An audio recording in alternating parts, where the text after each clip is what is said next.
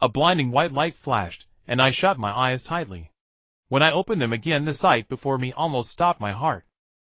One moment, I had been sitting on the dorm bed watching Dragon Ball Z Broly. The next, I was floating in an unfamiliar stretch of starry space. The green planet in the distance, I would have bet anything that it was Namek, was slowly turning, surrounded by the scattered wreckage of countless spaceships. What the hell? I started to say, only to realize that sound could not travel in the vacuum. Stranger still, I could breathe freely in open space, and a faint golden glow enveloped my body. Ding. The strongest mentor system has been activated. A mechanical female voice suddenly echoed inside my head. Host Zhou Yun. Raise Scion variant. Base battle power 100000000. Special abilities: energy sensing, cosmic survival, rapid learning. Current mission: find Broly and take him as a disciple. My brain went blank. Transmigration. System. 100 million battle power. Taking Broly as a disciple. The keywords collided wildly in my mind. Wait, did you just say I'm a Scion? I instinctively touched the back of my head. There was no tail. Yet an unprecedented force was surging through my body. System: because of special circumstances, the host has crossed into the Dragon Ball universe, and the body has been transformed into a special Scion physique. System: the current point in time is year 762 of the age. Frieza has not yet destroyed planet Vegeta. Before I could digest all that, 3 aliens riding single-person flyers suddenly emerged from behind a huge piece of debris. They wore familiar battle suits. Frieza Force grunts. Unknown lifeform detected. The purple-skinned alien leader raised a scouter. Battle power. 100. 1 million.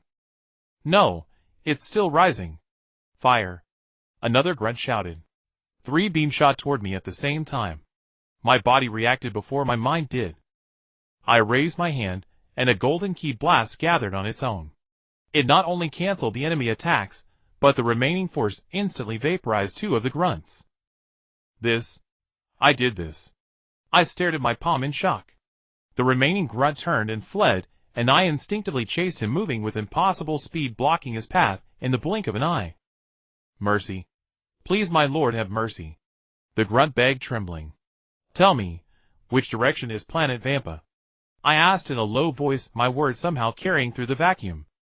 The grunt hastily pointed to a dim planet at the edge of the star system. That direction. About 20 light-years away. I nodded, knocked him out with a chop to the neck, and flew toward planet Vampa following the system's guidance. Mission updated: go to planet Vampa and find Broly. System notification: interstellar navigation has been loaded and basic survival equipment has been distributed into the dimensional pocket. During the flight, I tried to sense the energy inside my body. According to the system, I now had a battle power of 100 million, roughly equivalent to Frieza's first form. But the Broly I needed to find, the legendary Super Saiyan, would have a battle power of hundreds of millions even in his normal adult state, and when enraged, he could reach inconceivable heights. System: how am I supposed to teach a child with such terrifying power? What if he loses control?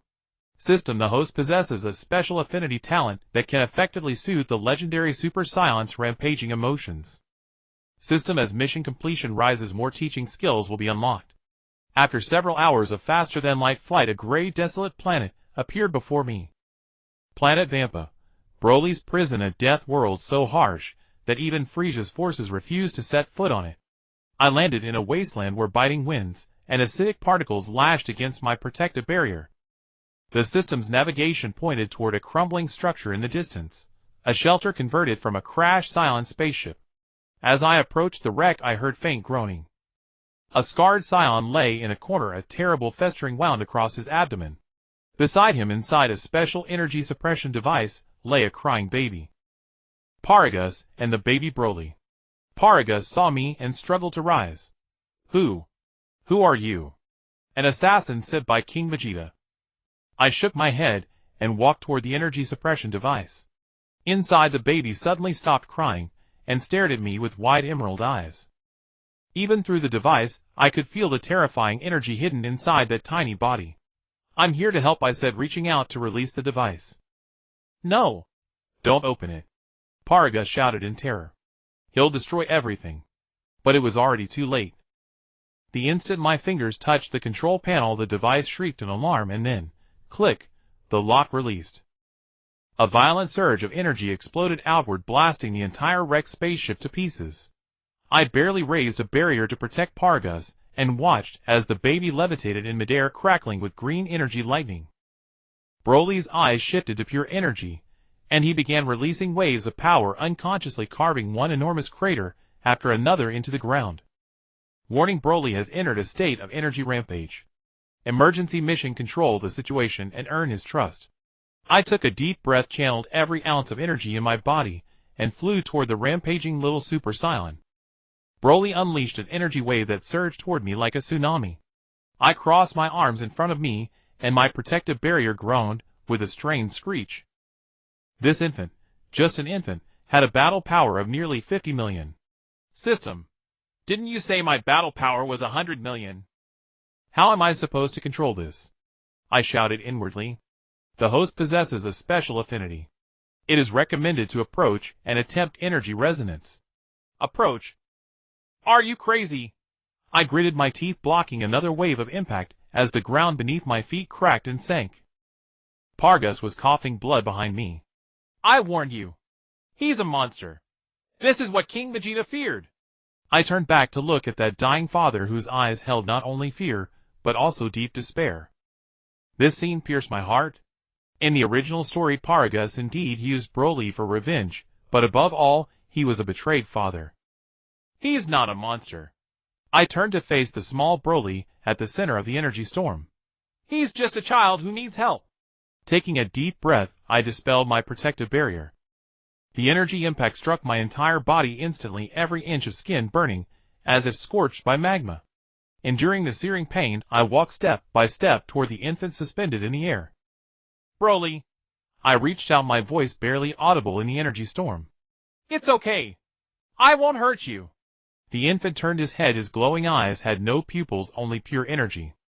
He waved his tiny hand, and a green energy wave struck me square in the chest, sending me flying hundreds of meters.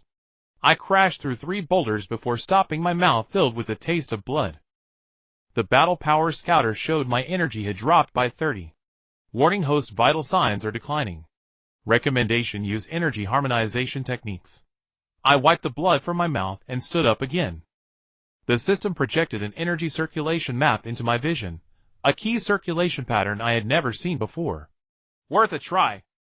I muttered to myself, adjusting the key in my body according to the diagram. A wonderful sensation flowed through me. My ki was no longer as violent as usual, but became soft and calm. The golden glow turned into a soft blue-green. This time, as I approached, Broly's energy waves were no longer so deadly. They were still powerful, but they seemed to resonate with the energy field outside my body, like 2 waves of different frequencies canceling each other out. 5 meters. 3 meters.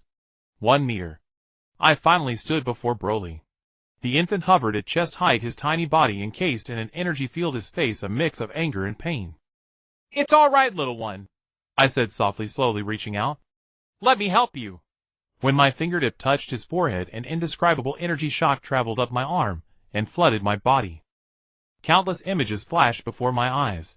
The history of the Saiyans, the legendary Super Saiyan King Vegeta's betrayal. Was this Broly's memory? Or was it the collective memory of the Saiyan race? Broly suddenly let out a piercing scream, and his energy field surged again. I was flung away, but I adjusted my posture midair and landed steadily. Damn, I almost succeeded. I gritted my teeth. Detection of Broly's energy fluctuation pattern. Analysis: the energy rampage is directly related to emotional fluctuations. Recommendation: try the ancient Saiyan soothing technique. New information flooded into my mind. A humming method used by Saiyan mothers to soothe infants. It was absurd, but I had no choice. I approached Broly again, and began to hum that strange melody. It resembled no music from Earth. It was more like energy made manifest, every note resonating with the ki inside me. A miracle happened. Broly's energy fluctuations began to synchronize with my humming. The raging energy gradually became rhythmic. His eyes regained some clarity. Those still glowing black pupils were now visible. Yes, that's it. I continued humming, and slowly reached out my hand. This time, when my fingers touched him, there was no energy rebound. Broly looked at me curiously, his tiny hand grasping my index finger. A warm current flowed from the point of contact. Broly's energy field began to contract, and finally was completely absorbed back into his small body. He blinked, then suddenly broke into a pure infant smile, and fell asleep. I hurriedly caught his small falling body, and let out a long sigh. Task completion 30. Obtained energy perception ability improved. New task stabilized Broly's energy state, and gained Paragus' trust. Behind me came weak applause. I turned and saw Paragus struggling to sit up against the wreckage, his eyes full of disbelief. I've never seen anyone calm him down. Who are you? Holding the sleeping Broly, I walked toward him. My name is Zhou Yun, Scion wandering the universe. I know about you and Broly. Paragus' eyes instantly filled with wariness. Did King Vegeta send you? Quite the opposite. I carefully sat down and examined his injuries. I'm here to help you fight against King Vegeta and Frieza. Why? Paragus asked suspiciously. What's in it for you? I looked down at Broly in my arms. The infant was sleeping peacefully, showing no sign of the terrifying power from moments ago. I can see Broly's potential. With the right guidance, he could become the true hope of the Saiyans. Paragus stared at me for a long time, then suddenly coughed violently, blood spilling from the corner of his mouth. His injuries were more severe than I had imagined. You need treatment, I said, taking a medical kit from the dimensional pocket provided by the system. Paragus shook his head weakly. It's useless. Our medical equipment broke down years ago. I don't have much longer. Don't give up so soon. I opened the medical kit and took out a nano-treatment injector. This is the most advanced healing technology. It should stabilize your injuries. Soon after the injection, Paragus' breathing became noticeably steadier. He looked at me in surprise. Why are you saving me? Because you are Broly's father, I answered simply. And we need each other. I can't take care of Broly alone, and you need my techniques and knowledge to control Broly's power. Paragus was silent for a moment, then looked at the infant in my arms. Can you truly control his power? Not just temporarily soothe him? I believe I can, I nodded. But it will take time, and I need your cooperation. At that moment, Broly stirred in my arms and opened his eyes. Those emerald eyes stared at me curiously, and then he did something that shocked Paragus. He reached out and grabbed a lock of my hair, letting out a gurgling laugh. He never acts like this with strangers, Paragus said with a trembling voice. I smiled and played with Broly's tiny hand. Maybe he senses that I'm different from other Saiyans. Broly affinity 20. Current affinity 30,100. Paragus let out a long sigh. All right, Zhou Yun. For now, we cooperate. But if you ever harm my son, I understand. I nodded seriously. Now we need to find a safer place. This place is no longer suitable to live in. I helped Paragus stand up, and holding Broly, the three of us walked toward the relatively intact living cabin in the wrecked spaceship. Along the way, Broly kept clinging to my finger, as if afraid I would disappear. After settling Paragus down, I began to examine Broly's condition. The system scan showed that the energy circuits inside his body were abnormally active, and their structure was completely different from that of other Saiyans. Discovery: Broly possesses the legendary Super Saiyan gene mutation. Recommendation: perform daily energy guidance training. Paragus, how does Broly usually eat?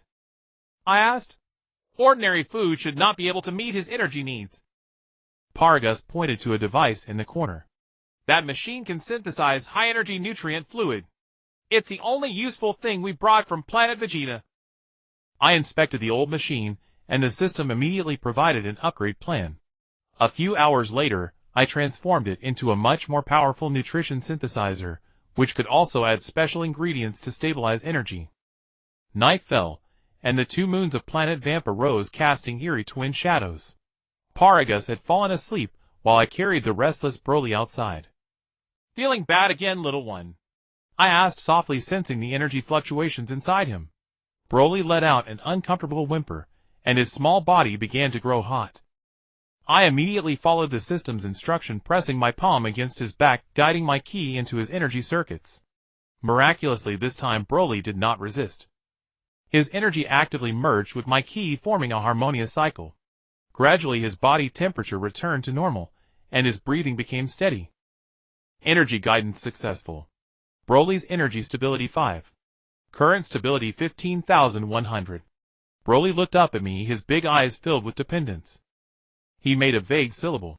Joe. My heart leaped. This was the first time he tried to say my name. Yes, Zhou Yun. I gently pinched his little cheek. I will protect you, teach you, and make you the strongest Saiyan, a true warrior who is not controlled by power. Broly seemed to understand. He rested his little head on my shoulder, and soon fell asleep. I gazed at the twin moons, my mind full of thoughts. What kind of fate would this child face in the future? Can I really change the ending of that berserk warrior from the original story? Side quest updated: create an energy stabilization device.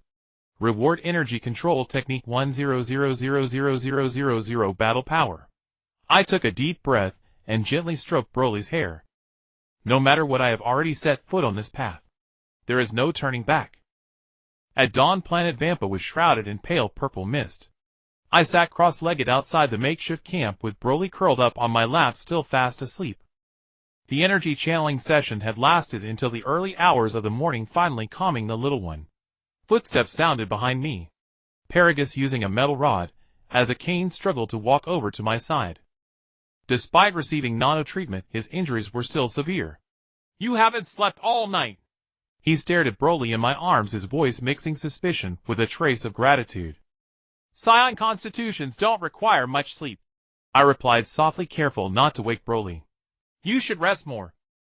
Paragus sneered. In front of a complete stranger. He paused. The power you displayed yesterday. It's not something an ordinary Saiyan could achieve. Even King Vegeta's elite warriors are less than half of you. I looked up at him. In Paragus's eyes, besides suspicion, there was a gleam of longing, a thirst for power. I understood his thoughts. If I possessed such strength, perhaps I truly could stand against King Vegeta. I'm somewhat special, I said. I revealed selectively. But Broly's potential is far greater than mine. The problem is that he cannot control it. Paragus fell silent for a moment, then suddenly reached out. Give him to me. I hesitated for a moment, then handed Broly over. At the very instant of the transfer, Broly suddenly awoke and let out a sharp cry. His eyes instantly shifted to energy color, and his small body began to glow. Not good. I immediately released an energy field to envelop all three of us. Paragus tried to hold his son in terror, but the energy wave Broly unleashed sent him flying. I used instant transmission to catch Paragus, then turned to face the rampaging Broly. System. Emergency plan. Emergency protocol activated. Recommendation: full-scale suppression. I took a deep breath and unleashed my full battle power. A golden aura surged skyward, and the ground around us collapsed under the pressure. My battle power skyrocketed to 120 million, an increase from yesterday. Broly's energy wave was suppressed by my aura. He hovered in the air, letting out an enraged scream. I walked closer while adjusting my energy frequency according to the system's instructions. Broly, look at me. I employed the Saiyan mental intimidation technique, my voice carrying an unyielding authority. The infant froze momentarily, his gaze focusing on me. Seizing the instant of clarity, I pressed my palm against his chest. Energy stabilization now. The system's specialized program launched. My palm emitted a blue light, forming an energy network that enveloped Broly. He struggled a few times, then suddenly calmed down. The energy color in his eyes faded, reverting to ordinary emerald green. Wow! Broly curiously grabbed the energy network on my wrist, letting out a gasp of wonder. I let out a long sigh of relief, picked him up, and walked back to Paragus. The father's face was pale, with a fresh trickle of blood at the corner of his mouth. Did you see that? I said gravely. Broly has a rejection reaction to your aura. It's not his fault. It's the energy within him instinctively resisting anyone who might harm him. Paragus's eyes widened. How could I harm my own son? Not intentionally, I said, helping him sit up. But your anger, your desire for revenge, Broly can sense those negative emotions. They act like a catalyst, triggering his energy rampages. Paragus fell silent, his gaze complex, as he looked at Broly. The little one was now completely calm, playing with a button on my clothes. I need more advanced medical equipment to heal you, I said. And I also have to create an energy stabilization device for Broly. There's nothing here, Paragus said bitterly. Only rocks and acid rain. I smiled slightly. I have a way. System shop unlocked exchange available portable medical pod 5000 points energy stabilizer blueprint 8000 points current points 10000. I spent 5000 points to exchange for the medical pod. As Paragus watched in shock a capsule materialize from thin air. I pressed the button and with a bang, a 2-meter-long silver pod appeared on the open ground. Is this Capsule Corporation technology? Paragus asked incredulously. But it's far more advanced than anything I've seen on planet Vegeta. Get in, I said without explaining. 6 hours will be enough to heal your internal injuries. After settling Paragus, I turned to the more urgent task, creating the energy stabilization device. Broly sat on a rock beside me watching me work with curiosity. The blueprint provided by the system was highly complex and required some rare materials.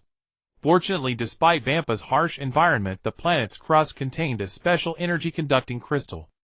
Broly, let's go find something good. I picked him up and flew toward the distant mountains. 3 hours later we returned with enough crystals. Broly was unusually quiet, along the way seemingly comforted by my energy field. A few times he even tried to mimic my energy fluctuations, though he quickly lost control, but his learning ability was astonishing. Near the camp, Paragus had already finished his treatment, and was staring in amazement at his fully healed body. Seeing us return, he hurried over. This is unbelievable. I feel even better than before I was injured. Advanced healing technology, I replied briefly, beginning to assemble the stabilizer. Broly, look here. I arranged the crystals into a ring, then infused them with energy. Broly's eyes widened, and he reached out to touch the glowing stones.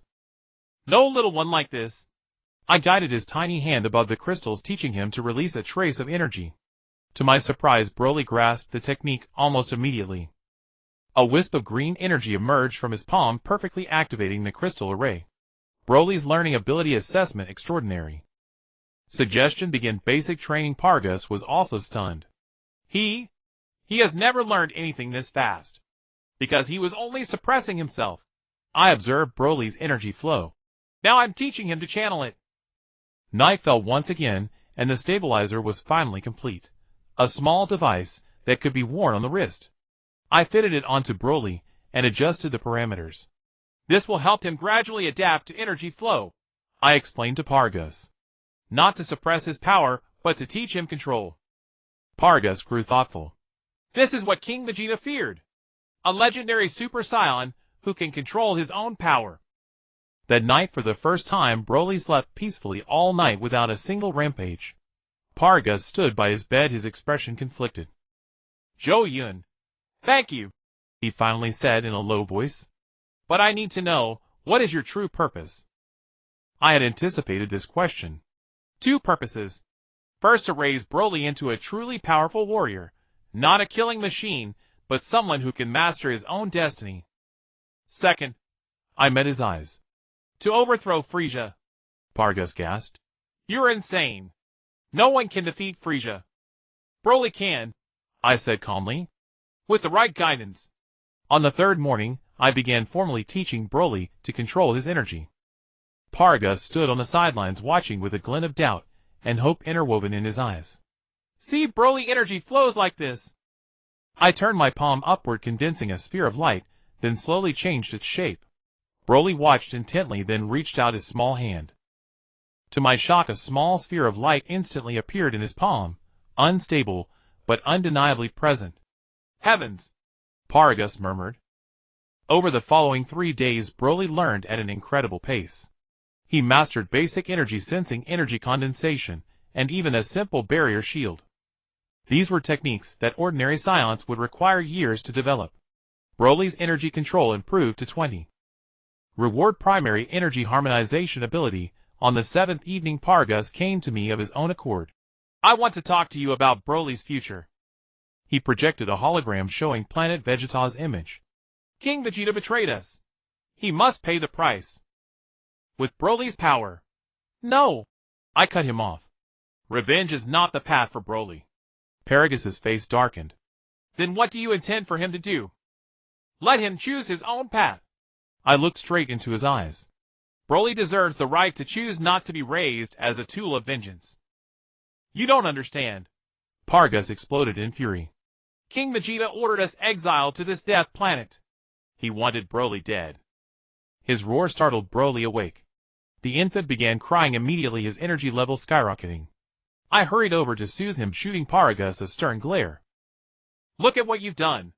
Control your emotions, or you will never be allowed near him again.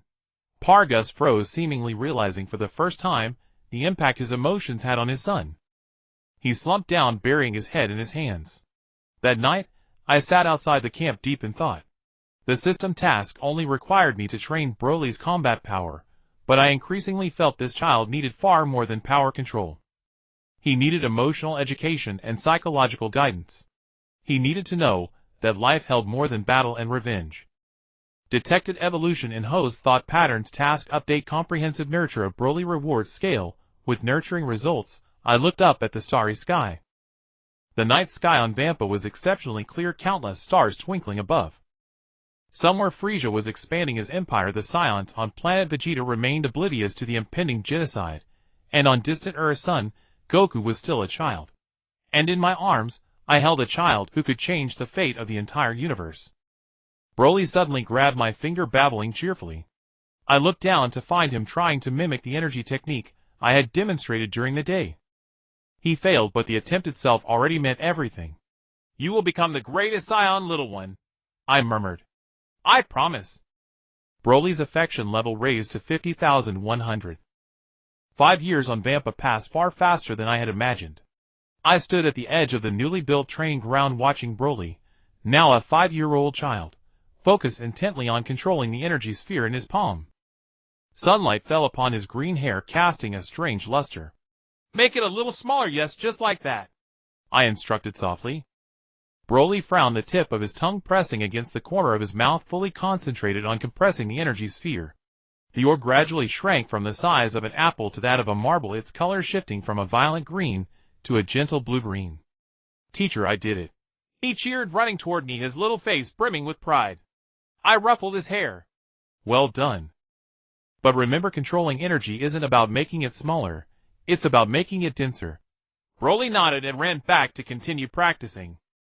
I opened the system interface to check his growth data. Broly age 5, normal combat power 500000, energy control stability 45, cultural knowledge level Earth elementary school 2nd grade. Over these 5 years, I hadn't only trained Broly to control energy, I had also taught him to read and write basic mathematics, and even simple science.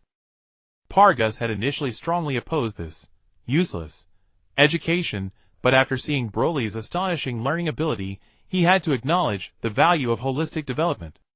Zhou Yun, Paragus's voice came from behind me. He's lost control again. I sighed, and instantly moved to the other side of the camp. 5-year-old Broly was enveloped in a mass of green energy, surrounded by rocks floating in midair, colliding and shattering continuously. This kind of situation occurred several times every week. His growth rate far outstripped his control ability. Broly, look at me. I employed a mental intimidation technique. The child in the energy field looked up, his eyes filled with pain and fear. Teacher, I can't control it. Take a deep breath, remember the method I taught you. I slowly walked toward the center of the energy storm and reached out my hand. Feel the flow of energy. Don't fight it, guide it. Broly bit his lip and tried to follow my instructions. A few minutes later, the energy field gradually stabilized. He was drenched in sweat and collapsed into my arms, utterly exhausted. I did it. You did very well. I picked him up and walked toward the main building. The time of each loss of control is getting shorter, which means you're improving. Paragus stood at the door, his expression complicated. His power grows too fast. Last week his combat power was only 300,000. Today it already exceeds 500,000. This is normal. I placed the sleeping Broly on the bed and activated the energy stabilization device. Legend has it that the growth curve of the Super Saiyan is different by nature. Paragus followed me to the outer room and lowered his voice. King Vegeta's combat power at age 5 was less than 100,000. If he learns of Broly's growth rate, he won't know. I interrupted him. At least not until we're ready. A shadow flashed through Paragus' eyes. You always say ready, but ready for what exactly? Broly's power is already enough to destroy planet Vegeta. We should strike first, and then... I looked straight into his eyes. Turn Broly into a killing machine. Let him repeat the savage history of the Saiyans. That's revenge. Righteous revenge. Paragus slammed his fist on the table. King Vegeta betrayed us. He must pay the price. I was about to retort when I suddenly felt a faint energy fluctuation. Turning around, I saw Broly standing at the bedroom door, his big eyes full of tears. Father! Teacher! Are you two fighting? Paragus' anger instantly dissipated. He walked over quickly and picked up his son. No, we weren't fighting, just discussing. Broly looked at me seeking confirmation. I forced a smile. Yes, just discussing. Broly, are you hungry? I'll go prepare dinner. After dinner, Paragus offered to tell Broly a story. I had assumed it would be an ordinary fairy tale, but I soon sensed something amiss. That wicked King Vegeta was afraid of your power, Broly. Paragus' voice was filled with hatred. He ordered us banished to this death planet, wanting us to die slowly. Broly's little face turned pale. Why? Because he's a coward. One day, we will return to planet Vegeta and make him pay enough. I cut him off, taking Broly from Paragus' arms. Time for culture class. Paragus glared at me furiously but said nothing more.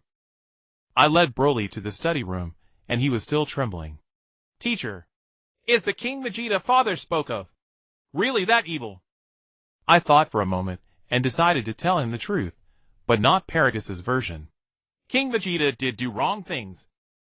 He was afraid of Broly's power, which was truly uncalled for. But I brought up a holographic projection showing the history of the Saiyans. The Saiyans have always revered power, with the strong ruling over the weak. King Vegeta is merely a product of that culture. Hatred only perpetuates this vicious cycle of violence. Broly nodded, half understanding. Then, what should we do?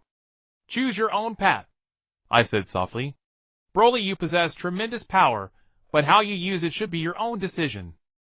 Not for revenge, not for killing, but to protect the ones you treasure. Broly thought for a long while, then suddenly asked, like you protect me, teacher? My heart gave a sudden jolt. Yes, just like that. Broly's mental stability 10, current mental stability 55100. That night Paragus came to me with a grim expression. You're teaching him weakness. I'm teaching him to think, I replied calmly.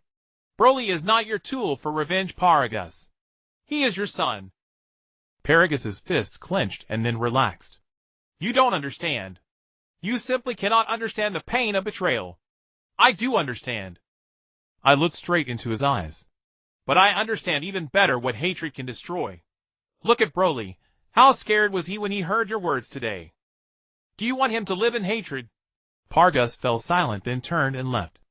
But I knew this conflict was far from over. In the following months, Broly's training entered a new stage. I began teaching him more complex energy control techniques, especially how to release and retract energy waves. The key is balance, I demonstrated.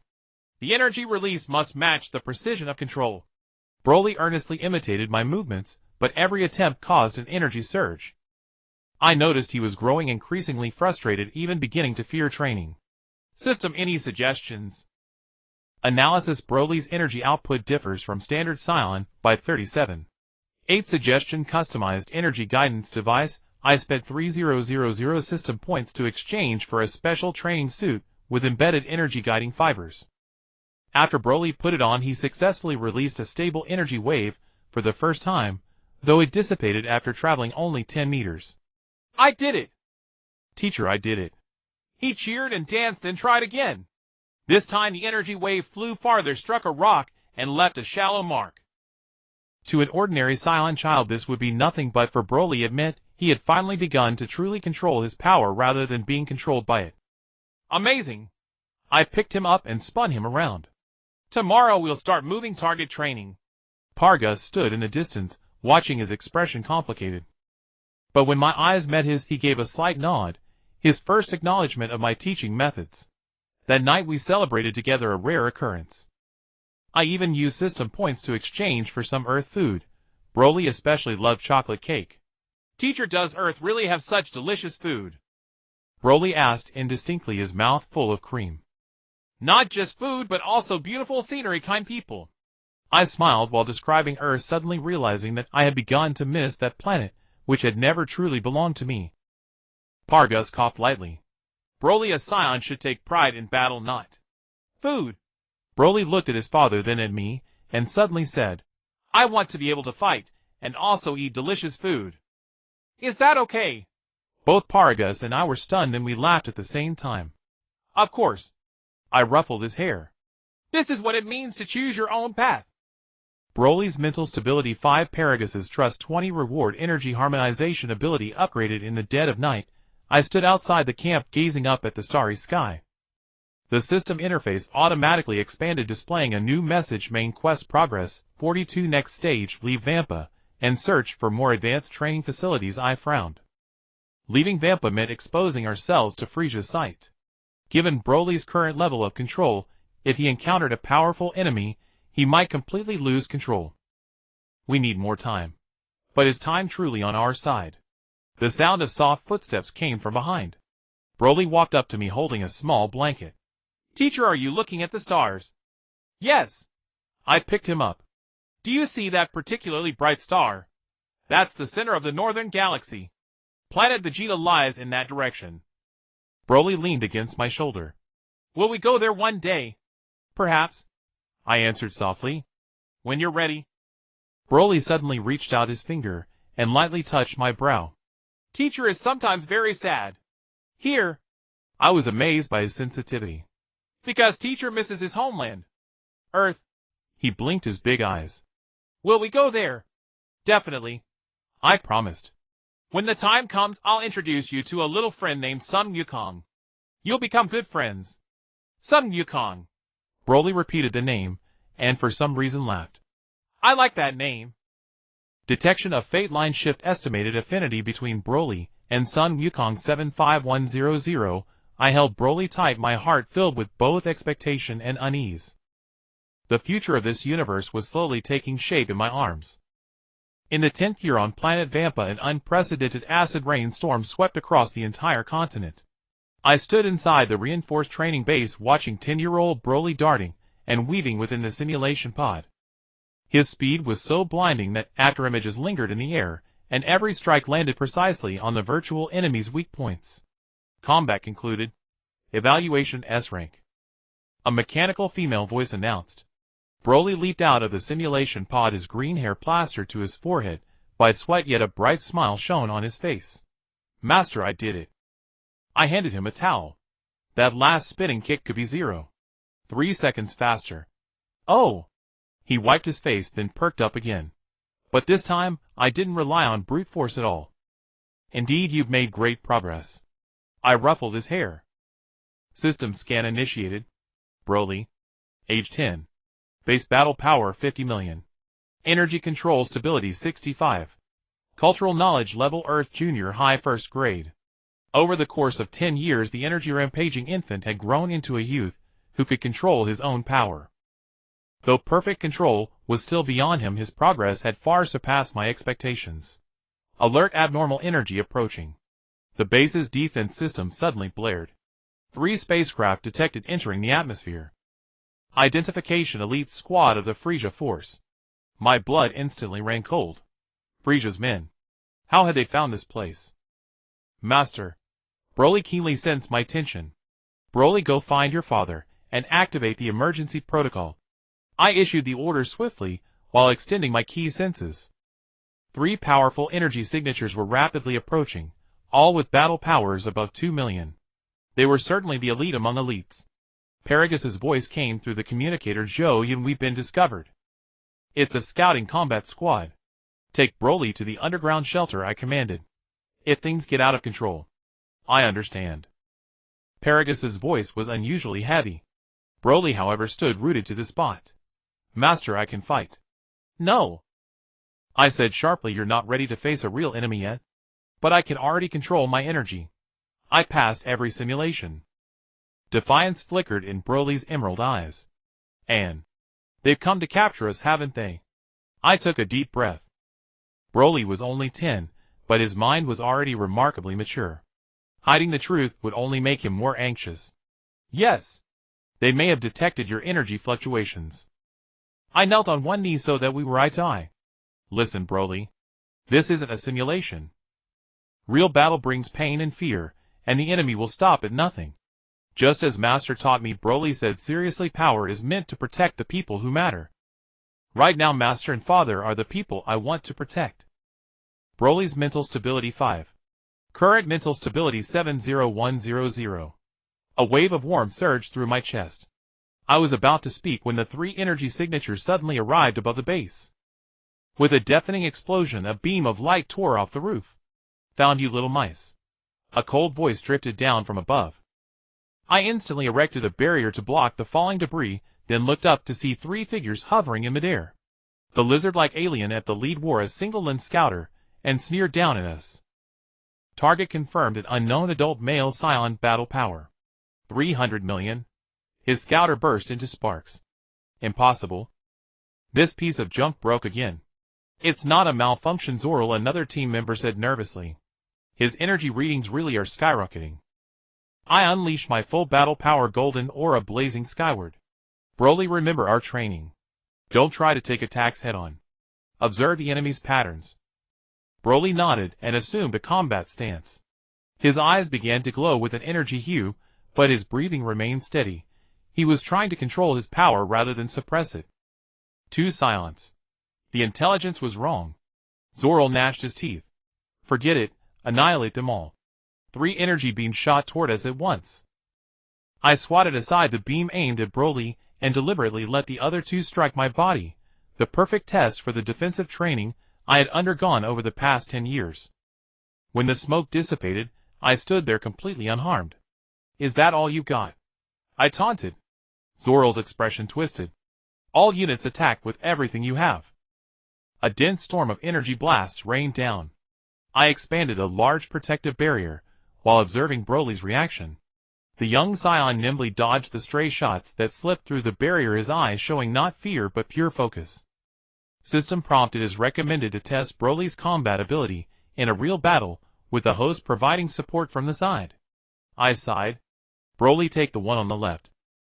Remember to control your output. Broly's eyes lit up, and he shot toward the designated enemy.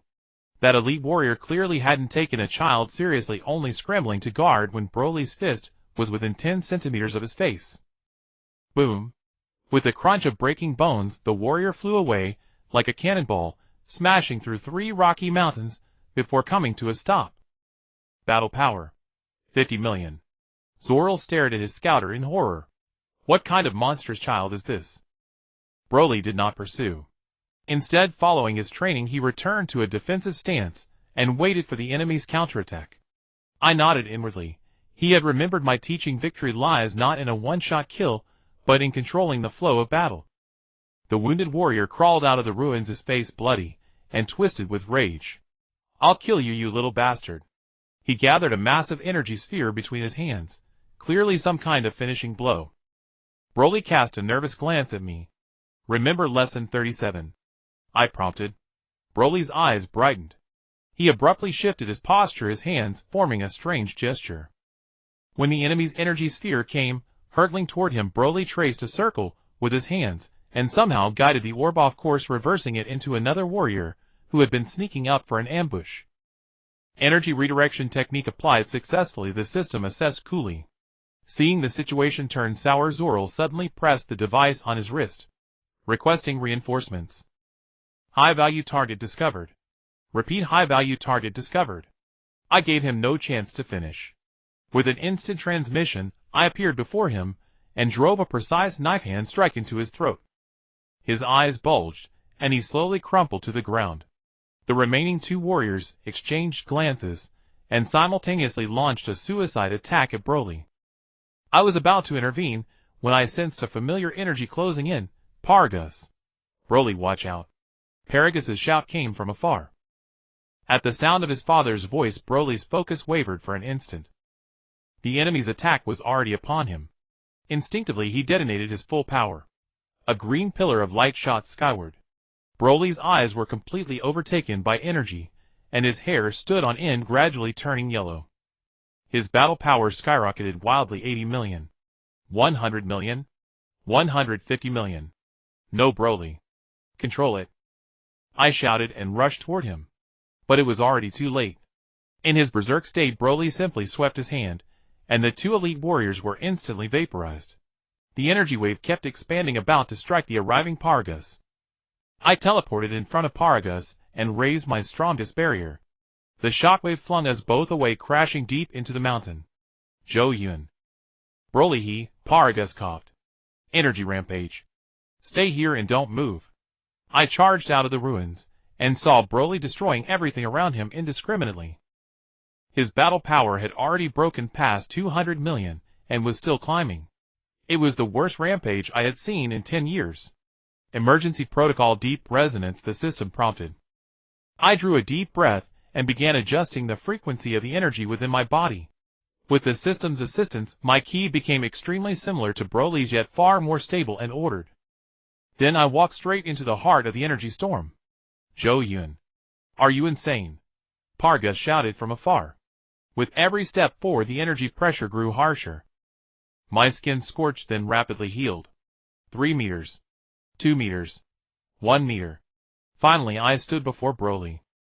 His face was contorted with pain, and fear, energy pouring out of him in uncontrollable torrents.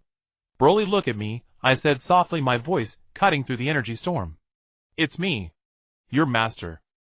Broly's gaze locked onto my face, and the rampaging energy wavered. Do you remember our promise? I continued speaking as I slowly reached out. No matter what happens, I will always be here. Take a deep breath and follow my rhythm. My palm pressed against his chest as I began guiding his energy to flow back. Broly's breathing gradually fell into sync with mine, and the energy glow in his eyes began to fade. A few minutes later the storm subsided. Exhausted, Broly collapsed into my arms, and reverted to his normal state. Master, I lost control again, he sobbed. But you held on longer than last time, I consoled him. And you protected your father, that matters. Paragus limped over his right leg, obviously injured. He hesitated for a moment, then reached out and embraced Broly. You did well, son. Broly's eyes went wide. This was the first time Paragus had ever praised his combat performance. I examined Paragus's wound and found that the bones in his leg were completely shattered. He needed immediate treatment. Broly helped me get your father back to the base. Returning to the half-destroyed base, I activated the emergency medical pod and placed Paragus inside. Broly stood at the side, guilt written all over his face. It's not your fault, I said, patting his shoulder. It's those intruders' fault. But they found us, Broly murmured. It's because of my energy fluctuations, isn't it? I couldn't deny it. In recent months, Broly's energy had indeed grown so strong that ordinary suppression devices could no longer fully conceal it. What does that mean, Master? Broly asked. Will we have more enemies? I looked at the unconscious Paragus in the medical pod, then at Broly's worried face, and made my decision. It means we should leave planet Vampa. Broly was both surprised and expectant. Go. Where? Somewhere you can continue to grow. But before that, I walked deeper into the base and activated a device hidden for many years, a modified Scion starship. It was secretly bought with system points precisely to handle a day like this. Wow. Broly circled the ship. How far can it fly? How fast is it? Does it have a weapons system? I answered his questions with a smile while checking the system quest. Main quest progress 65. Next stage, travel to New Namek. Reward potential awakening opportunity X2. New Namek. Perhaps the Grand Elder there could help Broly gain even finer control over his power. Moreover, I needed a safe place to treat Paragus. The medical pod could only stabilize his injuries, not fully heal them. The medical pod beeped and Paragus regained consciousness. He looked weakly at the ship, then at me. You had this prepared all along. Preventive measures, I answered briefly. Paragus was silent for a long moment before suddenly saying thank you for saving me and Broly. It was the first time in 10 years that he had thanked me. I nodded and handed him a cane. Can you walk? We need to leave as soon as possible. Frieza will soon send more men. Paragus tried to stand. Pain drained the color from his face, but he stubbornly refused to fall. To where? New Namek, I said. There is a way to heal you completely there. Broly excitedly helped pack the essentials, while I activated the base's self-destruct sequence.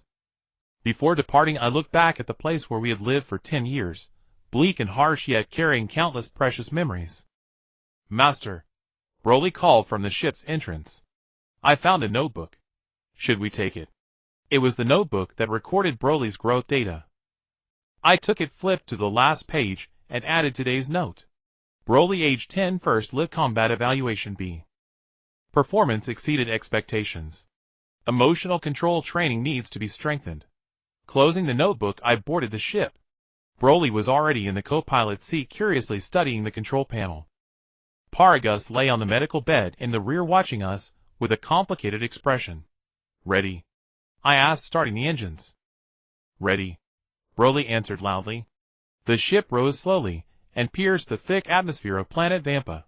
As the planet shrank behind us, Broly suddenly asked softly, Master, will we ever come back? I looked at the star chart and answered quietly, perhaps not. But a vaster universe is waiting for us ahead, Broly. The ship jumped into hyperspace, and our interstellar journey began. The dizziness from the hyperspace jump had not yet fully faded, when Broly pressed his face against the observation window. Teacher, is that green planet New Namek? His breath left a small patch of fog on the glass. I adjusted the ship's course and nodded. It's almost identical to the original Namek. From behind came Paragus's cough. 2 weeks had passed since leaving Vampa. Though his injuries had stabilized, the shattered leg bone required Namek's special treatment to fully heal. Namekian energy signals detected, the ship's AI reported. They have noticed our approach. I slowed down and emitted a friendly energy fluctuation. The Namekians, having suffered the tragedy of their homeworld's destruction, were especially wary of outsiders. System notice, it is recommended to reveal your Scion identity. I hesitated. The Namekians had no good impression of silence. After all, Vegeta had once committed heinous crimes there. But concealing it would be even more unwise. Broly prepared to land. Remember the Namekian etiquette I taught you. Broly nodded seriously, and crossed his hands over his chest, the Namekian gesture of peace. He had already changed into the training clothes I had prepared, looking like an ordinary earth martial artist. Only his distinctive long green hair hinted at his extraordinary nature. The ship pierced through the atmosphere, and landed in the clearing outside the main village. A squad of Namekian warriors was already waiting there, led by none other than Nail, the Grand Elder's guard. Unknown Science, Nail's voice was calm and wary. State your purpose. I stepped off the ship and made the same peace gesture. We seek the Grand Elder's wisdom and assistance. This wounded one needs treatment, and this child.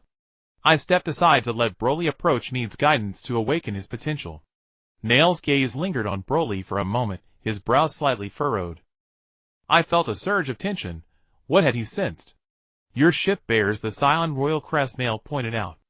But your energy is somewhat different. We have nothing to do with King Vegeta. Paragus descended the ship with difficulty, leaning on a cane. I am an exiled Scion scientist.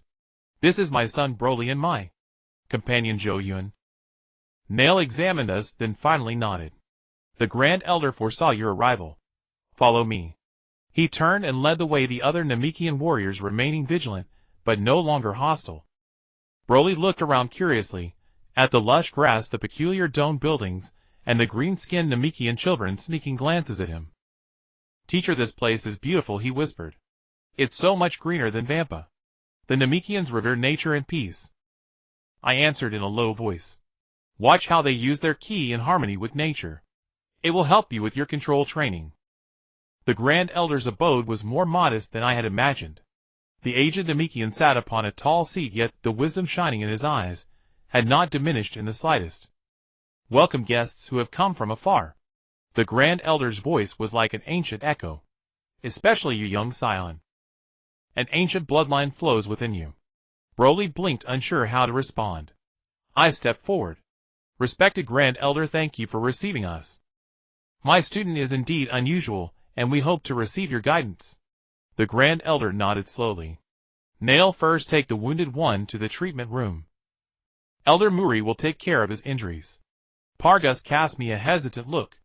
I nodded. Go, Broly, and I will be fine. After Paragus left, the Grand Elder gestured for Broly to approach. The young scion glanced at me nervously, and after receiving encouragement stepped forward. Place your hand on mine, child. The Grand Elder extended his aged palm. The moment Broly's hand touched it, a strange green light burst from the point of contact. The Grand Elder closed his eyes, as if sensing something. A few minutes later, he opened them, and a rare trace of surprise appeared in his gaze. Interesting. Very interesting, he murmured. Your energy circuits are completely different from those of ordinary science, young Broly. Your power originates from a far more ancient source. An ancient source? I couldn't help asking. Legend has it that the Super Saiyan was not a product of planet Vegeta, but existed far earlier. The Grand Elder explained Broly's genes carry this ancient legacy. Under normal circumstances, such genes remain dormant, yet in him, they were awakened from birth. Broly half understood. Is this a bad thing? No, child. The Grand Elder smiled kindly. It only means your potential far exceeds what ordinary people can imagine. Now let me help you guide this power. The Grand Elder's hand hovered above Broly's head as he began to release the energy that would awaken his potential. Broly's body trembled slightly, but he did not resist. I stood nearby ready for any possible energy rampage. Unexpectedly, the entire process was extremely smooth. A faint green light appeared around Broly, but quickly settled. When the Grand Elder withdrew his hand, Broly opened his eyes. Those emerald eyes were even clearer now. How do you feel? I asked.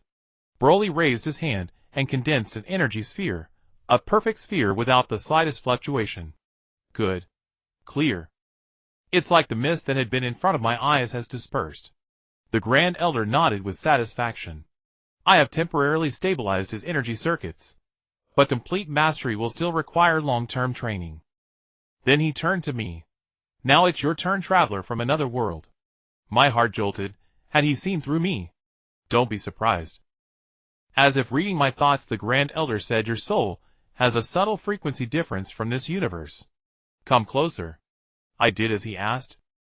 When the Grand Elder placed his hand on my head, an unprecedented sense of clarity flowed through my entire body. The system interface automatically opened, showing a stream of rapidly scrolling data. High order energy intervention detected, system synchronization rate increased, power level recalibrating. A warm current poured from the top of my head to every limb and bone, and every cell in my body seemed to rejoice. When the Grand Elder withdrew his hand, I felt completely renewed. Power level increased to 500 million, the system announced calmly. Thank you, Grand Elder, I said sincerely. The aged Namekian smiled faintly. I merely released the potential you already possessed. Now as for that wounded one. Just then Paragus walked in, supported by Nail. He no longer needed his cane.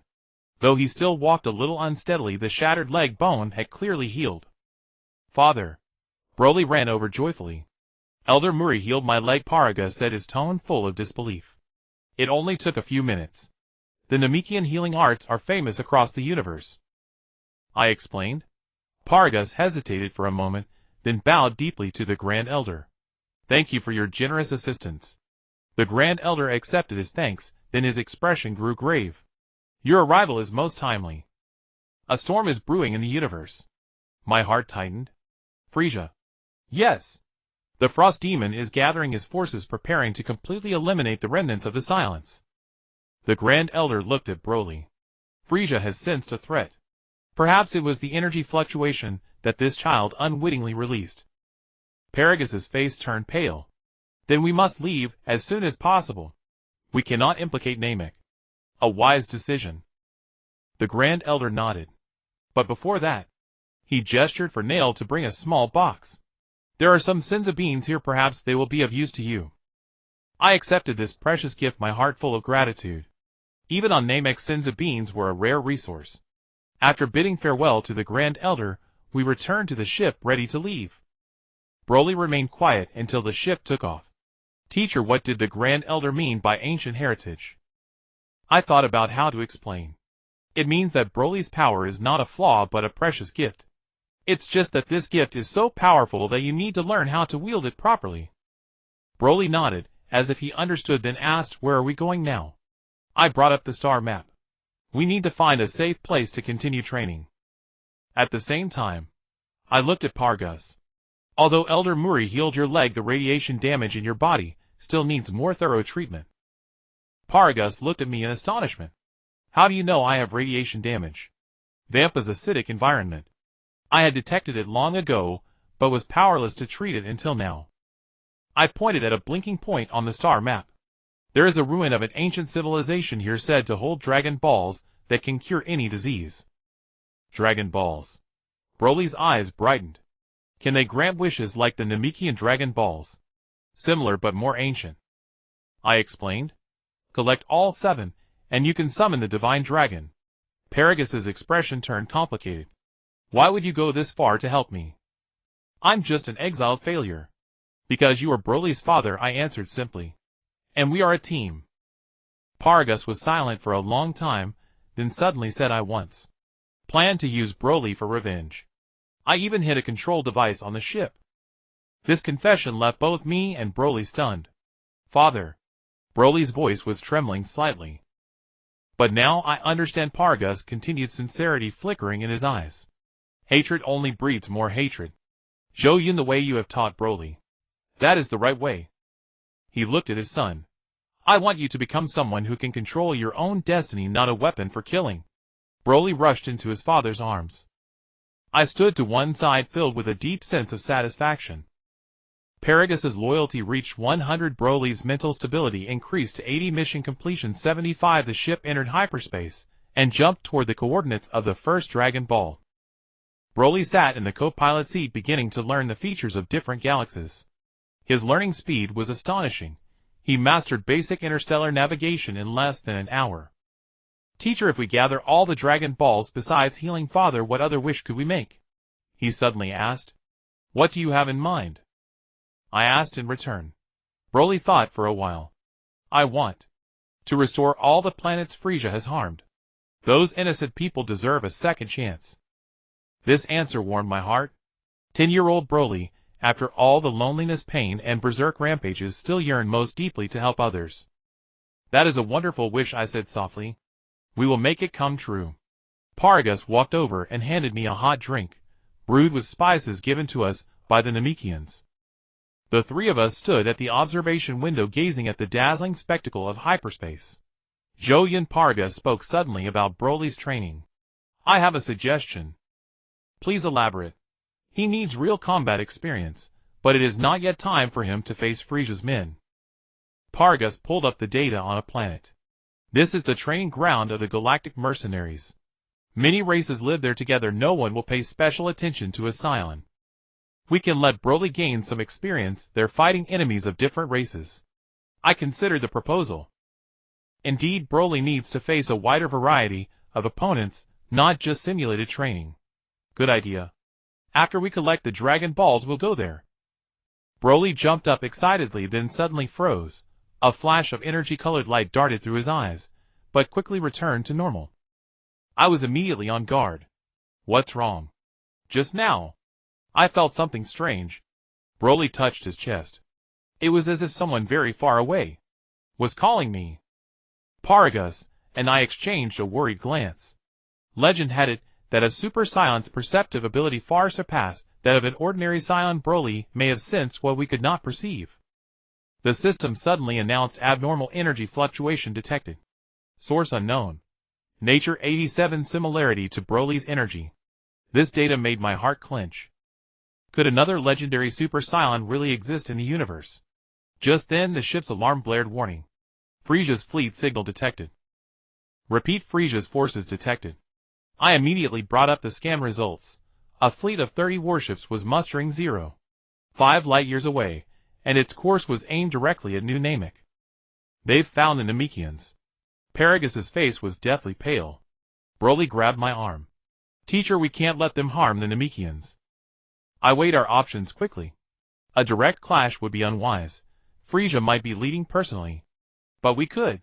"System, can you disguise our energy signal?" "Can simulate Namekian energy frequency, duration up to 6 hours, that's enough."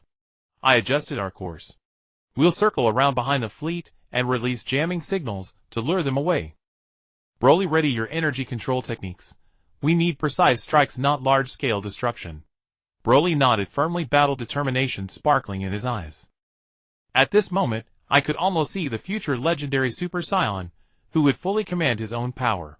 The ship turned about and raced toward Frieza's fleet. "We are about to exit hyperspace," the ship's AI reported calmly. I adjusted my pilot's seat, watching the warped starlight beyond the observation window gradually return to normal. A blue-white planet came into view, the frozen world of planet Kona, resting place of the first Dragon Ball. "Broly, check your gear." The 10-year-old Saiyan youth swiftly checked the gravity regulator at his waist and the energy stabilizer on his wrist. 3 weeks of training had made his movements clean and decisive, devoid of any hesitation. "All checks complete, Master." He grinned, revealing sharp canines. "Gravity adjusted to 1.5 times Kona standard, and the stabilizer is set to the 3rd level." Pargus emerged from the rear cabin. His complexion had improved compared to the past few days, but the dark circles under his eyes still showed that the radiation damage within his body was worsening. "Scanning shows a surface temperature of -65 degrees Celsius and atmospheric oxygen is only 70 as standard. Do you really intend to take Broly down there? Environmental adaptation is a vital part of training." I adjusted the landing coordinates. "Besides, according to the records, the inhabitants of this planet are relatively peaceful." The ship pierced the thin atmosphere and touched down in a relatively warm region near the planet's equator, if 50 degrees below zero could be called warm. The moment the hatch opened, biting wine laced with ice crystals rushed in, and I immediately erected a protective barrier. "Whoa!" Broly's breath condensed into tiny ice crystals inside the shield. "It's even colder than Vampa's acid rainstorms." I handed him a specially made training suit. "Put this on. It regulates your body temperature, but it won't completely insulate you from the cold. You need to learn to maintain your heat using your ki." Broly nodded and swiftly changed into the suit. I noticed his fingers trembling slightly, but his gaze remained resolute. 3 years of training had taught him how to endure discomfort. Pargus stayed aboard to monitor the situation. His physical condition was unsuited to extreme environments, and we needed someone ready to launch an emergency takeoff at any moment. "Remember," I cautioned once more before we departed, "the Dragon Balls emit a powerful energy reaction, but the locals may regard them as sacred relics. We will obtain them through exchange or requests, not by force." Broly nodded seriously. "Understood, Master." The surface of planet Kona was covered with thick ice, with black basalt occasionally exposed.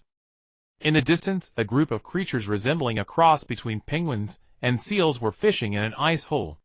They watched us curiously, showing neither fear nor aggression. "Life always finds a way." I pointed at the creatures. "Even in the harshest environments." Broly crouched down to observe. "There's a faint energy flow inside them, concentrated beneath the fat layer. Is it for insulation?" "An excellent observation." I praised him. "This is why I teach you to sense the flow of energy rather than just fight. Understanding life allows you to protect it better." Broly's knowledge application 10. Current theory practice integration 65. We advanced toward the nearest settlement. According to the data, Konan natives, the intelligent species of planet Kona, lived in vast ice crystal caverns. Soon an archway carved from ice came into view, inscribed with intricate symbols. "Is that a sign of welcome?" Broly asked. I shook my head. "It's a warning. It says outsiders stay out." Sure enough, as we neared the archway, 4 Kona guards armed with ice crystal spears blocked our path. They were tall and lean, their skin pale blue, and their eyes pure white without pupils. "Outsiders," the leading guard said in the common tongue. "The sacred grounds of Kona do not welcome visitors." I made a peaceful gesture. "We seek an orange or bearing a star emblem. We're willing to trade medical technology or food for it." The guards exchanged a glance. "The Dragon Ball is our sacred relic," the leading guard said. "It cannot be given to outsiders." I was about to continue negotiating when a violent tremor suddenly shook the ground beneath our feet. In the distance, a massive fissure split the ice, and some colossal creature was climbing out of the abyss. "An Ice Plains behemoth," one guard shouted in terror. "Quickly inform the elders and evacuate the women and children." Broly grabbed my arm. Master, what is that? I quickly scanned the creature emerging from the abyss, a giant lizard-like form over 50 meters long covered in ice crystal scales, with a battle power of approximately 800,000. The apex predator of the local ecosystem, I assessed quickly. It was probably awakened by crustal activity. The behemoth let out a deafening roar and charged toward the nearest Kona village. The guards attacked futilely with their spears. The ice crystal weapons couldn't even leave a scratch on its scales. Master! Broly looked at me urgently. I nodded. Go and remember to control your power. Broly vanished from my side, in an instant reappearing the next second before the behemoth. In comparison, his form seemed as tiny as an ant, but the energy he emitted made the behemoth halt uncertainly. Leave this place! Broly shouted, releasing a gentle shockwave, a warning rather than an attack. The behemoth shook its head, then suddenly exhaled a blast of freezing breath. Broly raised a protective barrier, but the breath's low temperature caused a thick layer of ice to form on its surface. Broly, its weak point is the inside of its mouth. I guided him through telepathy. Broly immediately changed tactics. He deliberately feigned weakness and let the barrier shatter. Then, as the behemoth opened its mouth again, he teleported directly in front of it and fired a precise ki blast into its throat. The behemoth let out a pained howl, thrashing its head wildly. Seizing the opportunity, Broly leaped onto its back, pressed his hands into the gaps between its scales, and released precisely controlled electric current, not to kill, but to stimulate its nerves and render it unconscious. Beautiful control, I praised inwardly. 3 months ago, Broly might have chosen to eliminate the threat directly, but now, he had learned to resolve the problem with minimal harm. Just as the beast was about to collapse, an unexpected development occurred. Another even larger behemoth climbed out of the fissure, and catching Broly off guard, swept its tail across his back. Broly flew off, like a cannonball plowing through 3 ice mounds before coming to a stop. Broly! I was about to intervene, when suddenly I sensed a familiar fluctuation of energy. From the ruins of the ice mounds, a pillar of golden light shot skyward. Broly hovered in the air, his hair had turned a dazzling gold, his eyes emerald green, like jade, and crackling energy surrounded his body. Super Saiyan. Alert, Broly has entered Super Saiyan state. Battle power 180 million and rising. Emotional state anger but controllable. What stunned me most was not the transformation itself but the look in Broly's eyes, still clear, filled with resolve rather than madness. This was the first time he had autonomously controlled his entry into the Super Saiyan state. Master, I'm fine. His voice came through telepathy. I can control it. Both behemoths lunged at him simultaneously. Rather than meeting them head-on, Broly circled behind them at super high speed and released precisely controlled energy waves from both hands, striking the nerve clusters at the backs of their heads. The beasts crashed to the ground, falling into deep unconsciousness. The golden light faded, and Broly slowly descended onto the ice, returning to his normal state. He looked at me with a hint of uncertainty, awaiting my assessment. I walked up to him and pressed my hand on his shoulder. Well done. Not just in power, but in restraint. A brilliant smile blossomed on Broly's face. Then his legs suddenly gave way. I hurriedly caught him. His first autonomous transformation had drained too much stamina. The Kona guards approached in awe and knelt on the ice. Golden Warrior, the leading guard said in a trembling voice. The savior of prophecy. Taking the opportunity, I explained. We only need 1 Dragon Ball. In exchange, we can reinforce the ice layers to prevent more behemoths from invading. Half an hour later, we were welcomed into the most sacred ice crystal hall of the Kona people. The elder personally presented an orange orb, the 5-star Dragon Ball. Please accept it, Golden Warrior, the elder said to Broly. You have proven your kindness and strength. Broly glanced at me, and only after receiving my approval did he accept the Dragon Ball with both hands. Thank you. We'll help you deal with those behemoths and return them to suitable habitats. When we departed planet Kona, we took not only the Dragon Ball, but also a ship full of Kona's specialty, an edible fungus that thrived in extreme environments and possessed extremely high nutritional value. Your first autonomous transformation, I asked Broly after the ship launched. What did it feel like? Broly thought for a moment. It felt like finally able to take a deep breath. There had always been a sense of suffocation, and now it's been released. but not like the uncontrollable feeling before. His eyes sparkled. Just as you said, master power is flowing, not exploding. Paragus came over, and in a rare gesture embraced his son. I'm proud of you, Broly. Today you saved many people, not just destroyed. The meaning of those words ran far deeper than the surface. I knew that Paragus had finally fully embraced my philosophy. Power is for protection, not destruction. Over the next 2 months, we traveled across 6 planets, collecting the remaining Dragon Balls. Every Dragon Ball came with its own challenges: the magma serpents on the volcanic planet, the electromagnetic lifeforms within the gas giant, the automated defense systems on the abandoned satellite. In each trial, Broly exhibited astonishing growth. Not only had his battle power risen to 60 million in normal state, 250 million in Super Saiyan, but more importantly his judgment and control had matured. Finally, atop the ancient pyramid on the desert planet Sala, we gathered the last Dragon Ball. The 7 Dragon Balls shimmered with a mysterious light beneath the stars. It's time to recite the incantation. I looked at Paragus. This is your chance to be healed. Paragus, however, shook his head. Let Broly do it. It's the result of his efforts. Broly took a deep breath and chanted the summoning words in the ancient solid language. Appear, eternal dragon. Grant my wish. The Dragon Balls erupted in dazzling light, and a colossal eastern dragon-like creature soared into the sky, its eyes gleaming like rubies. O you who have gathered the Dragon Balls! The eternal dragon's voice echoed across the desert. State your wish. Broly looked at his father, and after receiving an encouraging gaze turned to the eternal dragon. First wish, please completely heal the radiation damage inside my father Paragus's body.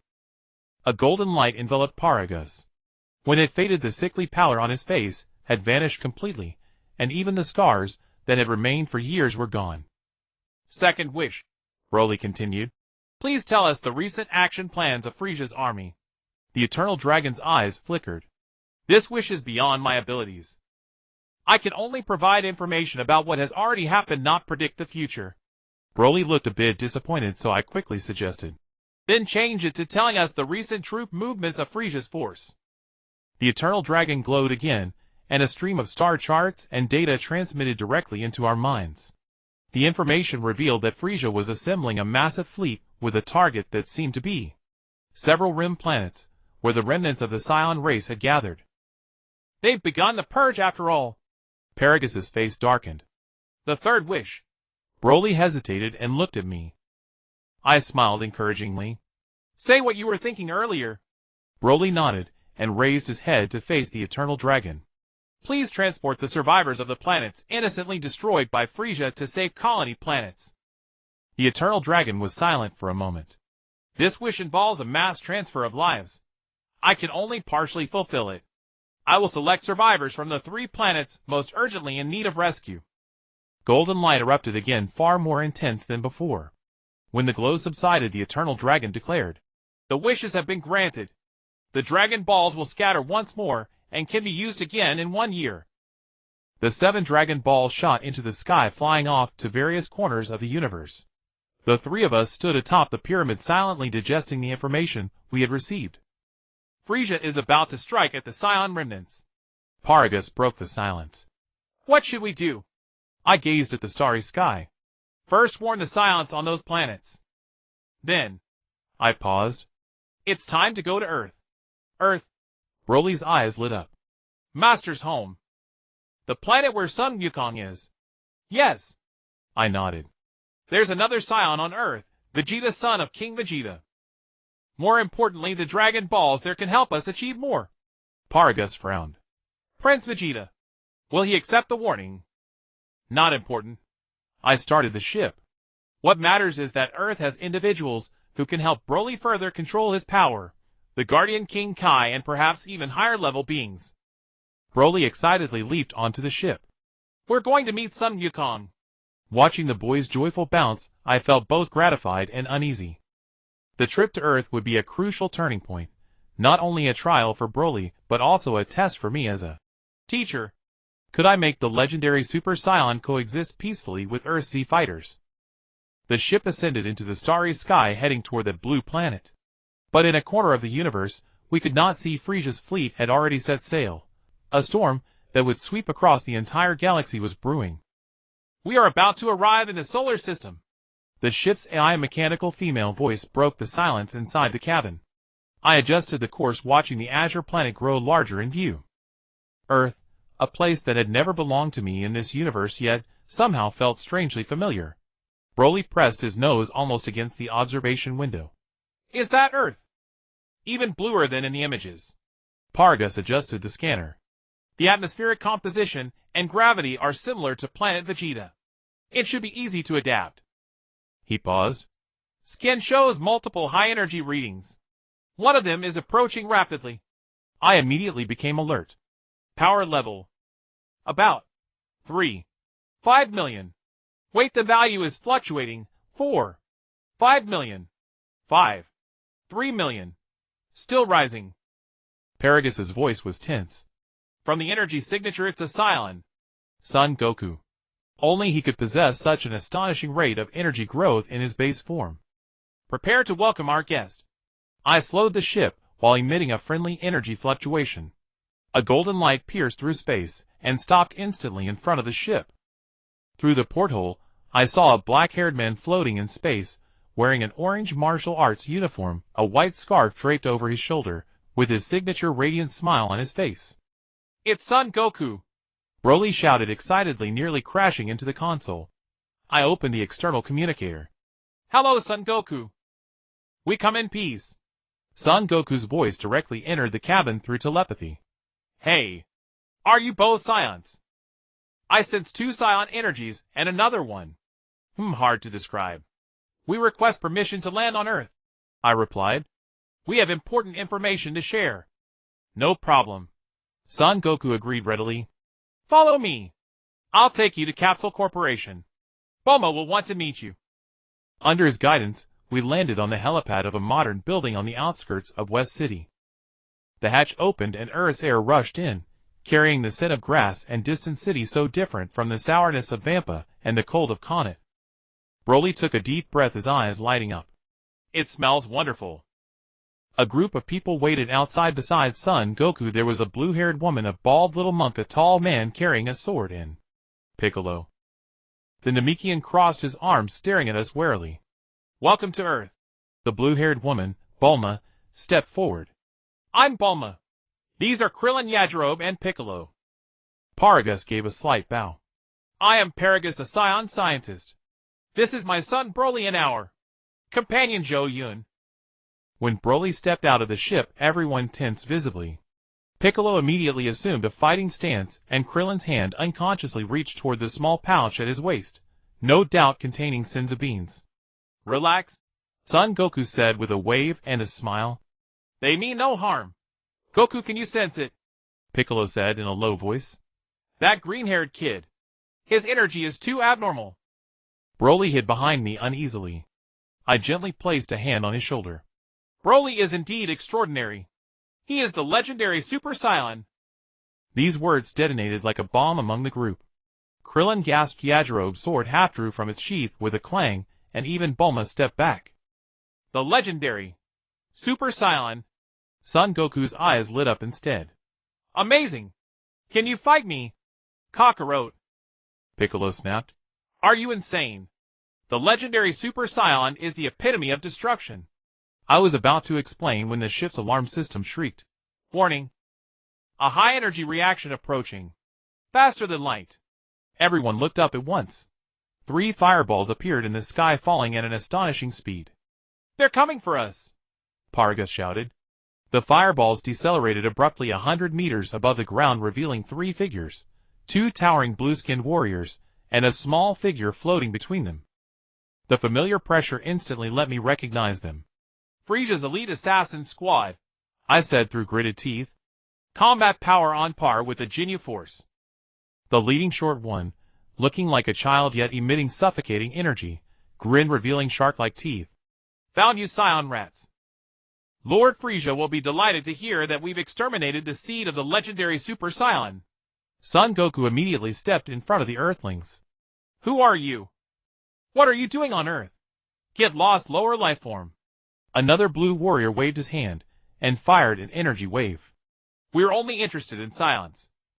Son Goku dodged easily, but his face turned serious. These guys are strong. Everyone be careful. The short assassin vanished, and the next moment appeared before Broly. Little monster Lord Frieza sends his regards.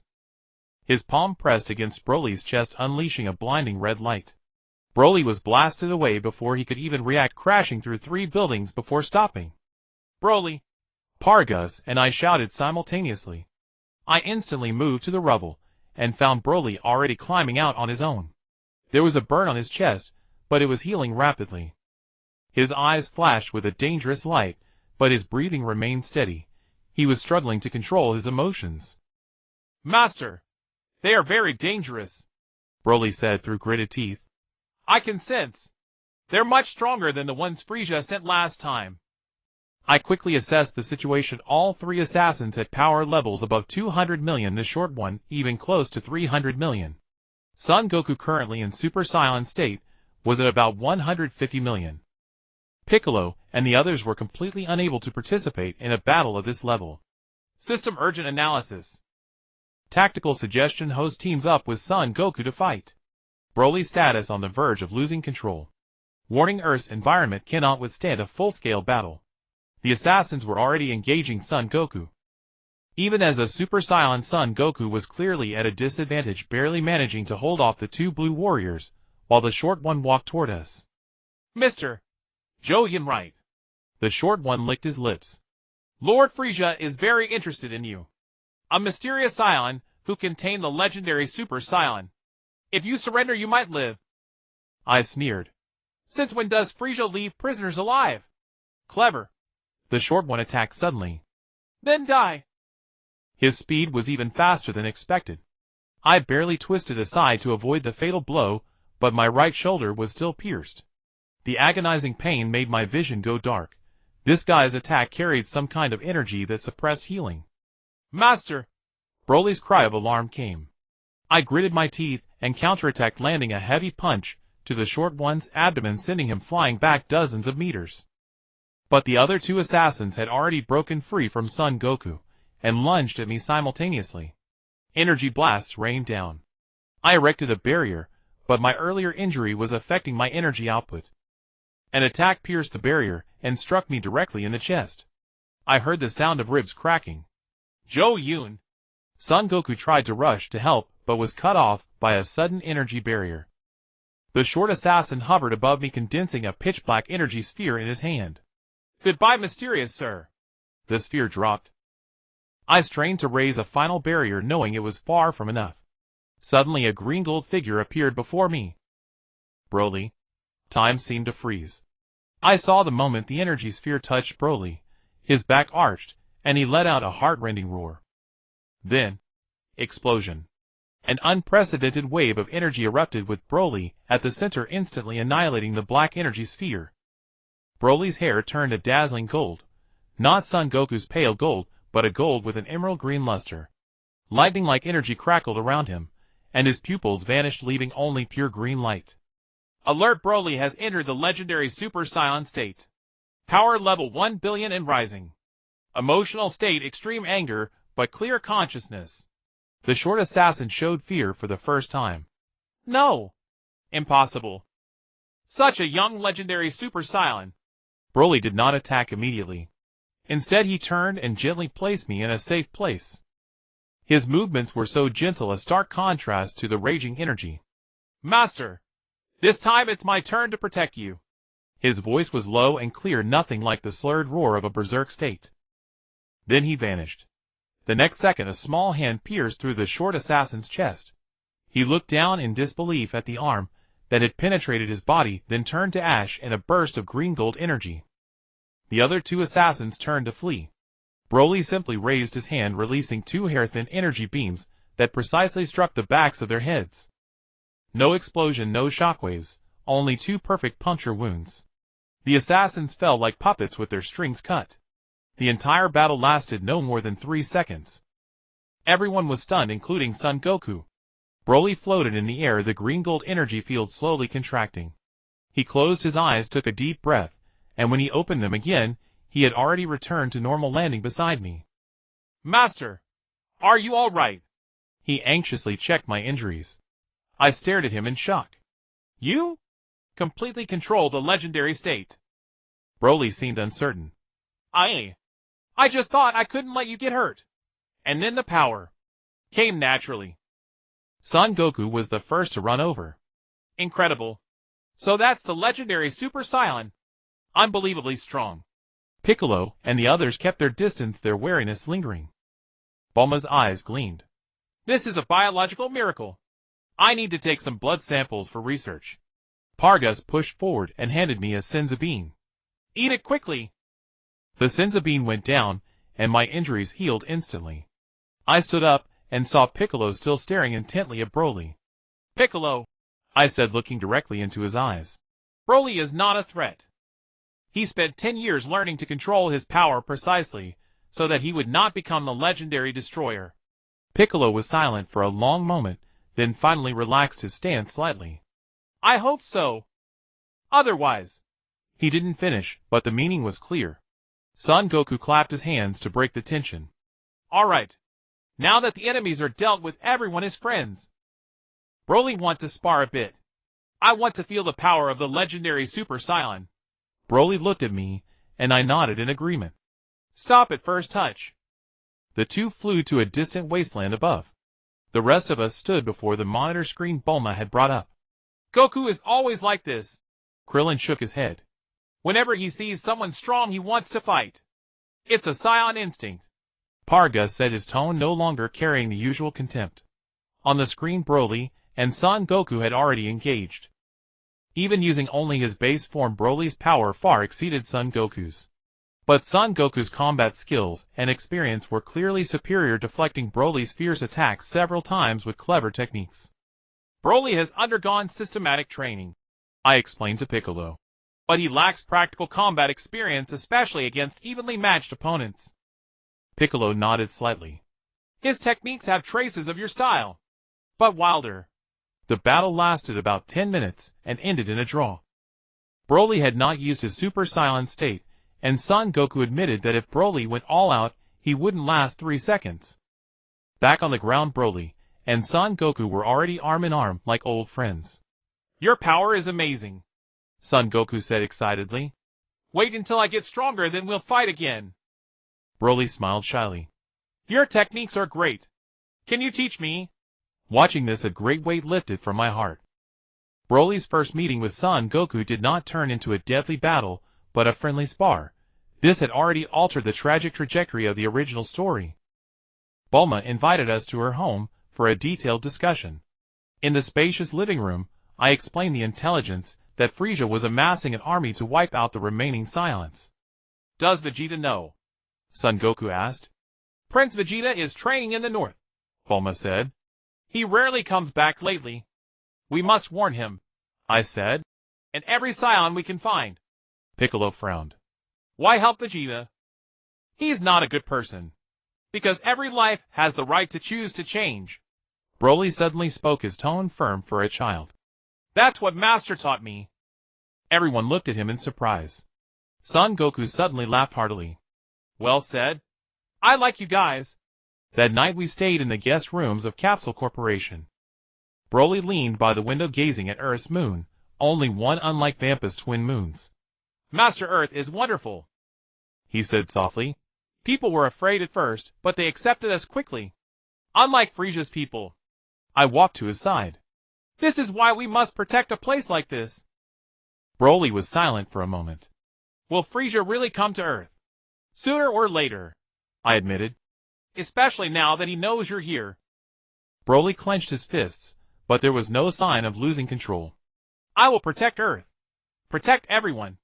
In the way Master taught me. Broly's mental stability increased to 90. Quest completion 85. Outside the window, Earth's night was serene and beautiful. But I knew this tranquility would not last long. Frieza would not let the legendary Super Saiyan go, especially Broly, who had already shown such potential. The storm was coming.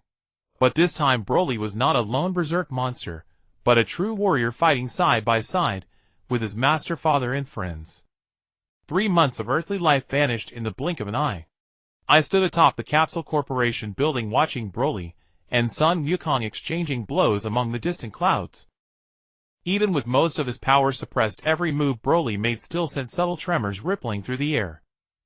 Over these 3 months his control had undergone a qualitative leap. His base combat power held steady at 80 million, reached 500 million in Super Saiyan form, and in the fully unleashed legendary Super Saiyan state, the system's estimate stood at 1.5 billion and still climbing. Alert detected a massive energy reaction approaching Earth. The system's warning sent a jolt through my entire body. I pulled up the energy scan, and saw at least 30 warships emerging from behind the moon. The 2 energy signatures leading them were suffocatingly familiar: Frieza and King Cold. Everyone listen up. I broadcast the alert telepathically to all the Z fighters. Frieza is coming, and he's brought his father. Within less than a minute everyone had assembled on the rooftop. Piccolo swiftly shed his cloak, entering combat stance. Krillin nervously checked his gear. Bulma began operating her portable computer. Paragus was pale-faced, but resolute. Sun Wukong meanwhile limbered up with undisguised excitement. Finally. I can't wait to have a go at this, Frieza. Don't be careless, Wukong, Piccolo said in a low voice. According to Zhou Yun's intel, Frieza's combat power is at least 120 million, and his father might be even stronger. Broly landed beside me, a flicker of unease in his eyes. Teacher, I can sense it. Besides Frieza, there's a colder presence. King Cold, Frieza's father. I patted his shoulder. Remember our training? Don't let anger control you. Bulma's computer let out a piercing alarm. Damn it! They're deploying energy barrier generators across the globe. They're planning to seal off the entire Earth.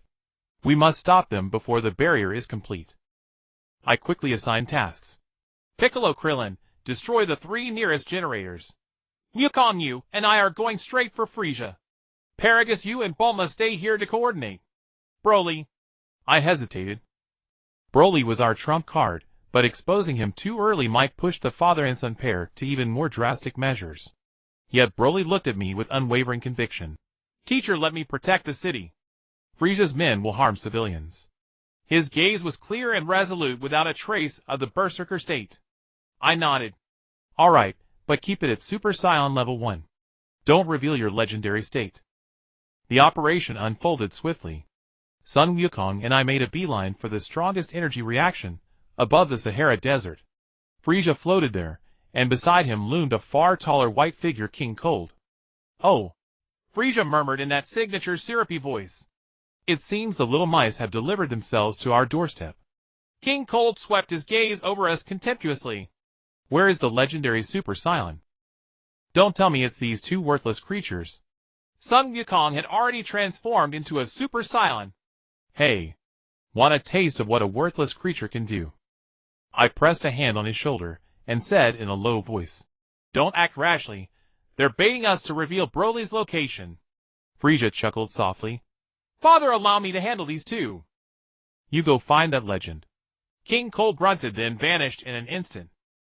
A knot tightened in my chest. Broly was formidable, but facing King Cold alone. Don't look around. Frieza's voice sounded right in front of me, his tail cracking hard into my abdomen. Your opponent is me, you know. The blow was powerful enough to pulverize a mountain. I spat out a mouthful of blood and went hurtling backward. Sun Wukong caught me in the nick of time, simultaneously driving Frieza back with a kick. Zhou Yun, are you all right? I wiped the blood from the corner of my mouth. I'm fine. Be careful. Frieza is stronger than when we last met. Frieza adjusted his wrist with elegant deliberation. To deal with the legendary Super Saiyan, I undertook some modest training. Now my combat power is 250 million. That number made Sun Wukong's expression shift. Even if we fought together, our odds of victory were bleak. Tactical suggestion: stall for time, await Broly's support after he eliminates King Cold. I relayed the plan to Sun Wukong. He gave a nearly imperceptible nod. We split up and engaged Frieza with guerrilla tactics. The battle dragged on for 10 minutes, leaving Sun Wukong and me battered and bruised across every inch of our bodies. Frieza toyed with us, like a cat playing with mice, savoring every moment of the sport. Suddenly an earth-shattering explosion thundered from afar, the direction of West City. Broly. My heart seized. My key sense told me Broly was locked in fierce combat with King Cold, and losing ground. Frieza sensed it as well. It seems father has found your little pet. I cast aside all hesitation and instant transmission to West City. The scene before me froze my blood. Half the city lay in ruins. King Cold hovered in the air while Broly, in his Super Saiyan state, was being throttled by an enormous hand struggling in vain. How utterly disappointing. King Cold sneered. Is this all the legendary Super Saiyan amounts to? A glint of golden light flickered in Broly's eyes, but he quickly suppressed it. He was obeying my order not to reveal his legendary state. Stop. I erupted with all my strength and hurtled toward King Cold.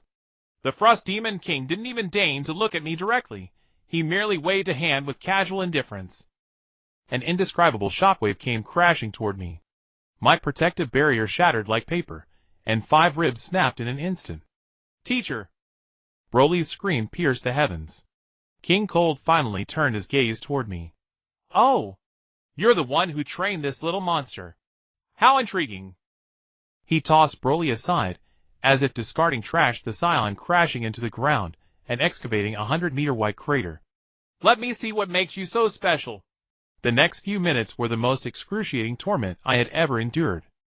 King Cold dismantled my body with millimeter-level precision, withholding the killing blow. In the distant Sun Wukong was likewise being overwhelmed by Frieza, his situation equally dire. Vital signs critical. Suggestion: activate emergency recovery protocol. I refuse the system's recommendation. Using my recovery energy now would expose my trump card. I had to wait for the perfect moment. King Cold seemed to tire of the game. A pitch-black sphere of energy coalesced in his palm. Farewell, little instructor. The sphere descended. I gathered every last shred of strength to dodge, but my gravely wounded body responded all too slowly. A green-gold figure stood before me. Broly. The sphere struck his back, erupting into a cloud of blood. Broly collapsed to his knees, yet he still shielded me with fierce determination. Foolish little monster. King Cold laughed coldly. Sacrificing yourself to save another. The legendary Super Saiyan turns out to be pathetically weak. Broly rose to his feet trembling, and turned to face King Cold. His voice was hoarse with agony yet utterly resolute. Not weak. Is strong. King Cold waved his hand dismissively, and an energy wave pierced straight through Broly's chest. The young Saiyan spewed a mouthful of blood and dropped to one knee. Broly. I struggled to rise only to collapse again. King Cold advanced toward Broly, and raised his foot for the killing blow. Here ends the legend. In that hair-splitting instant, a bolt of golden light slammed into King Cold from the flank. It was Sun Wukong. He was drenched in blood, yet he fought on, with unyielding tenacity. Kakarot! Broly called out weakly. Get Zhou Yun out of here, now! Sun Wukong shouted, while desperately entangling King Cold. I'll hold him off. I crawled to Broly's side, and with the last dregs of my strength channeled a healing technique. Broly's wounds were too catastrophic. Ordinary healing was utterly useless. Warning: host life energy below 10. Suggestion: commence treatment immediately. I ignored the warnings, and continued pouring energy into Broly. The light returned to his eyes for a moment, then they flew wide in horror at the sight of me. Teacher! No! You're burning away your own life. Remember what I taught you, I said with immense difficulty. Power comes from the resolve to protect those you cherish. My vision began to swim. In the distance, Sun Wukong was swatted down by King Cold, crashing heavily onto the ground and lying motionless. Frieza flew over as well. Father and son gazed down upon us from on high. How touching, the bond between master and disciple. Frieza jeered. A pity it amounts to nothing. King Cold raised his hand, condensing an energy sphere vast enough to annihilate an entire continent. Farewell, legend. The sphere descended. Broly loosed a heart-rending roar. No! Time itself seemed to stand still. An unprecedented surge of energy exploded from within Broly's body. His hair blazed into a dazzling green-gold, more radiant than ever before. His eyes transformed entirely into an energy hue like living emeralds, and around his body coiled no mere lightning, but a torrent of power, as dense as physical substance. Alert! Broly has entered the perfect legendary Super Saiyan state. Combat power incalculable, exceeds system limit. Broly caught King Cold's energy sphere with casual ease, and crushed it to nothing like a bubble. Then he turned to look at me, his gaze no longer wild but steeped in clarity and sorrow. Teacher, I understand now. His voice was low and lucid. This is true power. A warm current of energy flowed from his hands into my body, and my wounds closed with visible swiftness. This was more than healing. Broly was sharing his life force with me. Go! I smiled weakly. Show them the true might of the legendary Super Saiyan. Broly turned to face Frieza and King Cold. For the first time, terror flickered across the faces of the two frost demons. Impossible. King Cold howled. No one can surpass the limits of the frost demon race.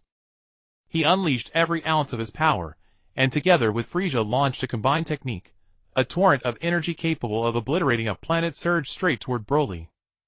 Broly simply raised a single hand. The instant the energy deluge made contact, it was absorbed, transmuted, and then rebounded in a form more pure than before. Frieza and his father were swallowed by their own power, unleashing shrill screams of agony. When the light faded, King Cold lay at death's door, while Frieza, now pathetically weak, had reverted to his most primitive form, floating feebly. This isn't fair. Frieza rasped. I am the strongest in the universe. Broly teleported before them and raised his hand, a tiny sphere of energy gathering in his palm. For every life the two of you have destroyed. The sphere shot forth. Upon touching Frieza and his father, it expanded into a perfect spherical barrier, sealing them within. No explosion. No suffering. The barrier contracted to a single point, then faded into silence. Gone with it were Frieza and King Cold. Silence descended upon the battlefield. Broly sank slowly to the ground, the green-gold light gradually ebbing away until he returned to his normal state. He hurried to my side and helped me sit up. Teacher, are you all right? I ruffled his hair. I'm perfectly fine. You did it, Broly. You fully mastered the legendary Super Saiyan's power. Sun Wukong stirred awake as well, limping over. Whoa! What was that just now? Astonishing. Piccolo, Krillin, and the other surviving Z fighters arrived one by one. With Frieza and his father vanquished, everyone finally released the breath they had been holding. 3 days later, we held a modest celebration in the rebuilt West City. Bulma's father, Dr.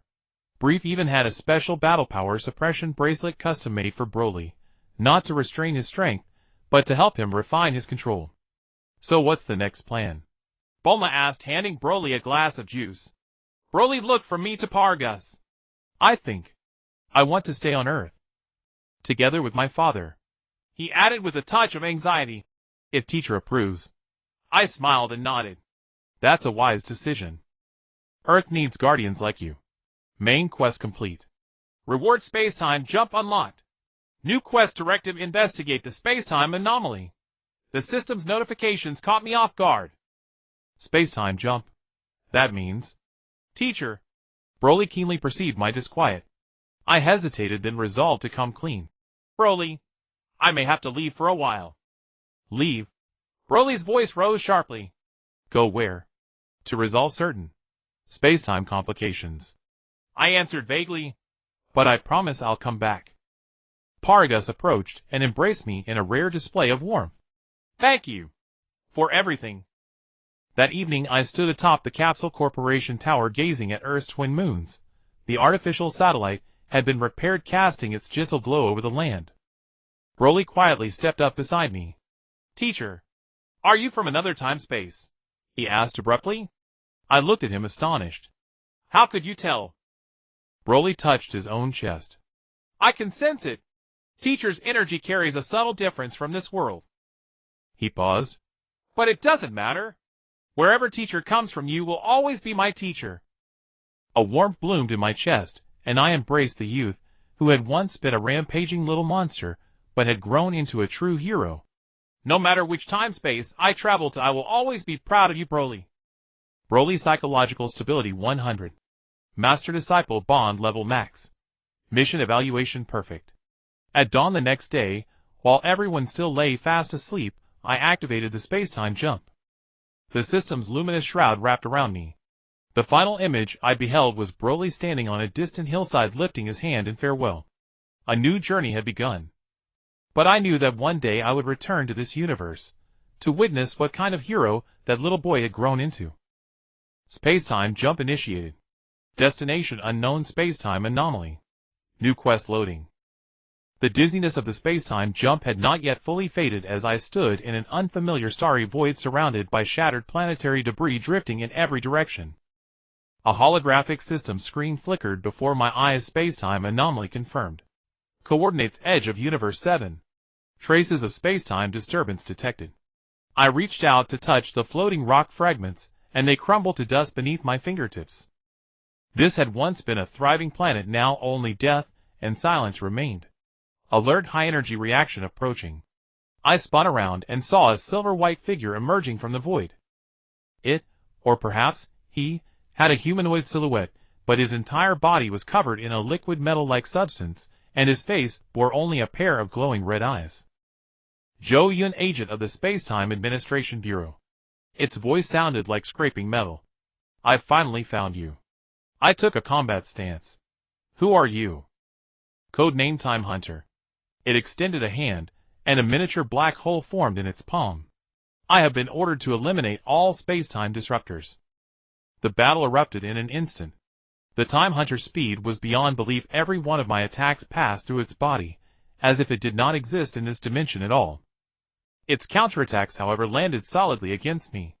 One punch shattered my protective barrier. Warning: the enemy possesses phase shift capability. Suggestion: use a spacetime resonance attack. Following the system's instructions, I adjusted my energy frequency, and finally struck something solid on the 5th attempt. The Time Hunter let out a piercing shriek, crack spreading across its silver-white body. Analysis complete. Your combat data has been uploaded. It retreated a few steps. We'll meet again, Disruptor. With a twist of space, the Time Hunter vanished. I fell to my knees in the void, gasping for breath. The skirmish had lasted only 3 minutes, yet it had nearly drained all my strength. Mission update: investigate the Time Hunter organization. Warning: this organization has the ability to operate across spacetime. Recommendation: return to your original timeline for support. I called up the spacetime coordinates and hesitated. Broly? How is he doing now? Earth time: 3 months after Zhou Yun left. Broly stood in the gravity training room, sweat rolling down his muscular frame. Under 100 times Earth's gravity, every movement he made left cracks in the floor. For 3 months, he had spent nearly all his time training, as if only that could suppress the strange restlessness churning inside him. Increase the gravity by another 10 times, he told the control system. Warning: safety threshold reached. The computer's feminine voice answered. I said increase. Broly's tone was uncharacteristically hard. The gravity suddenly surged, and the training room's metal walls groaned under the unbearable strain. Broly grunted and dropped to one knee, but he immediately fought his way back up. His golden hair began to take on a green-gold gleam. The Super Saiyan state was about to activate on its own. Broly. Stop. Paragus' voice came through the communicator. You'll destroy the entire training room. Broly paid no attention and kept raising his energy. Just then the training room door was smashed open, and a blue figure teleported in. Vegeta. You idiot. Are you trying to kill yourself? Vegeta drove a fist into Broly's abdomen, forcing him to stop gathering energy.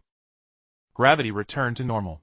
Broly gasped for breath, as the fervor in his eyes slowly faded. Sorry. I just missing that damn master of yours. Vegeta scoffed. Even Kakarot didn't go this crazy when he left Earth for 7 years. Paragus hurried in, and only relaxed after seeing his son was safe. Broly, Mr. Zhou Yun said he would come back. Until then you need to control yourself. Broly hung his head, fists clenched. I feel something bad has happened. Master's energy suddenly became so faint. Vegeta frowned. You can sense energy fluctuations from other spacetimes. Only Master's. Broly pointed at his heart. Here. I can always feel it. Vegeta and Paragus exchanged a stunned look. This kind of cross-spacetime perception was unheard of. Come with me, Vegeta said abruptly. Since you have all this free time, you might as well fight me. Broly raised his head, a gleam flashing through his eyes. Fighting at least could let him forget his longing for a while. The two arrived in a wilderness far from the city. Vegeta transformed directly into Super Saiyan Blue, while Broly remained in his normal Super Saiyan state, a restriction Zhou Yun had placed on him before leaving he was not to use the legendary Super Saiyan form except in a life-or-death crisis. Don't hold back. Let me see exactly how strong the legendary Super Saiyan can be, Vegeta taunted. Broly hesitated. But Master said, your master isn't here right now. Vegeta cut him off. Or can you only follow orders obediently without any judgment of your own? Those words stung Broly. For 3 months, he had indeed executed every instruction Zhou Yun left behind, like a machine, as though any deviation would sever his connection with Master. Okay. Broly took a deep breath. But please be careful, Vegeta. I still can't fully control this form. His hair began to lengthen, and gradually shifted into a green-gold color, while his eyes became a pure emerald energy hue. A terrifying aura swept across the land. For 100 miles the earth trembled and dark clouds gathered in the sky. Vegeta grinned in excitement. Now that's what I'm talking about. The battle exploded in an instant. Even using only 50 of his power, Broly held absolute dominance. Every attack Vegeta launched was easily neutralized, while Broly's counterattacks drove the prince back again and again. Damn it. Vegeta gritted his teeth, pushing his blue-haired form's power to its limit. Final flash. A colossal energy wave hurtled straight at Broly. The legendary Super Saiyan did not dodge. Instead, he extended his right hand, and a miniature vortex formed in his palm, absorbing Vegeta's ultimate technique entirely. What? Vegeta's eyes flew wide in shock. Broly stared at his own palm, just as shocked. I didn't know I could do that. At that moment, he suddenly clutched his chest and collapsed to his knees in agony. The legendary Super Saiyan stayed deactivated automatically. His face turned pale, and cold sweat beaded on his forehead. Master is in danger. Vegeta rushed over. What's wrong? Someone is attacking Master. In another space-time. Broly struggled to his feet. I have to go help him. Don't be stupid. Vegeta grabbed his shoulder. You don't even know how to travel across space-time. Broly shook off Vegeta's hand. Then I'll break through the space-time barrier myself. His aura erupted again, but this time it was not the legendary Super Saiyan transformation. It was an entirely new form. Crimson energy wrapped around his body, his hair turned a fiery deep red, and his eyes shone with gem-like clarity. Unknown form detected. Energy signature Super Saiyan God. Vegeta could hardly believe what he was seeing. That's impossible. Super Saiyan God requires the power of 6 righteous Saiyans. Broly ignored Vegeta's shock. Pressing his palms together, he began to tear the space before him. A pitch-black rift gradually formed, its interior glimmering with eerie starlight. Stop! You'll destroy the spatial structure of the entire planet. Vegeta tried to stop him, but was repelled by the sacred energy around Broly. Just as the spatial rift was about to spiral out of control, a staff suddenly extended from the void, and with a gentle tap sealed the rift shut. A tall man in a black robe with pale blue skin landed gracefully between them. Oh my, that won't do at all. He smiled with narrowed eyes. Tearing space-time, it will violate the rules of the universe, you know. Vegeta immediately dropped to one knee. Lord Whis. Broly regarded the newcomer warily. Who are you? I am Whis, the Angel of Universe 7. He tilted his head and studied Broly. So you're that legendary Super Saiyan? How very interesting. Angel. Broly frowned. Please move aside. I have to go save my master. Whis tapped Broly lightly on the head with his staff. Silly child. With your current level of control, even if you found him, you'd only cause more trouble. He turned to Vegeta. Lord Beerus is very interested in this little one. Bring him to the planet of destruction. Vegeta nodded respectfully. Yes, Lord Whis. Broly wanted to say more, but Whis suddenly leaned close to his face. Your master will be fine. I promise. For some reason, Whis's words calmed the restlessness in Broly's heart. That vague sense of crisis also faded considerably. Now it's time for us to go. Whis turned and tapped his staff lightly on the ground. Hold on tight. A flash of light swept past, and the three vanished from where they stood. Planet of destruction. Broly had never seen such a strange place. Pink sky, purple ocean, and rich energy saturating the air. Every plant and tree here contained an energy density far exceeding that of Earth. Vegeta looked extremely tense. Remember, Broly, don't talk back to Lord Beerus. He is the god of destruction of Universe 7. A single thought can destroy a planet.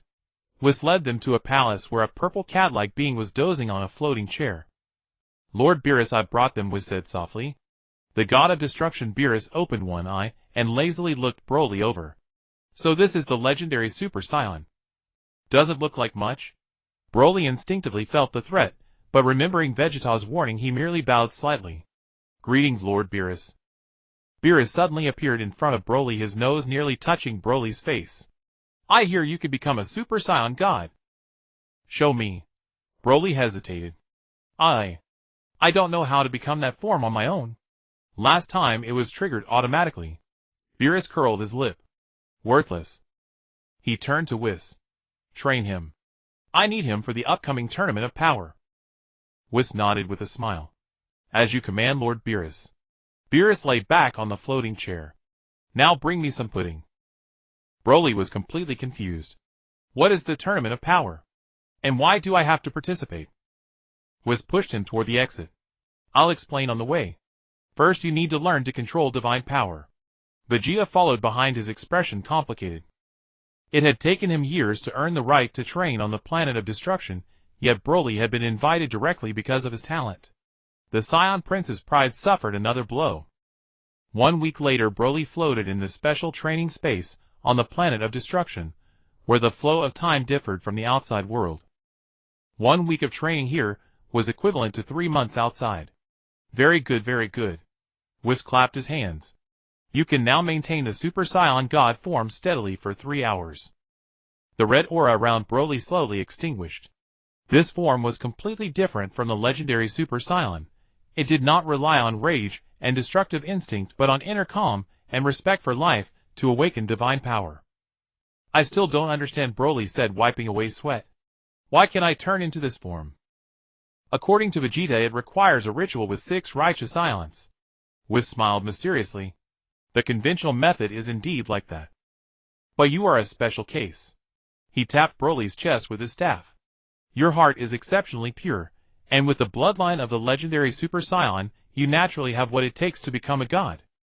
Broly nodded, half understanding. Can this power help me find Master? The time is not yet ripe. Whis looked toward the starry sky. The incident your master is caught up in is far more complicated than you think. Rushing in now would only make things worse. Broly clenched his fists. Then what should I do? Become stronger. Whis turned serious. Strong enough to break every rule. Then you can protect everyone you want to protect. Broly drew a deep breath and activated the Super Saiyan God form once again. This time faint green gold light flickered within the red aura, 2 completely different powers beginning to merge. Whis nodded in satisfaction. Interesting. Most interesting. Earth. In Bulma's laboratory, an alarm suddenly shrilled. What's going on? She set down her work and ran to the monitor. The screen showed a colossal energy vortex had appeared in the space above Earth. Dozens of silver-white figures flew out of it, led by the very time hunter who had fought Zhou Yun. Analysis: complete life forms not native to this universe. The computer reported energy readings exceed measurable limits.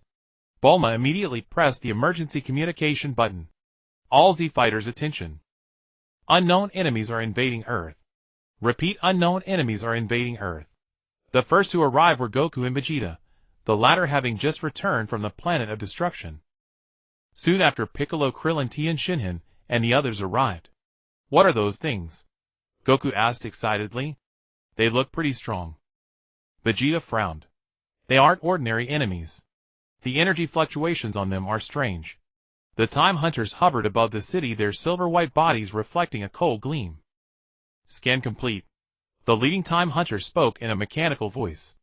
Target Broly is not within detection range. Execute contingency plan, eliminate all potential threats. It waved a hand, and hundreds of small probes flew out toward every corner of the world. In the next moment, all the probes released strange beams of light at once. The Z fighters struck by the beams froze in place, except for Goku and Vegeta. What's going on?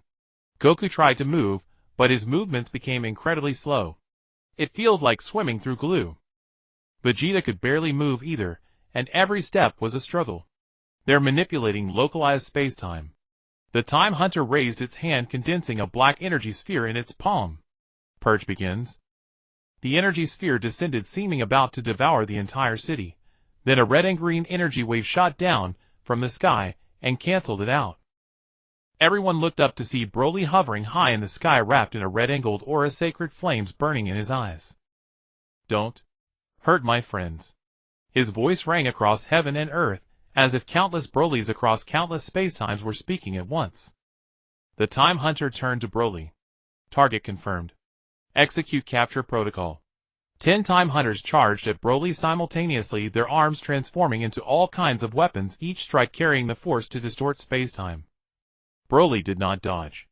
He pressed his hands together, and a perfect energy barrier unfolded around him. The Time Hunters' attacks rippled across the barrier, but could not break through. Analysis: target's energy composition is abnormal. The Time Hunters backed away, requesting reinforcements. The vortex above expanded further, as more silver-white figures poured out. Broly clenched his teeth. Even he could not fight this many Time Hunters all at once. Just then a familiar voice sounded in his mind. System link re-established. Host status confirmed. Initiating joint attack protocol. Broly's eyes flew wide. "Master." "Focus, Broly. I will guide your power." Broly felt a familiar energy fluctuation merge into his body. He instinctively followed the guidance, and placed his hands in a strange stance. Spacetime. Shatter cannon. A dazzling beam shot from his palms. Wherever it passed, the Time Hunter's body shattered like glass. The leading Time Hunter tried to phase shift out of the way, but the beam seemed to predict its every move, and finally annihilated it completely. The remaining Time Hunters quickly retreated, and disappeared into the vortex. With their departure, the spacetime restraints on the Z fighters were undone. Broly landed back on the ground, his form automatically dissolving. He looked around, searching for that familiar figure. "Master, where are you?" There was no answer. The connection just now might have been only an illusion. Goku clapped him on the shoulder. "That move was amazing. Did Zhou Yun teach you that?" Broly shook his head in a daze. "No. Master helped me in some way. But he hasn't truly come back yet." Vegeta walked over, and for once did not mock him. "That move contained the laws of spacetime. Your master. I'm afraid he's involved in something more troublesome than we imagined." Whis had appeared behind them without anyone noticing. "Exactly. Those Time Hunters are wanted criminals by the Oni King's palace. They feed on parallel spacetimes to gain power." Bulma's face went pale. "Devouring entire spacetimes." Whis nodded. "But don't worry. With Broly here, they won't dare come to this universe again for a while." He smiled at the young scion. "It seems our training will have to accelerate." Broly clenched his fist, his gaze resolute. "I'll become stronger. Strong enough to protect this universe, strong enough to bring Master home." In the distant sky, a faint image shimmered, visible only to Broly. Zhou Yun's projection, smiling and nodding at him. Broly's new form unlocked Super Saiyan God Initial. Spacetime connection stability 15. Next mission: master the fusion of divine power and legendary power. And so a new chapter begins. The sky of the destroyer star displayed a strange pink-purple hue as Broly floated cross-legged at the center of the training grounds, his body surrounded by interlacing waves of crimson and green-gold energy. Sweat trickled down his chin and evaporated into vapor before it could even touch the ground. "Focus your mind," was said, gently tapping Broly's head with his staff. "Godly power is not unleashed through brute force. You must feel the flow of life energy with your heart." Broly's tightly shut eyes trembled slightly, his brows knitted into a knot. I can feel two kinds of energy repelling each other." Whis tilted his head with a thoughtful expression. "According to legend, the power of a Super Saiyan stems from destruction and rage, while the power of a Super Saiyan God is built upon protection and serenity. They truly are opposing poles." Vegeta stood at the edge of the training grounds, arms crossed over his chest. He had been on the Destroyer Star for a week now, yet he still could not master the techniques of godly power as quickly as Broly had. "Stop wasting your effort," Vegeta spoke out, unable to hold back. "Legendary Super Saiyans are fundamentally unsuited for the realm of the gods. You should focus on developing your primal strength." Broly opened his eyes, and the twin crimson and green energy field dispersed with them. "But Lord Whis said if I could merge the two powers, In theory it is possible, was drifted between the two. But no Saiyan has ever possessed both bloodlines at once. Broly, you are an exception among exceptions. Vegeta gave a cold snort and turned toward the gravity chamber. What a waste of time. I'm going to train. Broly watched Vegeta's retreating figure, as if wanting to speak but holding back. Ever since arriving on the destroyer star, the Saiyan Prince had been aloof with him, sometimes offering enthusiastic guidance, sometimes sneering with sarcasm. Whis seemed to see through his thoughts. Don't mind it. Vegeta is just a little envious of your talent. Envious of me. Broly shook his head in disbelief. Vegeta is a true genius. He has mastered far more techniques than I have. But some things cannot be obtained through hard work alone. Whis winked mysteriously. Such as the power slumbering deep within you. Broly looked down at his own palm, recalling that strange state he had experienced while fighting the Time Hunters. Teacher Zhou Yun's voice seemed to guide him across time and space, and in that moment two utterly different energies achieved perfect harmony. Lord Whis, may I try once more? Whis clapped his hands. Of course. But this time we'll do it a different way. He lightly tapped the ground with his staff, and the environment of the training grounds suddenly shifted. Countless mirrors rose on all sides. Face your most familiar enemy, yourself. A mirror image identical to Broly stepped out from within the glass's very aura, indistinguishable from the original. Defeat him using a method unique to you. Whis' voice drifted from afar. Remember, the answer lies in your heart. The mirror Broly said nothing, and immediately entered the legendary Super Saiyan state. A raging storm of energy swept across the entire training grounds. The real Broly hastily engaged, barely blocking the first wave of attacks, only to be sent flying by a devastating punch that followed. He coughed, shattering 3 stone pillars, before finally stopping, his chest burning with pain. The mirror image gave him no chance to catch his breath. It teleported before him in an instant, and drove a knee viciously toward his abdomen. Broly barely twisted aside and counterattacked with a point-blank energy wave, forcing the mirror back for a moment. Why aren't you using godly power? A familiar voice suddenly echoed in his mind. Broly's entire body jolted. Teacher! There was no answer. But the question struck him like a sudden enlightenment. All along he had been trying to merge the two powers, yet he had never thought of fluidly switching between them in battle. Taking a deep breath, Broly closed his eyes. When he opened them again, his pupils had turned crimson like gems, and sacred flames blazed around his body. The mirror image's attack came right on schedule, but the moment it touched the crimson aura, it was deflected by some invisible force field. Not a bad analysis, Whis said from a floating chair far away, leisurely eating pudding. But not enough yet. Sure enough, the mirror Broly also shifted into the Super Saiyan God state, and the battle between the two fell into a deadlock once more. The shockwaves from their colliding energies continuously shook the training ground's protective barrier. Broly panted heavily, feeling his stamina rapidly draining. The Super Saiyan God form demanded a tremendous toll on the spirit, yet the mirror seemed inexhaustible. Don't resist. Accept. That voice sounded again, clearer this time. Broly suddenly understood something. When the mirror image charged at him once more, he did not dodge or block. Instead, he completely relaxed and let the attack pass through his body. No, not pass through. At the very instant of contact, his body automatically shifted into the legendary Super Saiyan state, meeting brutality with brutality. The mirror image clearly had not anticipated this change, and its attack faltered for a fleeting moment. Seizing that brief opening, Broly formed a small vortex of crimson and green gold energy in his palm, and slammed it hard into the mirror image's chest. Boom! The mirror Broly was blasted away, his body flickering between both forms midair, until he finally crashed heavily to the ground, reverting to his ordinary state. Broly did not pursue. Instead, he stood still, thoughtfully gazing at his own hands. The flash of insight just now had allowed him to touch upon a higher-level battle philosophy. Magnificent! Whis drifted over, tapping his staff lightly to dispel the mirror. You have begun to understand the essence of power.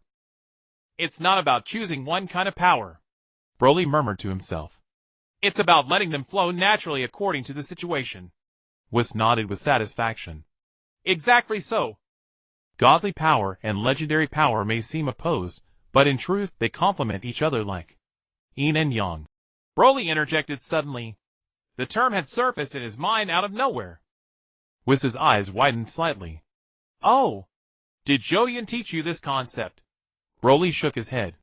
No, it suddenly came to me. Interesting. Whis tapped the ground with his staff, and the training grounds returned to normal. Let's call it a day here. Go get some rest. Tomorrow we'll try something even more exciting. Inside the gravity chamber, Vegeta was undergoing extreme training at 500 times Earth's gravity. He had maintained his blue-haired Super Saiyan form for a full 2 hours, his muscles trembling slightly from the overwhelming load. Warning: physical strength has reached its critical limit. The computer issued its alert. Shut up! Vegeta punched the monitoring screen to pieces. I can still keep going. Sweat pooled on the floor in a small puddle reflecting his contorted face. That brat Broly could switch freely between two forms after only a few days of training, while he had spent years mastering Super Saiyan Blue. This gap in talent dealt a heavy blow to the Saiyan Prince's pride. The gravity chamber door slid open, and Broly stood at the entrance, holding 2 plates of food. Mr. Vegeta, would you like something to eat? Vegeta shut off the gravity system and said coldly, I don't need your charity. Broly did not back down. He walked in and set the plates on the floor. It's not charity. I have some questions I'd like to ask you. Vegeta raised an eyebrow. Oh, the invincible legendary Super Saiyan actually needs to ask me something. About combat techniques. Broly said sincerely. Lord Whis teaches energy control, but in actual combat, there are many finer details. Like how to change direction quickly, or how to create feints in close-quarters combat. Vegeta was somewhat taken aback.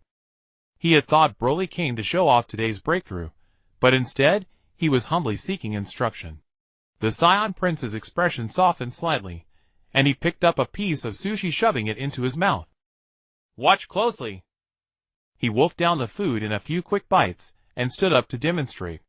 The key to changing direction during high-speed movement lies in the instant burst point of your ki. Over the next 2 hours, Vegeta explained dozens of practical combat techniques in detail. To his surprise, Broly's learning speed was astonishing. Often he could imitate the moves with near-perfect accuracy after watching only once. Your body coordination is good. Vegeta gave rare praise. But your way of exerting force is too direct. It lacks variety. Broly nodded seriously. Teacher said something similar. He said my attacks are like a hammer, and I need to learn to be as precise as a scalpel. Humph, that Earthling has some insight after all. Vegeta sat down cross-legged. Speaking of which, how exactly did he train you? How could he turn you from an out-of-control beast into what you are now in just a few short months? Broly's gaze softened. Teacher never trained my combat skills. He taught me to read, to do arithmetic, to grow vegetables, and how to control my emotions. What? Vegeta stared at him in disbelief. All that useless stuff. It's not useless. Broly shook his head. Reading lets me understand the principles behind energy flow. Arithmetic helps me calculate combat angles. Growing vegetables cultivates patience, and controlling emotions is the key to mastering the legendary power. Vegeta fell into deep thought. He had always believed that strength came from relentless battle and training, but he had never imagined that these seemingly unrelated skills could serve such a purpose. Mr. Vegeta, Broly suddenly asked, do you think? Is teacher safe right now? Unaccustomed to such emotional exchanges, Vegeta turned away awkwardly. That sly Earthling is far stronger than you imagine. Rather than worry about him, focus on your training. Broly was about to respond when the entire destroyer star suddenly shook violently. The two rushed out of the gravity chamber, and saw Whis and Beerus already hovering in the air, gazing with grave expressions at a certain spot in the starry sky. What's going on? Vegeta asked. Whis pointed to a distant star that was suddenly flaring brightly. A parallel universe was just devoured. The time hunters are moving faster than we expected. Broly's chest tightened. That familiar stabbing pain surged through him once again. This time he clearly heard Zhou Yun's voice. Broly, be careful. They are targeting the 7th universe. Teacher, Broly cried out. He's warning us. The time hunters are going to attack the 7th universe. Beerus narrowed his eyes. You can hear voices from other timelines. Interesting. The destroyer turned toward Whis. Prepare that. It's time. Whis nodded and lightly tapped his staff, conjuring a massive holographic projection before the group, a miniature model of the 12 universes, 3 of which had already turned an ominous red. The space-time hunters are devouring parallel universes to harvest their energy, Whis explained. Their ultimate goal is the main timeline ruled by Grand Zeno. Vegeta frowned. Then why don't we just ask Grand Zeno to eliminate them? Because of the rules. Whis shook his head. Grand Zeno cannot directly intervene in the temporal disturbances. The warriors of each universe must resolve this themselves. The true purpose of the Tournament of Power is to select elites who can stand against the space-time hunters. Broly clenched his fist. So how much time do we have? At the current rate, Whis calculated, the space-time hunters will launch a full-scale assault on Universe 7 within a month at most. Beerus hopped down from his floating chair and stretched lazily. All right, intelligence briefing complete. With starting tomorrow, put them through hellish training. Especially you, he pointed at Broly. If you cannot fully master the fusion of divine power and legendary power within 2 weeks, prepare to attend your universe's funeral. Broly felt the weight on his shoulders heavier than ever before. Yet at the same time an unshakable resolve rose within his heart. He would never allow anyone to destroy the universe that had accepted him, nor harm the friends and family he held dear. Lord Whis. He turned to the angel, his gaze firm. Please subject me to the most rigorous training. No matter how brutal, I can endure it. Whis nodded with a cheerful smile. Just as I hoped. Starting tomorrow, we will simulate the space-time hunters' attack patterns. Vegeta will join as well. Vegeta gave a snort. I wouldn't have it any other way. Let's see what those space-time scum are really made of. That night, Broly stood alone on the cliff of the destroyer's planet, gazing at the bizarre celestial phenomena overhead. 2 moons orbited in interlaced paths, casting shimmering ripples of light across the violet ocean. Broly, can you hear me? Zhou Yun's voice resounded again, far clearer than before. Master, where are you? What happened? Broly asked urgently. The space-time rift. I'm trapped here. The voice came in broken fragments. The space-time hunters are amassing their army. Beware their leader, Kronos. He can manipulate the flow of time. What can I do to help you? Broly clenched his fists, his nails digging deep into his palms. Grow stronger. Use the 2 powers. That is the key to defeating them.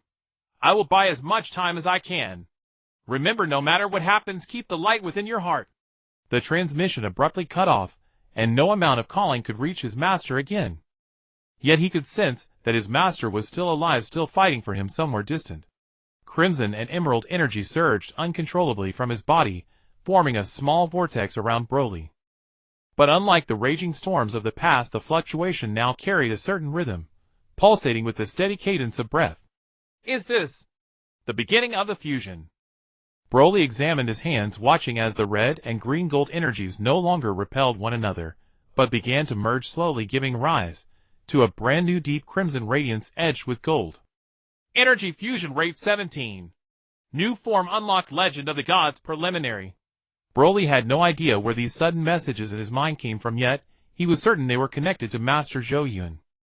The system, the mysterious auxiliary system his master had once mentioned, was evidently still operating in some form. I will grow stronger, Master. Broly whispered toward the starry sky. Strong enough to shatter the barriers of time and space, strong enough to bring you home. In the distance, Whis stood in the shadow of the temple, watching the transformation unfolding within Broly with a thoughtful expression. Lord Beerus, he said softly, we may have truly found our trump card against the space-time hunters. Humph. Let us hope so. The destroyer's voice echoed from the darkness. Otherwise, every universe is doomed. The next morning, as the first rays of sunlight pierced the atmosphere of the destroyer's planet, Whis had already prepared a special training ground for the 2, an arena enveloped by a warped space-time force field. The rules are simple, the angel announced cheerfully. Withstand my attacks for 10 minutes without being knocked down. You may use any means at your disposal.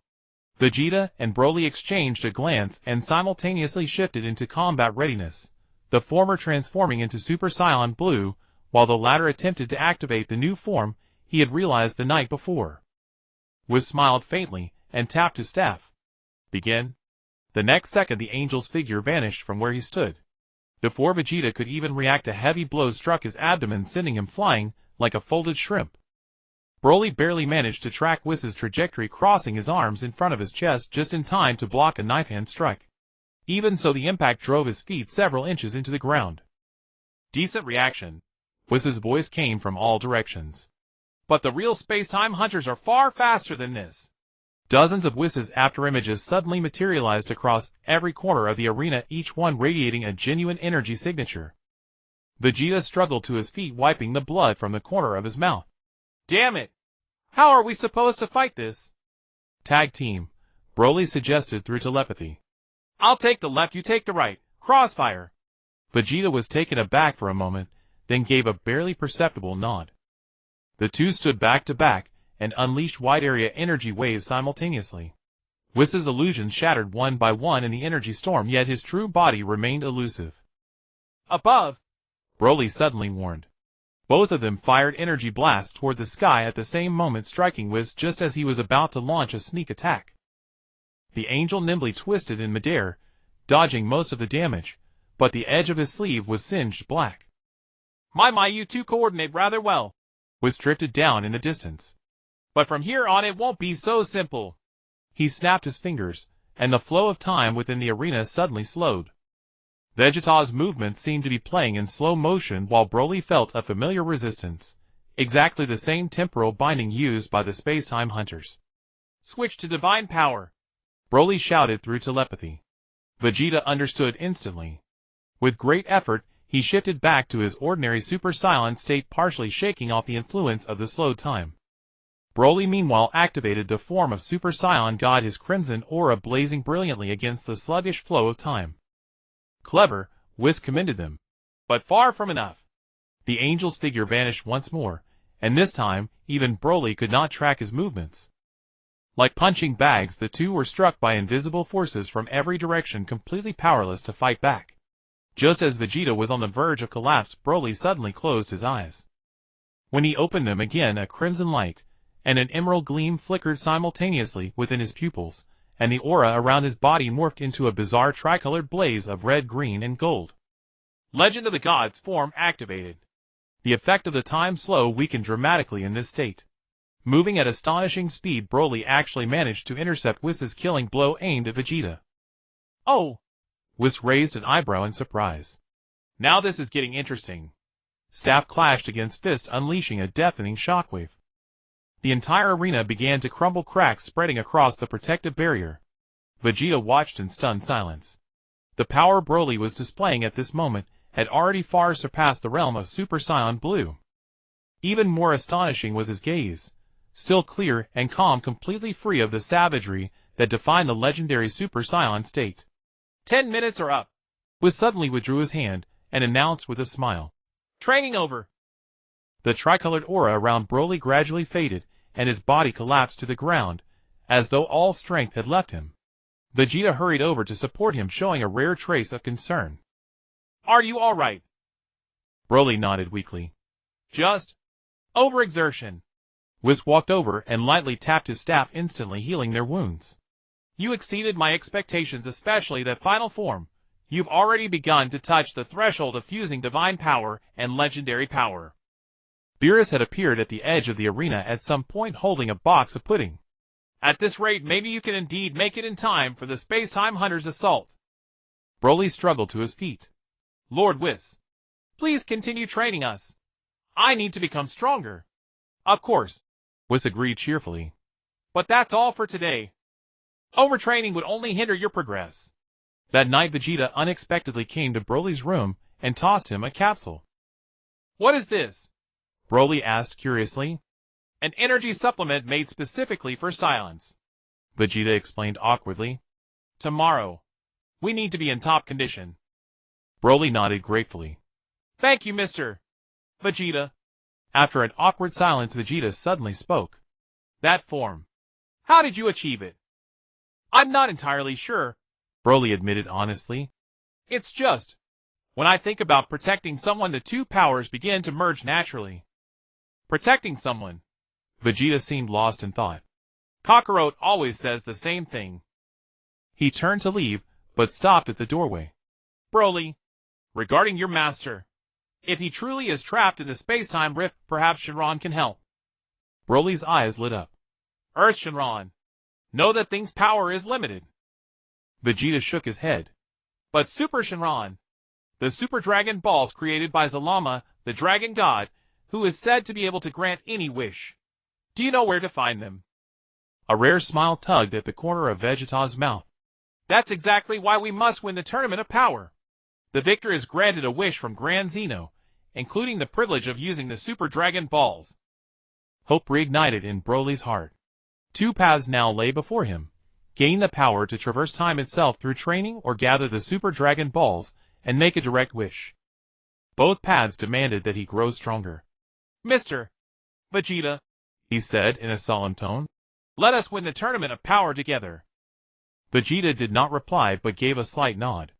In that moment a remarkable understanding took root between the two Saiyans, no longer master and student, but comrades fighting shoulder to shoulder.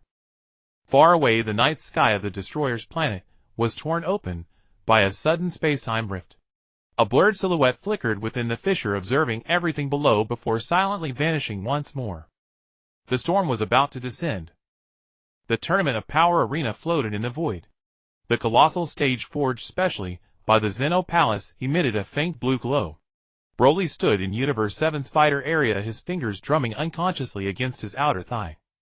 His gaze swept across the fighters from the other universes, warriors of every shape and kind, each radiating a powerful presence. Nervous. Vegeta stood beside him, and Rare, as it was, spoke first. Broly nodded slightly. A little? I've never been in a tournament like this. Just treat it like an ordinary battle. Vegeta adjusted the power suppressor on his wrist. Remember our plan. A week earlier Beerus, the God of Destruction, had officially announced the roster for the Tournament of Power.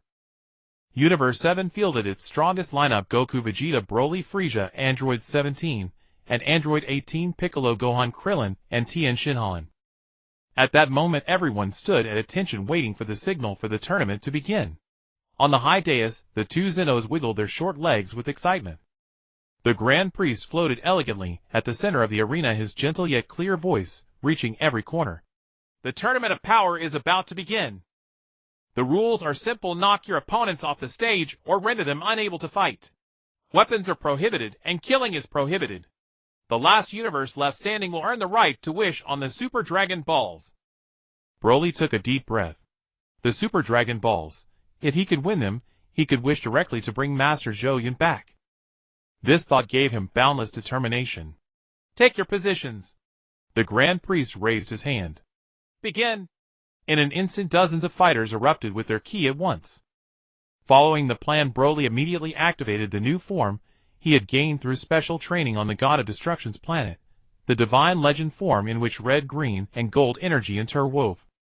A wild and sacred storm of energy swept across half the arena, in an instant blasting several slower fighters away. What is that form? Topo of Universe 11 shouted in shock. Interesting. For the first time, fighting spirit flickered in Jiren's eyes. Broly paid no attention to the reactions of others. Like a radar, his perception swept across the entire arena and locked onto the most powerful energy sources. With a stomp that cracked the floor beneath him, his figure appeared in front of Universe SIXS3 Silence. Sorry, Broly said softly, pushing both palms out flat. A fan-shaped wave of tricolored energy exploded outward, shoving Caulifla Kale and Kaba toward the edge of the stage before they could even transform. No! Kale screamed, trying to transform into a legendary Super Saiyan, but it was too late. All three fell off the stage and were caught by Zeno's attendants. 3 fighters eliminated in one blow. A wave of gasps rose from the audience. Even the ever-calm Jiren opened his eyes slightly wider. Nicely done!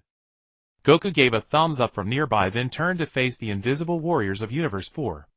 Vegeta, following the plan, guarded Broly's flank and drove back several fighters who tried a sneak attack. Universe 7 got off to a smooth start.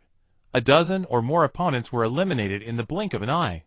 But the good times would not last. The other universes quickly adjusted their strategy and began to gang up on Universe 7. Especially the Pride Troopers of Universe 11, who launched a fierce assault under Toppo and Jiren's lead. "Broly! Watch your right!" Vegeta suddenly shouted. Broly instinctively twisted aside, as a golden energy beam grazed past his chest. The combined mechanical warrior of Universe 3 was firing high-energy lasers at him. "Analysis complete. The target's energy composition is abnormal." The mechanical warrior's electronic voice rang out. "Recommend a tactic of electromagnetic interference." 6 small drones separated from behind the mechanical warrior and formed an encirclement emitting high-frequency electromagnetic waves. Broly immediately felt his internal energy flow become sluggish, and his tricolored aura flickered unsteadily. "Alert, the energy field is being disrupted. Recommendation, switch to a single energy mode." That familiar voice spoke again in his mind. Broly did not hesitate. He suppressed the divine power portion of his energy and focused solely on the power of the legendary Super Saiyan. His green-gold energy surged, and the electromagnetic interference failed in an instant. He grabbed the nearest drone, crushed it, and unleashed chain lightning. The remaining drones exploded one after another. The mechanical warrior backed away. "Tactics ineffective.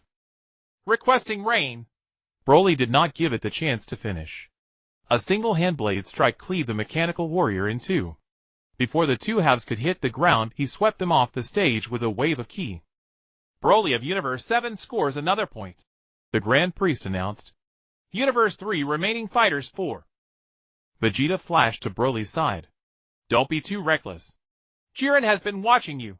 Broly followed Vegeta's gaze, and sure enough found the gray giant of Universe 11 staring at him from far away. Those eyes were unfathomable, as if they could see through everything. "I feel he is stronger than even the space-time hunters," Broly murmured. Vegeta sneered. "Then perfect. Beat him, and you prove that Saiyans are the strongest warriors." 15 minutes into the match, the battle on the stage had reached a fever pitch. Universe 7 was performing impressively, but losses had begun to appear. Krillin and Tien Shinhan were eliminated one after another. Broly had also gained several wounds, but the Divine Legend form self-healing ability closed them almost immediately. Just then Broly suddenly clutched his chest and dropped to one knee. A sharp piercing pain spread from his heart through his whole body, more intense than ever before. "Master!" He lifted his head with difficulty. Across the chaos of the battlefield, he saw a vision from some distant time and space. Zhou Yun, bound in a transparent cube by silver-white energy chains, haggard with blood at the corner of his mouth. "Broly!" A weak yet clear voice spoke directly in his mind. "The space-time hunters are destroying the structure of space-time. They must be stopped." "Master!" Broly shouted. "Where are you? How can I help you?" Vegeta quickly moved closer. "What's wrong?" "I can sense Master," Broly said urgently. "He is trapped in a rift in space-time, being tortured by the space-time hunters." Vegeta frowned. "The tournament is still going. We can't. I must save him." A flash of green light passed through Broly's eyes. "Now!" Before Vegeta could answer, Broly released his full power, and his tricolored aura soared into the sky. With both hands he made a tearing motion. The air before him began to warp, and a thin crack in space-time slowly opened. "Warning, forcibly tearing space-time could lead to unpredictable consequences. But this is the only chance to rescue Zhou Yun." Broly gritted his teeth and continued to pour in more energy. The rift gradually expanded with an eerie silver light flickering inside. The anomaly immediately caught the attention of the entire arena. "What is that Universe 7 fighter doing?" The God of Destruction of Universe 2 cried out in shock. "He is trying to open a space-time passage." The Grand Priest raised his voice, a rare occurrence. "This is an extremely dangerous act." On the high dais, the two Xenos curiously leaned together. "Wow, pretty light. Just like a rainbow." Beerus leapt up from the Gods of Destruction section. "Broly, stop. You'll be disqualified." But Broly was no longer listening to any warning. Through the rift, he saw Zhou Yun clearly, his master imprisoned in a floating transparent cube surrounded by countless silver-white space-time hunters. "Found you!" The fire of resolve blazed in Broly's eyes as he reached a hand toward the rift.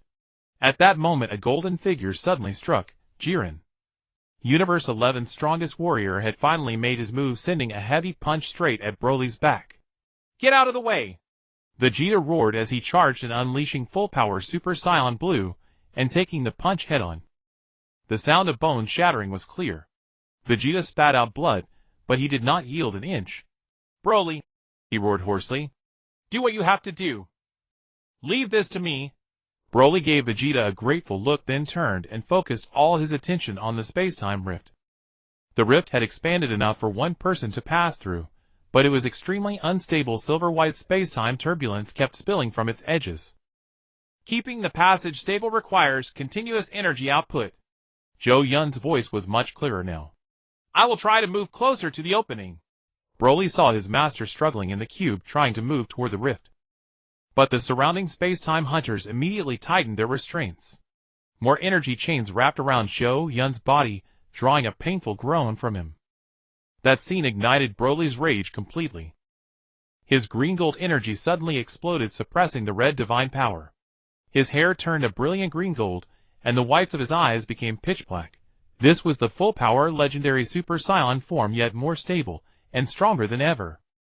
"Let him go!" Broly's voice was like thunder, shaking the entire stage. With one hand sustaining the space-time rift, he formed a tricolored sphere in the other, and hurled it through the rift. The sphere exploded on the other side, blasting half the space-time hunters apart. Cracks appeared in the cube that held Zhou Yun. Seizing the chance, Broly thrust his hand into the rift, and grabbed his master's wrist. "Hold on tight." Just as he was about to pull Zhou Yun out, a silver-white figure suddenly appeared at the edge of the rift, far taller than the other space-time hunters, wearing a golden crown, with eyes like twin black holes. "Kronos!" Zhou Yun warned weakly. "The leader of the space-time hunters." The being called Kronos stretched out a hand, and time seemed to slow. Broly felt his every movement become incredibly sluggish, as if he were moving through thick syrup. The rift began to flicker unsteadily, threatening to collapse at any moment. "Alert, the flow of time has been altered. Recommended countermeasure, activate the divine power." Broly immediately readjusted the energy balance in his body. The red divine power swelled rapidly, forming a perfect balance with the green-gold legendary power. His tricolored aura steadied again, partially negating the time-slowing effect. "You cannot stop me," Broly said through gritted teeth, pulling Zhou Yun outward with all his strength. Kronos let out a piercing metallic screech. "Foolish low-dimensional creature. The order of space-time must be maintained." He waved his hand again. This time not only time but space itself began to warp. Strange spiral wounds appeared on Broly's arm, as if his flesh were being twisted by an invisible force. The blinding pain darkened Broly's vision, but he would rather die than let go. Half of Zhou Yun's body had already crossed through the rift, his face filled with pain yet determination. "Broly, if you can't let go, never." Broly let out a savage roar, and under extreme pressure the two powers within him finally achieved perfect fusion. His tricolored aura merged into one pure platinum radiance. His hair turned crystalline silver-white, and his eyes became like two green-gold stars. This was the complete divine legend form, in which divine power and legendary power were no longer independent, but fused seamlessly. The time binding shattered instantly. With a mighty heave, Broly pulled Zhou Yun completely out of the rift, while his other hand shot a beam of platinum light straight into Kronos' chest. The leader of the space-time hunters had clearly not expected this turn of events. The beam struck him solidly, and spiderweb cracks spread across his silver-white body. "This is impossible." For the first time, Kronos' voice wavered. "How can a low-dimensional lifeform wound me? Go back to your own space-time." Broly roared and struck with everything he had, sending Kronos tumbling back into the depths of the rift. Then he brought his hands together and forced the space-time passage shut. The entire tournament of Power Arena was silent. Everyone had stopped fighting, staring at the scene in disbelief. Broly cradled the battered Zhou Yun in his arms, as his platinum energy slowly receded. "Master, I finally found you." Broly's voice choked. Zhou Yun opened his eyes weakly, and forced a smile. "Well done, Broly. I am proud of you." At that moment the Grand Priest's voice broke the silence. "Due to the unexpected situation, the tournament is suspended. Medical teams enter now." Zenoa's attendants quickly placed Zhou Yun on a floating stretcher and began emergency treatment. Broly followed without leaving his side until Beerus stopped him. Do you know how dangerous that just was? The god of destruction said with unusual seriousness. Forcibly tearing space-time could have collapsed the entire universe. Broly lowered his head. I'm sorry, Lord Beerus, but I had to save Master. Beerus stared at him for a few seconds, then let out a sudden sigh. Forget it. Since you did save someone after all. He turned to the Grand Priest. That shouldn't count as a violation, should it? The Grand Priest smiled gracefully. Strictly speaking, Broly did not attack any other contestant, he merely performed a cross-space-time rescue. Considering the special circumstances, Lord Zeno has decided not to punish him. The two Zenos clapped in excitement. Incredible. Just like a movie. Broly let out a long sigh of relief, then noticed Vegeta's condition. The Saiyan Prince lay at the edge of the stage, his right arm twisted unnaturally yet still maintaining his fighting stance. Jiren stood not far away, seemingly shaken by what had just happened, and made no further move. Vegeta. Broly teleported to Vegeta's side and carefully helped him up. Humph. So, it's finally over. Vegeta struggled to say, blood seeping from the corner of his mouth with every word. That is your master. Broly nodded, gratitude shining in his eyes. Thank you. Without your help I couldn't have done it. Vegeta managed a pained grin. Remember, you owe me a favor. The medical team quickly carried Vegeta off as well. Broly looked around and saw the Universe 7 fighters all smiling at him or giving him thumbs up. Even Frieza, always treacherous, wore a meaningful expression. Everyone. Broly did not know what to say. Goku patted his shoulder. Great job, Broly. Now let's win this match. The Grand Priest's voice rang out once more. The tournament will resume in 5 minutes.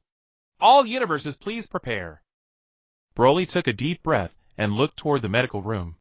Master Zhou Yun was safe in Vegeta, and the others were receiving treatment. Now he had to complete his other mission, win the Tournament of Power, and earn the right to wish on the Super Dragon Balls. Not for himself, but for everyone he held dear. Platinum energy surged from him again, but this time it was softer and more stable. Broly felt a peace and resolve he had never known before. It was no longer anger, no longer the urge to destroy. It was the determination to protect that drove his power. Energy Fusion 100. Divine Legend Form, perfect mastery. Next objective, win the Tournament of Power. Broly walked toward the center of the arena, ready for the final battle. No matter whether the opponent was Jiren or any other powerhouse, he would not back down. Because at this moment, he had found the true meaning of power. Meanwhile, in the audience stands Zhou Yun, had only just regained some awareness. Watching his disciples tall upright back, his eyes brimmed with tears of relief and pride.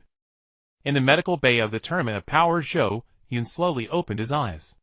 The pristine white ceiling, the faint scent of disinfectant, and the various monitoring instruments connected to his body, everything told him that he had truly returned. Master. A familiar face immediately filled his entire vision.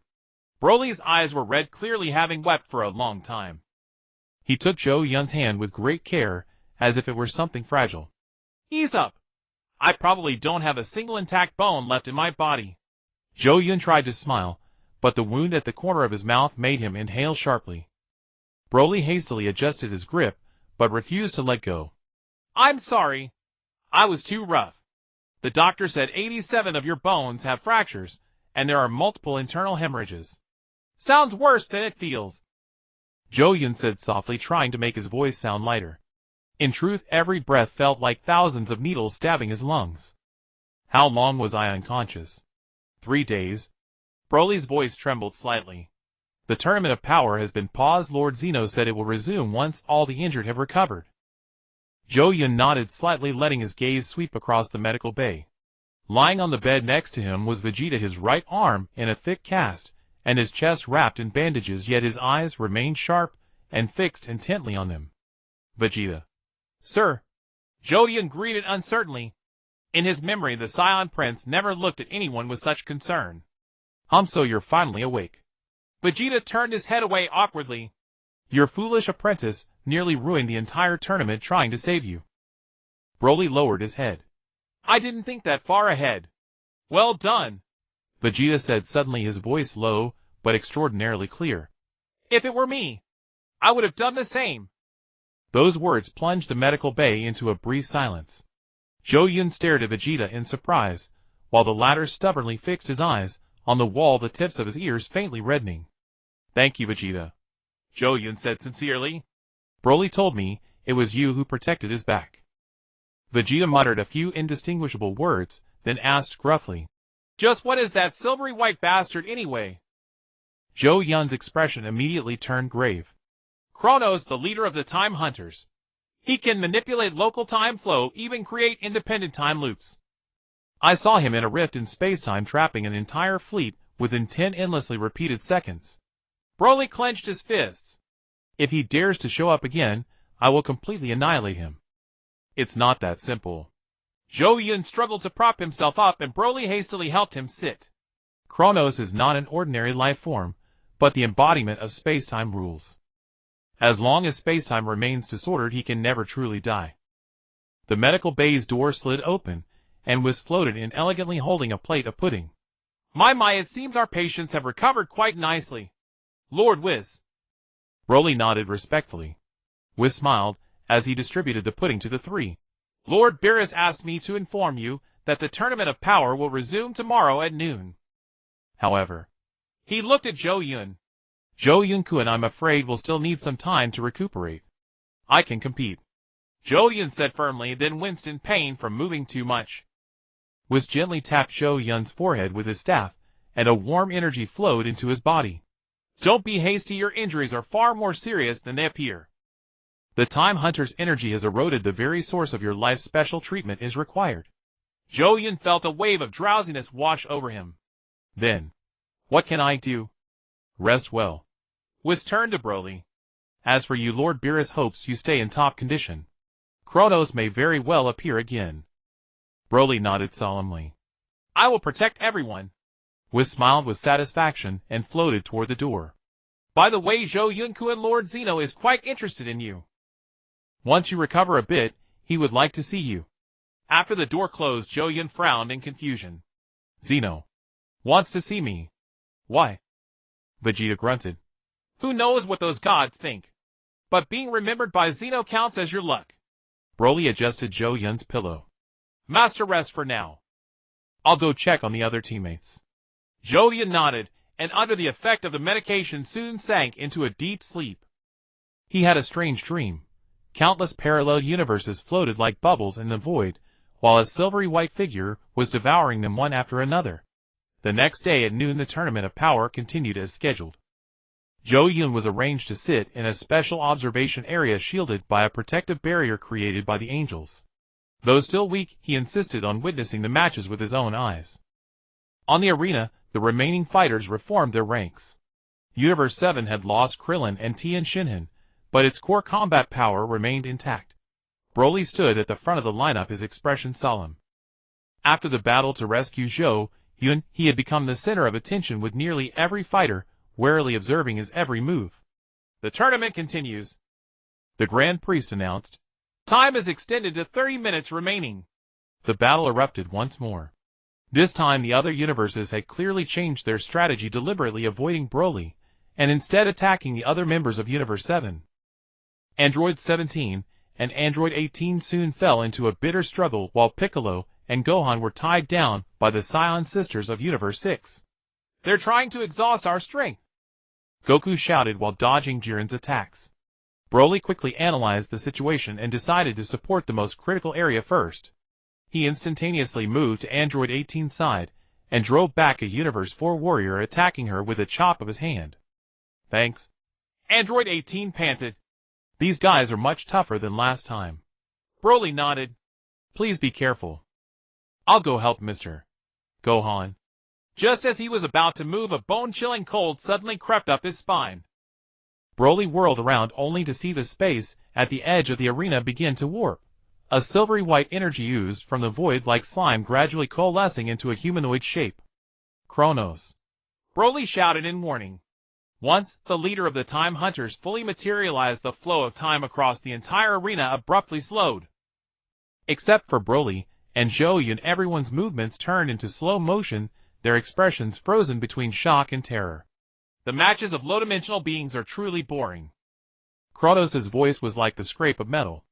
"Let me add a bit of amusement."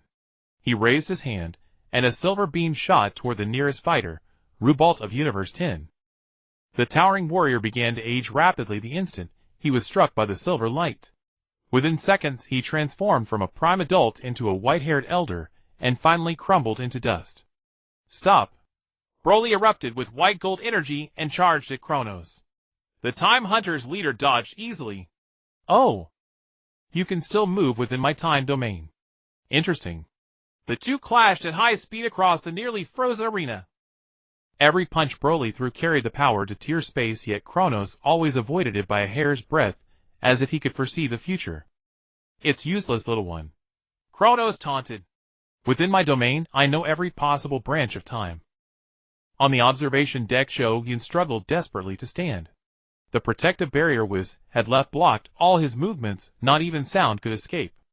System, is there any way to break through this barrier? Analyzing. Detected an angel-level energy barrier. Probability of breaking through 0.01 inch. Zhou Yun gritted his teeth and watched the battle on the arena. Although Broly's power was astonishing, he was clearly at a disadvantage against Kronos' time manipulation. Every attack missed by a hair, while the Time Hunter leader's counterattacks were precise and ruthless. Why does he keep targeting Broly? Zhou Yun murmured to himself. He could easily kill the other fighters. Suddenly a terrible thought struck him. Kronos was not here to sabotage the tournament of power. He was here to hunt Broly. Legend had it that the power of the legendary Super Saiyan could affect the fabric of spacetime, making him both a threat and a precious energy source to Time Hunters. Warning: anomalous spacetime fluctuations detected. Source: Kronos. The system's alert had just faded when the situation on the arena changed. Kronos suddenly stopped dodging and took Broly's punch head-on. The silvery white body shattered at the point of impact, yet instantly healed as if nothing had happened. "Decent force," Kronos sneered. "But look behind you." Broly spun around in alarm, and saw that a strand of silvery white energy had somehow coiled around Zhou Yun's barrier, and was rapidly corroding it. "Master." Broly tried to teleport over, but Kronos seized his wrist. "Don't be impatient, the game has only just begun." The Time Hunter leader's other hand made a grasping motion. In the distance, Zhou Yun suddenly felt an excruciating pain. Looking down, he saw several silvery white energy spikes protruding from his chest. Alert: temporal erosion intensifying. Vital signs dropping rapidly. B. R. O. L. Y. Zhou Yun called his disciple's name with difficulty, blood seeping from the corner of his mouth. This scene thoroughly enraged Broly. His white gold energy surged, his hair turned completely silver white, and his eyes shone like green gold stars, the perfect embodiment of the legendary god form. "Let him go." Broly's voice echoed across the arena, making even the frozen time tremble. Kronos shook his head dismissively. "Rage will cloud your judgment, little one. Much easier to control that way." He snapped his fingers, and the observation deck where Zhou Yun sat was suddenly enveloped in a transparent cube. Within the cube, time began to accelerate wildly. Zhou Yun's body aged at a visible rate, his black hair turned white, and wrinkles appeared on his skin. "No!" Broly let out a heart-rending howl. Kronos watched with satisfaction. "This is the eternal cage. Inside 1 minute is a century outside. Soon your master will die of old age within it, while for you it will be no more than an instant." Broly attacked Kronos madly, but every wound he inflicted healed instantly.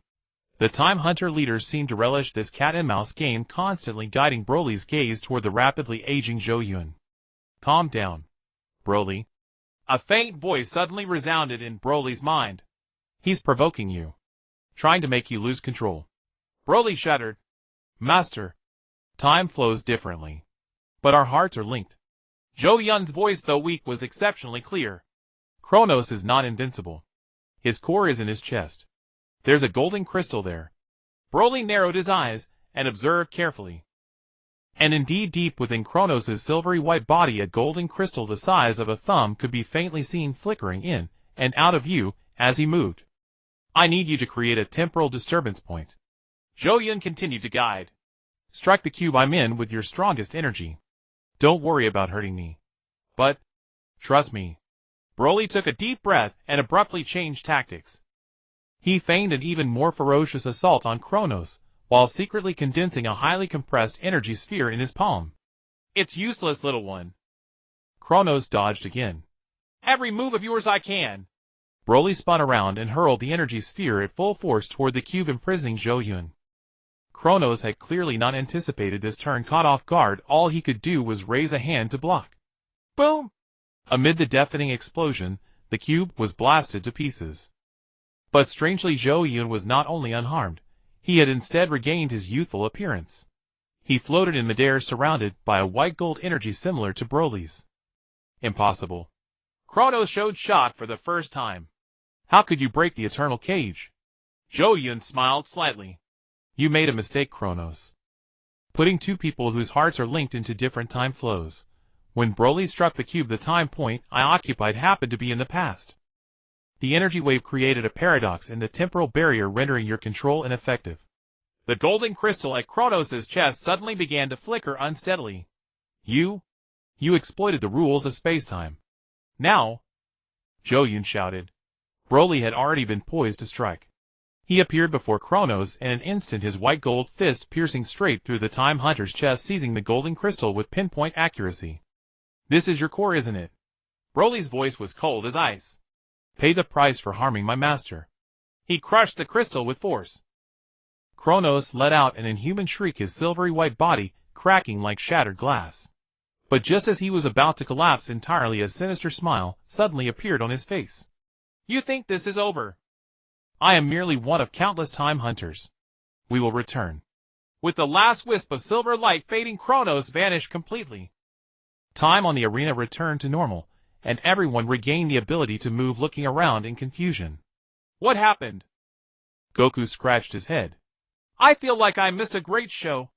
Though Vegeta had not yet recovered from his injuries, he keenly noticed the state of Broly and Zhou Yun. Looks like someone took care of a big problem. The Grand Priest's voice sounded at the right moment. Due to a special disturbance, the tournament is paused once again. Lord Zeno has decided to reset the arena. All fighters eliminated by illegal means will be allowed to re-enter the competition. The two Zetas clapped their hands excitedly. Do it again. We must see it clearly this time. Zhou Yun descended slowly onto the arena, and Broly immediately rushed over to support him. Master! Are you all right? Better than all right. Zhou Yun displayed the white gold energy flowing in his palm. Somehow, after breaking the eternal cage, I obtained a portion of your power. Wiz suddenly appeared beside them, observing Zhou Yun with great interest. My, this is truly interesting. You two have formed an energy resonance. Resonance? Broly asked in bewilderment. Simply put, a portion of your power has been permanently transferred into Zhou Yun's body. Wiz explained. This situation is extremely rare even among angels. Zhou Yun felt the new energy flowing through him. So I can now use a portion of the legendary god's power. Yes, Wiz said with a beaming smile, though the magnitude is far inferior. Broly, however, looked exceptionally delighted. That's wonderful. Now Master can better protect himself. Zhou Yun looked at his disciple with deep emotion. After all they had been through, Broly's first thought was still for his safety. The medical team soon led the two to a rest area for a comprehensive checkup.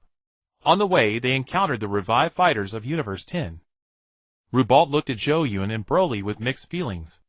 I heard you defeated that silvery white monster. I don't know what happened, but thank you. Broly nodded shyly, while Zhou Yun responded with a smile. It was our duty. After the examination, Zhou Yun was permitted to watch from a designated area. Broly meanwhile had to return to the arena to continue the tournament of power. Be careful with Jiren, Zhou Yun cautioned. His strength may be even greater than Kronos's. Broly nodded seriously. I will. Master, you should rest well too. Zhou Yun watched his disciple's retreating figure heading toward the arena, a myriad of emotions surging in his heart. The berserk warrior who had once been unable to speak clearly had now grown into a hero capable of standing on his own. System status report. Host vital signs stable. New energy source legendary god resonance entity. Combat power assessment 5 million, normally up to 120 million with full burst. Zhou Yun raised an eyebrow slightly. This power would already be considered top tier on Earth, at least comparable to the level of a Super Saiyan 2. On the observation deck, Beerus leaned over and studied him curiously. "So you're the Earthling who trained the legendary Super Saiyan into what he is now?" "I merely gave him direction," Zhou Yun said modestly. His true growth was achieved by himself. Beerus narrowed his eyes.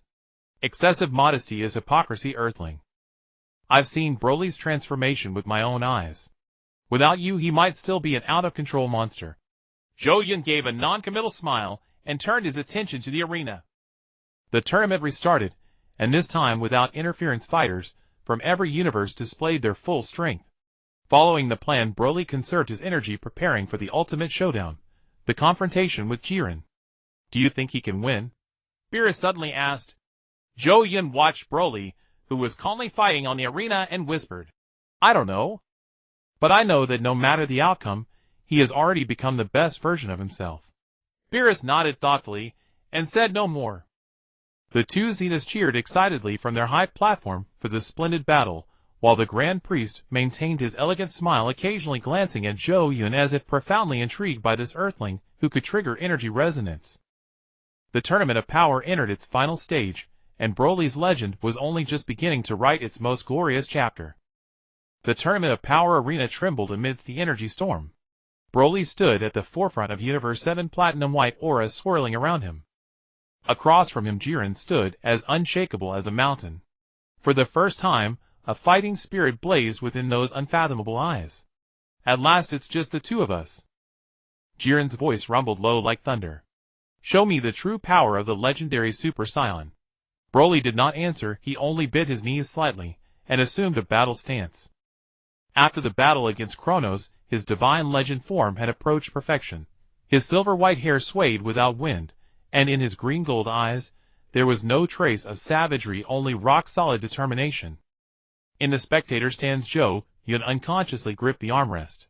Through his newly awakened power resonance, he could faintly sense the fluctuations of Broly's emotions. To his relief, his disciple's heart was as still as water at this moment, with no sign of losing control. The tournament continues. The Grand Priest's voice rang across the arena. Universe 7 versus Universe 11. The final battle begins. In an instant, Broly and Jiren vanished from where they stood. A deafening clash erupted in midair, the shockwaves from their exchanged fists and kicks tore crack after crack across the arena floor. Ordinary fighters could not even track their movements, with the naked eye only seeing platinum and deep crimson energies colliding ceaselessly in the air. So fast. Goku's eyes widened. "He's faster than when I fought him last time." Vegeta stood to the side, the cast on his right arm already removed, though his injuries had not fully healed. That Jiren. He was still holding back last time. With the system's assistance, Zhou Yun could barely keep up with the rhythm of the battle. In every exchange, Broly precisely controlled his power output, perfectly fusing divine power with the power of legend. But Jiren's performance was even more startling. The Grey Giant seemed to have no limit. Every bit of power Broly raised, Jiren matched accordingly. Alert: abnormal energy readings detected. Source: Jiren. Energy nature beyond the level of a god of destruction. The system's warning tightened Zhou Yun's heart. He turned to Whis beside him. Who exactly is Jiren? Why does he have such power? Whis rarely dropped his smile. Jiren's master was the former angel of Universe 11, and died unexpectedly while teaching him. After that, Jiren walked a unique path. Unique path. He cast aside all emotion and focused on the purity of power. Whis explained, in a way he is the exact opposite of Broly. One gains power by controlling emotion, the other pursues power by discarding it. On the battlefield, the fight had reached a fever pitch. Seizing an opening, Broly pressed his palms together, space-time shatter cannon. A torrent of platinum-white energy surged straight toward Jiren. That technique had once gravely wounded Kronos, but Jiren did not dodge or retreat. Extending one hand, he casually stopped the energy wave cold. Not a bad technique, Jiren commented, but not enough to defeat me. His body suddenly erupted with dazzling red light. His muscles swelled slightly, and his energy surged once again. Broly was forced back several steps by the sudden wave of energy, surprise flashing through his eyes. Transcended wrath. Jiren's voice turned hollow. This is the power I obtained to defy fate. In the spectator stands, Universe 11 Supreme Kai jumped up excitedly. Jiren is finally serious. Zhou Yun felt a pang of unease. Through energy resonance, he sensed that Broly was beginning to feel the pressure. Jiren's new form held the advantage, not only in power, but more terrifyingly his utterly emotionless fighting style made it difficult for Broly, who was used to channeling strength through emotion, to adapt. Broly needs to change his strategy, Zhou Yun murmured. As if hearing his thoughts, Broly suddenly changed tactics. He stopped meeting Jiren head-on. Instead, he used his speed advantage to wage a guerrilla battle while constantly adjusting the ratio of the two energies within him. When the divine power was dominant, his movements became more precise and elegant. When the power of legend prevailed, he unleashed devastating destructive force. This fluid, unpredictable style finally caused Jiren a moment of imbalance. Seizing the opening, Broly landed a precise divine power-infused chop to the back of Jiren's neck. The strike was enough to shatter a star, yet it only made Jiren stumble. Nice technique. Jiren turned, the red light in his eyes blazing brighter. But the gap in power is too vast. He suddenly accelerated and drove a fist into Broly's abdomen. Even with the protection of his divine legend form, Broly spat out a mouthful of blood and flew backward like a kite with its string cut. Broly. Zhou Yun shot to his feet. Broly adjusted his posture in midair and barely steadied himself.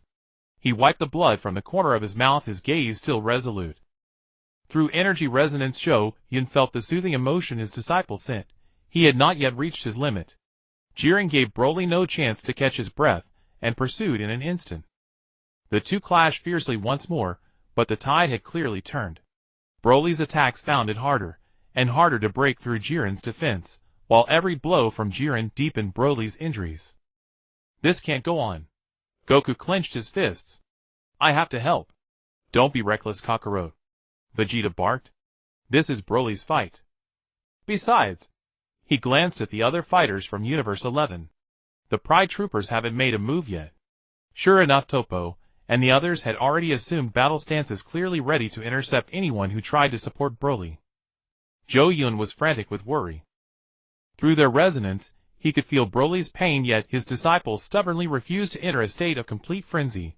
Doing so might briefly boost his power, but it would cost him tactical flexibility, and against an opponent like Jiren, that would be suicide. System: is there any way to increase Broly's power? Analyzing. Plan 1. The host may attempt to transmit his own power through energy resonance, but the effect will be limited. Plan 2. Awaken the dormant Saiyan cellular memory within Broly. Zhou Yun's eyes lit up. Saiyan cellular memory. Could it be? Just then the Grand Priest's voice suddenly rang in his mind. Mr. Zhou Yun, Omni King wishes to meet with you privately. Please follow me. Zhou Yun turned in surprise, and found the Grand Priest standing behind him, smiling as if he had been there all along. Now. But the tournament. The flow of time can be adjusted. The Grand Priest spoke gently, but with no room for refusal. This concerns the survival of the multiverse.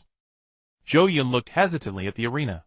Broly was struggling to parry Jiren's onslaught, and the situation was growing ever more critical. Go, teacher. Broly's voice came through the resonance. I can hold on. Omni King's summons is important. Zhou Yun took a deep breath and nodded to the Grand Priest. Lead the way, please. A streak of golden light flashed, and the two disappeared from the spectator stands. Omni King's palace.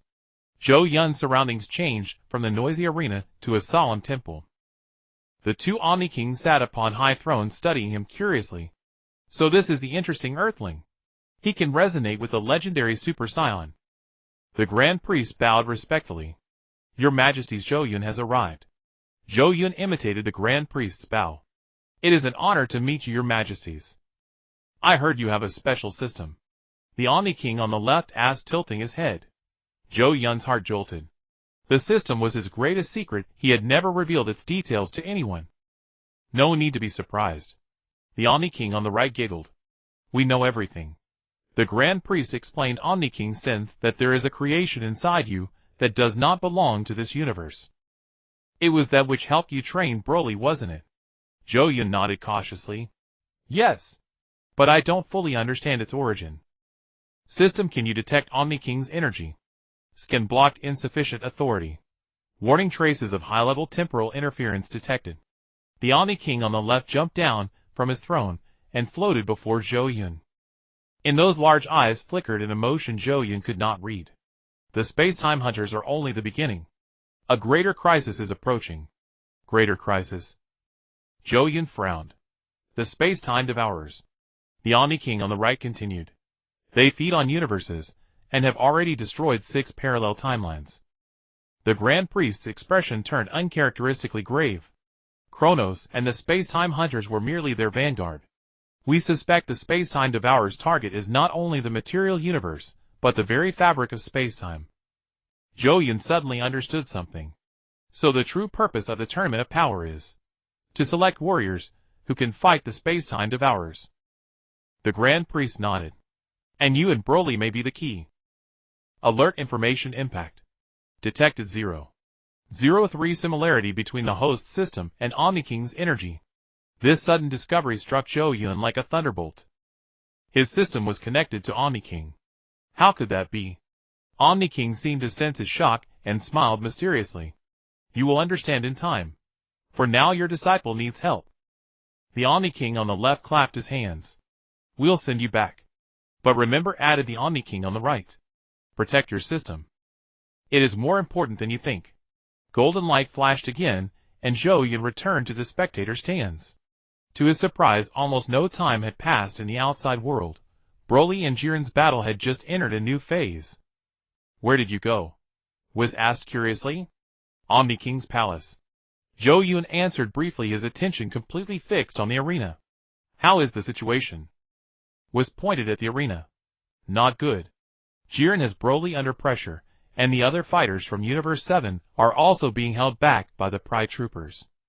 Sure enough, Broly was now covered in wounds, his platinum white aura dimmed considerably.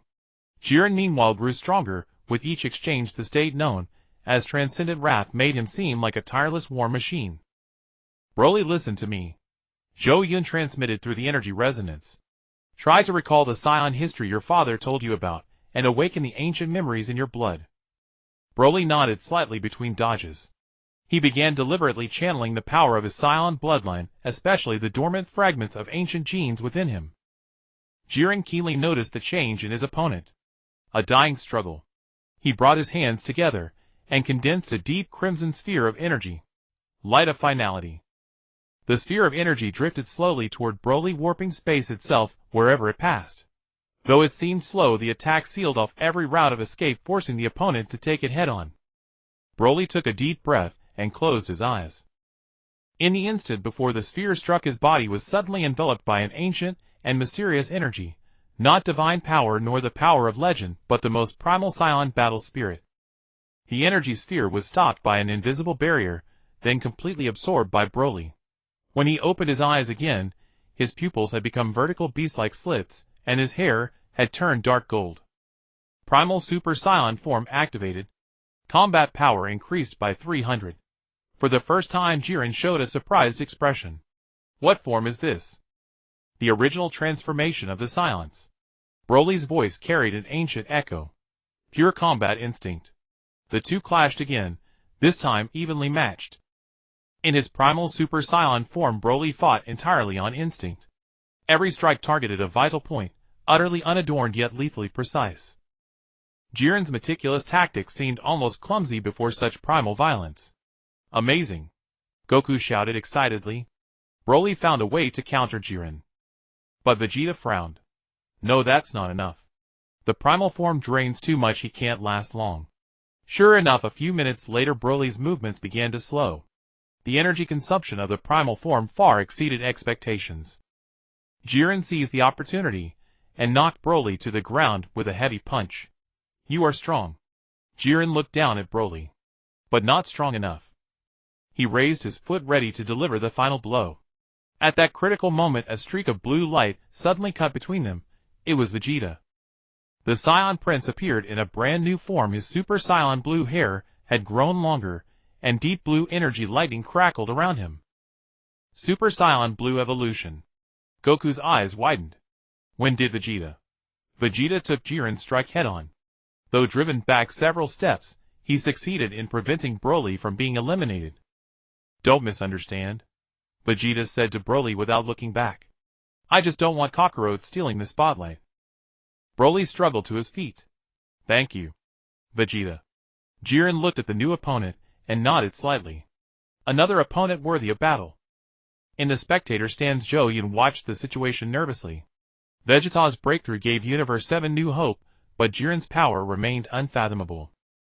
Moreover, the space-time devourers mentioned by Omni King made him even more anxious. System analyze Vegeta's new form. Scan complete Super Saiyan Blue evolution. Energy reading approximately 1.8 times standard Super Saiyan Blue. Assessment still insufficient to fight Jiren alone. Zhou Yun clenched his teeth. Broly needed even greater power, a brand new form that could fuse the power of the Primal Saiyan with the Divine Legend. But how could such a fusion be achieved? Warning: temporal anomaly detected. Source: inside Broly. The system's abrupt alarm made Zhou Yun freeze. He looked carefully and saw bizarre spatial distortions beginning to appear around Broly, who lay on the ground. That is, Whis narrowed his eyes. Spacetime resonance. Broly curled up in pain, the power of Primal Super Saiyan and the Divine Legend form violently clashing inside him. Two equally powerful yet fundamentally different energies tore at each other, nearly ripping his body apart. Teacher, help me. Broly's voice came through the resonance filled with agony. Without hesitation, Zhou Yun extended both hands and channeled all the energy resonance power within him. He didn't know whether it would help Broly, but it was the only thing he could do. Energy transfer initiated. Warning: host's life energy is dropping rapidly. Zhou Yun's vision began to blur, but he held on without interrupting the transfer. Others in the spectator stands noticed something was wrong with him.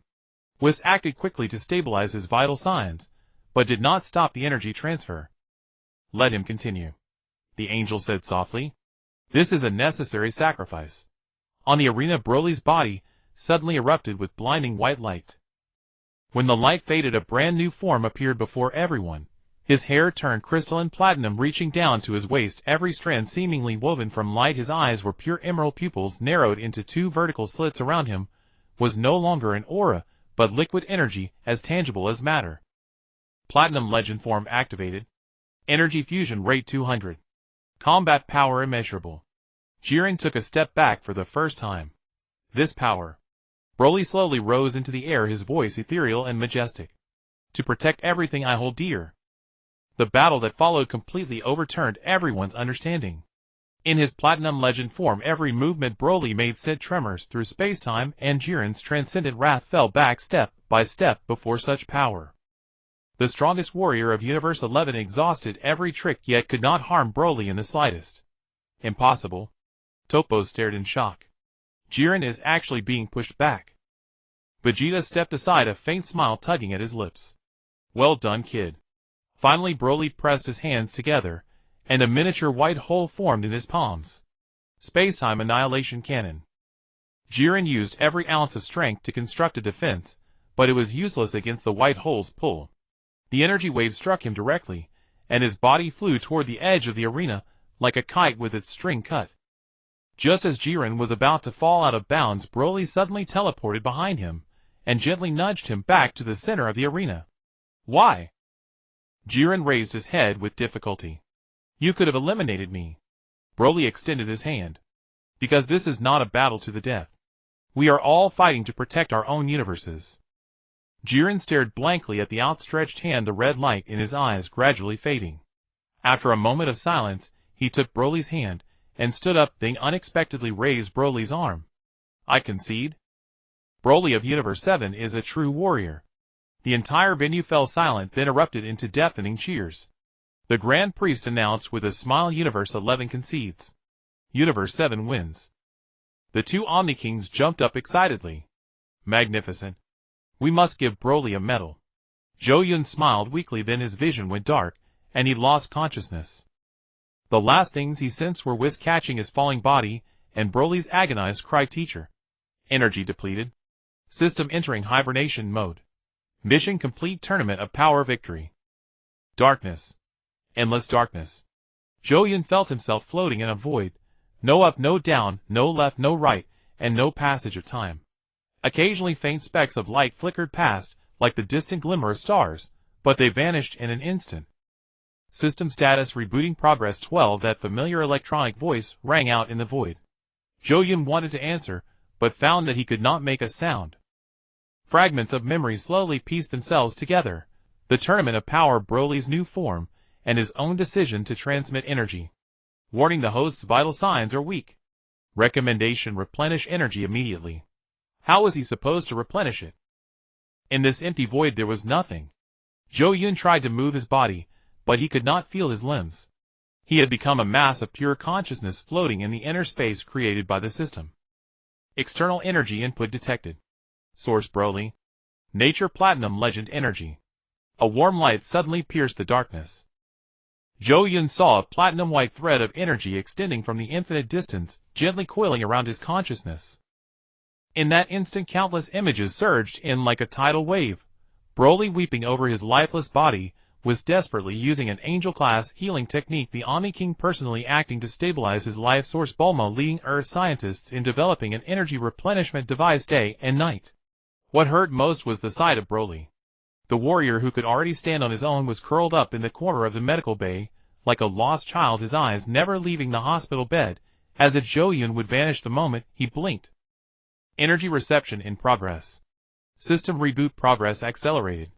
The platinum energy streamed in endlessly, and Zhou Yun's consciousness gradually became clear. He began to feel faint bodily sensations, a slight stabbing pain in his chest, numbness in his fingertips, and some kind of tube inserted in his throat. Reboot complete. All system functions restored. A blinding white light forced Zhou Yun to close his eyes. When he tried to open his eyes again, the first things he saw were the clean white ceiling of the medical bay, and a face that was utterly haggard. Master. Broly's voice was hoarse beyond recognition, as if he had not spoken for centuries. Zhou Yun wanted to reply, but the breathing tube prevented him. Broly understood at once. He carefully removed the tube, his movements as gentle as if he were handling something fragile. Water. Zhou Yun forced out a single word. Broly fumbled to pour a glass of water, then lifted Zhou Yun's head so he could take small sips. The feeling of warm water sliding down his throat nearly made Zhou Yun cry. He was alive, truly alive. How long? He asked weakly. 7 days. Broly's eyes were red. Lord Whis said your vital signs stopped 3 times, but each time. The mountain-strong warrior suddenly choked up, unable to speak, and large teardrops fell onto the bedsheet. Zhou Yun raised his hand with difficulty, and placed it gently on Broly's head, just as he had done when they first met. I'm back, Zhou Yun said with a smile. His voice was soft, but unshakably firm. Broly could no longer hold himself together. He hugged Zhou Yun carefully, afraid that too much strength would hurt him. Zhou Yun could feel his disciple's body trembling violently, and hear his muffled sobs. This was the warrior who had once been unable to control even his emotions. He had now learned to restrain his own strength, but he could not restrain the surging feelings in his heart. The sound of a door sliding open broke the stillness of the moment. Whis drifted in carrying a tray. Seeing Zhou Yun awake, his eyes widened slightly. My, it seems our patient has finally deigned to wake up. Broly quickly wiped away his tears, but his reddened eyes betrayed him. Whis pretended not to notice, setting the tray by the bed. A special energy replenisher prepared by the Omni King. Drink it, and you'll feel better. With Broly's help, Zhou Yun drank the starlight shimmering liquid. At once a warm current spread from his stomach to every part of his body. His withered cells revived as if nourished by rain. Thank you, Zhou Yun said, his voice regaining some strength. The Tournament of Power. What happened after that? We won. Broly's eyes shone. The Omni King has already used the Super Dragon Balls to revive all the universes that were erased. Was added thanks to the energy you transmitted at the final moment. Broly was able to activate his Platinum Legend form. However, he gave Zhou Yun a meaningful look. The Omni King wishes to discuss the system inside you. Zhou Yun's heart clenched. In the Omni King's palace, the Omni King had already shown an unusual interest in his system. Now, there's no need to go until you've recovered a little more. Whis turned to Broly. Lord Beerus wants to talk to you about the matter of the God of Destruction candidates. Broly's eyes widened in surprise. Me? A God of Destruction candidate? Just one of the candidates, Whis said with a smile. After all, you're currently one of the few Saiyans who possesses the realm of gods. Zhou Yun gently nudged Broly. Go ahead. I'm fine now. Broly hesitated for a moment, then nodded and left.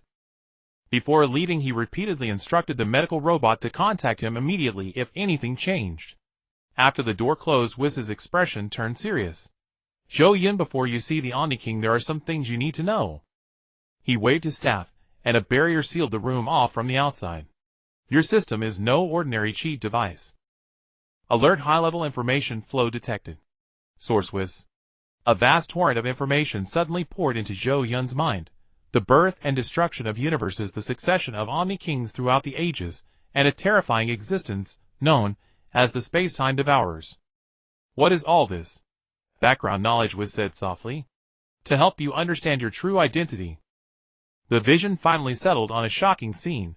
The previous Omni King at the edge of the universe created a seed shimmering with iridescent light, then cast it into the turbulence of space-time. The time-space seed. Whis' voice was solemn and grave. The ultimate weapon created by the previous Omni King to oppose the space-time devourers. It drifted through the turbulence of space-time for millions of years, and in the end it chose you as its host. Zhou Yun was too shocked to speak.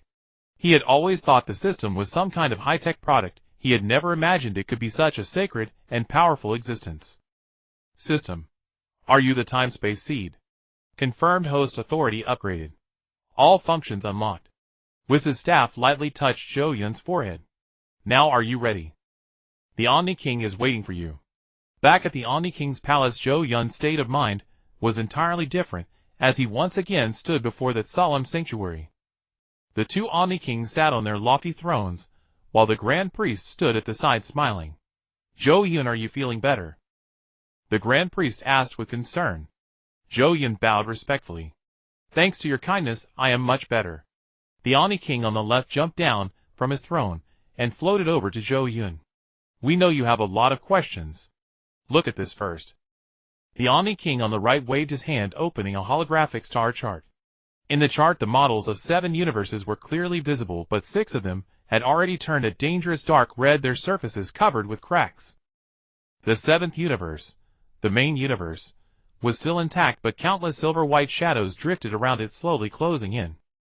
The space-time devourers, the Grand Priest explained. They have already destroyed 6 parallel universes. Kronos and his time hunters were merely the vanguard. Zhou Yun drew a sharp breath.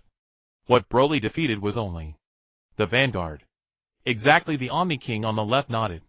The real space-time devourers are far more terrifying than that. They can devour the very structure of space-time and turn all existence into nothingness.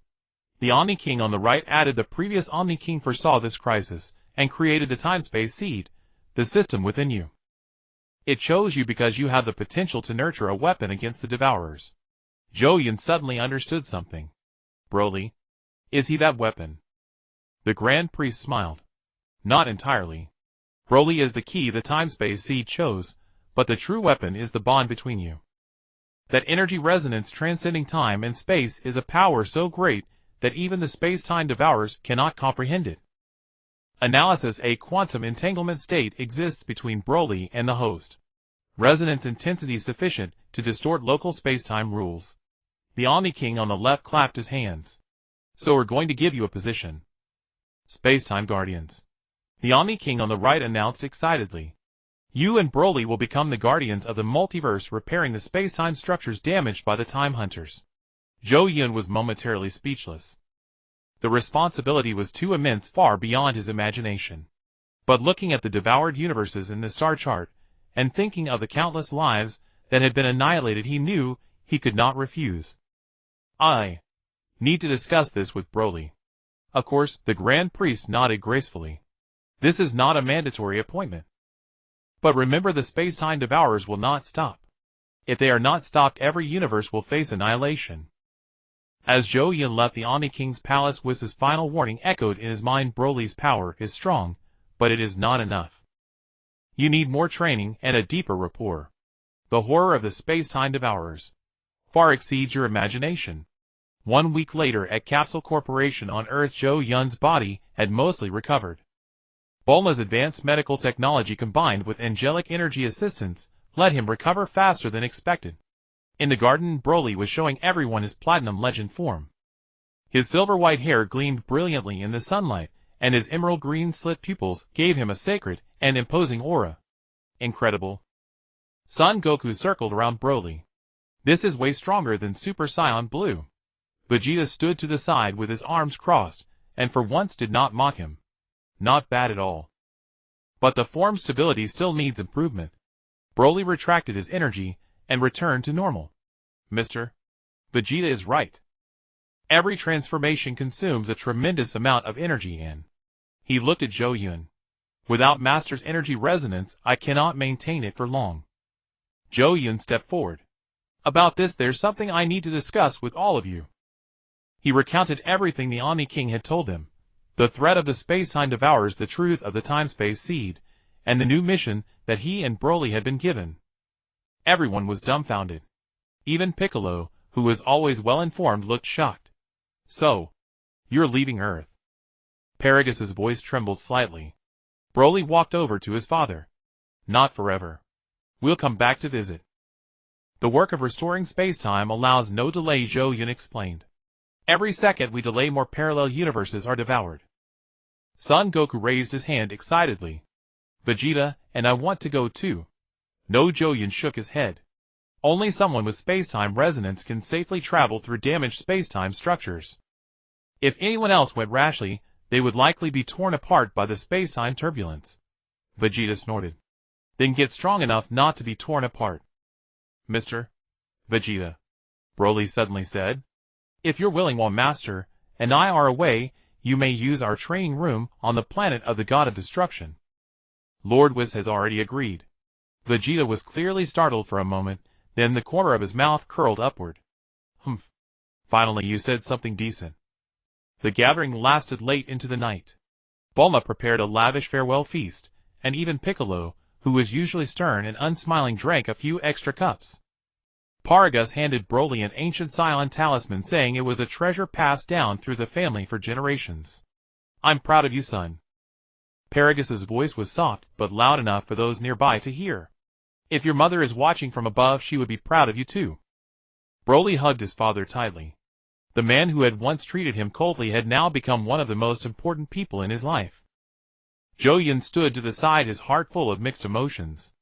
Earth had given him a second home, and these companions had given him an unprecedented sense of belonging. Now to protect all of this, he had to set out on a new journey. Mission updated: Spacetime restoration. First stop, the 7th Parallel Universe Fragment Zone. Expected spacetime disturbance, level 7. The system's notification sounded in his mind. Zhou Yun looked out the window at the starry sky. Out there were countless spacetime wounds waiting to be repaired, and a spacetime devourer army watching with hungry eyes. Broly walked up beside him, and followed his master's gaze into the night sky. Are you afraid, Master? A little, Zhou Yun said honestly. But with you here it isn't so frightening. Broly smiled, the confident smile of a mature warrior. I'll protect you just as you've always protected me. At dawn the next day, Whis appeared in the garden of Capsule Corporation right on time. The two Omni Kings had specially permitted him to serve as Zhou Yun and Broly's mentor angel until they could stand on their own. Ready? Whis asked with a beaming smile. Zhou Yun checked the supplies stored in his system space and nodded. Broly for his part gave his father and Earth friends one last hug. Remember to bring back souvenirs. Son Goku shouted, waving. Vegeta stood a short distance away and nodded slightly in acknowledgement. That simple gesture carried all the blessing the Saiyan Prince had to offer. Let's go! Whis tapped his staff, and a spacetime gate unfolded before the three of them. First stop, the 7th Parallel Universe Fragment Zone. Zhou Yun took a deep breath and stepped into the light. Broly followed closely behind without a moment's hesitation. The instant he passed through the spacetime gate, Zhou Yun felt the time-space seed within him, the being he had always called the system, form a wondrous resonance with Broly's energy. Countless parallel universes flashed before his eyes, and the mysteries of spacetime unfolded like a scroll. Spacetime Guardian mission activated. Objective: repair damaged spacetime and repel the devourers. Partner Broly. And so the new adventure begins. The sensation of traveling through spacetime was even stranger than Zhou Yun had expected. There was no dizziness, no discomfort, only a floating feeling of being wrapped in a warm liquid. Before his eyes flowed countless colorful ribbons of light, while a faint elusive hum echoed in his ears. Spacetime traversal stable. Destination 7th Parallel Universe Fragment Zone. Estimated arrival in 10 seconds. The system's prompt sounded in Zhou Yun's mind. He turned his head to look at Broly beside him. The disciple's silver-white long hair drifted gently in the spacetime corridor, his emerald vertical pupils focused intently on the flowing energy around them, with no trace of tension on his face, only pure curiosity and vigilance. "Attention, we are about to arrive." Whiz's voice came from ahead. The angel holding a staff carved a stable passage through the spacetime turbulence. The light suddenly blazed brilliantly, and Zhou Yun instinctively closed his eyes. When he opened his eyes again, the sight before him made him catch his breath. Countless shattered continental fragments floated in the dark purple void, some no larger than a football field, while others rivaled an entire continent. The fragments were connected by translucent energy bonds, forming an intricate web. Further away, a twisted nebula crept slowly like a wounded beast, emitting an ominous dark red glow. "Welcome to the 7th Parallel Universe Fragment Zone." Wiz spun around gracefully. "This was once a thriving universe, but now, as you can see..." Broly frowned. "I can't sense any life force. To be precise, there's almost none." Wiz pointed to a larger fragment in the distance. "There are still some faint life reactions over there. Let's go take a look." The three flew toward that fragment. As they drew closer, Zhou Yun noticed the ruins of a city on it. Tall buildings tilted, and collapsed streets cracked, vehicles abandoned. But strangely, there were no corpses, no bloodstains, as if all the residents had suddenly disappeared at some moment. Scan environment. Abnormal time fluctuations detected. Warning, local time loop detected. Zhou Yun's heart tightened. "Wiz is the time here. Locked in a loop." "That's right." Wiz nodded. "Each loop lasts about 12 hours, then everything resets. This is a common technique used by space-time hunters, trapping an area in a time loop and slowly absorbing its space-time energy." Broly landed on a cracked road and bent down to touch the ground. "There is a faint residual energy on the ground. Very similar to Kronos, but more ancient." Zhou Yun also landed and activated the system's full scan. Data streams scrolled at the edge of his vision, displaying various parameters of the fragment: atmospheric composition, gravitational coefficient, energy readings. "Time anchor discovered. Coordinates 3 kilometers northwest. There's something over there." Zhou Yun pointed to the city center. "It might be the device maintaining the time loop." Wiz nodded approvingly. "Good, you've already started to adapt. As space-time guardians, the most important thing is to quickly locate the source of space-time anomalies." He floated to a broken wall and sat down. "But this time I won't help. This is your first mission. See how far you can go." Broly looked at Zhou Yun, battle intent blazing in his eyes. "Master, let's go." Zhou Yun nodded, and the two advanced in the direction indicated by the system. Along the way, Zhou Yun noticed many illogical details: a coffee cup suspended in midair, raindrops falling upward from a puddle, and a wall of graffiti constantly shifting, as if playing a reverse animation. "Time here is truly chaotic." Zhou Yun carefully avoided a spatial distortion point. "Be careful not to touch those abnormal zones. You might be dragged into a random temporal stream." Broly suddenly grabbed him. "Master, wait!" He pointed to a damaged shop window on the roadside. "The dust inside was different just now." Zhou Yun observed closely, and found that the dust in the window was indeed forming strange patterns. Sometimes like a human face, sometimes like a symbol. Information transmission attempt detected. Decoding. A few seconds later, a line of text appeared in Zhou Yun's vision. "Beware the loop, not everything is the same. Someone is warning us," Zhou Yun said in a low voice. "This loop is not a simple repetition." Broly glanced around cautiously. "I can't sense any life. Unless they are not in this time layer." Zhou Yun interjected, suddenly understanding something. "System, can you detect life signals from different time layers?" Attempting. Higher level scan required. Consumes additional energy. Continue. Continue. An invisible ripple spread outward from Zhou Yun's body. A few seconds later, the system notification sounded. 17 life signals detected. Located in the temporal interlayer. Nearest 200 meters ahead, second floor. Broly had already dashed in that direction, and Zhou Yun followed closely.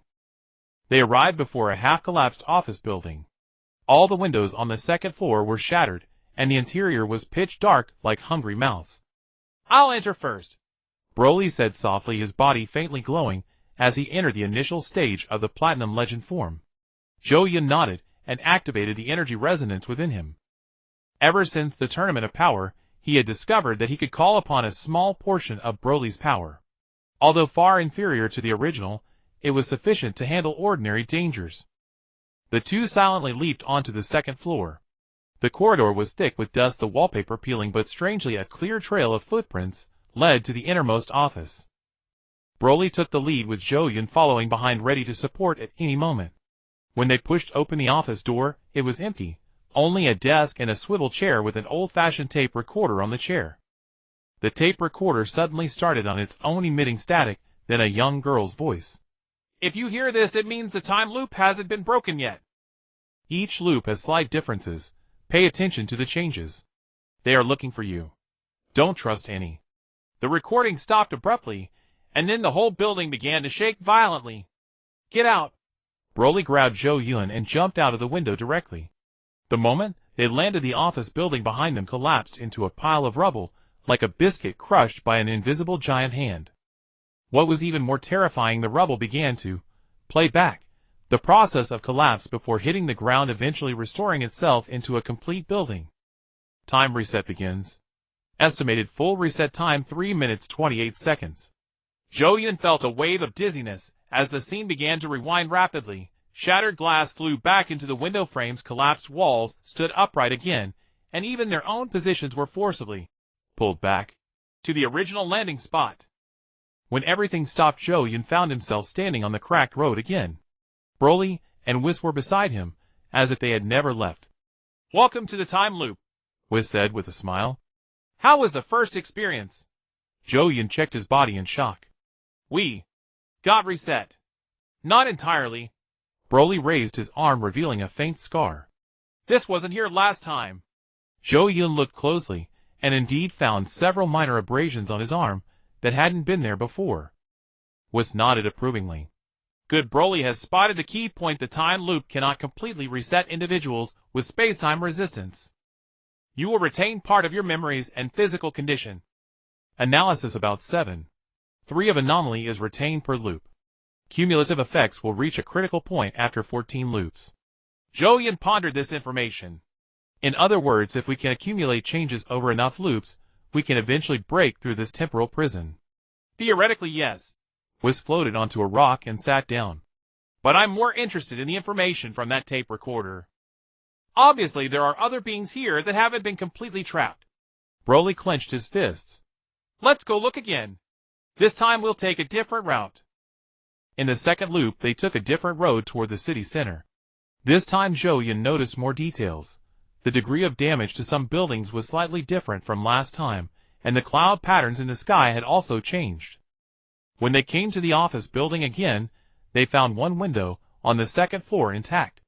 The message on the recorder was different. "The key to the loop is the device in the bank vault.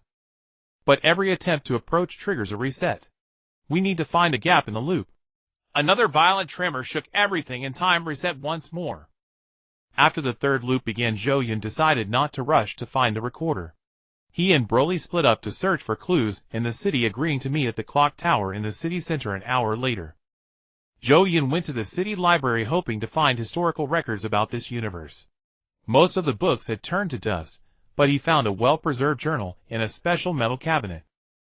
The journal's owner was a scientist. The last page wrote, "The time anchor has gone out of control. Ali said she would find a way, but that kid is only 15. May the gods bless us all." Zhou Yun was about to read the earlier pages carefully when the entire library began to warp. He hurried out of the entrance with the journal and happened to catch a glimpse of a petite figure disappearing around the street corner. "Stop!" Zhou Yun chased after her. That figure ran extremely fast, but Zhou Yun used energy resonance to boost his speed and finally cornered the target in a dead end. A girl of about 15 with short silver hair, wearing a shabby white lab coat. Wearing a robe, a bracelet flashing with blue light on his wrist. "Who are you?" The girl asked, warily, taking a step back and glancing occasionally at the bracelet. My name is Zhou Yun, and I am a time guardian. Zhou Yun slowly raised his hands to show he meant no harm. We're here to help. The girl's eyes widened. A time guardian. Does it really exist? I thought Grandma made up the stories. But then a warning flashed in his mind. Similar energy fluctuations detected originating from that very bracelet, with only a 23 match to the system. The realization sent a chill through him. Why would this girl's device carry energy signatures so similar to his own? He approached cautiously. You're named Ailey, correct? I came across your name in the logs. The girl, Ailey, seemed to relax slightly. You've read Dr. Hoffman's logs. Then you know about the time anchor. Before Zhou Yun could respond, Bully's voice rang out from the alley entrance. Teacher, the timeline is resetting again, and this time it's happening sooner than before. Ailey's eyes lit up when she saw Bully. The legendary Platinum Warrior, you're really a time guardian. She rushed forward, grabbing Zhou Yun's arm. Come with me quickly. I know how to temporarily escape the reset. The trio followed Ailey through a series of twisting underground tunnels until they reached a hidden basement chamber. Strange equipment lined the walls, and at its center pulsed a force field generator casting an eerie blue glow. This is my sanctuary built from my grandmother's blueprints, Ailey explained proudly. Here we can achieve partial immunity to the time resets. As expected, when the familiar tremor returned, the devices within the basement only shuddered slightly. Unlike the outside world, they remained untouched by the reset cycle. Time loop complete. External environment has been reset. Current accumulated anomaly rate 21. 9. Zhou Yun looked around. Who is your grandmother? How did she know about the Time Guardians? Ailey fiddled with her bracelet.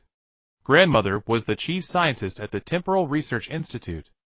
She once told me about an ancient prophecy, that when the space-time continuum nears collapse, a Platinum Warrior and their master would appear to save everything. She turned to Bully. You must be that warrior. Bully and Zhou Yun exchanged glances. Weiss had mentioned the space-time sea was created during the previous Omni King's era, and it seemed prophecies about it had spread across certain civilizations. What exactly is the time anchor? Bully asked. The recorder mentioned a device in the bank vault. Ailey nodded. That's equipment left behind by the Time Hunters, designed to sustain the loops and drain this universe's energy. I've tried destroying it, but every time I get close it triggers an early reset. Zhou Yun paused to consider. What if we coordinate? One draws attention while the other strikes at the device. Tactical feasibility 78. Recommendation: Bully creates a diversion while the host and Ailey infiltrate. Bully had clearly reached the same conclusion. I can create enough of a distraction to cover your approach. Ailey hesitated, her gaze fixed on the bracelet. But there are time guards patrolling around the bank. They can sense any temporal anomalies. I can help, Mr. Zhou Yun mask our signals, she said, finally making up her mind. But Mr. Platinum must ensure he draws all their fire. With the plan settled, Ailey retrieved 2 compact devices from the secret room and pinned them to their lapels. Temporal disruptors. They'll render us invisible to the guards for about 15 minutes. Meanwhile, Bully prepared to unleash his full power to draw the entire city's attention. Before departing, Zhou Yun gripped his disciple's hand firmly. Don't push yourself too hard. If things go wrong, retreat immediately. Bully squeezed back. Don't worry, Master. This time I'll be the one protecting you. The 3 returned to the surface and dispersed. Bully shot directly toward the central bank district, and almost immediately a column of white gold light erupted skyward, shaking the entire fragmented zone. Now! Ailey pulled Zhou Yun along a narrow path. The bank tower loomed ahead, and Zhou Yun spotted several silver-white figures, the time guards, rushing toward Bully's position. Their forms were even more indistinct than Kronos', resembling unfinished sculptures. High concentration temporal energy detected. Source: underground vault. The pair slipped into the bank lobby, and quickly located the elevator leading to the underground vault. Surprisingly, it was still operational, as if the time loop had deliberately preserved this particular passage.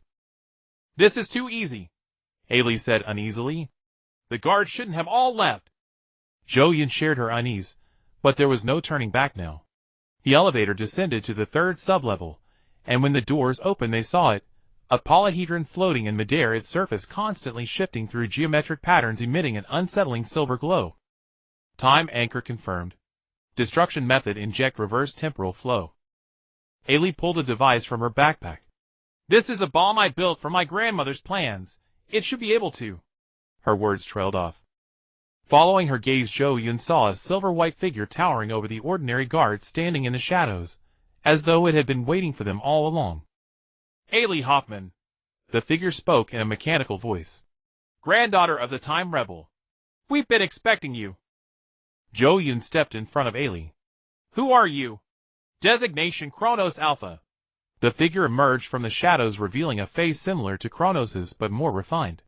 Prototype of the Time Hunters. It's a pleasure to meet you, holder of the space-time seed. Zhou Yun tensed. This enemy knew his identity. Master. Bully's voice suddenly came through energy resonance. There's an enormous energy signature near you.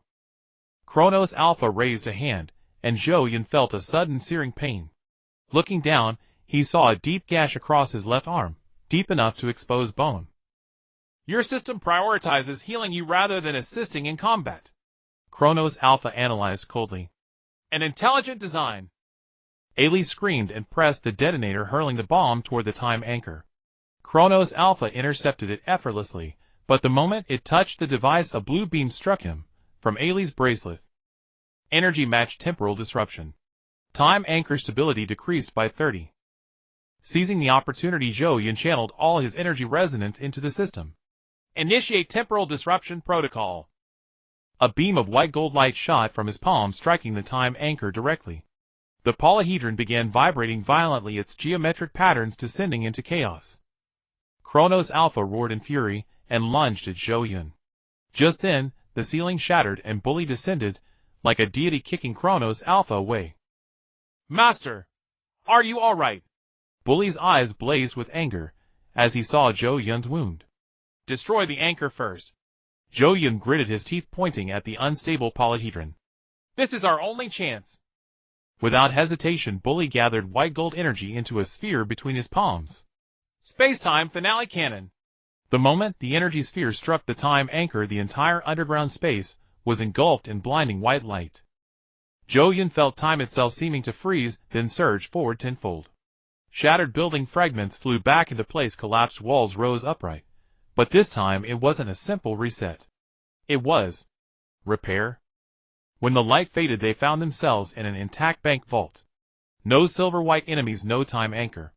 Outside the window, the sky was a normal blue, and in the distance, the long-missed song of birds could be heard.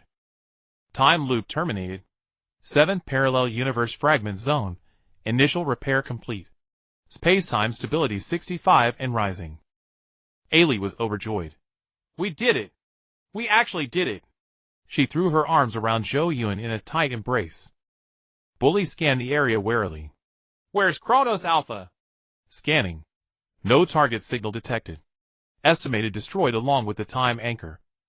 But Zhou Yun wasn't so optimistic. Kronos Alpha had called himself the prototype, which meant there could be more, perhaps even stronger enemies. Moreover, Ailey's grandmother's true identity, the mysterious prophecy, and the similarities between the bracelet and the system, all of these had only deepened the mystery. Weiss's voice suddenly came from behind. Well done resolving a Class B space-time disturbance on your first mission. The angel appeared in the vault seemingly out of nowhere, casually inspecting the surroundings. Weiss! Bully breathed a sigh of relief. Were you watching this whole time? Of course, Weiss said with a smile. But I only intervene at critical moments. After all, this is your trial. Ailey looked at Weiss with awe. You? You're an angel. My grandmother said angels are guides to the Time Guardians. Weiss studied Ailey with interest. Your grandmother was a wise woman. Is she well? Ailey's eyes dimmed. Grandmother disappeared during the first time loop. She left only these designs and the bracelet for me. Zhou Yun noticed a flicker of something unusual in Weiss's eyes as he looked at the bracelet, but the angel quickly regained his usual smile. All right, celebrations can wait. Let's contact Lord Zeno first to report mission success. As they left the bank, Zhou Yun glanced back at the reborn world. Sunlight streamed through the clouds, gilding the city in golden light. This was the first universe he had repaired as a time guardian, but certainly not the last. In the distance, an unnoticed silver-white figure flickered within a space-time rift, silently observing their every move. Its form was far more perfect than Kronos Alpha's, and its eyes gleamed with wisdom transcending space and time. On Earth, in the seventh parallel universe, the sunlight was remarkably bright. Zhou Yun stood in the center of the restored city square, feeling the gentle breeze brushing against his cheeks. 3 days earlier they had successfully destroyed the temporal anchor, liberating this fragment of space-time trapped in its endless loop. Now the city was reviving at an astonishing pace. Missing residents returned one after another, damaged buildings repaired themselves, and even the air was filled with the breath of new life. Space-time stability 89-inch. Residual anomalies 3. The system's prompt voice sounded in Zhou Yun's mind. He summoned a holographic projection to check the coordinates of the 3 remaining space-time anomaly points.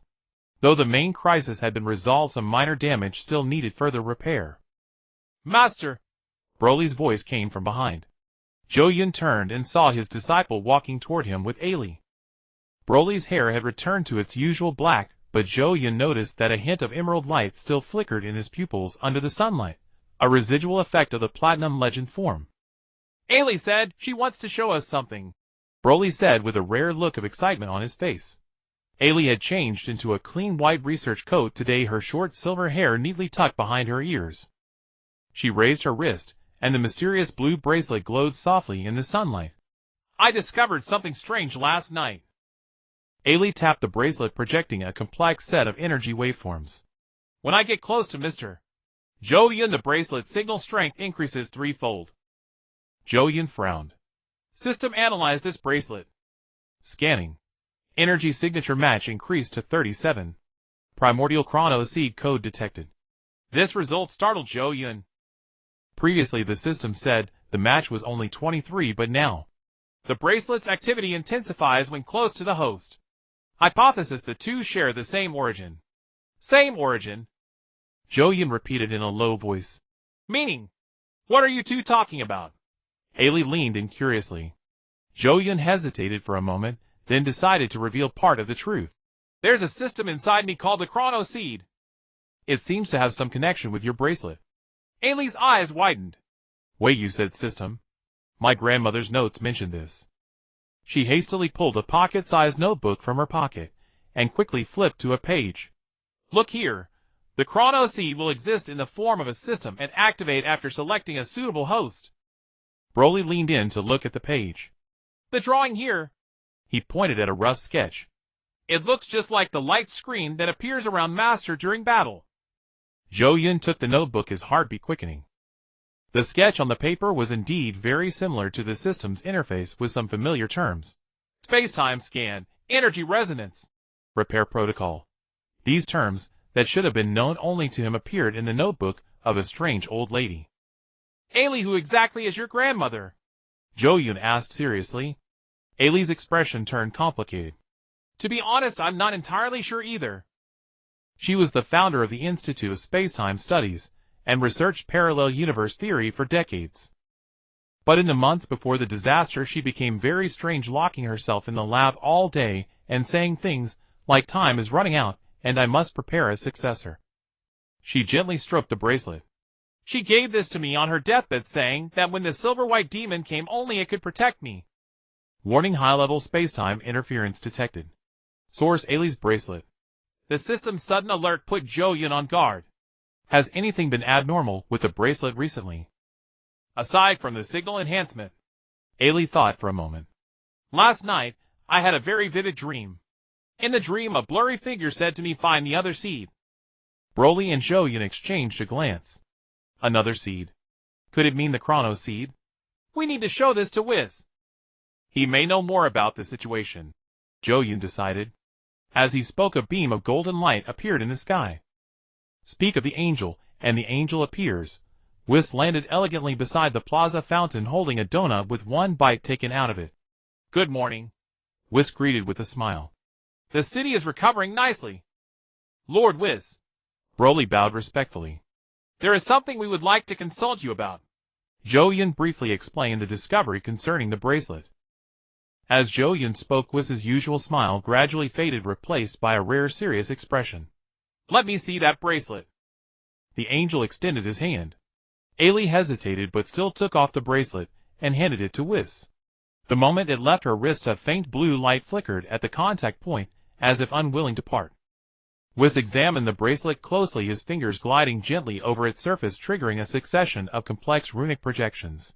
The angel's brows knitted tighter and tighter until he finally murmured, "Incredible." "What's wrong?" Zhou Yun asked. "What exactly is this bracelet?" Whis did not answer immediately. Instead, he returned the bracelet to Ailey and snapped his fingers. An invisible barrier enveloped the four of them, cutting off all outside observation. "The situation is more complicated than we imagined," Whis said in a low, grave voice. "This bracelet is another chrono seed." Zhou Yun drew a sharp breath. "But the Omni King said there was only one chrono seed. Apparently the previous Omni King kept a card up his sleeve." Whis looked at Ailey meaningfully. "Or rather, he created two seeds as a double insurance." Ailey looked bewildered. "What are you talking about? I'm just an ordinary researcher's granddaughter." "No, my dear, you are far more than that." Whis gently tapped Ailey's forehead. "Your DNA contains space-time code, something only the Omni King can do. Your grandmother may not be your biological grandmother at all, but a guardian arranged by the previous Omni King." This revelation was so shocking that even Broly's eyes widened. Ailey turned deathly pale and staggered back a few steps, only to be caught in time by Broly. I don't understand." Ailey's voice trembled. "If this is true, then who am I?" Whis' expression softened. "That question needs time to be answered. What matters now is that you two chrono seed bearers have met, which means the threat of the space-time devourer is approaching." Zhou Yun interrupted, suddenly understanding something. "The previous Omni King foresaw that a single chrono seed might not be enough, so he prepared double insurance." Whis nodded approvingly. "Clever. But this also brings a new problem. Can the two chrono seeds coexist harmoniously? How will the energy resonance develop? Especially," he looked at Broly, "when they both establish a connection with the Platinum Legend." Broly straightened his back. "I am willing to cooperate with any test, if it can help fight the space-time devourer." Ailey took a deep breath, trying to calm herself. "I will too. Even though I still can't figure out the situation, if this bracelet is truly as important as you say, I want to know how to use it." Whis clapped his hands. "Excellent. Then first, we need a safe place to run the experiment. Although this place has been repaired, its space-time structure is still fragile." He tapped his staff lightly, and a spatial temporal gate opened before them. "Let's return to the Omni King's palace. The Grand Priest will want to personally see this discovery." Omni King's palace. In the pure white Great Hall of the palace, the two Omni Kings circled around Ailey, curiously examining the bracelet on her wrist. Ailey stood frozen with tension, like a rabbit stared down by a bird of prey. "It really has the same energy signature as the previous Omni King. So sneaky, he secretly made two." The Grand Priest was even more serious than Whis. After examining the bracelet, he reached the same conclusion. It was a second chrono seed, and it had a complementary relationship with the system inside Zhou Yun. "Theoretically, the two seeds should merge into one," the Grand Priest mused. "But the previous Omni King chose to separate them. There must be a profound reason." Zhou Yun recalled the insufficient permissions the system had mentioned before. "Is it possible the two seeds are in charge of different permissions? For instance, one for analysis, the other for execution." Hypothesis plausible. High-level execution protocol detected in the bracelet. The system's response seemed to verify the conjecture. The Grand Priest nodded. "Very likely. Zhou Yun's system leans more toward knowledge and support, while Ailey's bracelet contains more practical action capability." Broly seemed thoughtful. "Just like the relationship between Master and me. One is in charge of thinking, the other of action." Whis added with a smile. "And now you have the perfect four-person team. Zhou Yun's analysis, Ailey's execution, Broly's strength, plus my guidance." The Omni King on the left suddenly clapped his hands. "How fun! Let them demonstrate their cooperation." Yes, we want to see a combined skill." The Omni King on the right agreed. The Grand Priest gave a helpless smile. "Your Majesties, this is not a performance. It's fine. We do need to test the energy interaction, Zhou Yun interrupted. Understanding each other's ability boundaries in a safe environment will be very helpful for future missions. Ailey was a little uneasy. But I barely know how to use the bracelet. My grandmother only taught me the most basic operations. It's okay, learning is a gradual process. Broly couldn't control his own power at first either, Zhou Yun encouraged gently. The training ground was arranged in a special space on the outskirts of the Omni King's palace. This place was not bound by conventional physical laws, and could simulate various combat environments. We set up several test items of increasing difficulty from simple energy resonance to complex multi-spacetime coordinated operations. The first test was simple. Zhou Yun and Ailey both tried to establish an energy connection with Broly at the same time.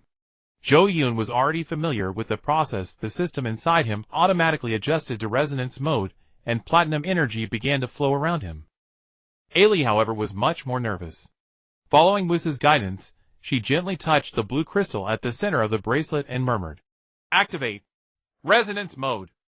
The bracelet flickered a few times, projecting a ring of blue light around her wrist, but showed no obvious interaction with Broly. "Relax, don't treat it as a tool. Try communicating with it as if it were a friend," Zhou Yun suggested. Ailey closed her eyes and took several deep breaths. When she opened them again, her attitude was clearly different. "Please help us, no matter what you are."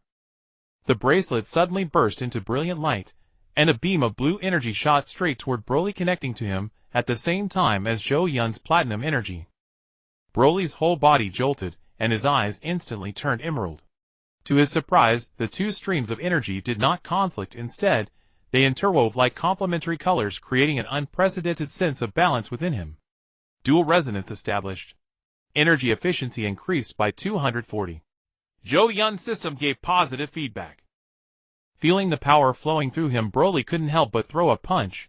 Without transforming, just an ordinary strike, yet it released an energy impact comparable to Super Saiyan Blue, blasting the distant training target to dust. "Wow!" Ailey exclaimed. Did we do that?" Whis recorded the data with satisfaction. "Very good. Next, let's try simultaneous multidimensional coordination." Over the next few hours, the three of them conducted various coordination tests. With practice, Ailey became more and more proficient at controlling the bracelet, able to independently select different modes: defense, scanning, attack, support, and so on. Zhou Yun meanwhile discovered that when his system was closed to the bracelet, its functional options increased significantly, and some previously insufficient permission blocks began to unlock. The most surprising was Broly's performance. With the support of dual energy resonance, his platinum legend form became much more stable, and its energy consumption was greatly reduced. Even more astonishing, he tried to locally enhance specific parts of his body with the two energies, for example, making only his right hand enter platinum legend form, while keeping the rest of his body in its normal state. Such fine control was previously impossible. "My control has improved more than threefold," Broly excitedly showed Zhou Yun. "Master, I feel I could maintain this for a whole day." Zhou Yun smiled and patted his disciple's shoulder. "It seems our combat power has reached a new level." Ailey sat on the ground, panting, her forehead covered with sweat. "You too have so much energy. I need to rest for a while." Only then did Zhou Yun realize that Ailey, as an ordinary person, couldn't endure a long period of energy output. He was about to suggest stopping the training, but was suddenly looked up at the sky. "Huh?" Who would? At this time, a flash of golden light appeared, and the Grand Priest emerged at the edge of the training ground, his expression unusually grave. "Was bring them to the main palace immediately." "Something has happened." Inside the main palace, the atmosphere was completely different from when they had left. The two Omni Kings were no longer laughing. Instead, they floated solemnly before the throne. Floating in the air were models of 7 universes, 4 of which had turned a dangerous dark red, with spiderweb-like cracks crawling across their surfaces. "The space-time devourer's assault has accelerated." The Grand Priest pointed at the discolored universes. "Just during our training, another 2 universes have fallen." Zhou Yun's heart tightened. "So fast?" "Even worse." The Grand Priest switched the projection, revealing a creature never seen before, a giant amoeba-like being composed of countless silver-white fragments slowly devouring a planet. The space-time devourer's evolution is faster than expected. They have begun to fuse materials from multiple universes to form an extra-dimensional devourer mother entity. Ailey's bracelet suddenly activated on its own, projecting a blurry image of silver-white giant standing in the void surrounded by countless temporal anchor devices. Alert: Spacetime Sovereign level threat detected. Designation Chronos Omega. Threat level Ultimate. The system and the bracelet issued the warning simultaneously. Zhou Yun drew a sharp breath. Chronos Alpha was already difficult enough to deal with, and now there was an Omega version. This is why the previous Omni King created 2 Chronos Seeds. The Omni King on the left said, his voice unusually calm. Only dual space-time resonance can counter the Devourer in its complete form. The Omni King on the right added, with seemed thoughtful. So Zhou Yun and Ailey need to establish a connection with Broly at the same time. Not only that, the Grand Priest shook his head. According to the secret records left by the previous Omni King, what is ultimately needed is the power of the Trinity, the 2 Chronos Seeds, and a space-time warrior completely merging to form the ultimate form of the space-time guardian. Broly frowned. Complete fusion. What does that mean? Literally, the Grand Priest said seriously. The 2 Chronos Seed bearers and the space-time warrior merge into one at the energy level. In theory, this form can freely manipulate the rules of space-time and even reverse the Devourer's erosion. Zhou Yun and Ailey looked at each other. The concept was too advanced. Even the system had no response for a moment. Searching database. Related entry found: Space-Time Fusion Protocol. Current completion 0. 3-inch. Ailey's bracelet also flickered, projecting a complex set of equations. Mine shows fusion protocol preparing. But the progress bar has barely moved. Because you're not ready yet, was explained. Tacit understanding, trust, energy compatibility. All need time to cultivate. The Grand Priest nodded. According to calculations, you need to complete at least 7 space-time repair missions before you can meet the basic fusion standard. 7 times. Zhou Yun murmured, looking at the universes on the verge of destruction in the projection. Will there be enough time? There must be enough time. The Omni King on the left said, we will do our best to buy time. The Omni King on the right promised. The training came to a temporary end. The 3 were arranged to rest in the Omni King's palace, preparing to head to the next damaged universe tomorrow. Ailey was taken by a female angel to a special room, while Zhou Yun and Broly stayed in the guest quarters. In the dead of night, Zhou Yun stood by the window gazing at the swirling nebulae outside the palace. The system was analyzing the massive amount of information gained today in the background, but unease still lingered in his mind. Alert: Spacetime peeping detected. Source unknown. Zhou Yun whirled around just in time to catch a silver-white shadow darting past the corner. He immediately contacted Broly through energy resonance. Someone has infiltrated. Broly appeared at his side. In an instant, his platinum legend form fully activated. The 2 stood back to back on alert, but there was no further anomaly in the room. Target disappeared. Energy signature match 89, similarity to Chronos Omega. Zhou Yun's heart sank. Could the enemy already infiltrate the Omni King's palace directly? Or had they intentionally let themselves be discovered as a deterrent? Master! What's wrong? Broly asked softly. Zhou Yun shook his head. Nothing. Maybe it was an illusion. Unwilling to cause panic without sufficient evidence, he said, go get some rest. There's still a mission tomorrow. Broly was dubious, but he nodded and deactivated his transformation. Zhou Yun looked out the window again, as if he could feel an icy gaze cast from some distant space-time. Chronos Omega. The space-time devourer mother entity. 2 Chronos Seeds. The mysteries were multiplying, but one thing was certain. The true battle had just begun. On the teleportation platform of the Zenoa's palace, Zhou Yun checked the equipment list in his system space. Energy supplements, temporal stabilization anchors, emergency medical kits. All mission essentials were fully prepared. Supplies confirmed. Mission objective: Second Parallel Universe Fragment Zone. Threat level A. The system's chime echoed in his mind. Zhou Yun looked up at his teammates, making their final preparations. Broly was practicing new energy control techniques under Whis' guidance, the platinum legend form flickering faintly across his body. Ellie repeatedly adjusted her wristband, occasionally asking questions of the angelic assistant beside her. 3 days ago, they had been informed that signs of activity from a new type of space-time devourer had appeared in the second parallel universe. Unlike the previous time loops, this time the edges of the entire universe were beginning to shed, like a canvas torn apart by an invisible hand. Ready? Was floated over to the three of them. Today the angel wore a light blue battle suit and his staff had transformed into a more practical short rod form. Broly nodded firmly. Ellie responded nervously, but earnestly, while Zhou Yun reviewed his system status. We can set off anytime. Then the final mission briefing. Whis swung his short staff projecting a model of the second parallel universe. The target area is the void corridor at the edge of the universe. Already 37 of the space-time structure has been destroyed by a new type of devourer known as the Void Weaver. The image enlarged to reveal a colossal jellyfish-like creature composed of countless silver threads. It drifted at the edge of the universe, extending thousands of tendrils from its body to coil around the space-time structure, gradually causing it to disintegrate. Unknown energy pattern detected. Similarity to temporal anchor 64. Zhou Yun frowned. Looks like some kind of variant of Kronos Alpha. More precisely, it's an evolution. Whis corrected. Intelligence shows they can manipulate both time and space simultaneously, weaving the space-time structure into a form suitable for devourers to absorb. Ellie's wristband suddenly emitted a rapid piercing beep and projected a blurred image. Countless silver threads wrapped around a blue planet, slowly breaking it down into elementary particles. Warning: highly aggressive mode. Recommendation: prioritize destroying the core weaving nodes. Whis nodded approvingly. The wristband has given sound advice. Your strategy should be: Broly provides a frontal diversion, Zhou Yun analyzes weaknesses, and Ellie locates the core nodes. Then what exactly should I do? Ellie asked uneasily. I don't have any combat experience yet. The wristband will guide you, Whis said with a mysterious smile. When the time comes, you'll naturally know.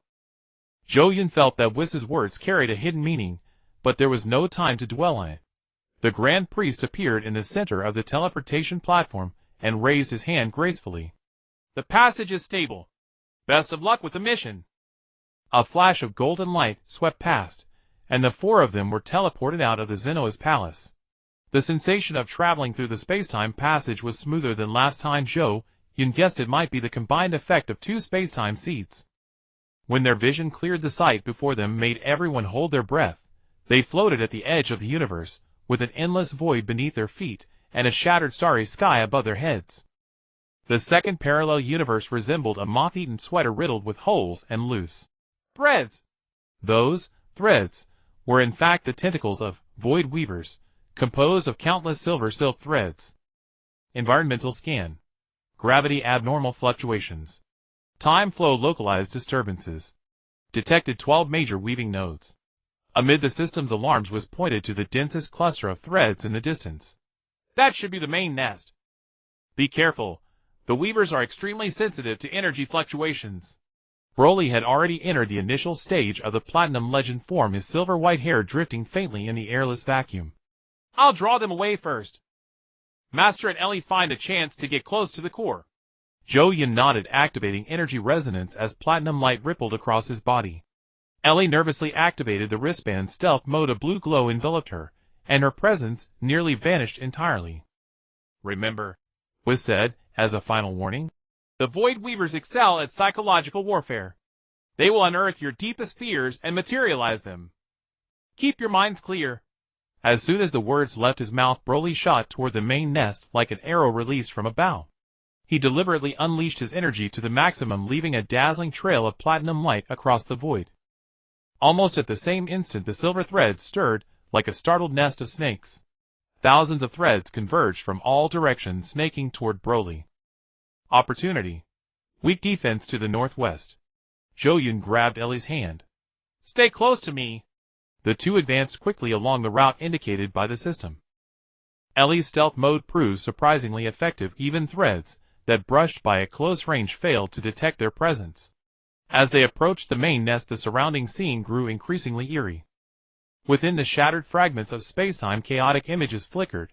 Zhou Yun saw visions of Earth being devoured, Broly rampaging and destroying the universe, and even a horrifying image of himself trapped in an eternal loop. Psychological interference. Recommendation: activate mental protection. Zhou Yun gritted his teeth, ignoring the hallucinations, and focusing on the data provided by the system. Ellie's condition, however, was not good. Her breathing grew more rapid, and her eyes were fixed on some illusion that only she could see.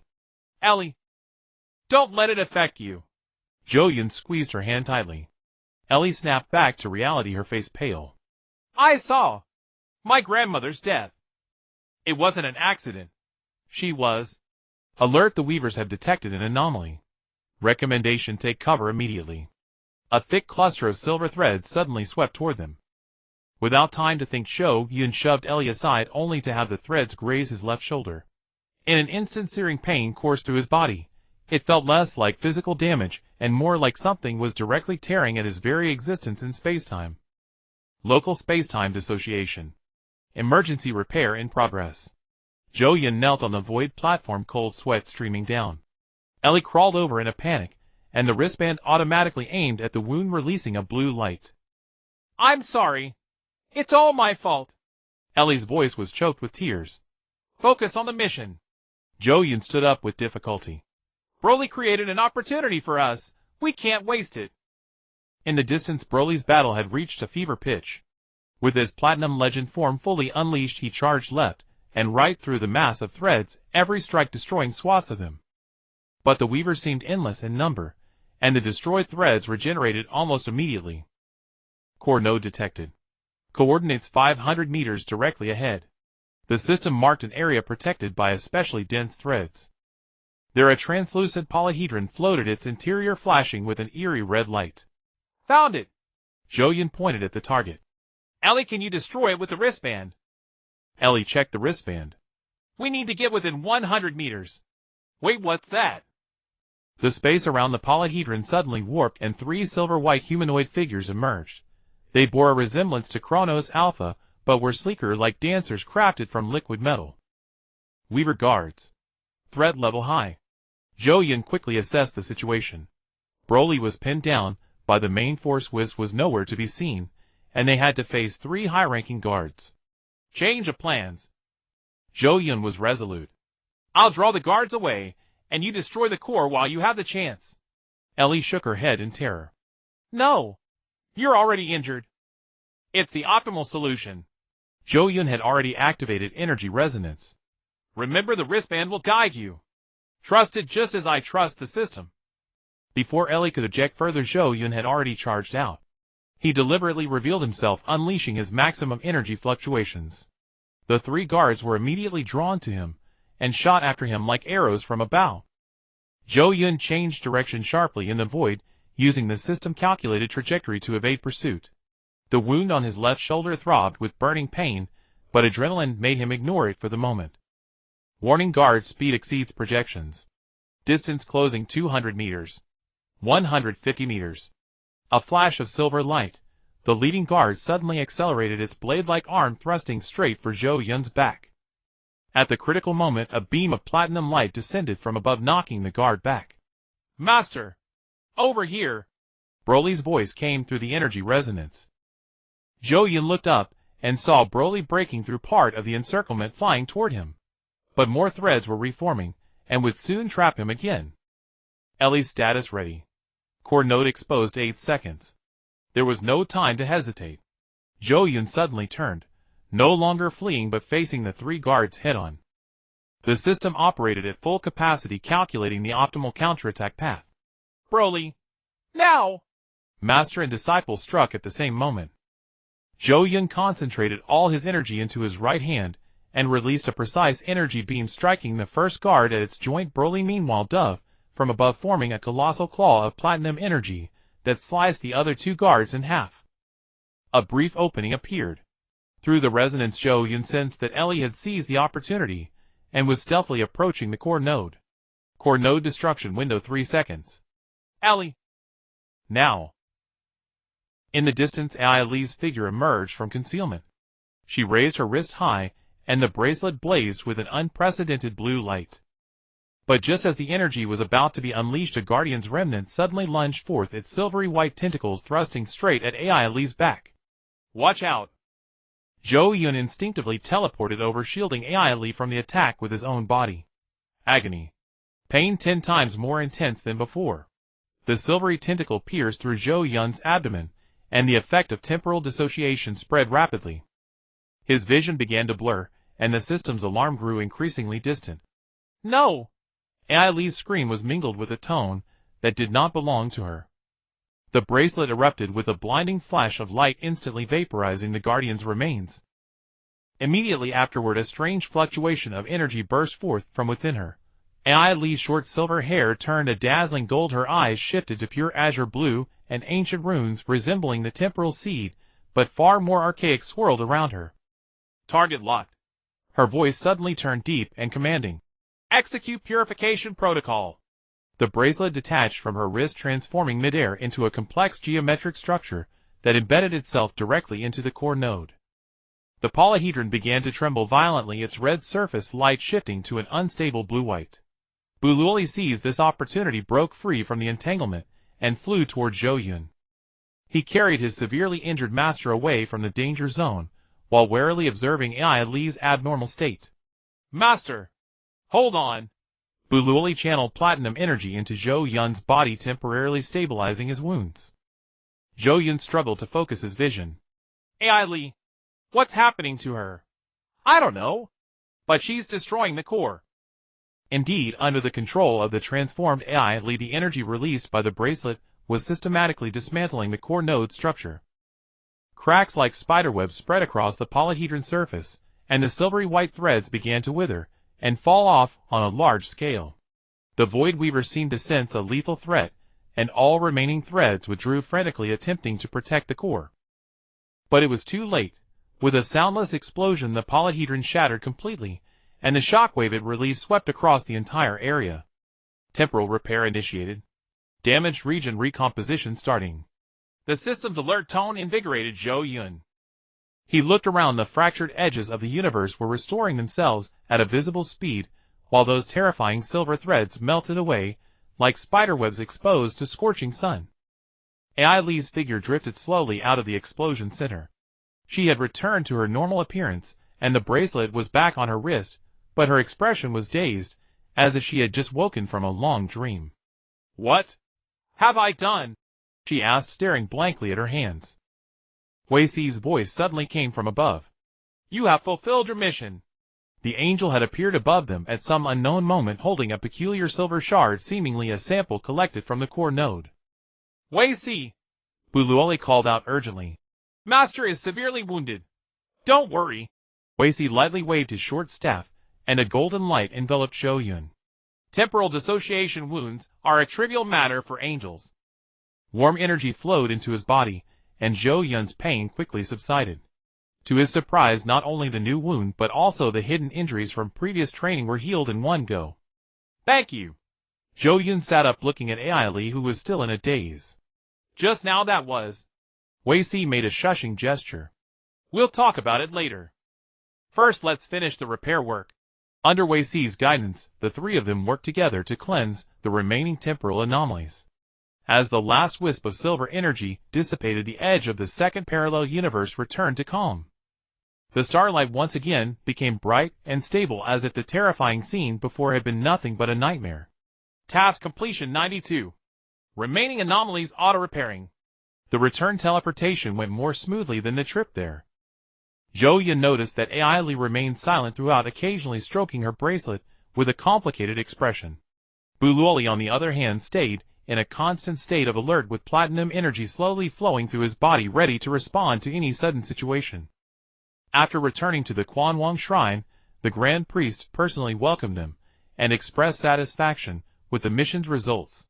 But when Zhou Yun tried to report AI Li's anomaly in detail, Wei Si skillfully steered the conversation away. The children need rest, the angel said with a smile. We'll report the details tomorrow. In the dead of night, Zhou Yun lay on the bed in the guest room, reviewing today's battle. The system was analyzing the collected data in the background, but a certain question lingered in his mind. What exactly was hidden inside AI Li's body? That imposing tone, that masterful manipulation of energy, could never have been achieved by a girl who had just come into contact with the bracelet for the first time. A soft knock interrupted his thoughts. As the door opened, there stood Ai Li in her pajamas, face pale, eyes red and swollen. She had clearly been crying. Mr.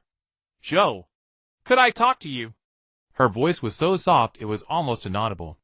Zhou Yun motioned for her to come in, and casually activated a soundproof barrier. About today's events.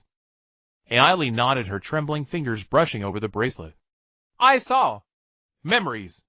They're not mine, they're from the bracelet. There is another person. A woman who looks exactly like me but much older. Memory residue detected. Source deep storage of bracelet. Zhou Yun sat up straight. Who is she? She called herself Alexia, the founder of the Institute of Time and Space, and also Ai Li's lips trembled. The last disciple of the previous Quan Wang. This shocking news left Zhou Yun momentarily speechless. A disciple of the previous Quan Wang. Wouldn't that make her an existence on par with the current Quan Wang? What else did she say? Ai Li shook her head. Only fragments. A great battle. The raid of the Time Devourer. The dying wishes of the previous Quan Wang. She suddenly grabbed Zhou Yun's hand. The most terrifying thing is, she said I am her. Not a descendant, not a successor, but reincarnation. Rebirth. I don't understand. Zhou Yun's heart jolted. If this was true, then within Ai Li's body might lie dormant an existence nearly divine. And Wei Si obviously knew something but chose to keep it hidden for now. Warning: high-level information blockade detected. Speculation: angel-level confidentiality agreement. The system's notifications explained Wei Si's attitude. Some secrets may be too sensitive even for angels to reveal casually. Listen, Ai Li, Zhou Yun said softly. No matter what the truth is right now, you are yourself. If that Alexia truly exists, when the time is ripe, everything will be revealed. Ai Li forced a smile. Thank you. I'm just afraid that one day I'll wake up and not be myself anymore. Zhou Yun understood this fear. He promised to help Ai Li investigate the truth, while also reminding her to stay vigilant, especially against the bracelet's sudden guidance. After seeing Ai Li off, Zhou Yun was about to rest, when the door was knocked again.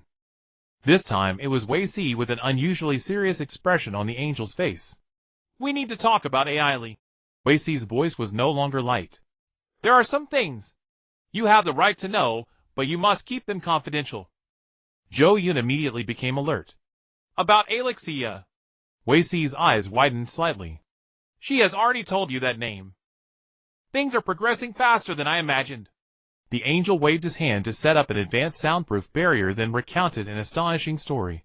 After foreseeing the threat of the Time Devourer, the previous Quan Wang had secretly trained 3 disciples, 2 angels, and 1 human. That human was Alexia, the true founder of the Institute of Time and Space, and the first tester of the temporal seed. In the great battle, where the previous Quan Wang fell, Alexia sacrificed herself to seal the main force of the Devourer. Wei Si's voice was low. But a part of her consciousness was preserved within the temporal seed, waiting for a suitable inheritor. So Ai Li is truly a genetic replica carrying Alexia's memories and mission. Wei Si nodded. Under normal circumstances, these memories would gradually unlock as her abilities improved. But today's crisis forced the bracelet to prematurely activate some deep-seated memories. Zhou Yun processed this information. What impact does this have on Ai Li? It's hard to say for now. Wei Si wore a rarely seen worried expression. Whether human consciousness can withstand God-level memories is an unknown. This is also why Lord Quan Wang chose to unlock them gradually. Speculation: excessive memory integration speed could lead to host personality dissolution. Recommendation: monitor Ai Li's mental state. The possibilities presented by the system made Zhou Yun's heart tighten.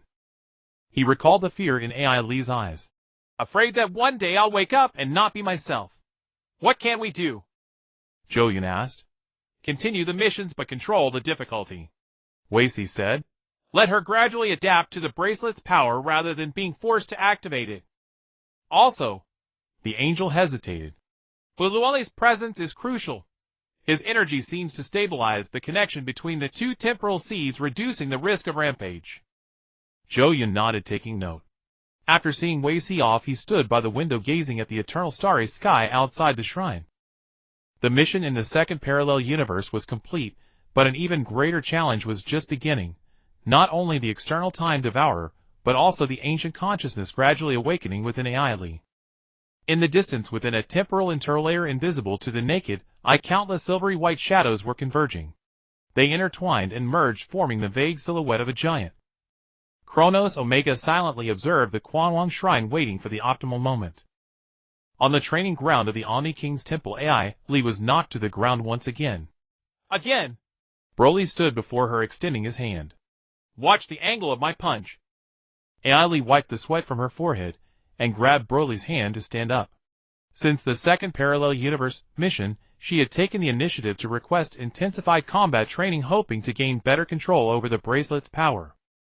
But progress was not ideal. Every time she approached a breakthrough, she would unconsciously shrink back as if afraid of unleashing too much power. How about we stop here for today? Zhou Yun walked over and handed Aili a towel. You've been training for 3 hours. Aili shook her head and stubbornly assumed a fighting stance. One more time. This time I will. Her words came to an abrupt halt. The bracelet suddenly emitted a blinding blue light. Aili's pupils dilated sharply, and her silver-white short hair moved without wind. When she spoke again, her voice had become low and imposing. Broly Paragus 7th Generation Legendary Super Saiyan Mastery of the Divine Legend form at 72. Your energy flow has a 0.3-second delay at the 3rd chakra, affecting overall output efficiency. Broly and Zhou Yun simultaneously stepped back. This was not Aili. This was Ailixia, the ancient spacetime guardian slumbering within the bracelet. Lady Ailixia, Zhou Yun asked tentatively. Temporary takeover. Aili, or rather Ailixia, flexed her wrist. A young body, but its potential is not bad. It needs more training to adapt to the upcoming battle. Broly watched her warily. Where is Aili? She is sleeping soundly.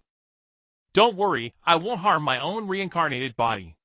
Ailixia's tone carried the patience of an elder. Time is limited, so let us focus on improvement.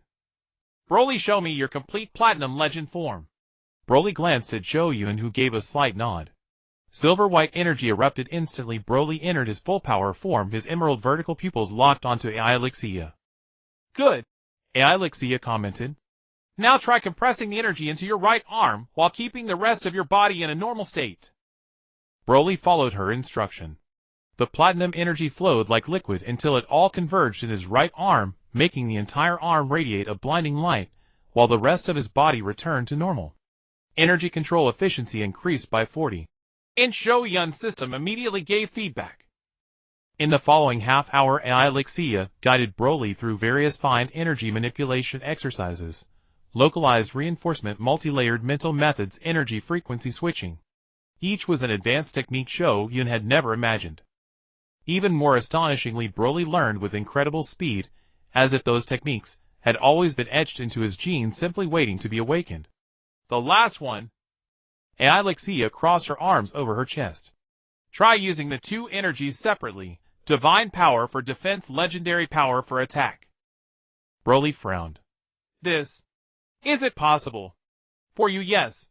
Ailixia said with certainty. You are the one exception in tens of millions of years able to perfectly balance two opposing forces. Now try to reproduce the state you were in when you fought Kronos Omega. Broly closed his eyes, and the energy around him began to subtly diverge. The platinum light gradually separated. Red divine power formed a shield in the inner layer, while green-gold legendary force flickered like flames on the outer periphery. Energy layering successful. Estimated combat effectiveness increased by 65. Zhou Yun's system frantically recorded all this data. Just then Ailixia suddenly staggered. As the blue light flickered, her eyes regained a girl's flustered look. What happened? Aili looked blankly at her hands. I seem to have blacked out again. Broly immediately retracted his energy and stepped forward to support her. Lady Ailixia took over your body just now and taught me some techniques. Aili's face instantly turned pale. She came out again. What did she say this time? What did she do? Zhou Yun briefly explained the training content, omitting Ailixia's remarks about the upcoming battle. But Aili keenly sensed something abnormal. She's preparing for something, isn't she? Aili grabbed Zhou Yun's arm. I can feel it. The bracelet has been increasingly active lately, as if waiting for a certain moment. Abnormal energy fluctuation detected. Source AI Lee's bracelet. Mode standby awakening. The system's alarm confirmed AI Lee's intuition.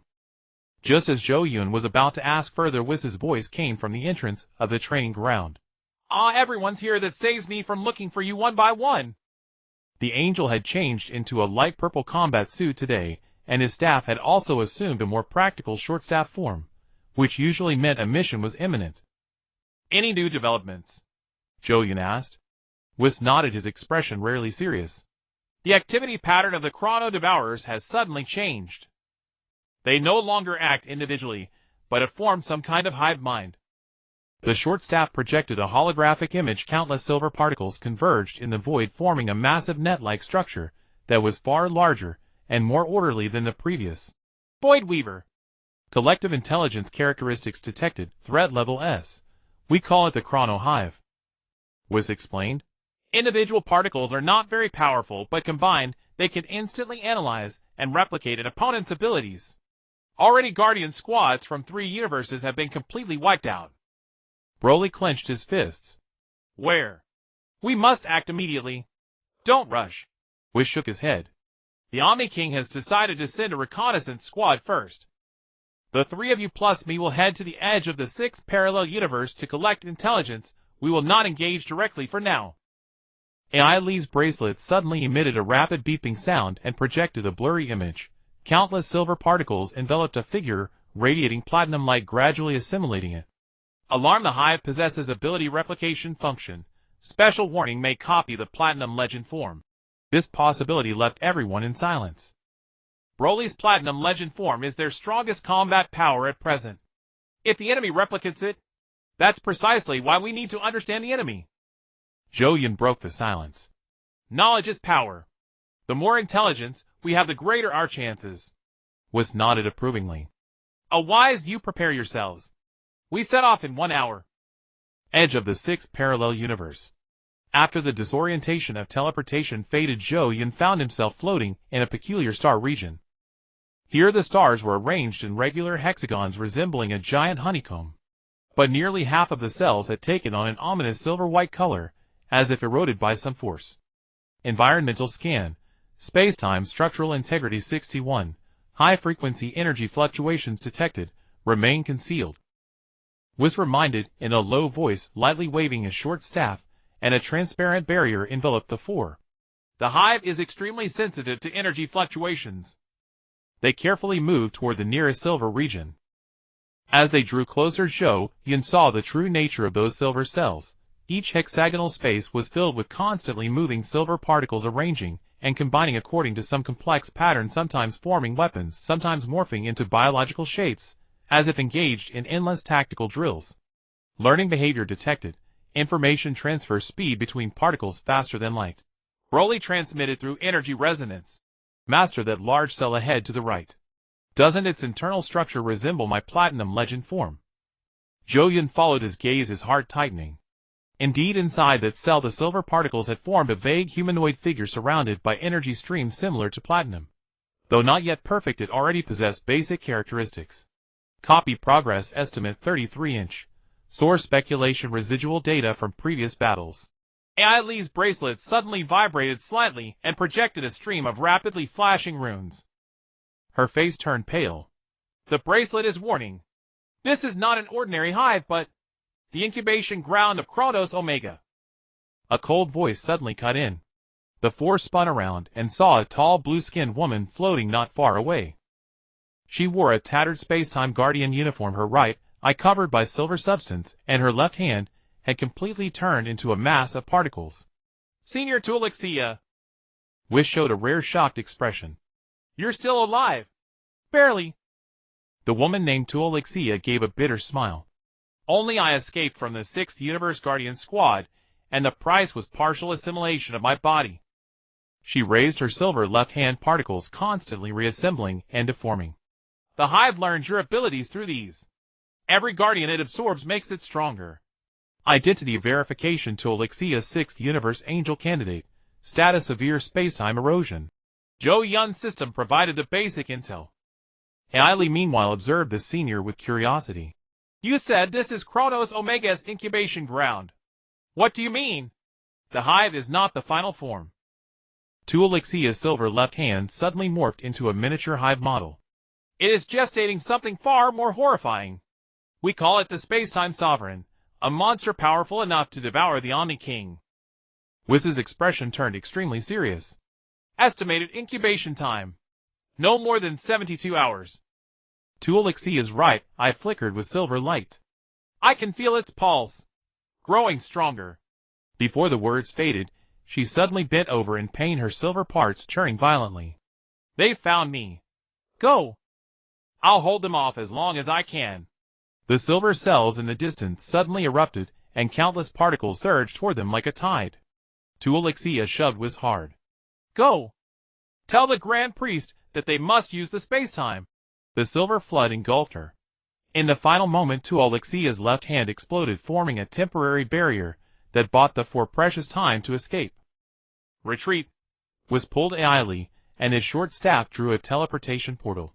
Broly grabbed Zhou Yun and followed close behind. Just as they were about to step into the portal, a strange force suddenly locked onto them. Zhou Yun felt time slow abruptly, his movements sluggish like a crawling snail. Time lockdown, intensity angel class. At the center of the hive, a blurry silver-white figure slowly emerged. Kronos Omega, the highest form of the Chrono Devourers. It simply raised its hand, and the teleportation portal began to flicker unsteadily. You wish. Wiz roared, his staff erupting with dazzling golden light, temporarily canceling the time lockdown. The four staggered into the portal. In the last second before it closed, Zhou Yun saw the corner of Kronos Omega's mouth curl into a strange arc, as if saying, "This is only the beginning." Omni King's Temple. The situation is worse than we thought. After hearing the report, the Grand Priest frowned, a rare sight. If Tu Alexia's intelligence is accurate, we have less than 3 days to prepare. The two Omni Kings sat upon the high throne, speaking with grave expressions. Finally, the Omni King on the left spoke. We need more power. All guardians must be awakened. The Omni King on the right added. The Grand Priest nodded. I will immediately recall all available space-time guardians. At the same time, he looked at Ailey. It is time to consider fully activating the dual space-time seeds. Ailey took a nervous step back. But I still cannot control the bracelet well. Alexia's consciousness appears more and more frequently. That is precisely the key. The Grand Priest explained. The two space-time seeds must reach a synchronization rate above 95 to fuse. At present you are only at 73. Calculation: at least 7 deep resonances required. Risk 42 probability of personality fusion. The system's evaluation made Zhou Yun's heart tighten. Personality fusion meant Ailey might lose her sense of self and be replaced by Alexia. Is there no other way? Zhou Yun asked. Wiz shook his head. Against a space-time sovereign level threat, we need the Trinity fusion of the dual space-time seeds and the Platinum Legend. It was the ultimate weapon designed by the previous Omni King. Broly suddenly spoke. If it must be done, I request to join Ailey's training. I have experience in controlling dual powers. Zhou Yun understood his disciple's intention. Broly had once nearly lost his sanity in his legendary Super Saiyan state, and only under Zhou Yun's guidance had he learned to balance it. No one understood the agony of an identity crisis better than he did. The Grand Priest approved the request. For the next 48 hours, the three would undergo intensive training, striving to raise the synchronization rate to the necessary level before the decisive battle. In the training room, Ailey nervously fiddled with her bracelet. I don't know what to do. No need to force control. Broly sat cross-legged across from her. When Master taught me, the first lesson was acceptance, not resistance. Zhou Yun nodded and added. Try communicating with Alexia instead of fearing her. Essentially, you are the same person, consciousnesses from different periods. Suggestion: activate empathy protocol. Temporarily link the system to the bracelet. With the system's aid, Zhou Yun established a safe mental space where Ailey could conduct limited exchanges with Alexia. At first, Ailey was highly resistant, but as the dialogue deepened, she gradually came to understand this former self's predicament. Alexia had no intention of replacing her, she simply wished to pass on everything she had learned in her lifetime. She She is actually very lonely. After the first deep exchange, Ellie said with reddened eyes. She guarded space-time for tens of thousands of years, watching her companions fall one by one. In the end, she chose to seal her memories inside the bracelet, waiting for a suitable successor. Broly said softly. Just as Father Pargus kept waiting for a chance to set me free. The resonance training advanced at remarkable speed. Ellie no longer resisted the bracelet's power, and Alexia's consciousness no longer abruptly took over, but instead coexisted with the host in a more harmonious manner. When Whis came to check the progress, he was surprised to find the synchronization rate had reached 89. Amazing progress, the angel praised. At this pace, initial fusion can be attempted tomorrow. In the dead of night, Zhou Yun stood alone on the temple's observation deck, gazing at the distant twinkling star river. The system was analyzing the hive's combat data in the background, searching for possible weaknesses. Alert: abnormal temporal fluctuation detected. Pattern 91, similarity to Ellie's bracelet. This discovery made Zhou Yun's brow furrow deeply.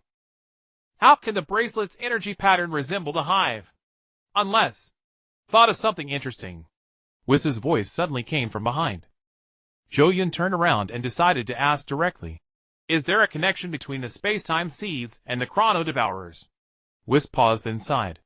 I knew I couldn't hide it from you. Yes. In a sense, they are of the same origin. The angel recounted another version of the past. When the previous Omni King was researching ways to counter entropy, he accidentally created the prototype of the chrono devourers. By the time he realized his mistake, it was already too late. As a remedy, he separated the purest part of the prototype and forged it into the space-time seeds. So Alexia is not only a guardian. Zhou Yun suddenly comprehended. She is also the sister of the devourer, or rather its opposite. Whis nodded. That is precisely why she could foresee this crisis. In a way, she shares a certain connection with the devourer. This truth left Zhou Yun with complicated feelings. But what mattered more now was how to use this information to counter the hive. Tactical restructuring in progress. Hive energy resonance frequency discovered. Targeted interference feasible using the bracelet. The system rapidly devised a new plan. Zhou Yun was about to discuss it with Whis when a piercing alarm suddenly blared through the temple. Attention all personnel. The Grand Priest's voice boomed over the broadcast. The hive has activated ahead of schedule. The space-time sovereign is forming. Repeat, this is not a drill. Whis and Zhou Yun exchanged a look and simultaneously dashed toward the main control room. The final battle had come sooner than expected. Inside the main control room of the Omni King's palace, the alarms blared deafeningly. As Zhou Yun, Broly, and Ellie rushed through the door behind Whis, the Grand Priest was already operating a holographic projection. In the projection, the sixth parallel universe had almost turned completely silver-white. Countless hive-like units were combining into a colossal humanoid outline. The complete form of Chronos Omega was taking shape. 26 hours ahead of schedule. The Grand Priest's voice was still calm, but his words came noticeably faster. The space-time sovereign will finish hatching within the hour. The two Omni Kings floated atop the high platform, their expressions unusually grave. The Omni King on the left pointed at the projection. Look there. The enlarged image showed a black hole-like core at the center of the silver-white humanoid silhouette, surrounded by 7 smaller points of light, each representing the essence of a devoured universe. Energy readings exceed measurement limits. Threat level ultimate. The system's alarms echoed in Zhou Yun's mind. Ellie's wristband also emitted an urgent series of beeps, projecting a string of warning runes. What is the synchronization rate? The Grand Priest asked Whis. 93%. 2 more percentage points are still needed for a safe fusion. Whis answered quickly. The Grand Priest pondered for a moment. There's no time. We must attempt the Trinity fusion now. Broly clenched his fists. We are ready. Zhou Yun, however, noticed Ellie trembling slightly. Although the synchronization rate was climbing fast, forcing the fusion still carried risks. He was about to raise an objection when Ellie took a deep breath and straightened up. I can do it. To stop the space-time sovereign, I'm willing to try. Her gaze held the resolve of young Ellie, and also a trace of world weariness that did not belong to her age. Alicia's consciousness was merging deeply with her. The Grand Priest nodded, waved his hand, and unfolded a circular platform. Trinity Fusion demands absolute synchronization. Zhou Yun's system Ellie's wristband and Broly's platinum legendary form must achieve perfect resonance on the energy level. Whis guided the three onto the platform, arranging them in a triangle. Remember, fusion is not a simple stacking of power, it is a transformation of the essence. For a short while you will become higher dimensional beings. Preparing to initiate fusion protocol. Estimated success rate 78. The system's notification brought Zhou Yun some reassurance. He looked at Broly, his disciple returned a resolute gaze. Then he looked at Ellie. She had already activated her wristband, blue energy swirling around her. Begin, the Grand Priest announced. Whis tapped his staff lightly, and a beam of golden light enveloped the platform. Zhou Yun felt the system inside him suddenly run at full speed, establishing an unprecedentedly tight connection with Ellie's wristband. Broly meanwhile entered his platinum legendary form, serving as an energy hub that connected the two. Synchronization increasing 95. 97. Pain. Indescribable pain. Zhou Yun felt every cell in his body being dismantled and reassembled. In his vision, Ellie's body began to glow translucent, while Broly shone like a blazing star. The three energies converged at the center of the platform, forming an ever-expanding sphere of light. 99. Warning: energy overload. Recommendation: terminate immediately. Too late. The sphere burst into blinding light, engulfing the entire palace. Zhou Yun's final awareness was being pulled into a strange space where time and space lost all meaning. After an unknown span of time, Zhou Yun perceived his own existence once more. He opened his eyes, if they could still be called eyes, and found himself floating in the void. His body was made of pure energy, translucent, and tinted with a platinum blue hue. To his left was Ellie, in the same state, to his right Broly. The energies of the three were interwoven like three spiral chains. Fusion successful. Trinity form activated. The system's voice became ethereal and multi-layered, as if countless Zhou Yuns were speaking at once. Ellie's voice sounded the same. I can see all timelines. Broly marveled at the flow of power. This is the complete state. Zhou Yun tried to move, and discovered that their three consciousnesses were both independent and unified, capable of sharing thoughts instantaneously. Even more astonishing, their perception of time and space had completely changed. Past, present, and future were presented at once, like an unrolled scroll, and countless parallel universes were as clear as bubbles. Time is limited. The Grand Priest's voice came from a distant place. The Trinity form can last at most 30 minutes, beyond that it will result in permanent fusion. Chronos Omega has completed its hatching, was added. You must go to the edge of the sixth universe at once. Without hesitation, the three, or rather the Trinity being they had become, crossed the barrier of time and space with one subtle thought, and arrived at the edge of the sixth universe. The sight before them was suffocating.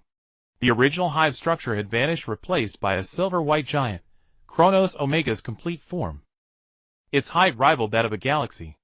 Every inch of its flesh was composed of flowing particles of time and space. Its face had no features, only nebular patterns in constant flux. When it looked at the Trinity, Zhou Yun felt a chill from the very source of time and space. The space-time seed has finally matured. Chronos Omega's voice was like the chorus of billions. I have waited for this moment. Far, far too long. Similar energy signature detected. Match rate 87. The system's analysis confirmed Zhou Yun's suspicion.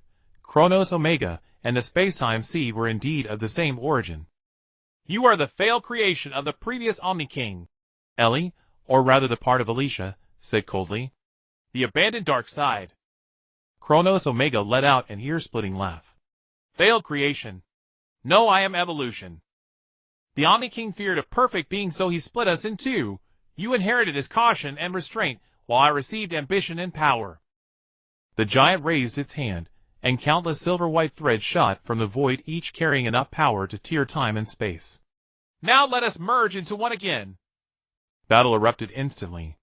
The Trinity easily evaded the attack, and with Broly's combat instincts in command, every move they made was flawlessly precise. Zhou Yun focused on analyzing Chronos Omega's weaknesses, while Ellie manipulated the rules of time and space to create a favorable battlefield. Space-time Sunder Cannon. The Trinity struck at the same time a platinum blue torrent of energy hurtling straight for Kronos Omega's chest. But just before the attack could land, the giant turned intangible, allowing it to pass through. Useless. I am time and space itself. Kronos Omega sneered. Your power comes from me. How could it harm me? Its counterattack was impossibly fast. A silver-white giant palm struck the Trinity directly, sending them flying across the distance of several galaxies. Zhou Yun felt his energy structure violently destabilized, nearly falling apart. Warning: fusion stability decreasing. Remaining time 22 minutes. We have to find its core. Every space-time devourer has a core. Ellie shouted through their consciousness link. Broly steadied himself. Split up and search. The Trinity temporarily split apart, attacking Kronos Omega from different angles in an attempt to locate its core. But the giant seemed to be everywhere, and every attack missed, leaving them exposed to counterattacks. 10 minutes had passed. The three were battered, and only half of the fusion time remained, yet they still had not found an effective tactic. Analysis: Kronos Omega can foresee our actions. Conclusion: sharing the same energy source makes our attacks predictable. Zhou Yun's discovery was despairing. If they shared the same origin as the enemy, then every attack would be predicted in advance. Then don't rely on energy attacks, Broly suddenly said. Use the most primitive way. The Trinity fused once more, this time with Broly in complete control. He abandoned all energy techniques and charged straight at Kronos Omega, using the purest physical attack, a straight punch. Unexpectedly, the blow landed solidly. Kronos Omega staggered backward, the nebula pattern on its face churning violently. It works, Ellie cheered. It can't predict attacks without energy fluctuations. But the good fortune did not last. After a few successes, Kronos Omega quickly adapted and began creating physical barriers. Worse still, it seemed to be learning the Trinity's fusion techniques. Little by little, a platinum blue glow spread across its silver-white body. Imitation progress 45. 62. Estimated complete replication in 5 minutes. The situation took a sharp turn for the worse. The Trinity was forced into defense, but Kronos Omega's attacks became increasingly precise, each one aimed at the weak point of the fusion. Remaining time 8 minutes. Fusion stability 61. Zhou Yun could feel the energy draining away rapidly. At this rate, they would be defeated before the fusion ended. He had to devise a tactic that Kronos Omega could not imitate. A mad idea flashed through his mind. System: calculate self-sacrifice protocol. Searching. Protocol found: full energy transfer. Consequence: host existence disintegration. Zhou Yun did not hesitate. Through the consciousness link, he conveyed his plan to Broly and Ellie. He would transfer all of the system's energy to them, using himself as the price to create an attack window that could not be imitated.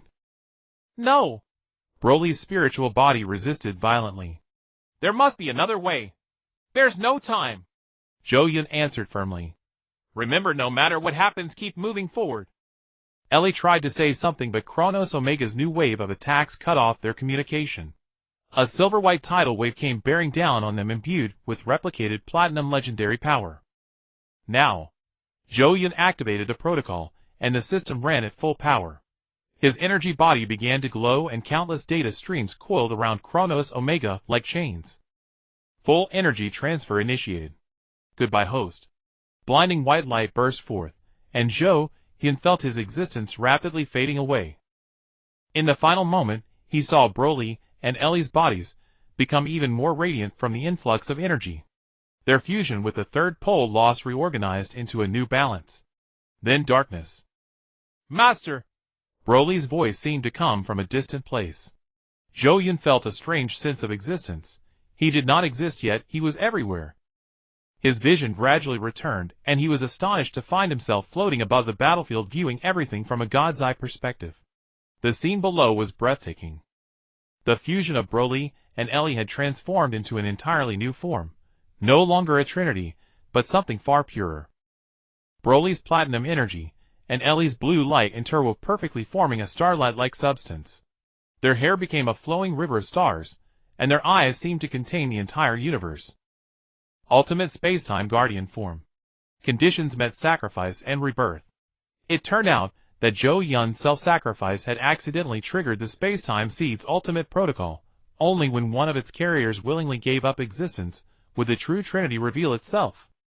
It was not the simple sum of three powers, but a transformation of essence. For the first time Kronos Omega showed fear. Impossible. This is end. The voice of the Broly fusion resonated like countless stars. There were no grand moves, no complex tactics. The Ultimate Guardian simply reached out its hand, and a pure beam of platinum light shot forward. The beam looked utterly ordinary, yet it held the power to reverse the rules of time and space. Kronos Omega tried to dodge only to find its body, rewinding, from its complete form back to the hive, and then back to the original particle state. It struggled wildly, but the power of time was unstoppable. No! We are one. Kronos Omega's voice grew weaker. Killing me is killing yourselves. The Broly fusion did not waver. We accept our dark side, but we are not defined by it. In the final moment Kronos Omega's core was exposed, a pitch-black singularity ringed by 7 points of light from the universes. The Ultimate Guardian closed its hand gently, and the singularity shattered like foam. The 7 points of light scattered, returning to their respective times and spaces. Kronos Omega annihilation confirmed. Remaining space-time devours entering dormancy. Before the joy of victory could rise, Broly and Ellie realized a cruel truth. Zhou Yun was gone. The ultimate form had been activated by his sacrifice, but his presence could no longer be felt on the battlefield. Master! Broly's voice trembled. The fusion had already dispersed. He reverted to his normal state, and looked around in despair. Ellie knelt in the void, tears floating around her. Mr. Zhou Yun. At that moment Ellie's wristband suddenly activated on its own and projected a hologram. It was Zhou Yun. More precisely, it was a backup of his consciousness. If you are seeing this, it means the plan succeeded. The Zhou Yun in the image smiled. The system had one final protocol. When I disappeared, it would upload my consciousness back up to the wristband. But restoring my physical body will require your help. Hope reignited. Broly and Ellie exchanged a glance and activated their energy at the same time. What should we do? Broly asked urgently. Very simple. Zhou Yun's image explained. The space-time seed was originally born for creation. Use your power combined with your memories of me to reconstruct my body. Broly understood immediately. He held out both hands, and platinum energy formed a cocoon-like structure. Ellie channeled her wristband's energy into it, while the two of them recalled every detail of their time with Zhou Yun. The strictness of training, the cleverness in battle, the care in daily life. The energy cocoon grew brighter, gradually revealing a humanoid silhouette. When the light reached its peak, a familiar hand reached out through the energy wall. Broly grabbed that hand, and pulled the person inside out with all his strength. It was Zhou Yun. He was perfectly intact, even younger and more energetic than before. System restart. Welcome back, host. Zhou Yun blinked, adjusting to his new body. It feels amazing. Before he could finish, Broly pulled him into a tight hug. The Saiyan warrior's embrace nearly suffocated him, but he understood the weight of that emotion. Ellie joined them, and the three held each other tightly, celebrating their hard-won victory. I am sorry to interrupt. Whis' voice came from above.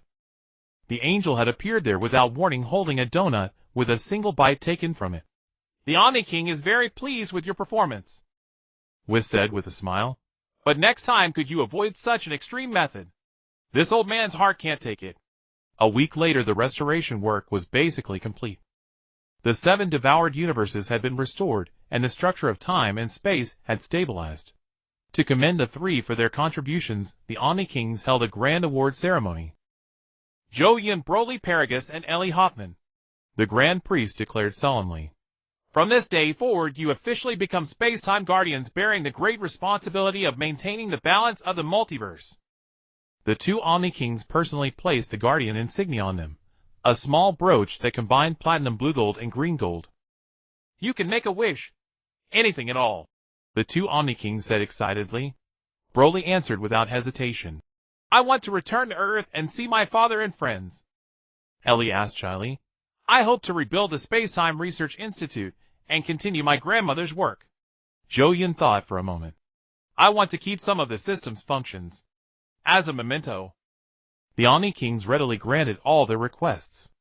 After the ceremony, the three stood on the palace's stargazing platform gazing at countless flickering universe bubbles. Where should we go next? Ellie asked, her wristband projecting a long list of missions. Broly looked at Zhou Yun, waiting for his master's instruction.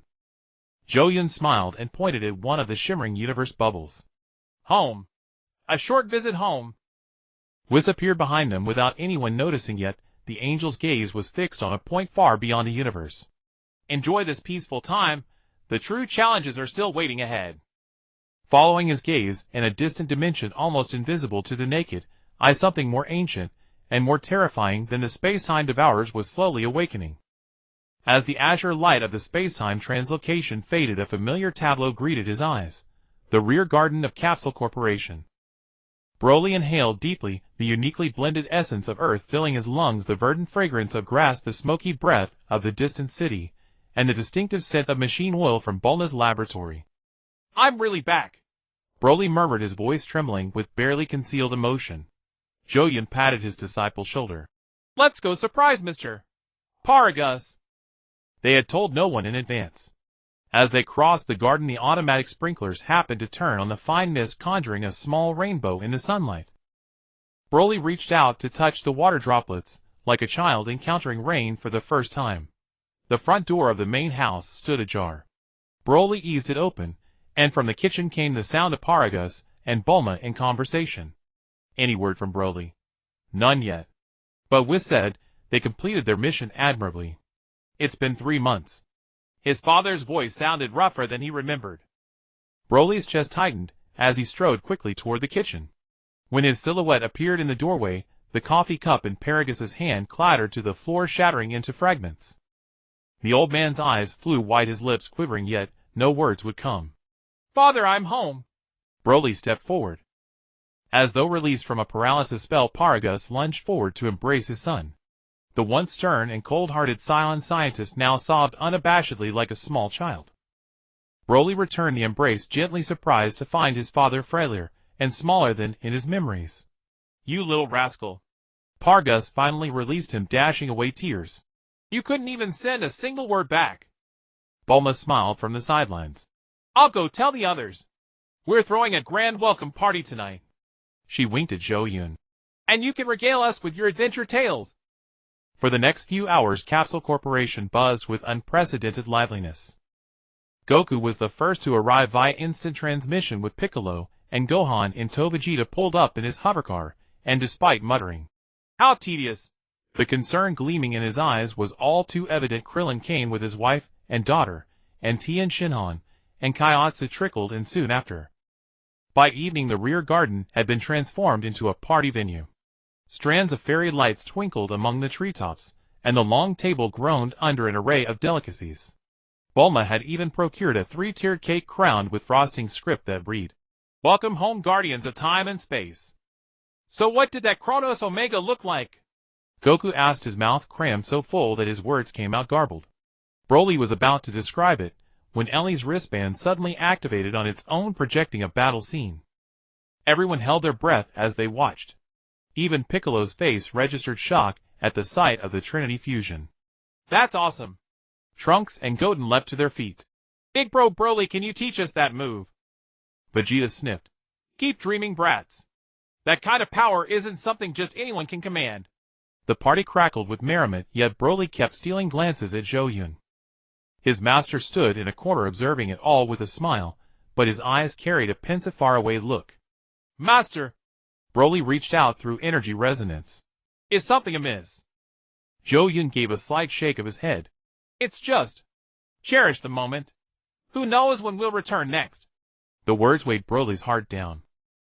He looked at his laughing friends, his father proudly recounting his tournament of power exploits to Bulma's parents Goku and Piccolo, locked in debate over which technique was more effective. Ellie surrounded by Mai and Chi-Chi, who were peppering her with questions about the wristband. It was all so beautiful, and yet so fragile. We'll protect all of it, Broly responded, his voice resolute. As the party reached its crescendo, Bulma hauled out a newly invented energy detector.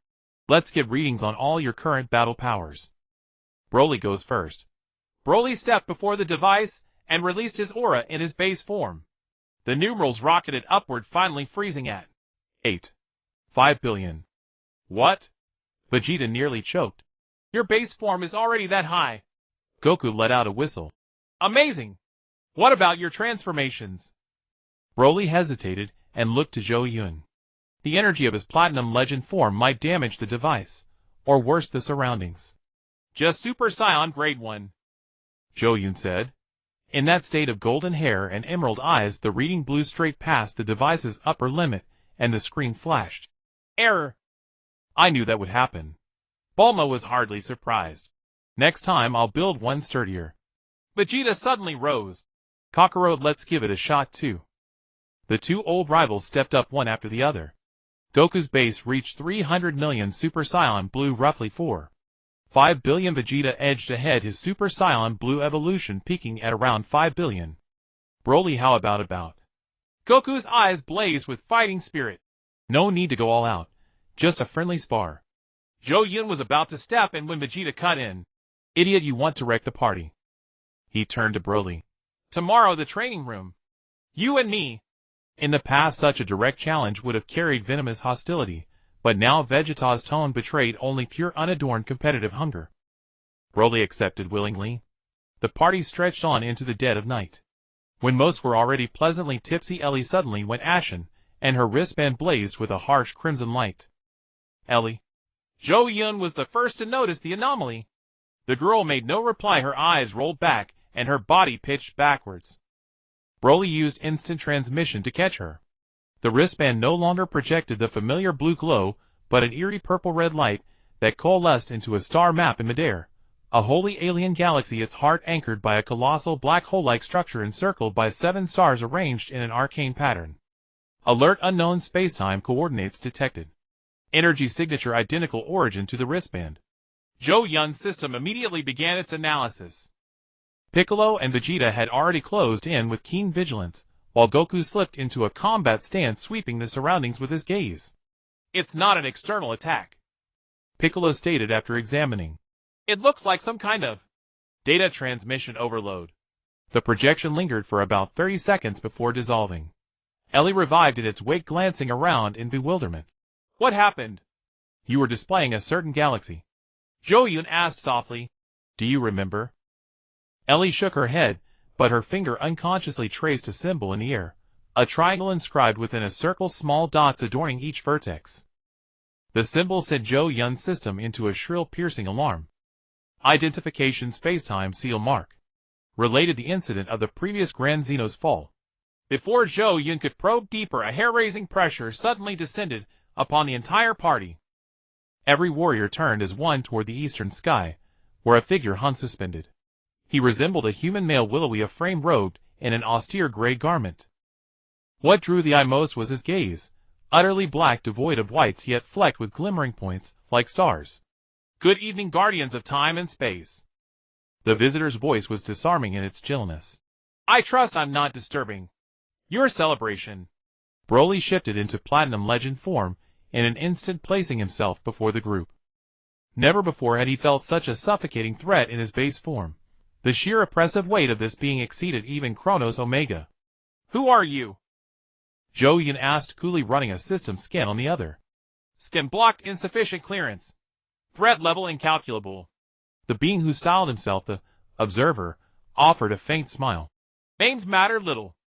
I merely came to see the heroes who topple Kronos Omega. His gaze glided over Broly and Zhou Yun, then came to rest on Ellie. Especially that girl. Piccolo acted suddenly, unleashing a special beam cannon straight at the Observer. The latter did not so much as blink, the beam dispersed soundlessly mere meters from him. Stop! Vegeta's shout checked Goku, who had been about to charge. You idiot, can't you sense the chasm between you? The Observer seemed amused. A wise call, Prince of Silence. He raised one hand languidly, and in an instant everyone was frozen in place, save Broly, Zhou Yun, and Ellie. Do not be alarmed, it is only a temporary suspension of time. I wish to speak with the 3 guardians alone. Broly kept his battle stance. What are you after? Many things. But today merely a greeting. The Observer drifted a few steps closer, nebulae churning in his pitch-black eyes. You performed admirably, eradicating Kronos Omega. But that was hardly more than a warm-up. Zhou Yun narrowed his eyes. You are a being more fundamental than the devourer of time and space. Existence. No, we are something more elemental than that. The observer's smile instilled a deep chill. We are the echoes that predate the birth of the universe, watchers beyond all rules. The previous Grand Zeno named us the shadows of the void. Ellie's wristband suddenly emanated a soft blue radiance. The observer appeared intrigued. Ah, the legacy of Alicia. She came so close back then. A pity. Warning: hostile energy fluctuations detected. Advisory: immediate evacuation recommended. Zhou Yun's system screamed warnings in a frenzy. Broly too felt an instinctive unease, the platinum energy within him churning restlessly. Yet the observer merely retreated a few paces and made a curious gesture, the exact symbol Ellie had unconsciously traced earlier. We shall meet again. When the 7 stars align. With that, his silhouette dissolved like ink dispersing and water vanishing into the night. Time resumed its flow, and everyone stirred as if awakening from a dream. Goku was the first to leap up. Where did that guy go? He's gone. Broly dropped his transformation, cold sweat beading on his brow. All traces of the party's gaiety had evaporated. Bulma swiftly arranged for the guests to depart, leaving only the core members behind in the conference room to analyze the situation. He mentioned the 7 stars align. Piccolo mused. Is it connected to the galaxy? Ellie revealed. Zhou Yun summoned the images recorded by his system. The arrangement of the 7 stars girdling the black hole did indeed exhibit a peculiar alignment. Analysis: configuration resembles a ceiling structure.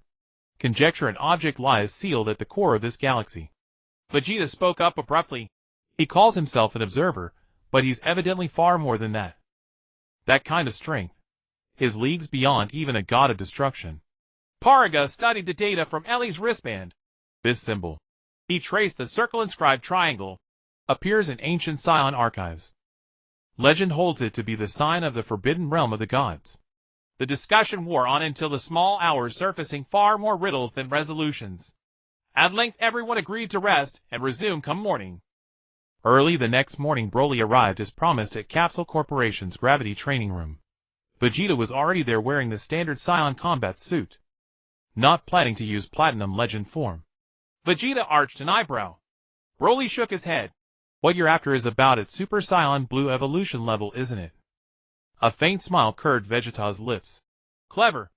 The two transformed at once, azure and golden auras colliding within the training chamber. Broly suppressed his power to a level near Vegeta's, and a duel of pure technique commenced. Vegeta's offense was fierce and exacting, each strike honed at a vital point. Broly stood unshakable as a mountain, dissolving attacks with the barest of movements. 10 exchanges passed, both were starting to sweat, yet neither had seized a decisive edge. Not bad. Vegeta pulled back. Seems you haven't let your training lapse with the Guardians of Time and Space. Broly gave a smile in reply. Mr. Vegeta's new form is formidable too. Humph. This is only the start. Vegeta abruptly altered his aura, a violet luminescence surfacing within the blue energy. Ultra Ego. Its formative stage. The newfound power lent Vegeta explosive speed. Broly struggled to keep pace, at first eating several punches in quick succession. But he soon recalibrated his rhythm and began anticipating Vegeta's trajectories. Analysis: Vegeta's energy flow. Predictive accuracy for his pattern 78. Zhou Yun's system lent support through energy resonance. Armored with such data, Broly gradually clawed back the disadvantage. The battle reached its fervid peak. They surged from the floor into the air, and the shockwaves of their colliding energies sent the gravity room's barrier flickering furiously. At last, after one climactic exchange of blows, both withdrew in mutual accord. A draw. Vegeta panted, yet a rare contentment warmed his features. Next time I'll surpass you. Broly nodded. I look forward to that day. Both de-transformed and settled along the training room's edge to rest. Vegeta asked abruptly, That observer, what do you make of him? Broly pondered for a moment. Immensely powerful. More so than any foe we've faced. But? He touched his chest. Oddly, I felt no fear. Because you have people worth protecting. Vegeta said, taking Broly by surprise. That is where you outstrip me, Broly. The Saiyan Prince rose, turning his back to Broly. I've always believed power derived from the thirst to surpass others. But you and Kakarot have proven that. The will to protect can conjure miracles as well. He paused. Perhaps the Scion's true hope resides in you. The words left Broly dumbfounded. Could the proud Prince Vegeta actually concede another superiority? Aware of his astonishment, Vegeta snorted. Don't misunderstand. I'm merely acknowledging fact. The king of the Scions is still me. Broly couldn't help but laugh. Of course, Mr. Vegeta. 3 tranquil days slipped by. Broly accompanied his father on a tour of the rebuilt West City. Zhou Yun and Bulma delved into the connection between the wristband and his system. Ellie, for her part, strove to mine more from the wristband regarding the enigmatic galaxy.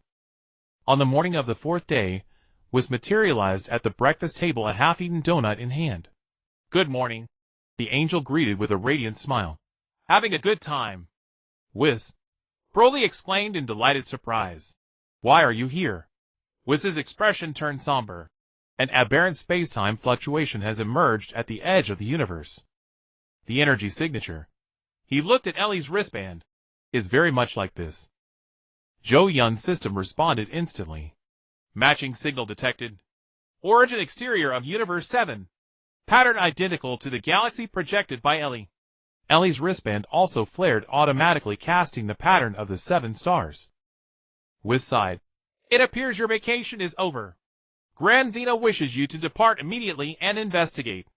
Parga set down his coffee cup, reluctance brimming in his eyes, but he only said simply, Be careful, son. Broly embraced his father. I'll be back soon. Zhou Yun secured the equipment in his system's inventory. Ellie copied the wristband's research data for Bulma, and Broly exchanged brief farewells with Goku, Vegeta, and the others. Next time we'll take on that observer together, Goku declared, shaking his fist. Vegeta offered only a terse nod. Don't get yourself killed.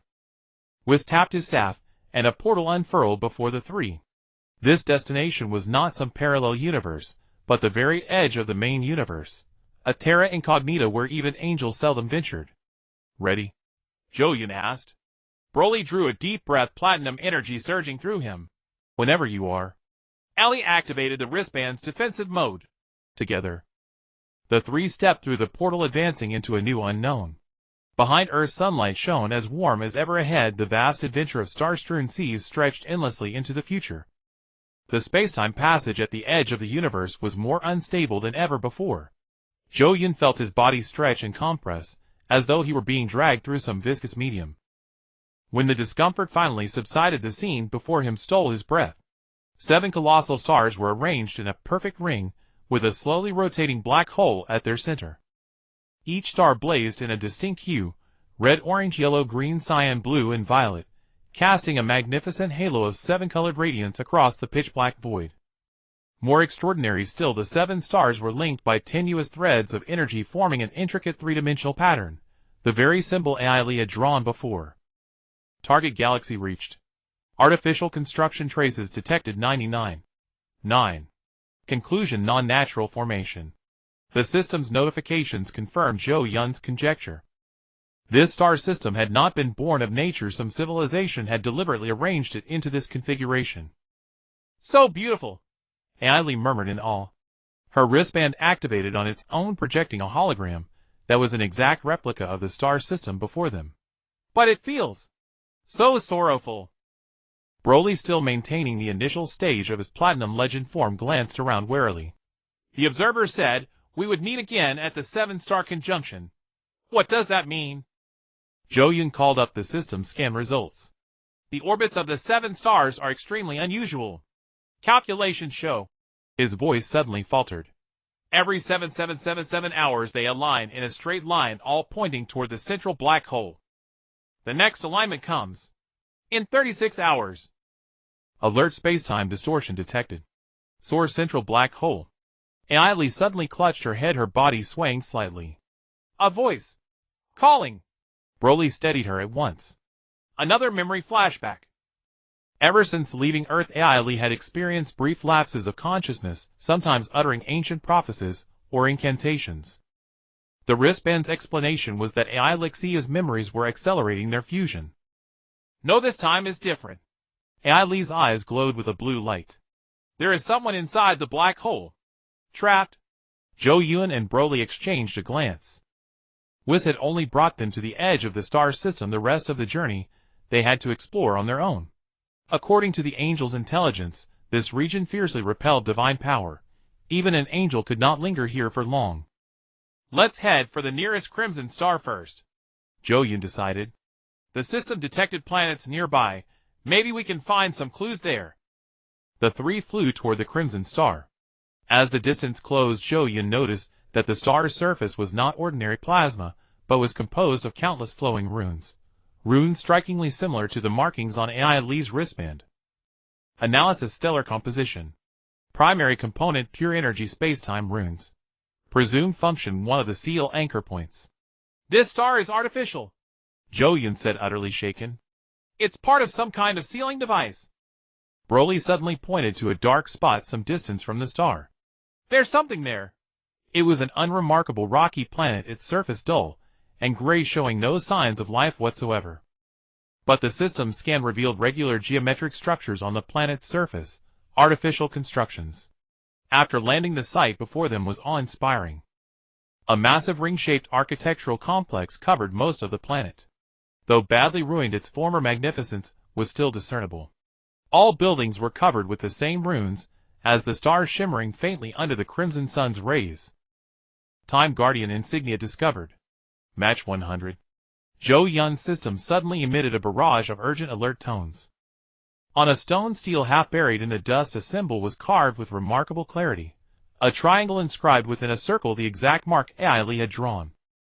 As if entranced, AI Li walked toward the stele, her fingers gently tracing the ancient engravings. This is the first-generation headquarters. After the Great Cataclysm, the Guardians constructed the 7 stars and sealed the void shadow at the center. Her voice had turned deep and weathered. Clearly it was AI Lixia speaking. Broly stood guard nearby, tensed and ready to intervene at the first sign of danger. Lady AI Lixia, Zhou Yun asked cautiously, can you tell us more about this seal? AI Li, or rather AI Lixia, looked at them with brighter eyes. The observers are the vanguard of the void shadow. They are formless and intangible, dwelling outside the laws of spacetime. The previous Omni King gave his life to seal them away here. She suddenly clutched her head in agony, and her youthful voice returned. It hurts. Something is pulling at my brain. Broly caught her at once. Enough. Stop forcing the memories. Zhou Yun scanned the area around the stele and discovered a hidden underground entrance. The three decided to investigate, hoping to uncover more clues about this mysterious seal. The underground facility was relatively well preserved. To their surprise, the automated lighting system still functioned as they entered, casting a faint eerie blue glow. Countless hibernation pods lined both sides of the corridor.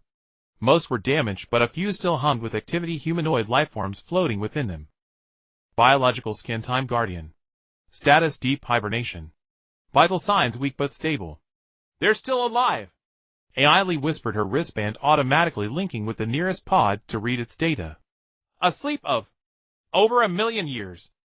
At the end of the corridor lay a circular hall. A massive holographic projector floated at its center. As the three approached, the projector activated on its own, displaying an ancient recording. In the image, a woman bearing a striking 7-part resemblance to AI Li stood in this very spot. Only then the facility had been pristine and flawless. She wore a Time Guardian uniform, her expression somber. This is the final record. The woman in the projection spoke. I am AI Lixia, the 7th leader of the Time Guardians. The Void Shadow has been sealed within the 7 Luminaries' cage, but the cost was devastating. The previous Omni King fell, and 90% of the Guardians were lost. Zhou Yun sucked in a sharp breath. This was AI Lixia's own record. The seal will not last forever. The projection continued. The energy of the 7 stars will eventually be exhausted. When the 7-star conjunction occurs, a temporary rift will open in the seal. If any future visitor should see this message, remember this: at the center of the black hole lies not the Void Shadow's true form, but merely its vessel. The true threat lies in... The recording broke off abruptly. The hologram flickered several times and then vanished. The hall sank into silence, broken only by the resonance of the three's breathing. Where is the real threat? Broly frowned.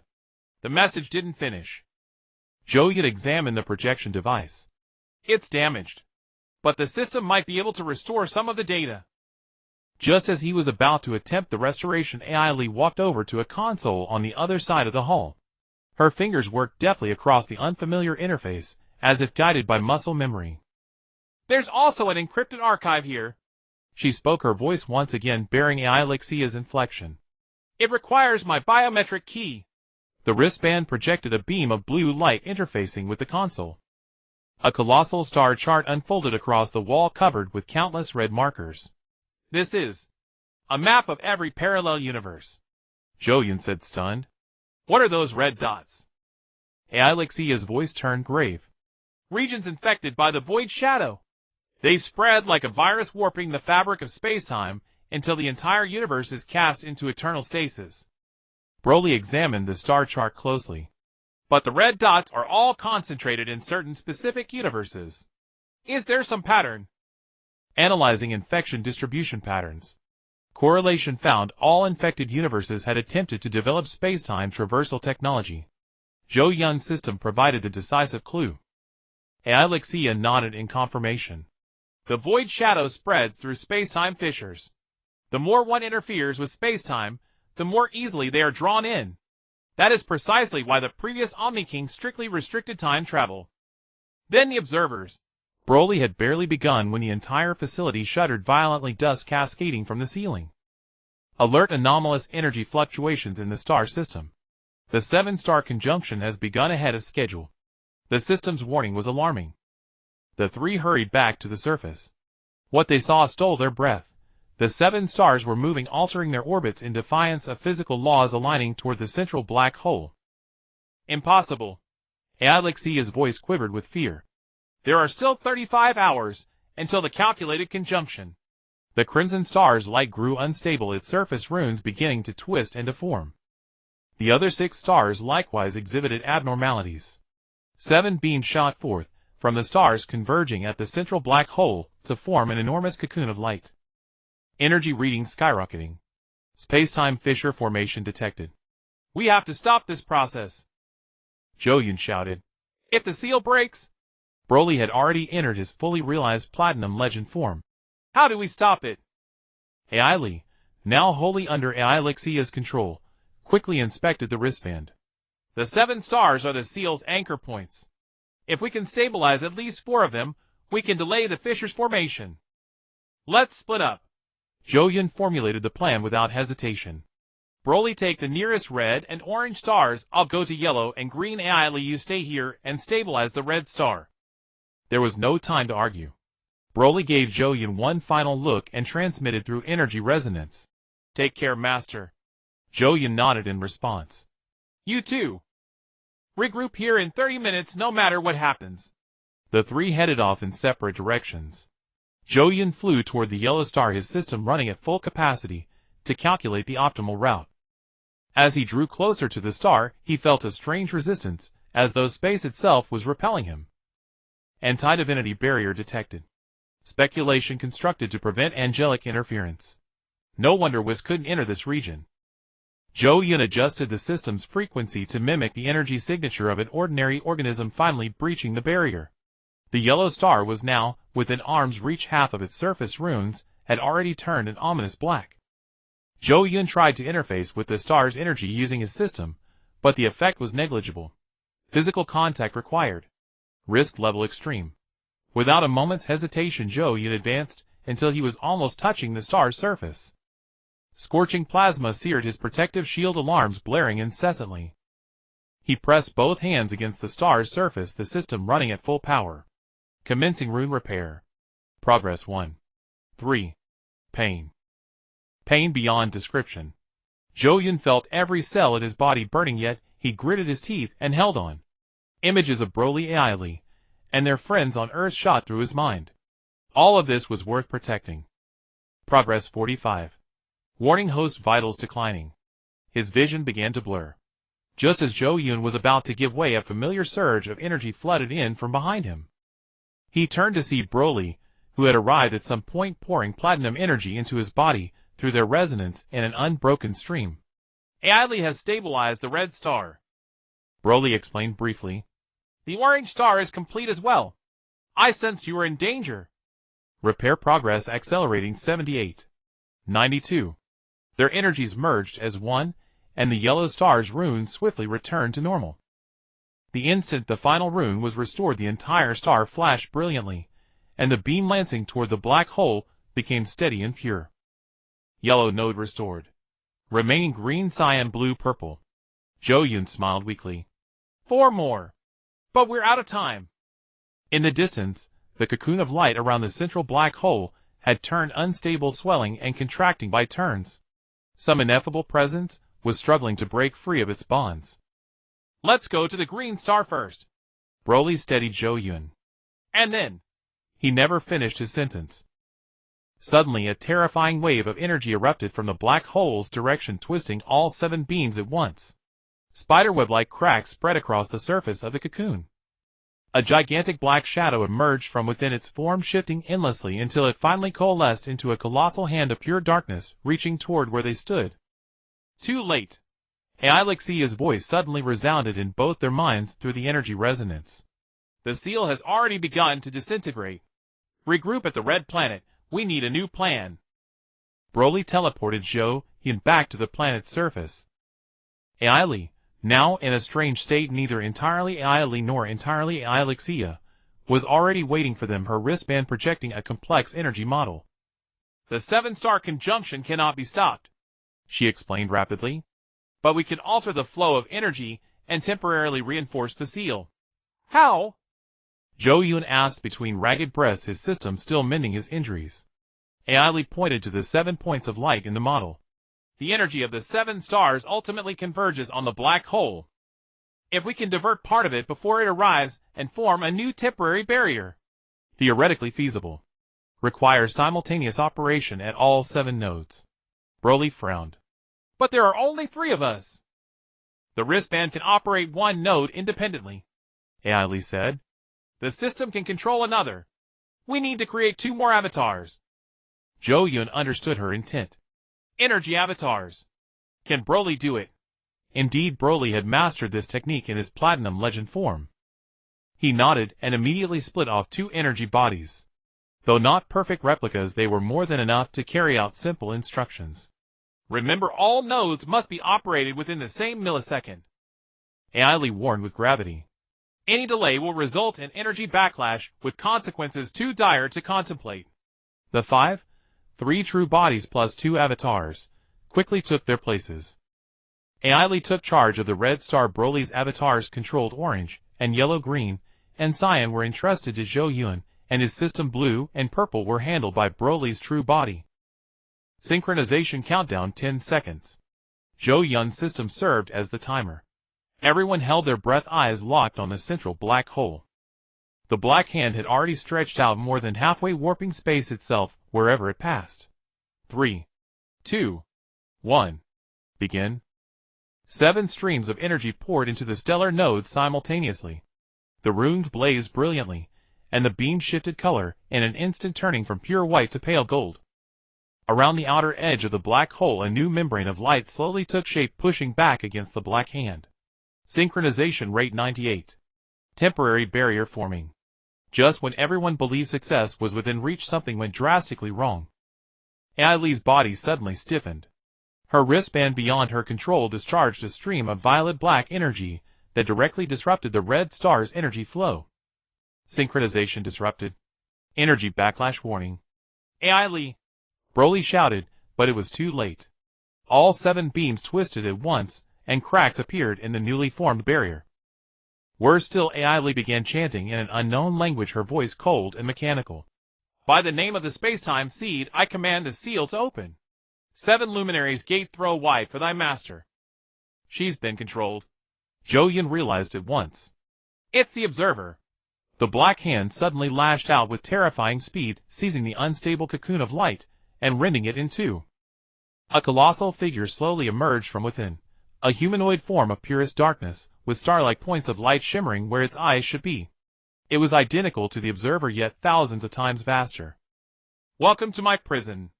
A familiar voice echoed from every direction. And to your tomb. The true body of the void shadow had awakened. Darkness. Pure darkness. After the giant hand tore open, The cocoon of light, the starlight of the entire galaxy, seemed to drain away. In Zhou Yun's sight only an ever-expanding black humanoid silhouette remained, the true form of the void shadow. It had no facial features, no clear boundaries between limbs. Just a humanoid mass of black mist, save for the unsettling starlight glints flickering where its eyes should be. Energy readings exceed maximum limits. Threat level unaccessible. The system's alarms blared shrilly in Zhou Yun's mind. Broly stood between him and Ellie, unleashing his platinum legendary form at full power, yet he was still forced back step by the invisible pressure. Ellie! Wake up! Zhou Yun shook the girl, who was still chanting the spell, but her eyes rolled back, and a stream of purple-black energy continuously poured from her bracelet. The void shadow slowly looked at them without a mouth. It emitted the same voice as the observer. Heirs of the space-time seed. Finally we meet. With a furious roar, Broly gathered an unprecedented energy sphere in both hands. Space-time termination cannon. A torrent of platinum energy surged toward the dark figure, only to vanish into it like a stone cast into the sea, without even a ripple. The void shadow didn't even make a defensive move. It simply existed, there effortlessly ignoring an attack capable of destroying a galaxy. Futile. The dark figure's voice carried an inhuman resonance. Your power originates from me. How could you ever hurt me? It raised a hand lightly, and a flash of black light streaked across. Broly was blasted away before he could even react. He only managed to stop after crashing through several asteroids. His platinum energy dimmed considerably. Zhou Yun tried to erect a defensive barrier with his system, but the dark figure merely glanced at it, and the barrier shattered like thin ice. The backlash forced Zhou Yun to one knee, blood trickling from the corner of his mouth. System damage functionality decreased by 30. Ellie suddenly stopped chanting and her body levitated strangely. Between the bracelet and the void shadow, an energy bridge formed. Through this connection, the dark figure absorbed something, its body swelling slightly. Stop! Broly rushed back from afar, trying to sever the connection, but was repelled by an invisible force field. The void shadow let out a sound resembling laughter. Alicia! My beloved other half! You sealed me for 1,000,000 years, now it's time to return my power. Zhou Yun suddenly understood. The dark figure was absorbing the portion of Alicia's power within Ellie. He forced himself to stand and attempted to disrupt the connection again, this time using the Grand Xeno energy stored in his system, a contingency measure Whis had secretly given him. A beam of golden light struck the energy bridge, finally causing some ripples. For the first time, the void shadow showed discomfort, its body of darkness twisting slightly. The power of Xeno. Its voice turned furious. Lackey of that traitor. Taking advantage of the opening, Broly pulled Ellie back, severing her connection to the dark figure.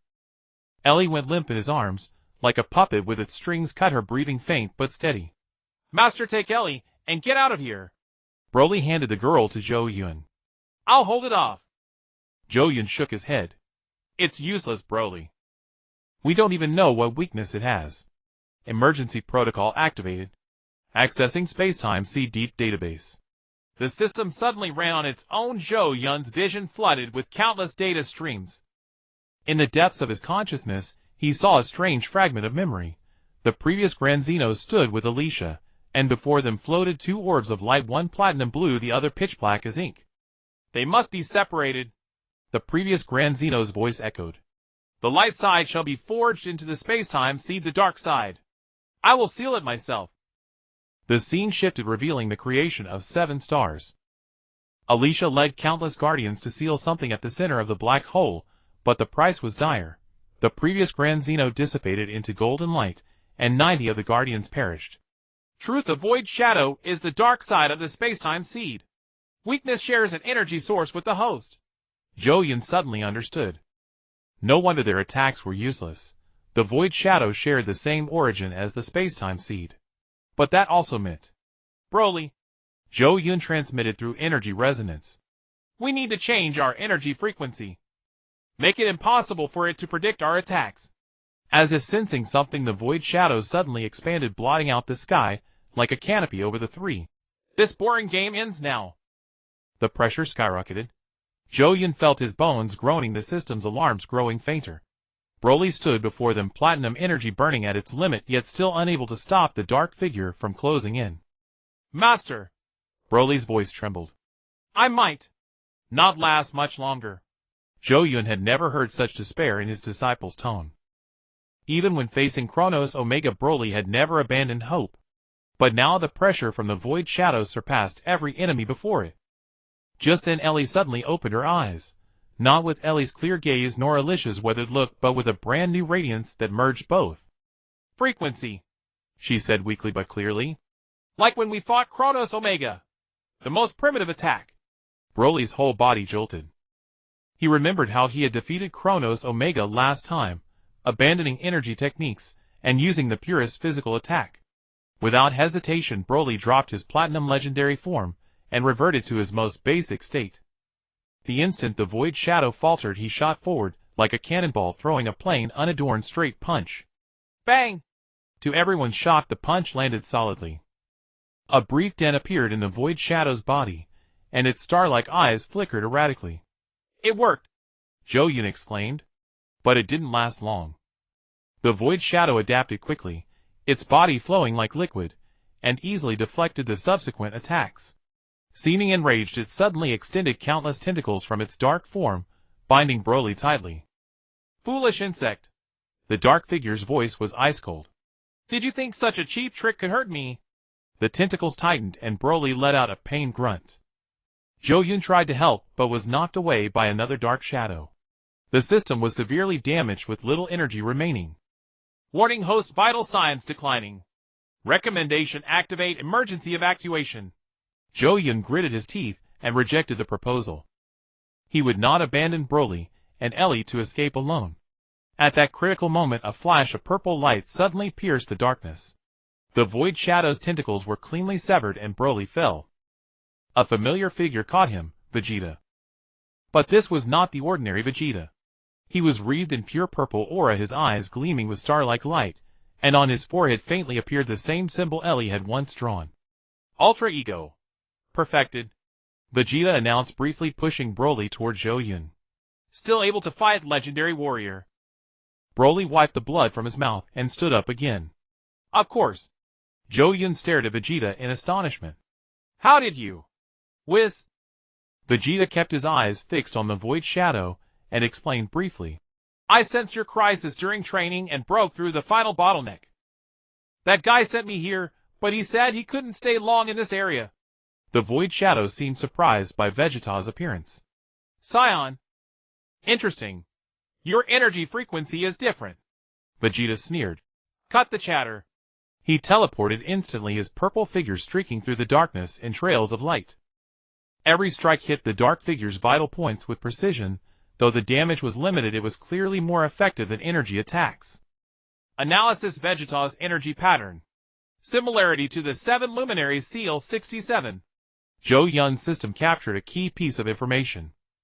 Vegeta's ultra ego actually resonated with that ancient seal. But there was no time to investigate now. Fighting was the priority. Broly re-entered his platinum legendary form, this time attempting to compress his energy to the limit, imitating Vegeta's attack style. The two flanked the void shadow, one blazing purple, the other dazzling platinum. Meanwhile, Zhou Yun hurriedly checked on Ellie's condition. The girl's consciousness was conversing with Alicia in deep space, the bracelet projecting their exchange. We must seal it again, Alicia's image said. Using the 7 luminaries array. But I don't know how to do it, the young Ellie replied. You don't need to. When you Zhou Yun and Broly become the Trinity, the knowledge will awaken on its own. Zhou Yun suddenly understood. The key to defeating the void shadow was not power, but the correct sealing technique. Yet in their current condition, how could they complete the Trinity fusion? On the battlefield, Vegeta and Broly fought with growing coordination. The Saiyan Prince seemed to instinctively understand how to combat this enemy. Each of his attacks guided Broly to find the optimal angle. The void shadow began to show irritation, constantly shifting its form as it tried to catch the two agile opponents. Annoying insects. The dark figure suddenly expanded, erupting countless dark spikes in all directions. Vegeta dodged in time, but Broly was grazed by several spikes, and his platinum energy instantly dimmed. Worse, some spikes shot straight toward Zhou Yun and Ellie. Defense system offline. Unable to dodge. Zhou Yun instinctively shielded Ellie, bracing to take the hit. At the last moment a blue figure suddenly appeared, and with a light wave of his staff the dark spikes dissolved like smoke. Whiz! Zhou Yun shouted in surprise. The angel looked far more serious than usual. This is bad. Lord Zeno has already sensed the seal's rupture, but he cannot intervene in this area for now. He looked at the unconscious Ellie. She must be awakened. Only the complete trinity of the space-time guardians can reseal the void shadow. Recommendation: energy resonance awakening. Risk high. Without hesitation, Zhou Yun immediately channeled the remaining system energy into Ellie's body. The violent energy surge made the girl snap her eyes open with a scream. Ellie! Zhou Yun steadied her. We need you. The void shadow is the dark side of the space-time seed. Only the trinity can reseal it. Ellie, now clearly a merged consciousness of Ellie and Alicia, nodded firmly. I'm ready. In the distance Vegeta and Broly were still fighting desperately. The Saiyan Prince was covered in wounds, yet his fighting spirit remained unbroken. Broly's platinum energy was nearly depleted, yet he still stubbornly held back the void shadow. Broly! Zhou Yun called out through energy resonance. Trinity! Broly understood instantly. A heavy punch forced the dark figure back, and he quickly retreated to Zhou Yun and Ellie's side. The three stood in a triangle, simultaneously activating their respective powers: the system, the bracelet, and the platinum legendary form. Trinity Fusion Protocol activated. Sync rate 85. 92. Sensing the danger, the void shadow surged forward like a tidal wave of darkness. Vegeta and Whis struck out at the same time, buying the trio precious time. Don't get distracted. Vegeta roared, his purple aura burning to its limit. Do what you need to do. Sync rate 97. 99. At the moment the energy reached its critical point, the figures of Zhou Yun, Broly, and Ellie merged into one. In a blaze of dazzling platinum blue light, a new being was born, the ultimate space-time guardian. This fusion embodied the traits of all three: Zhou Yun's calm analysis, Broly's combat instinct, and Ellie's ancient knowledge. Its hair flowed like a galaxy, and its eyes glowed simultaneously with emerald blue and gold. For the first time the void shadow showed fear. No! Impossible.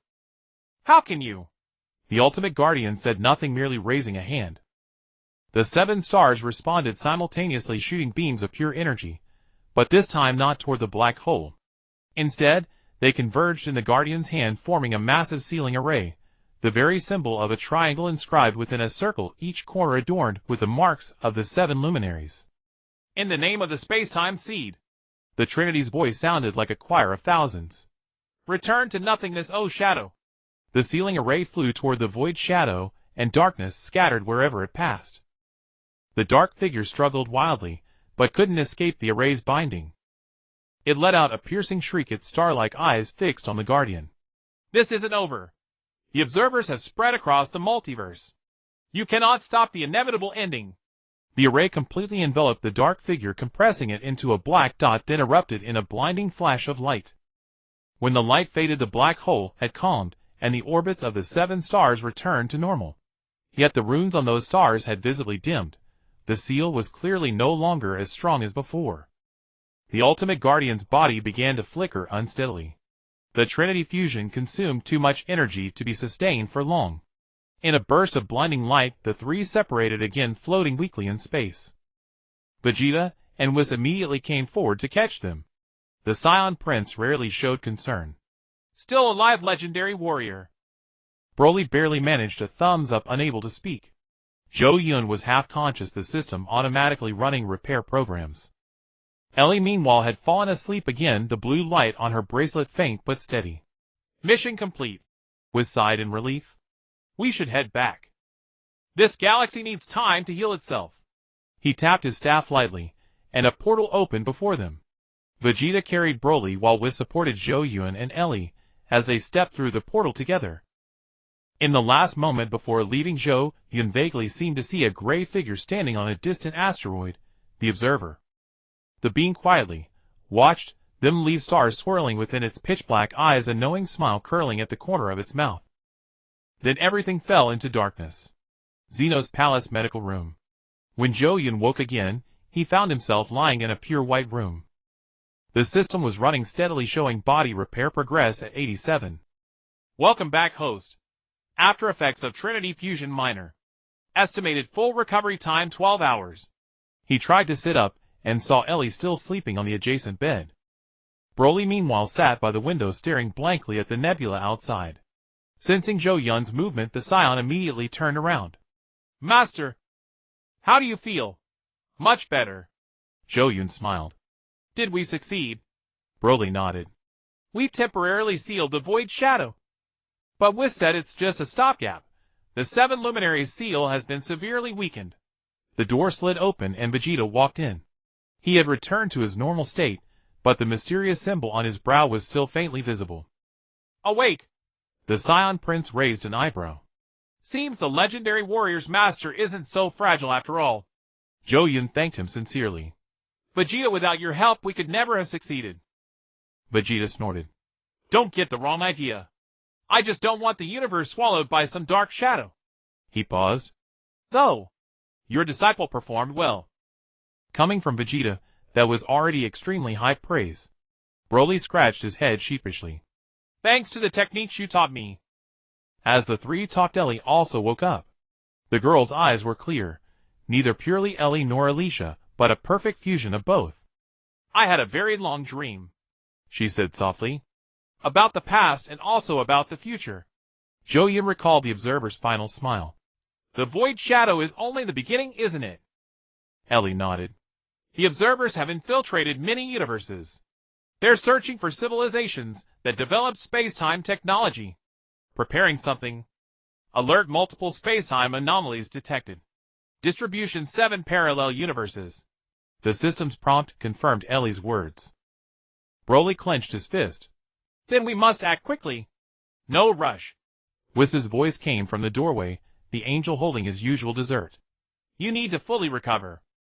And, he said meaningfully, looking at Vegeta, it seems we have a new ally. The symbol on Vegeta's brow glowed faintly. Ultra Ego has some connection to that seal. I need to know more. Whis nodded with a smile. Of course Lord Zeno is quite interested as well. Especially, his gaze swept over Ellie's bracelet, regarding the possible ancient connection between the space-time guardians and the Scions. Zhou Yun suddenly remembered something. Vegeta, that symbol on your brow. Ellie drew the same one before. Do you know what it means? Vegeta shook his head. It appeared naturally when I broke through to the perfected Ultra Ego. It feels familiar, as if it had been sleeping in my blood all along. Ellie touched her bracelet, projecting the symbol. The key to the 7 Luminaries seal. But as far as I know, it has another name, Oath of Scions. The unfamiliar term made both Vegeta and Broly jolt. The Scion Prince narrowed his eyes. Go on. The records are incomplete. Ellie shook her head. All I know is that in ancient times the Scions fought alongside the space-time guardians. Later, for unknown reasons, this part of history was deliberately erased. The room fell into contemplative silence. Zhou Yun looked at his own hand, recalling the feeling during the Trinity, that sense of omniscience and omnipotence that transcended time and space. If only they could fully master that power. Quest update: investigate space-time anomalies. Priority highest. Team suggestion: recruit Vegeta. The system's prompt was perfectly timed. Zhou Yun looked up at the others. Seems our team is about to grow. Vegeta crossed his arms. Don't expect me to take orders from you, Earthling. Broly smiled and patted the prince's shoulder. Welcome aboard, Vegeta. Whis watched the scene with amusement. All right, you've rested enough time to get to work. Lord Zeno has approved your investigation request. First stop. The angel tapped his staff, projecting 7 blinking red dots. The Earth of Universe 7. An anomalous space-time fluctuation has appeared there, and Whis looked at Zhou Yun. The fluctuation signature bears a striking resemblance to your system. Zhou Yun and Broly exchanged a surprised look. Earth. A space-time anomaly had appeared on their homeworld. New mysteries, new journey. But this time, they had more companions, more power. And in the shadows, the observer's darkness continued to spread. Earth's sky was bluer than he remembered. Zhou Yun stood in the back garden of Capsule Corporation, drawing a deep breath of familiar air. 3 days earlier they had returned from the Omni King's palace, and begun investigating the space-time anomaly on Earth that Whis had mentioned. Strangely, this anomaly seemed to target only a particular kind of person, Ordinary people remained utterly unaware, while those with the ability to perceive spacetime could clearly feel a discordant fluctuation. Energy scan complete. Anomaly source 13842W3518N. The system notification sounded in his mind. Zhou Yun called up a holographic map. The coordinates pointed to a mountain area on the outskirts of West City, a place that should have been an uninhabited forest. Master! Broly's voice came from behind him. Bulma has found some information. Zhou Yun turned around and saw his disciple holding a tablet. 3 months as a space-time guardian had brought a subtle change to Broly. He was no longer the naive youth he had been, but a composed warrior. Only when he looked at Zhou Yun did his eyes still hold that pure reverence. What information? About those coordinates. Broly showed the contents on the tablet. After an earthquake 3 months ago, satellites captured strange geometric structures there. Bulma's drones discovered what appeared to be the remains of an ancient ruin. Zhou Yun leaned closer. In the photo, regular arrangements of massive stones were faintly visible in the dense trees, forming an enormous circular pattern. Even more astonishing, at the center of the pattern was a slightly raised platform carved with a familiar symbol. A circle with an inscribed triangle, each corner dotted with a small point. Saiyan Oath, Zhou Yun murmured. It is the same symbol as the one on Vegeta's forehead. Broly nodded. Bulma has already organized a research team. We set out early tomorrow morning. She invited us to go along. Just then Ailey came running from the main residence, her wristband flashing with an abnormal blue light. Mr. Zhou Yun. Broly, she said breathlessly. I analyzed the space-time fluctuation pattern and discovered something strange. The fluctuation frequency matches Mr. Zhou Yun's system to a remarkable degree. Confirmation 89. 7 Similarity. Hypothesis: the ruin contains technology of the same origin. The discovery made Zhou Yun's brows knit tightly. The system was part of the seed of spacetime, and the seeds created by the previous Omni King should have existed in only 2 forms. One had become his system, and the other had become AI Li's wristband. How could there be a third piece of same origin technology on Earth? Everything will be revealed tomorrow, Zhou Yun finally said. Get a good rest tonight. The next morning the research team was ready to depart. Apart from Bulma and Zhou Yun's trio, Piccolo and young Trunks were also joining. The latter had insisted on taking part in this adventure. Vegeta was still training on the God of Destruction's planet, and could not make it in time. On the way to their destination in the hovercar, Trunks buzzed around Broly excitedly, firing off questions. I heard you defeated a monster that could devour the universe. What did that feel like, Trunks? Bulma scolded. Don't bother, Broly. It's all right, Broly said gently, then answered the young man's question seriously. To be honest, there wasn't any special feeling. At that moment, I was only thinking about protecting everyone. Zhou Yun watched the scene and couldn't help smiling. There was once a time when Broly had been the one who needed protecting. Now he had become a hero admired by the younger generation. The hovercar landed at the edge of the forest. After a 2-kilometer trek, the research team reached their destination. The strange structures discovered by satellite were even more spectacular than the images had shown.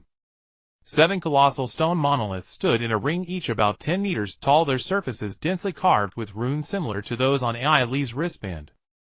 The central platform was a smooth black stone about 5 meters in diameter, engraved with the mysterious Saiyan Oath symbol. Strong energy reaction detected. Source beneath the central platform. Zhou Yun's alarm system suddenly blared. At the same time, AI Li's wristband activated on its own, projecting a stream of complex energy readings. There's something down there, AI Li said. Some kind of device.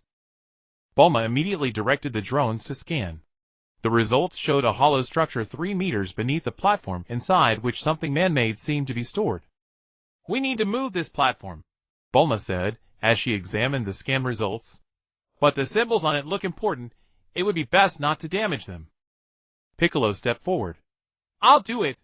The green-skinned Namekian held his hands level, and used the sky dance technique to lift the entire stone slab smoothly, revealing the stairs beneath. A cold gust surged from the darkness, carrying an ancient breath. Warning: space-time distortion detected. Intensity increasing. Zhou Yun's system alert grew increasingly urgent. AI Li's wristband projected a blurry image. a figure in ancient robes walking down the stairs holding something glowing in their hands. I'll go down first. Broly volunteered, platinum energy forming a protective layer over his body. Zhou Yun nodded. Be careful. Piccolo, can you protect Bulma and Trunks? Piccolo gave a snort. Of course. Stay close, kid. Though Trunks was clearly reluctant, he obediently moved to Piccolo's side. Bulma meanwhile operated the drones, preparing to film their descent. The stairs extended about 20 meters down and ended in a round stone chamber. The walls were covered in glowing runes, and at the center floated a metal device. It looked like a small pyramid, its faces etched with intricate patterns, and a dim crystal set into its apex. Energy match 91. 3. Confirmation, same origin as the system. Zhou Yun's heartbeat quickened. There was no doubt that this device was connected to the seat of spacetime. He approached carefully. When the distance closed to 1 meter, the device suddenly hummed, and the crystal at its tip glowed with a faint blue light. It recognizes you, Ailey said in astonishment. Zhou Yun reached out and lightly touched the device's surface. In that instant the crystal blazed, and the entire stone chamber shook violently. Countless holographic images burst from the device, displaying stunning scenes. On ancient Earth, a group of Scions in strange armor fought side by side, with white-robed humans against silvery white shadow creatures. The leading Scion held a giant sword, and the symbol of the Scion Oath stood clearly on his forehead. The human leader was a woman holding a glowing orb highly similar to Zhou Yun's system in her hands. Historical record fragment.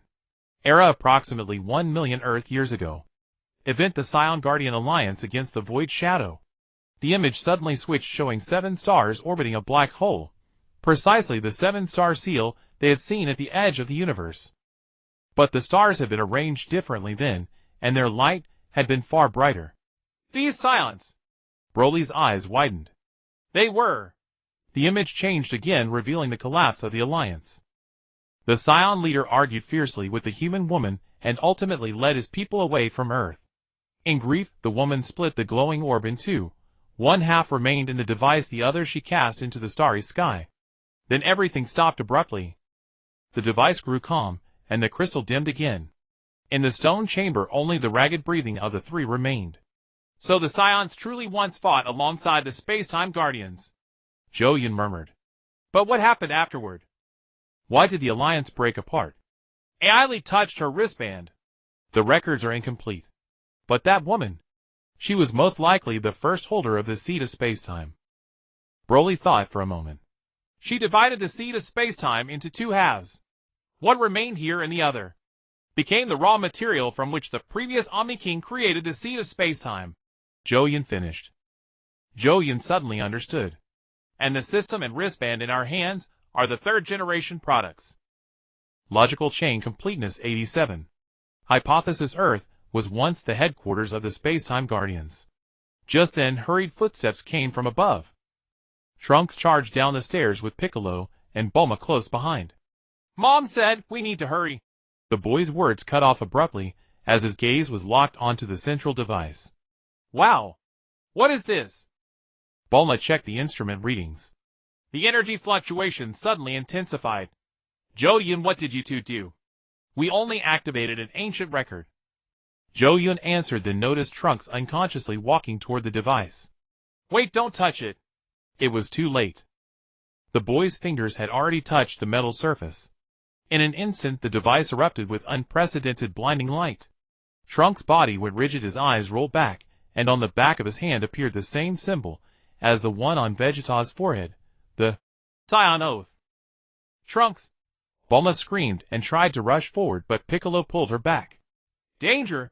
The green-skinned Namekian said sharply. Broly reacted fastest. Platinum energy formed a shield in front of the boy. But strangely, the powerful light did not harm Trunks. It wrapped around him gently, as if performing some kind of authentication. Genetic match detected. Subject: Trunks. Identity verification: Scion Guardian Hybrid Descendant. The system notification shook Zhou Yun. Hybrid Descendant? Did Trunks carry in his veins the dual bloodline of the Scions and the ancient Space-Time Guardians? The light gradually faded and Trunks collapsed limply. Broly caught him in time and found the boy unconscious, but with stable vital signs. Stranger still, the symbol on the back of his hand remained clearly visible, glowing faintly blue. Back to Capsule Corporation right now, Bulma decided without hesitation. I need to run a complete examination on him. In the medical bay at Capsule Corporation, the atmosphere was heavy. Trunks lay on an examination table, instruments connected to his body. Bulma stared at the screen, her expression darkening. All the metrics are normal.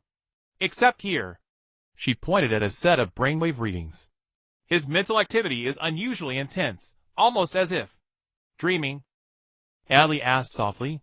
No, as if he is speaking with something. Bulma bit her lip. And I've detected an energy in his body that I have never seen before. Neither ki nor divine power. After Zhou Yun's system completed a scan, it provided a more detailed analysis. Energy signature derived from the seed of spacetime. Similarity to host system 45. Similarity to Ai Li's wristband 38. Special attribute bloodline bound. So Trunks really inherited the bloodline of the ancient spacetime guardians? Broly asked in confusion. But Bulma is human. Maybe it didn't come through Bulma. Zhou Yun mused. Has there ever been anything unusual in Vegeta's family history? Bulma shook her head. Vegeta has never liked talking about the past. But she suddenly remembered something. He did say the Saiyan royal bloodline carries some sort of special inheritance, but he never explained what it was. Piccolo stood in the corner silent the whole time. Suddenly he opened his eyes. Something is approaching. Very strong energy. But it isn't Vegeta. Almost at the same moment Broly sensed it too. On the roof. He instantly shifted into his platinum legendary form and shot out the window. The others followed close behind. In the moonlight, a gray figure stood silently on the roof of Capsule Corporation's main residence, the Observer. Good evening, Guardians. The Observer's voice was still unnaturally calm. I have come to take back what belongs to us. Trunks is not a thing. Bulma roared. Get out of my house. The Observer's pitch-black eyes turned toward the medical bay window. A Saiyan Guardian hybrid. The perfect vessel. The 7 stars are about to align, he must awaken. Broly wasted no more words and charged at the rooftop. The Observer raised a hand, and an invisible force field stood in his way. But this time Broly in his platinum legendary form actually broke through the barrier and slammed his fist into the Observer's chest. Huh? For the first time, the Observer showed surprise. You've grown. Broly did not let up, and a series of relentless attacks forced the Observer to keep retreating. Their figures flickered through the night sky, every collision sending out ripples of energy. Below, Zhou Yun and Piccolo shielded Bulma and Ai Li. The medical bay's alarm suddenly shrieked. Someone had broken into Trunks' room. It's a diversion. Zhou Yun understood instantly. Piccolo, protect Bulma. Ai Li, follow me. The two rushed back into the medical bay and ran straight into a second Observer standing at Trunks' bedside. This Observer was even taller than the one on the roof, gripping a purplish-black crystal aimed at the unconscious boy. Stop! A beam of blue light shot from Ai Li's wristband and struck the Observer's arm. The crystal fell to the ground. The Observer turned in fury.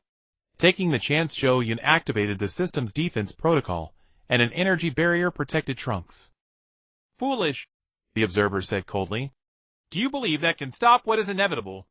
The sounds of the rooftop battle suddenly drew closer. Broly and the first Observer crashed through the ceiling and fell down. Amid the dust, Broly seized the Observer's shoulder in a death grip. Master! Now, Zhou Yun understood. The system surged to full power and shot out a golden beam, striking the Observer. Ai Li attacked at the same time, releasing binding energy from her wristband. Both Observers let out inhuman shrieks in the light. Their bodies melted like wax, collapsing into 2 pools of silver liquid that then evaporated without a trace. Are they dead? Ai Li asked uncertainly. Space-time fluctuations detected. Conclusion: the Observers are not dead. They were merely expelled from the current space-time. Broly deactivated his transformation, breathing heavily. Why are they so obsessed with Trunks? What does vessel mean? Zhou Yun checked on Trunks. The boy was still unconscious, but the symbol on the back of his hand had grown even brighter. Even stranger, his hair color was gradually shifting from purple to a pale blue, almost identical to the color of Ai Li's wristband. We need Vegeta. Zhou Yun said at last. He has the right to know about his son, and he may also know the secret of this Saiyan oath. Bulma had already taken out her communicator. I'll contact Whis right now. What? She looked at Trunks with worry.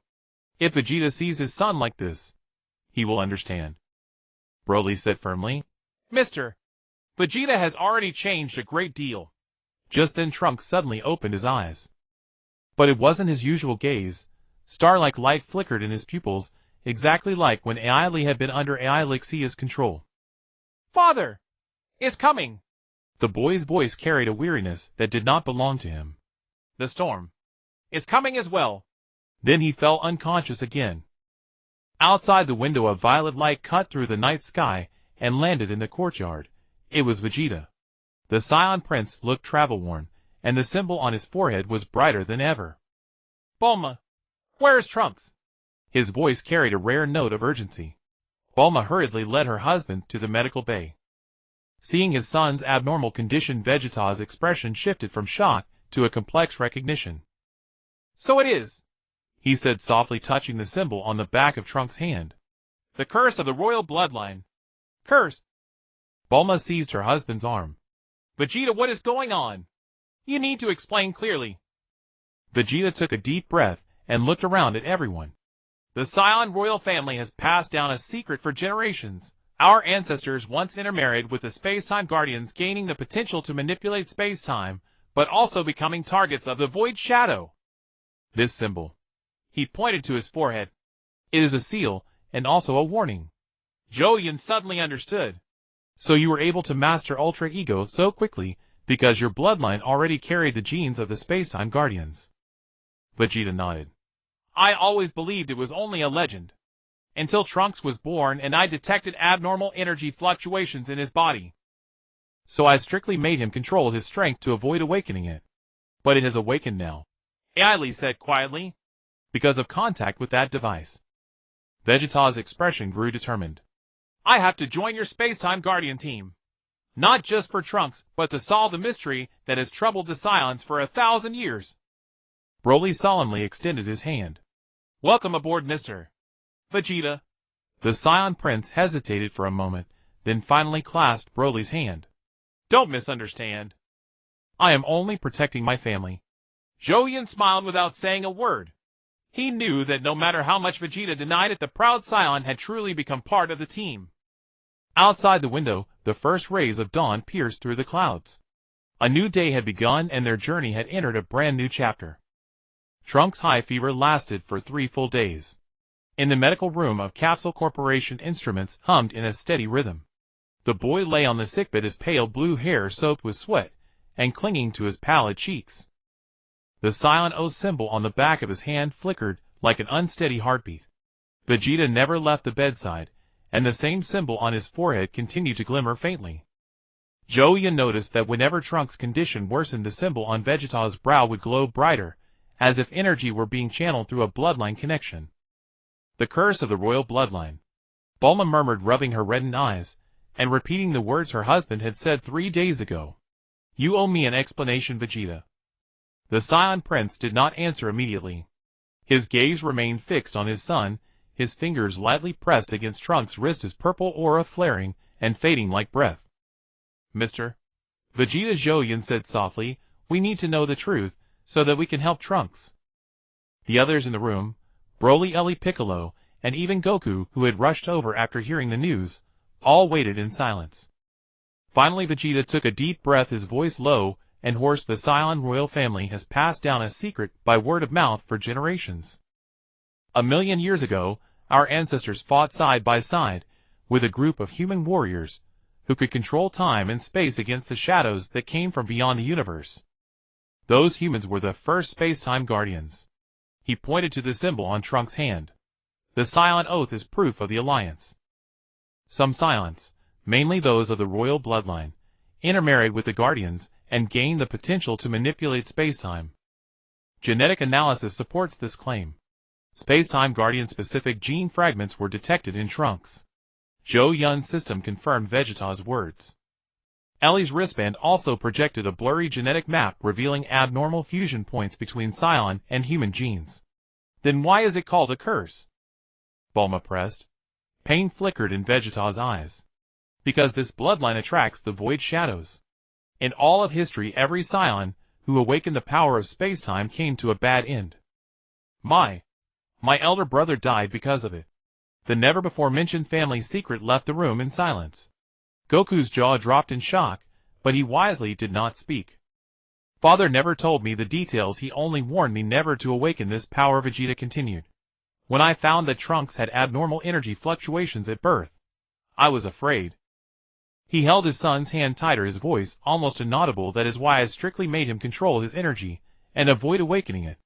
But now, Broly stepped forward and placed his hand on Trunks' forehead.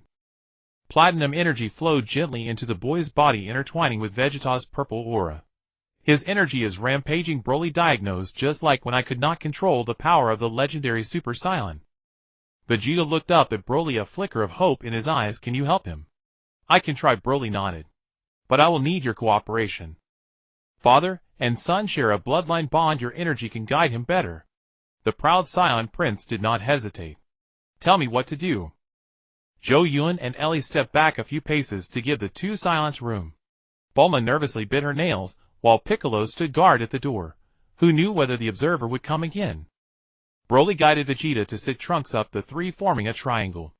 Imagine your energy as a river, he explained softly, and Trunks is a thirsty traveler. Do not force it and let him absorb it naturally. Vegeta closed his eyes, and his purple aura turned gentler. Broly meanwhile released his platinum energy as a buffer and guide. A few minutes later a miracle occurred. The symbol on Trunks' hand stabilized, and his breathing became even. The boy unknowingly leaned toward his father, like a seedling reaching for the sun. Vital signs stable.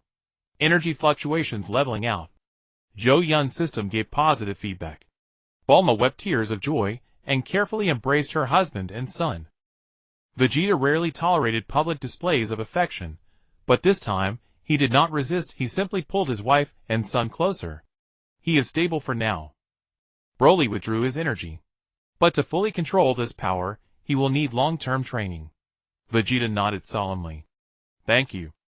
That simple word spoken by him carried immense weight. While Trunks rested, Zhou Yun and Ellie returned to the laboratory, and continued their research on the ancient device. Inside the isolation chamber, Bulma had designed the pyramid-shaped device, floated quietly, the crystal at its tip still dim. Attempting to activate deep memory protocol. Using Ellie's wristband as the key. Zhou Yun's system worked in tandem with Ellie's wristband to crack the device's encrypted section. After hours of effort, the crystal finally lit up again, projecting a clearer image from the distant past. Human space-time guardians in white robes and armor-clad Saiyan warriors stood together on a huge circular platform. At the center of the platform were 7 floating orbs of light arranged exactly like the 7 luminaries seal they had seen at the edge of the universe. To fight the void shadows, the female leader in the image declared, we created the 7 luminaries seal. But maintaining it requires 2 kinds of power. The Saiyan's fighting spirit, and the Guardian's space-time power. The image shifted to reveal a brutal battlefield. Silver-white shadow creatures surged, like a tide, as Saiyan's and Guardians fought side by side. Whenever one shadow was destroyed, a wisp of black smoke was drawn into the 7 orbs at the center. Energy absorption process. Principle similar to the space-time seed.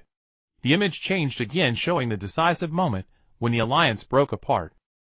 The Saiyan leader, a hulking man with an uncanny resemblance to Vegeta, pointed angrily at the 7 orbs. They are growing stronger. The seal is going to shatter. We must attack proactively and wipe out the void shadows completely. The human female leader shook her head firmly. No, Tarble. An indiscriminate attack will only let them spread to more universes. We must maintain the seal and search for a permanent solution. Cowardice. The Saiyan leader bellowed. We Saiyans never hide behind a seal. Either we fight or we leave. In the end, the Saiyans withdrew from the battlefield en masse. Without the support of the fighting spirit, the seal began to weaken. The human guardians were pushed back step by step, countless warriors swallowed by the shadows. The image broke off there. The crystal overheated, and no more information could be extracted for now. So this is why the alliance collapsed, Zhou Yun mused. The Saiyans advocated attacking, the guardians insisted on defending. Ellie touched her wristband. According to the records, after the Scions left, the first generation of Guardians was almost completely destroyed. Only a few survivors escaped with one half of the space-time seed, and among them was Alicia. Logical chain complete. Inference: after the previous Omni King obtained the other half of the space-time seed, he created the second generation space-time seed. Zhou Yun suddenly thought of a question: why did those Scions later give up the power of space-time? Vegeta said it was a royal secret, so ordinary Scions obviously do not know this history. Ellie pulled up information from her wristband. Perhaps because of the cost? She projected a fragment of written records: those who awaken the power of space-time will eventually be marked by the shadow, and come to no good end. That is probably why Vegeta calls it a curse. As the two were discussing, the laboratory door slid open. Vegeta walked in, his expression still tired but far more resolute. "Trunks is awake," he announced curtly. "He wants to see you." In the medical room, Trunks sat propped against the headboard. To everyone's surprise, his hair had permanently turned pale blue, and his eyes now held faint star-like speckles. Seeing Zhou Yun and Ellie enter, the boy gave a weak smile. "I had a very long dream. In the dream, someone was teaching me to control a strange power." Bulma was checking her son's vital signs. All indicators have returned to normal, even better than before. But that unknown energy is still there, and it seems to have become part of him. Energy analysis: potential for space-time manipulation. Awakening level 17. Zhou Yun's system assessed Trunks' condition. Ellie asked curiously, "What did the person in the dream look like?" "I couldn't see their face." Trunks tried hard to recall. "I only remember she wore a white robe and held a glowing orb. Oh, she told me to tell Sister Ellie one thing: the keys of the 7 luminaries must never be gathered together." Ellie, or rather the consciousness of Alicia inside her, visibly trembled. "That is the warning from the leader of the first-generation Guardians." Vegeta frowned. "What does it mean?" Zhou Yun suddenly had an idea. "Bulma, can you check whether that ancient device has any missing parts?" Bulma immediately called up the scan of the device. Indeed, according to the structural analysis, it should have 7 small attachments like... She paused. "Like 7 keys." Correlation: the 7 stars of the 7 luminary seal. Hypothesis: the device is the central hub that controls the 7 luminary seal. Trunks looked at his hand uneasily. What did the observer mean by vessel? Why are they targeting me? The room fell silent for a while. Finally Vegeta sighed, and sat down beside his son's bed. "Because of your bloodline, Trunks. The Saiyan royal family has passed down the genes of the Spacetime Guardians from generation to generation. They sleep normally but awaken when stimulated by specific triggers." He pointed to the symbol on himself and his son. "The Saiyan oath is proof. So I can manipulate spacetime." Trunks was both startled and excited. "In theory, yes," Zhou Yun said carefully, "but it requires long-term training. Right now you have only awakened initially, and the ability is not yet stable." As if to prove those words, Trunks suddenly vanished from the bed, only to appear on the other side of the room the next second. The boy was so shocked that he nearly fell, but Broly caught him in time. "Wow! How did I do that?" "Short-distance spatial jump. Energy cost moderate." Vegeta's expression was exceedingly complex. "My father warned me that an awakened royal bloodline would become a target for the Void Shadows. Now it seems the observer is after exactly that." Bulma. Zhou Yun turned to the scientist. "Can you extract more information about the 7 luminaries seal from the device? Especially its connection to the Saiyan bloodline?" Bulma nodded. "It will take time, but it can be done, especially now that we have Trunks' genetic sample for comparison." Just then Trunks suddenly clutched the back of his hand in pain. The symbol lit up again, and the air around him began to warp. "It's happening again." The boy gritted his teeth and said, "I feel something pulling at me." Broly and Vegeta acted simultaneously, enveloping Trunks in platinum and purple energy. But this time, the distortion did not cease. Instead it formed a vortex, like a miniature black hole. Alert: spacetime rift forming. Energy signature observer. Just as Zhou Yun's system issued the warning, a silver-white hand reached out from the vortex and grabbed at Trunks. At the critical moment, the symbol on the boy's hand burst, with a blinding blue light forming a protective barrier that blocked the attack. "No!" The observer's voice came through the vortex. "The vessel must awaken. The 7 stars are about to return to their positions." Vegeta roared in fury, and blasted the vortex with all his might. With a piercing shriek, the silver-white hand retracted, and the rift quickly closed. Trunks went limp in his father's arms, and the symbol on his hand gradually settled back into calm. But this incident proved one thing: the observer would not give up easily, and Trunks' awakening had only just begun. We need a plan. Zhou Yun looked around the room. Bulma continues to research the device Vegeta, and Broly will train Trunks to control his power Ellie, and I will contact the Omni King's palace to seek more intelligence about the Seven Luminaries seal. Vegeta gently laid his son back on the bed, his gaze as firm as steel. No matter what the observer wants, they will not lay a single finger on my son. Broly stood beside him. We will protect him together. The two Saiyans, once rivals now comrades in arms, stood shoulder to shoulder. Zhou Yun could not help thinking of the Saiyans and Guardians, who had fought side by side in those ancient images. History was repeating itself, but this time perhaps there would be a different ending. Outside the window, the blood-red setting sun sank slowly westward, dyeing the clouds in the sky a deep scarlet. That blood-crimson afterglow seemed like a wound on the earth, weeping endless sorrow and grief. In this breathtaking scene, 7 clouds quietly appeared, their shapes forming the pattern of the Big Dipper neatly arranged across the sky. This marvelous coincidence made one think of the old proverb, stars above, people below. The 7 clouds were like 7 silent observers quietly looking down at the people inside Capsule Corporation. Among those people, some were busy with their work, some were rushing for a living, and some were striving for their dreams. Perhaps they did not know that their fates were being watched by those 7 clouds. Under this blood-red sky, the people in Capsule Corporation appeared so tiny, and yet so tenacious. In these seemingly ordinary days, they silently worked hard for their lives and dreams, resisting the arrangements of fate. And those 7 clouds, like the eyes of fate, witnessed every single instant of their lives. Inside the Capsule Corporation gravity chamber, Trunks stood on the central platform, fine beads of sweat glistening on his forehead. His light blue hair stirred without wind, and the silent oath emblem on the back of his hand flickered with an unstable blue light. Vegeta and Broly stood on either side, their expressions grave. Again! Vegeta commanded, his voice softer than usual. Remember the flow of energy. Trunks took a deep breath and closed his eyes. Violet aura surged from within him, yet fine blue sparks shimmered across its surface. The young warrior tried to focus his mind on the emblem on his hand, sensing that peculiar pulse of spacetime. Ever since the accidental dimensional leap 3 days ago, the spacetime energy within Trunks had been like a roused beast, sometimes docile, sometimes savage. The most dangerous incident occurred when in his sleep, he unconsciously tore open a rift to an unknown dimension, nearly dragging half his bedroom into the void. Had Broly not sensed the energy fluctuation in time, the consequences would have been unthinkable. Relax. Broly guided softly, his platinum energy wrapping around Trunks like a sheer veil. Imagine energy as a river. You only guide it, never force it. Trunks' knitted brows eased slightly. He tried Broly's approach. Instead of violently suppressing the restless energy within, he channeled it like floodwaters into channels, guiding it toward the emblem on his hand. Oddly enough, the energy obeyed this time.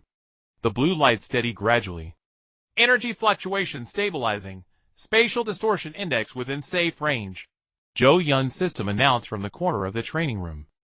Ailey and Bulma stood behind the observation console, watching the data with bated breath. Piccolo leaned against the wall, a thoughtful gleam in his emerald eyes. Now try a short-range spatial shift, Vegeta instructed. Target 3 meters to my left. Trunks nodded, his gaze locked on the spot his father indicated. He felt the emblem on his hand grow slightly warm, a peculiar energy surging along his veins and flooding his entire body. The world suddenly appeared different to him. Air was no longer emptiness, but a web woven from countless fine energy threads, each one representing a possible spatial path. Instinctively, the young warrior chose the nearest thread and stepped forward. His body dissolved into countless points of light, then reassembled in the blink of an eye. When his vision cleared, he was already standing at the exact spot Vegeta had designated. I did it! Trunks stared at his hands in delight, the emblem on his hand radiating a steady blue glow. The corner of Vegeta's mouth twitched upward almost imperceptibly, but he quickly resumed his stern expression. That's only the first step. The real challenge is controlling more complex spacetime jumps while maintaining combat readiness. Broly stepped forward and gently placed a hand on Trunks' shoulder. Well done. Next, let's try using this ability in motion. The training lasted for hours. At first Trunks' success rate was only 1 in 3, but with practice his command over space-time energy grew increasingly refined. By the time the sun slanted low in the west, he could already execute precise short-range spatial jumps at high speed, and even hover briefly in midair. This was not flight, but a suspension achieved by subtly bending the curvature of local space-time. Learning curve exceeds projections. Hypothesis: the Scion Oath emblem contains genetic memory. Zhou Yun logged Trunks' progress. Ailey gazed thoughtfully at the data projected from her wrist device. According to Alicia's memory fragments, the first generation of Guardians required years of training to reach this level. Scion genes accelerate the learning process, Bulma analyzed. Especially the royal bloodline. They seem to possess a natural affinity for this power. Just as everyone was rejoicing over Trunks' progress, the training room's alarm suddenly blared. Energy anomaly. Source: Earth's outer orbit. Zhou Yun's system immediately pulled up satellite imagery. In the image, 7 silver-white points of light were approaching Earth from different directions, arranged in the shape of the Big Dipper. As they drew closer, the lights gradually revealed humanoid silhouettes, observers, and far more numerous than ever before. "They've come," Vegeta said, instantly entering Super Saiyan state, his violet aura blazing. "It seems Trunks' awakening has attracted more attention." Broly too transformed into the legendary Super Saiyan, his platinum energy illuminating the entire training room. "This is no probe. It's a full-scale assault." Piccolo tore off his cape. "I'll go notify Goku and the others." "Wait!" Bulma suddenly shouted. "Look at this." She pulled up another screen displaying real-time data from the ancient device. The device is resonating with those observers. And, oh my, the 7-star alignment in the sky has happened early.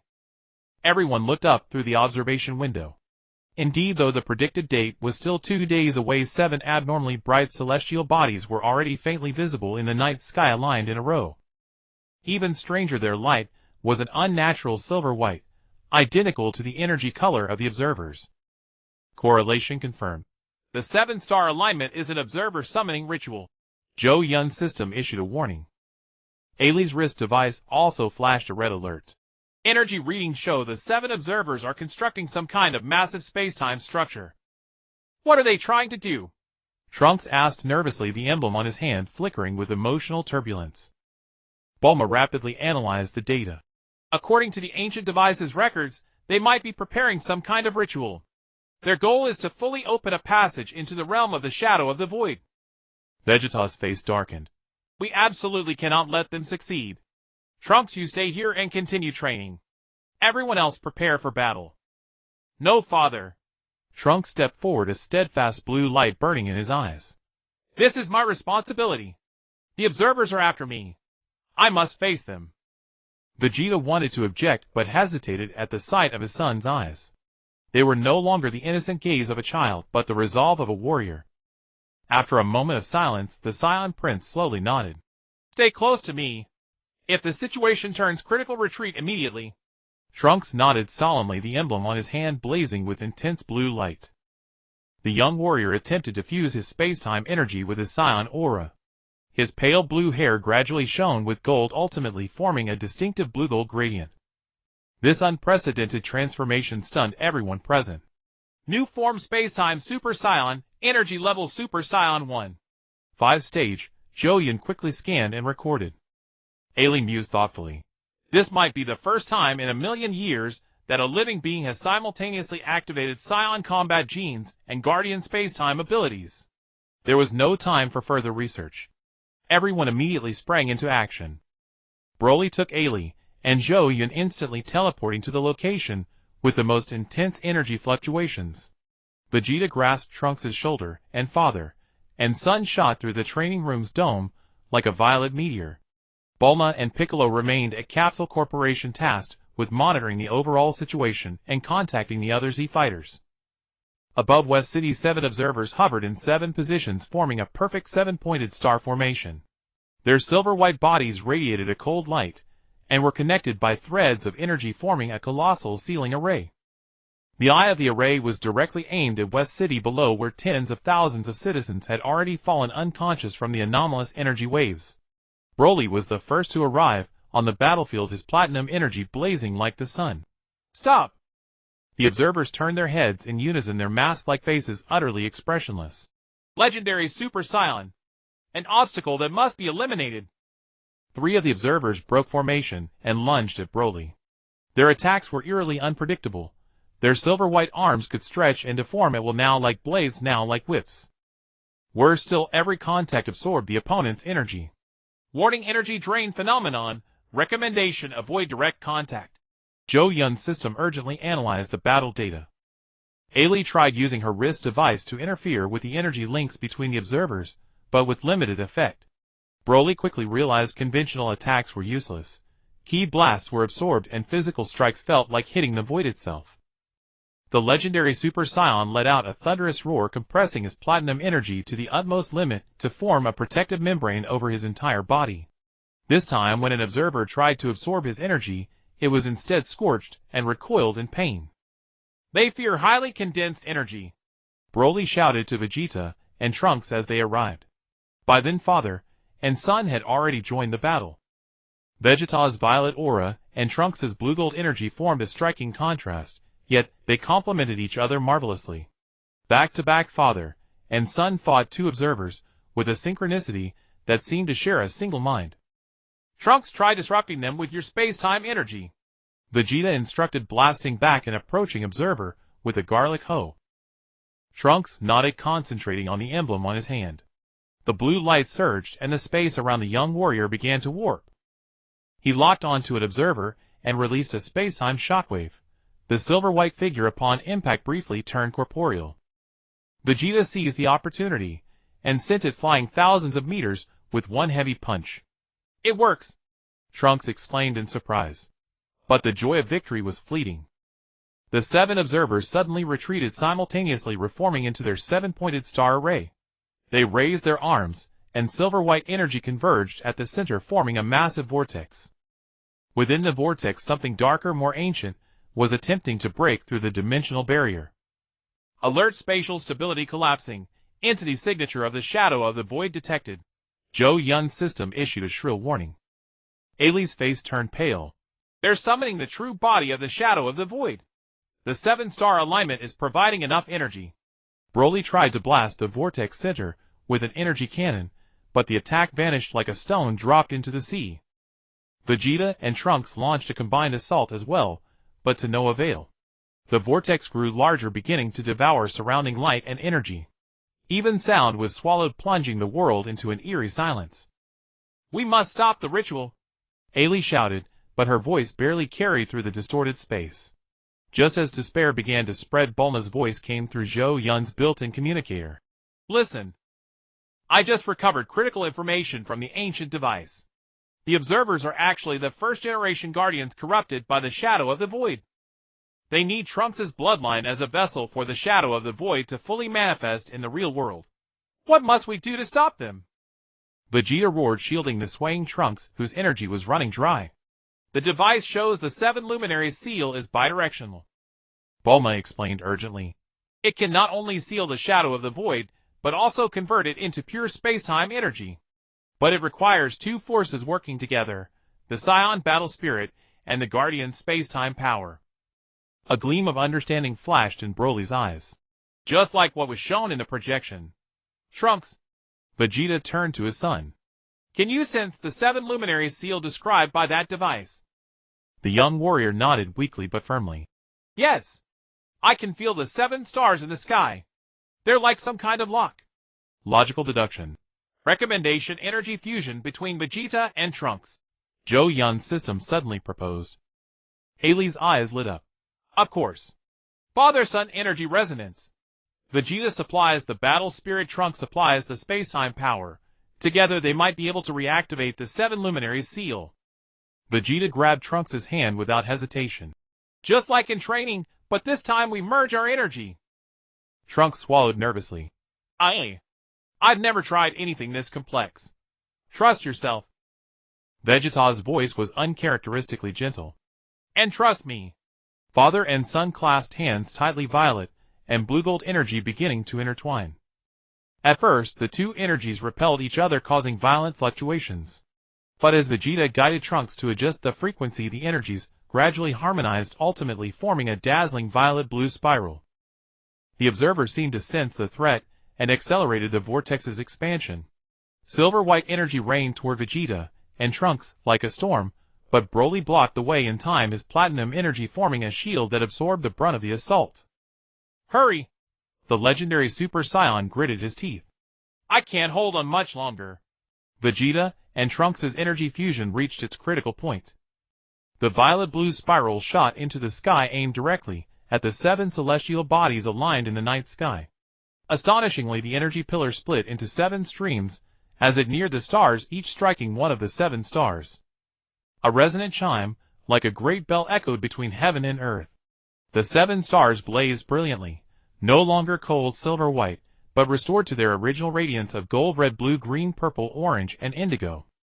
Cascades of 7-colored light poured down like waterfalls, enveloping the entire 7-pointed star formation. The observers let out inhuman shrieks as their silver-white bodies gradually disintegrated in the multicolored light. The black vortex at the center also began to contract, as if pushed back to the other side of the dimension by an invisible force. We did it! Ailey cheered. But the price of victory soon became apparent. Trunks suddenly collapsed, the emblem on his hand growing dim and lifeless.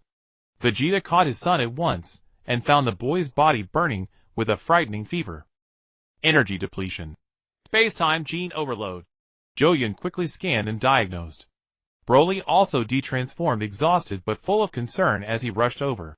He needs immediate treatment. Vegeta lifted Trunks in his arms. Just as he was about to teleport back to Capsule Corporation, a final malevolent whisper drifted from the vortex. The vessel shall belong to us in the end. The 7-star alignment is only the beginning.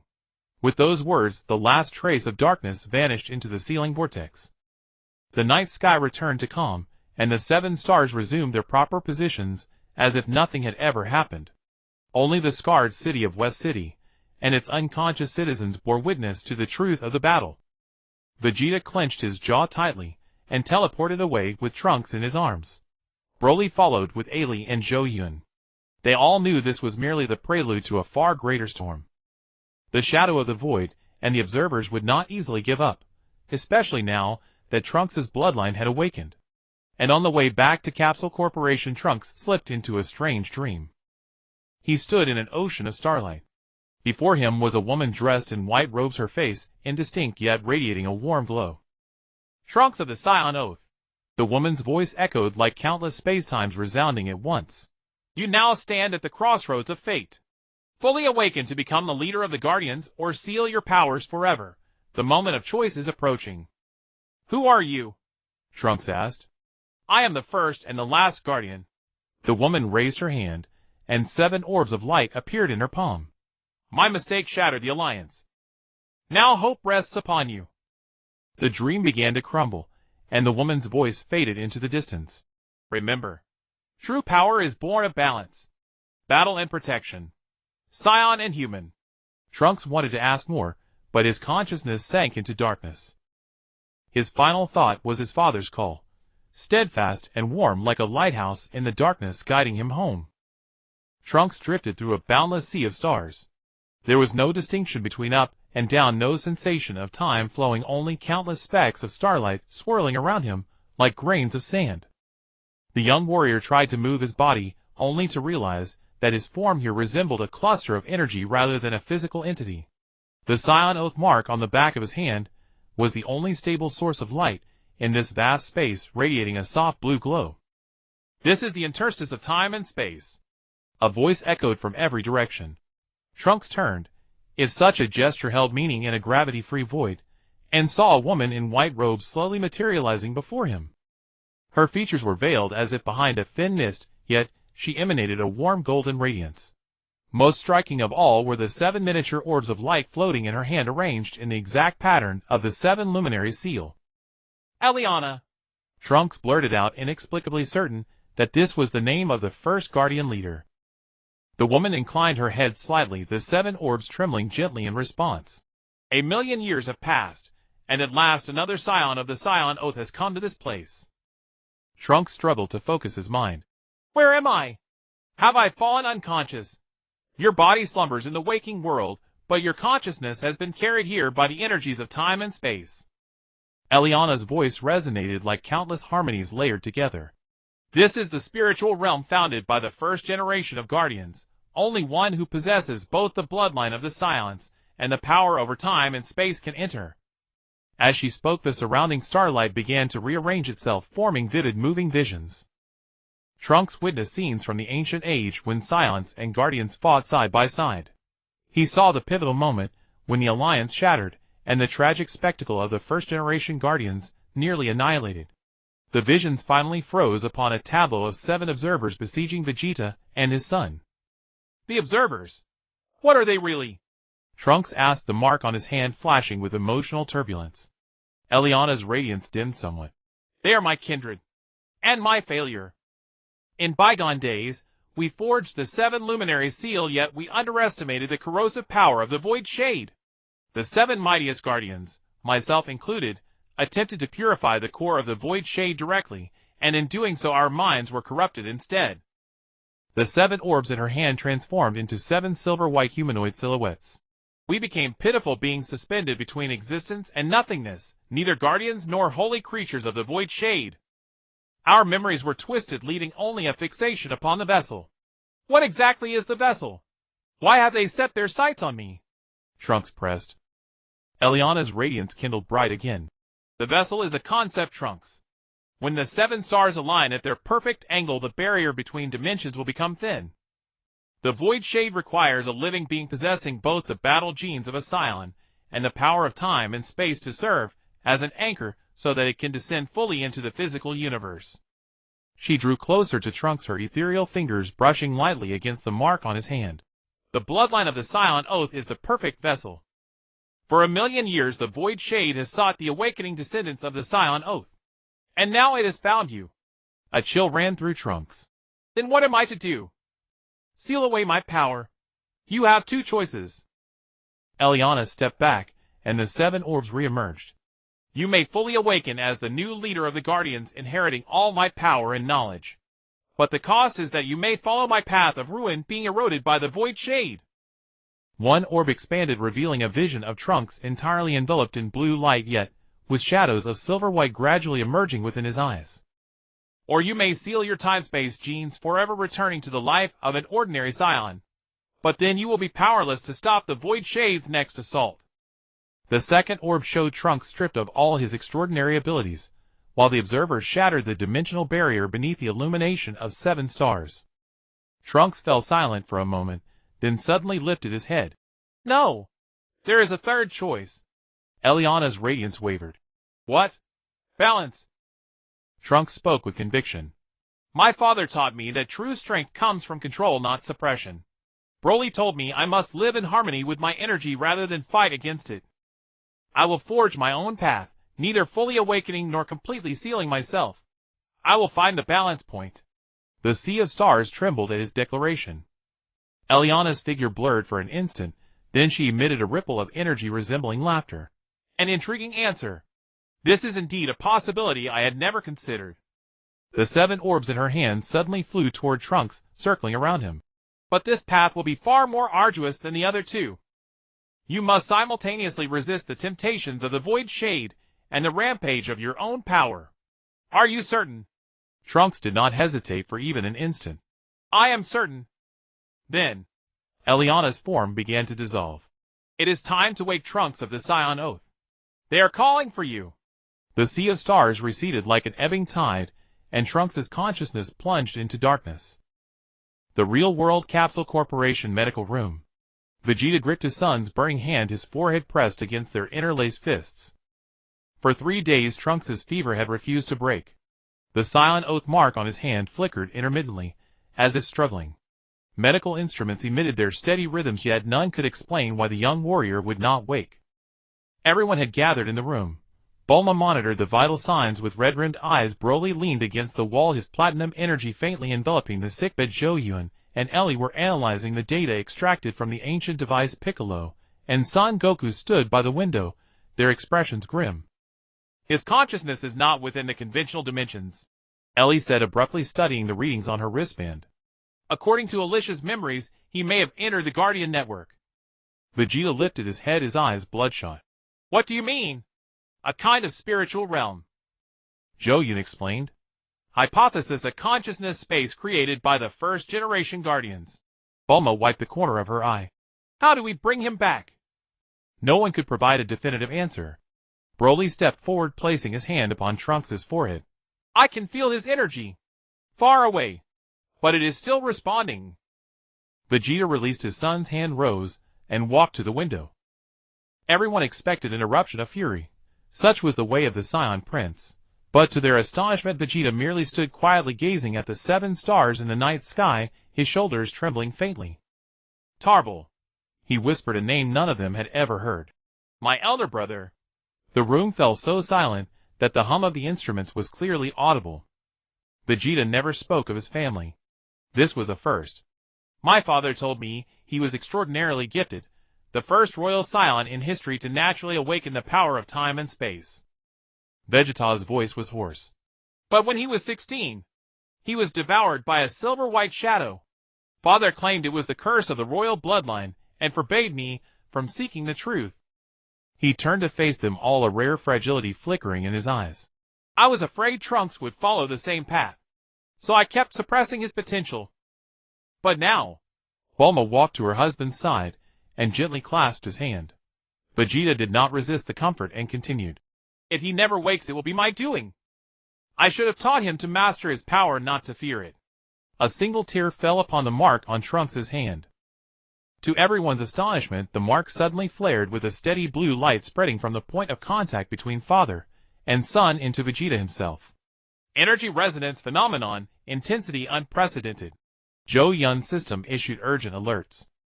Broly sensed it, as well, immediately releasing his platinum energy as a supplement. He is responding. Keep talking to him, Vegeta.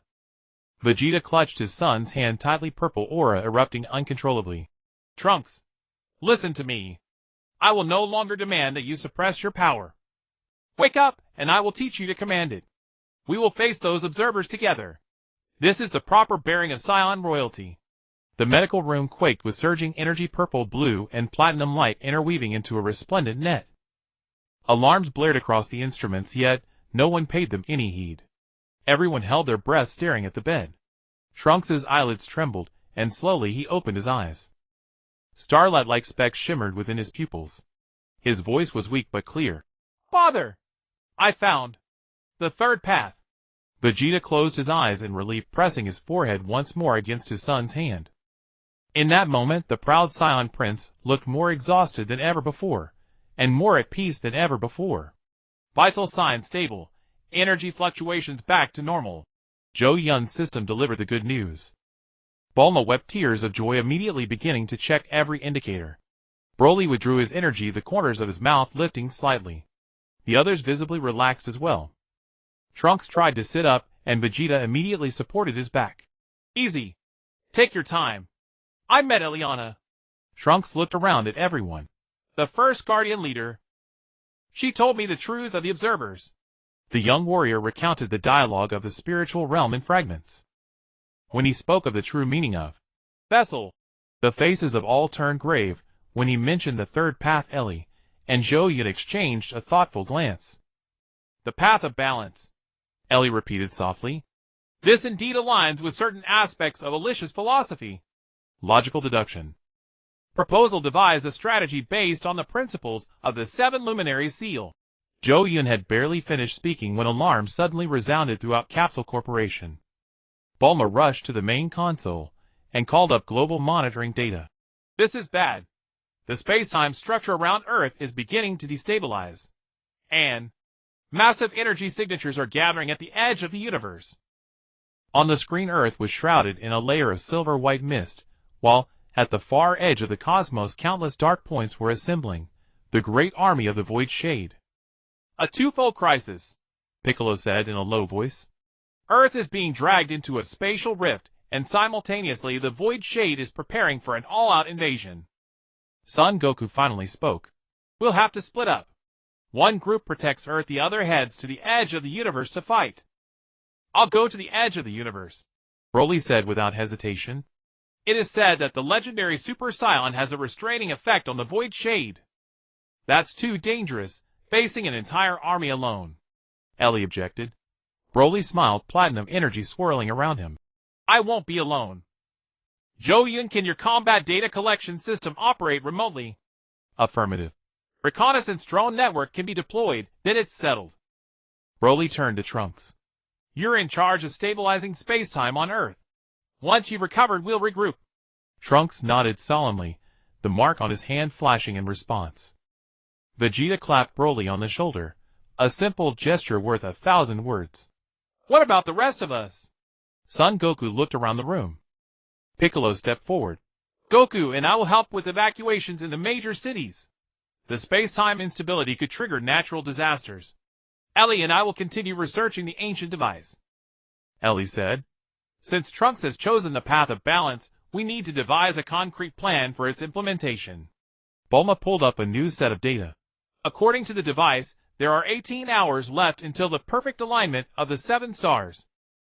This is our final window of preparation. The group swiftly moved into action. Broly cast one last glance at Trunks, and the young warrior gave him a thumbs up.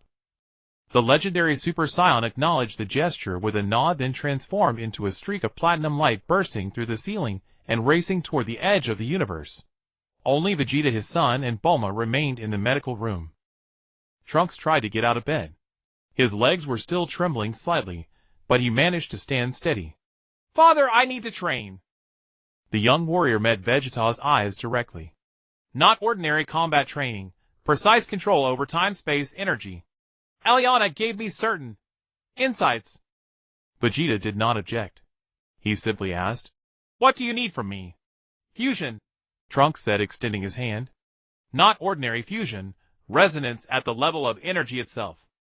Combining your battle experience with my perception of time and space might reveal a new way to counter the Void Shade. Bulma looked at her son with worry. Are you sure your body can withstand it? It must endure, Mom. The blue light of the mark on Trunks' hand was steady.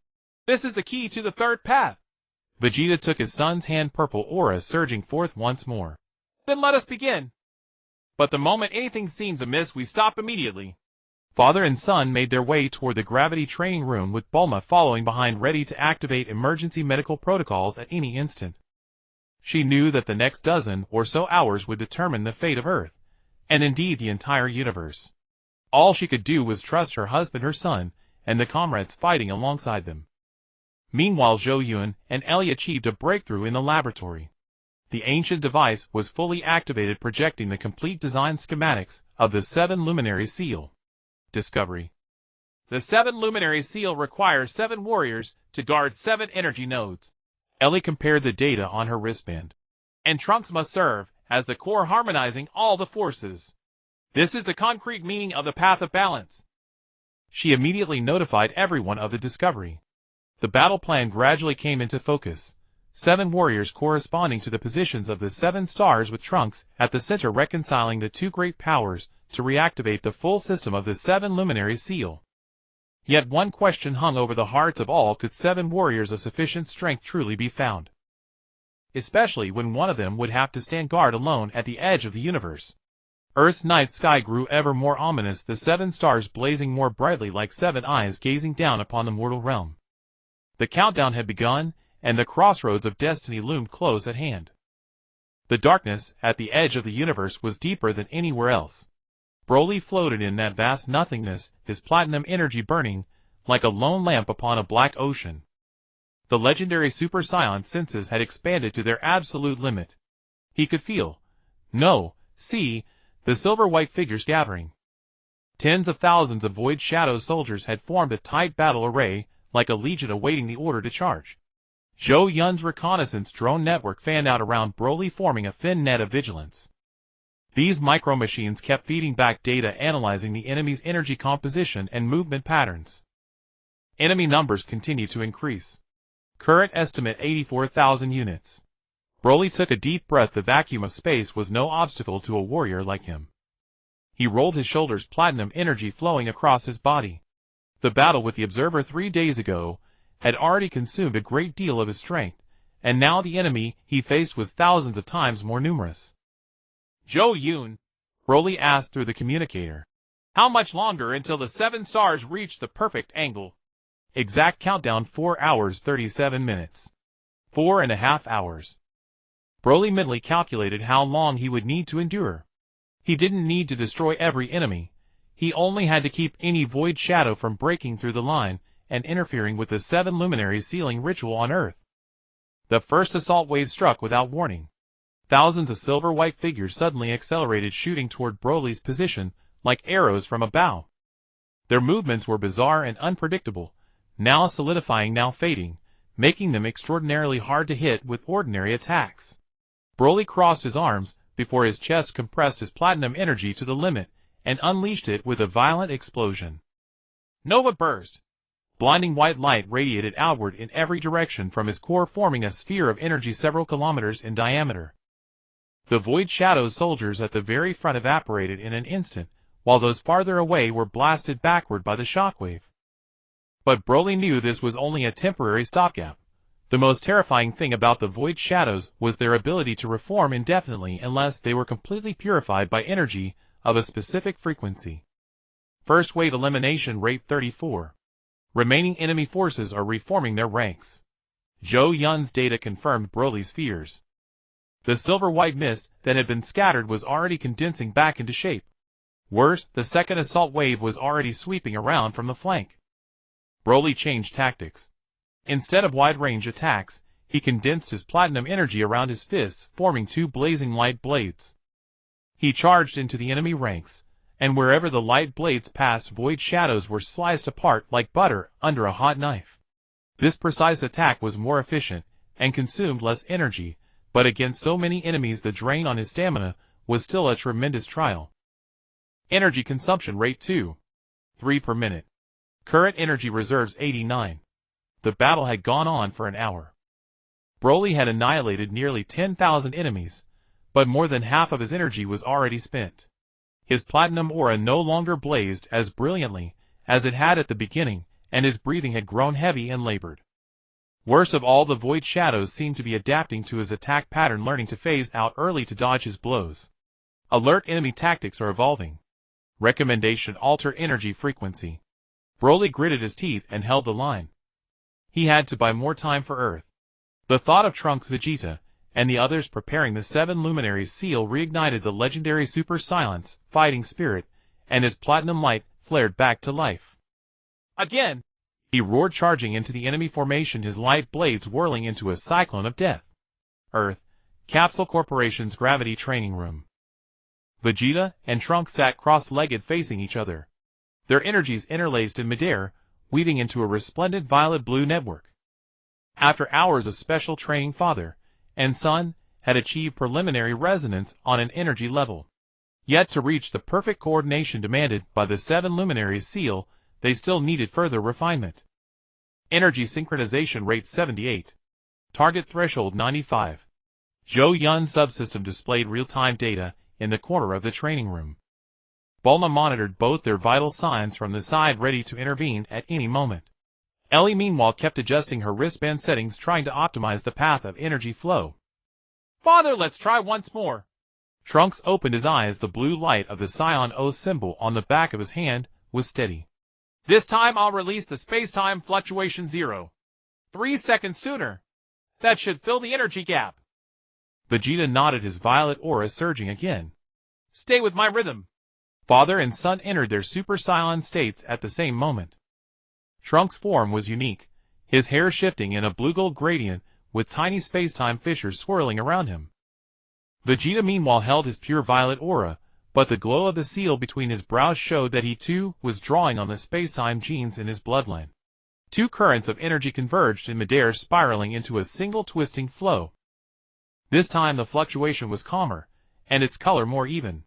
When the energy reached its critical point, space inside the gravity room began to warp, forming a vortex like a miniature black hole. Synchronization rate 91. Spatial stability critical. Steady. Vegeta growled, sweat beading on his forehead. Control your output.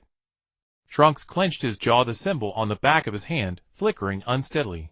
The young man could feel 2 forces colliding violently inside him, the Saiyan instinct for battle and the cold composure required of a space-time guardian. This was the essence of what Eliana had called the path of balance, not resistance. Guidance. Trunks silently recited the key principle Broly had taught him, adjusting his breathing and energy frequency. Miraculously, the vortex began to stabilize, forming a perfect spherical energy field. Inside the field, time and space seemed malleable, and father and son could even briefly see fragments of the future a few seconds away. Synchronization rate 97. New form achieves spacetime Super Saiyan. Bulma joyfully recorded the breakthrough. Ellie reported excitedly as well.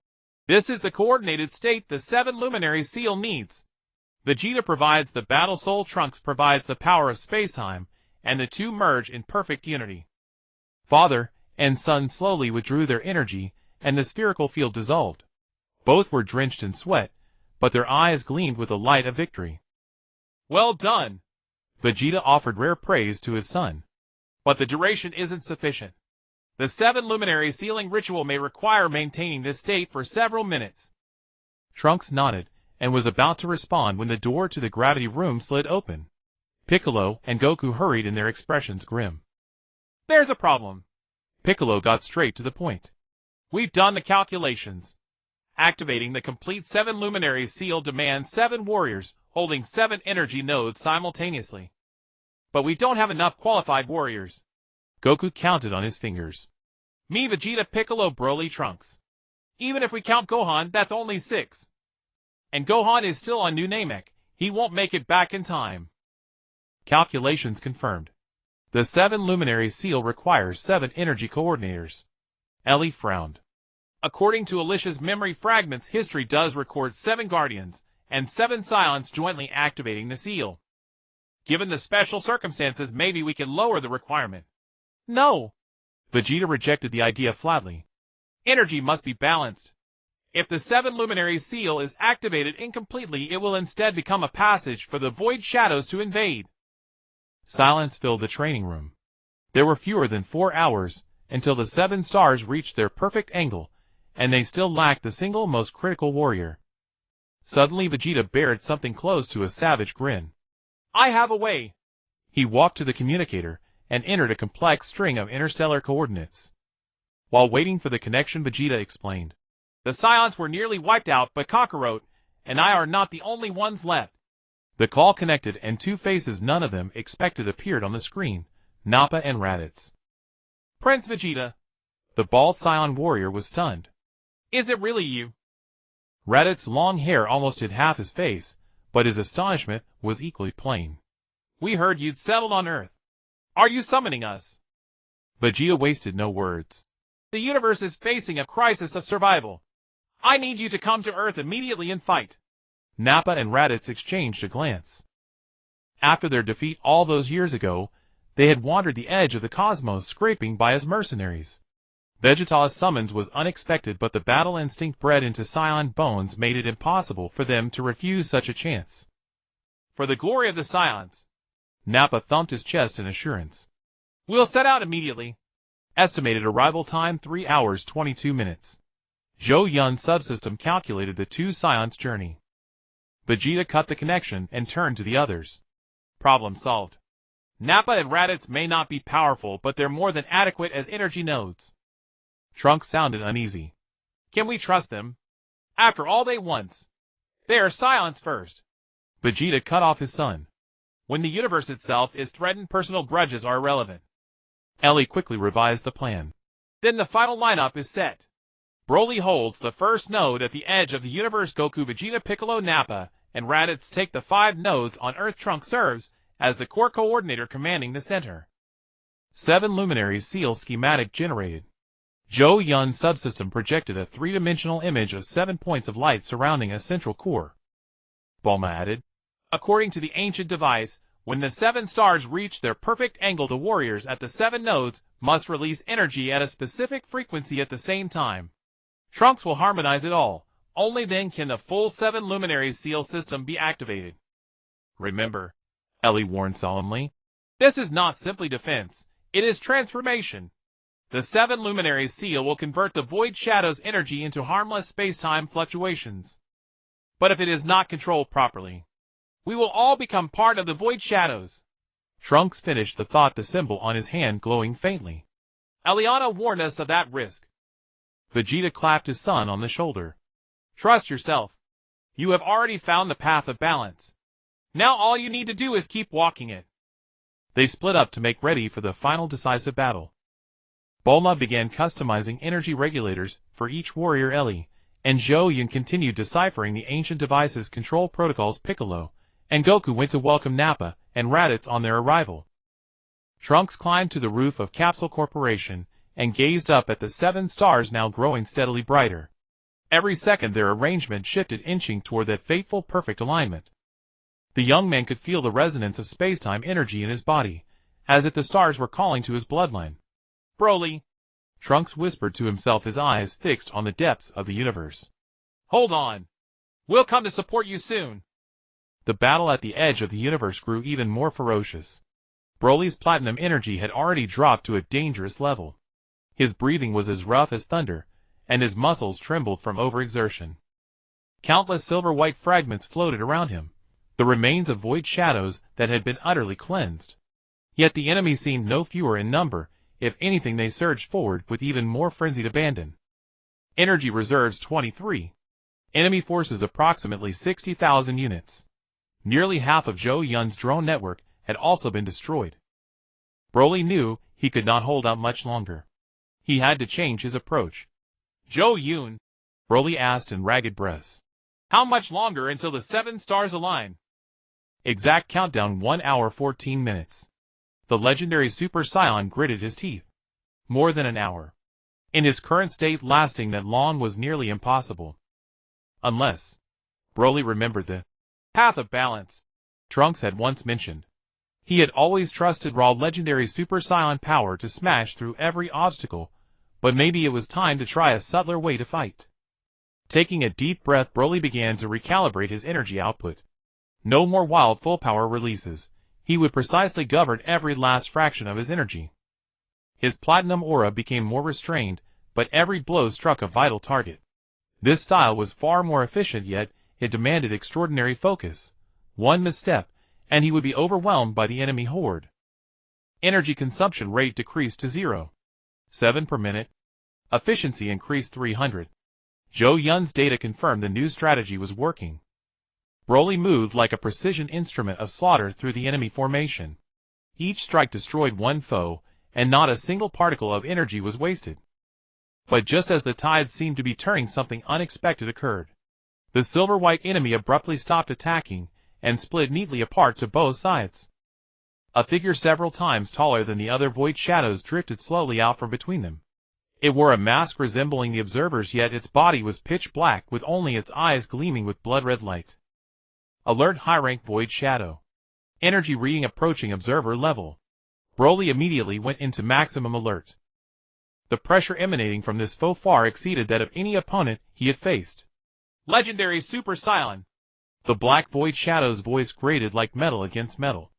Your resistance is meaningless. The vessels will belong to us in the end.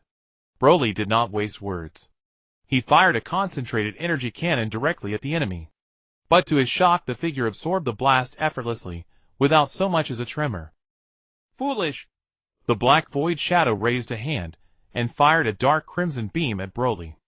We are the elite guard of the void shadows, bred specifically to hunt warriors of light like you. Broly barely evaded, but the beam grazed his shoulder instantly, leaving a wound that billowed black smoke. More appalling still, the energy around the wound was rapidly draining away. Warning: energy draining attack. Recommendation: avoid direct contact. Zhou Yun's drones rapidly analyzed the enemy's power.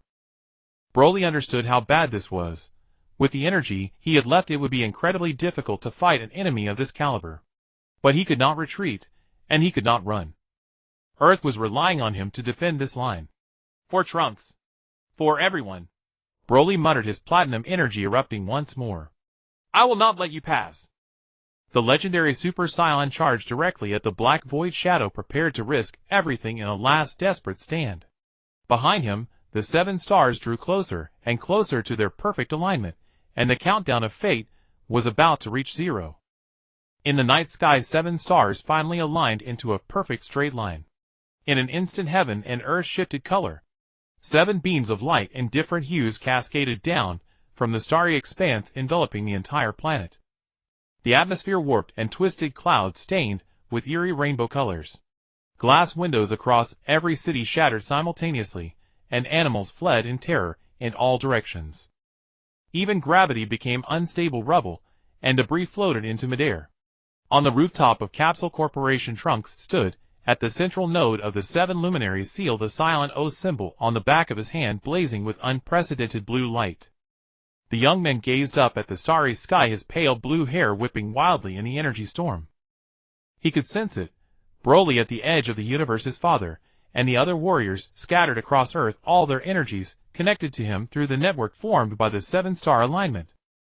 7 luminaries seal activation countdown 10 minutes, all nodes ready. Zhou Yun's system chimed beside Trunks. Eli stood nearby, her wristband projecting a hologram of 7 light points, each representing the location of one of the 7 warriors. Broly is at the first node at the edge of the universe, Son Goku in West City, Vegeta in North City, Piccolo in the wilderness, Nappa and Raditz in East City and South City respectively. Eli swiftly confirmed. Trunks, you are the core coordinator. You must balance all energy flows. Trunks took a deep breath and nodded. He could feel the resonance between the temporal spatial energy within him and the 7-star alignment, a sensation both foreign and familiar, as if he had experienced all this a million years ago. Let's begin. At Trunks' command, the 7 warriors unleashed their energy simultaneously. Broly's platinum radiance, Goku's blue aura, Vegeta's violet energy, Piccolo's green fluctuation, Nappa and Raditz's golden brilliance. 7 distinct powers converged upon Trunks through the 7-star network. The young man tilted his head back in agony, every vein visible beneath his skin blazing with blinding blue light. The colossal torrent of energy threatened to tear him apart. The silent O symbol on his hand flickered like a lighthouse in a storm. Energy overload warning. Core coordinator nearing limit, Trunks. Bulma screamed from the control room, watching her son's vital signs fluctuate violently. Vegeta's voice came through the energy network. Hold steady. Regulate your breathing. Guide the energy the way we trained. Trunks clenched his jaw, attempting to control the energy flow according to his father's guidance. But harmonizing 7 different frequencies was far too difficult, especially the platinum energy from Broly, savage and abnormal, clashing violently with the others. Energy imbalance. 7 luminaries seal stability dropped to 67. Just as the crisis peaked, Eli suddenly aimed her wristband at Trunks. There's a control protocol in Elijah's memories. Receive it. A beam of golden light shot from the wristband and merged into Trunks' brow. The young man shuddered, countless unfamiliar yet familiar images flooding his mind. How the first generation of Guardians had activated the 7 luminaries seal, how they had coordinated different energies, and even how they had failed. I understand now, Trunks murmured. The key is acceptance, not control. He no longer forced the 7 energies into submission. Instead, he became a transparent conduit, allowing each energy to retain its unique nature while coexisting in harmony. Miraculously, the energy streams began to stabilize, the 7-colored radiance forming a perfect spectrum ring around Trunks. Energy balance achieved. 7 luminaries seal stability increased to 92. With the system's prompt, 7 light pillars shot back from Trunks toward the starry sky, linking with the 7 stars. A colossal 7-pointed star array formed above Earth, slowly rotating. At its center, space began to warp, opening a gateway to the Void Shadow dimension. Alert, main gateway opened. Massive Void Shadow energy signature detected. Silver-white mist surged out of the gateway, condensing into countless humanoid figures. Leading them were the observers, their silver mask-like faces utterly expressionless, yet their movements carried a strange fervor. Vessel, they whispered in unison, their voices like grinding metal. 7 stars aligned. The ritual continues. Trunks stood at the eye of the array, his blue-gold gradient aura strikingly vivid amid the 7-colored light. He stared directly at the observers, his voice unexpectedly calm. Eliana told me the truth about you. You were once Guardians, but now you are puppets of the Void Shadow. The observers paused for an instant, as if that name had touched some deep-buried memory. But soon they advanced again. Eliana. Failure. We have found the path to eternity. Final purification program initiated. Core coordinator required to channel energy. Zhou Yun's system prompted. Eli watched Trunks anxiously. Now! Channel the 7 luminaries' energy into the gateway. Trunks raised both hands, the 7-colored energy condensing into an orb of light in his palms. But just as he was about to release it, a sudden anomaly struck. A pitch-black shadow slowly descended from the gateway. It had no fixed form, constantly shifting between solid and void, only a pair of blood-red eyes fixed unwaveringly on Trunks. All the observers immediately prostrated themselves, as if before a sovereign. Void Shadow Core consciousness detected. Energy readings exceed measurement limits. Trunks felt an unprecedented pressure, the symbol on his hand burning with intense pain. This was the entity that the Silent Oath bloodline had opposed for 1,000,000 years, the dark origin that had devoured the first generation of Guardians. Trunks! Vegeta's voice came through the energy network. We can't hold on. The energy is being drained too fast. Indeed, the 7 warriors' energy was being rapidly siphoned away. Son Goku, Piccolo, Nappa, and Raditz had already dropped to one knee, barely maintaining their output. Vegeta, sustained by the willpower of the Silent Prince, was still holding on, but nearing his limit. Worst of all was Broly at the edge of the universe, his energy signal fluctuating wildly, as if locked in a final desperate struggle. We must purify now, Eli shouted. Trunks pushed the 7-colored orb toward the gateway, but to his shock the orb was effortlessly absorbed upon contact with the Void Shadow Core. The dark entity even emitted a wave resembling laughter, its form swelling in response. Foolish child, the observers chanted in unison. 7 luminaries' energy is our sustenance. You are nourishing us. Trunks staggered backward, his heart turning ice-cold. Could Eliana's information have been wrong? Was the 7 luminaries' seal truly a trap? Just then a warm golden light shot out from the gateway, dispelling part of the darkness. The golden light coalesced into Eliana's apparition, standing protectively before Trunks. Remember the path of balance. Her voice echoed directly in his mind. The 7 luminaries' seal is not a weapon, but a converter. You must embrace both light and dark. The Void Shadow Core roared in fury, its dark energy battering Eliana's apparition, until she turned translucent. Traitor. You were devoured long ago. No. Eliana's image faded further. I chose balance. Now it's your turn, Trunks of the Silent Oath. With her final words, her apparition dissolved completely, but left behind one crucial revelation. Trunks suddenly understood the true operating principle of the 7 luminaries' seal.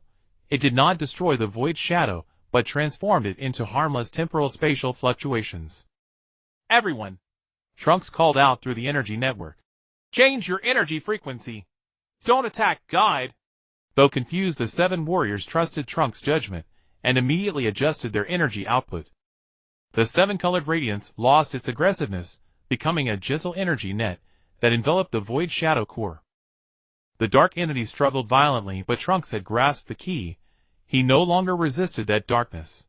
Instead, he allowed it to flow through his body, using the temporal spatial genes in his Silent Oath bloodline to transmute it. The symbol on his hand erupted with surging blue light, illuminating the entire 7-pointed star array. Transmutation program initiated. Progress 12. 35. 59. The Void Shadow Core let out a piercing shriek, as its dark energy was gradually converted into silver-blue temporal spatial fluxes, dispersing into the cosmic background radiation. The observers began to break apart as well, their silver-white shells peeling away to reveal the mutilated human forms within the pitiful remnants of the first Guardians after being eroded. Freedom, one observer murmured as his mask shattered, completely revealing a weathered human face. Finally, free. But the transmutation process was equally agonizing for Trunks. The young man knelt at the center of the array, every vein bulging, half glowing blue, half corroded by darkness. It was an extremely perilous equilibrium. Accepting too much darkness risked following Eliana's fate, while rejecting it too forcefully would cause the transmutation to fail. Core coordinator status critical, corrosion 47. 52. Trunks. Vegeta's shout carried a rare note of panic. If it's too dangerous, stop. We'll find another way. Trunks could barely hear his father's voice. His consciousness drifted on the boundary between light and dark. On one side the Silent's battle-hungry instinct, on the other the Guardian's calm control. The two clashed fiercely, yet complemented each other in a strange way. No. The young man gritted his teeth. This is My choice. The path of balance. He no longer resisted either force, instead finding the delicate equilibrium where both could coexist. Miraculously, the corrosion halted, stabilizing at 58. The dark energy continued to flow through him, but no longer left permanent marks, like water passing through a sieve. Transmutation progress 78. 85. 93. The seven-pointed star array spun faster and faster, its radiance growing ever brighter. The void shadow core had shrunk to half its size, its shrieks turning into mournful wails. The observers one by one were released, dissolving into motes of light. Just as victory seemed within reach, Zhou Yun's alarm suddenly blared. Cosmic Edge Node critical. Broly's energy signal lost. Trunks' heart jolted. Broly had fallen. Without the seventh node's energy support, the seven luminaries' seal would collapse instantly. At the last possible moment, a faint platinum energy suddenly arrived from the edge of the universe, barely keeping the node alive. Broly's voice came through the energy network, weak yet resolute. Don't worry about me. Keep going. Trunks. Trunks' eyes burned with emotion. He knew Broly was burning his very life force. There was no time to hesitate. The young man made a bold decision. Father! He called through the energy network. I need all your energy. Now! Vegeta responded without a moment's hesitation. Take it. Trunks channeled Vegeta's violet energy directly into his own body through their bloodline connection. The two royal Saiyan energies merged within him, unlocking the full potential of the symbol on his hand. Blue light erupted, forming a gigantic clock apparition that enveloped the entire seven-pointed star array, its hands beginning to spin counterclockwise. Chrono Rewind protocol activated. Target Cosmic Edge Node. To everyone's astonishment, Broly's energy signal suddenly began to recover. Through his temporal spatial ability, Trunks had briefly rewound Broly's state to before the battle began. Transmutation progress 99. 100 with the system's prompt, the void shadow core let out one final wail, fully converting into silver-blue temporal spatial fluctuations. The seven-pointed star array blazed brilliantly, then rapidly contracted, vanishing into the night sky. The seven stars also returned to normal, no longer abnormally bright. It was done. The seven luminaries' seal was complete, and the void shadow had been utterly transformed. But the cost, Trunks collapsed. The young man lay on the cold rooftop, his body covered in eerie blue-black patterns, the symbol on his hand dim and lifeless. Vegeta was the first to teleport to his side, scooping up his son with a pallid face. Trunks, wake up! There was no response. After a rapid scan, Eli's expression turned grave. His body became the transmutation medium. Now it's filled with contradictory temporal spatial energy. Diagnosis: temporal spatial gene overload. Recommendation: stabilize core energy immediately. Without a word, Vegeta poured his own energy into his son again. But this time, the effect was minimal. Trunks' condition continued to deteriorate. Just then a warm golden light speck drifted down from the night sky, gently touching Trunks' forehead. Then a second, a third. Soon countless light specks descended like snowflakes, merging into the young man's body. They were the souls of the purified guardians repaying their savior. Trunks' breathing gradually steadied, the blue-black pattern slowly fading. When he finally opened his eyes, starlight shimmered in his pupils. Father! He smiled weakly. We did it! Vegeta held his son tightly, the Saiyan Prince's shoulders trembling slightly.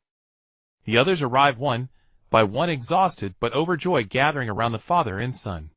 Even Nappa and Raditz wore rare, genuine smiles.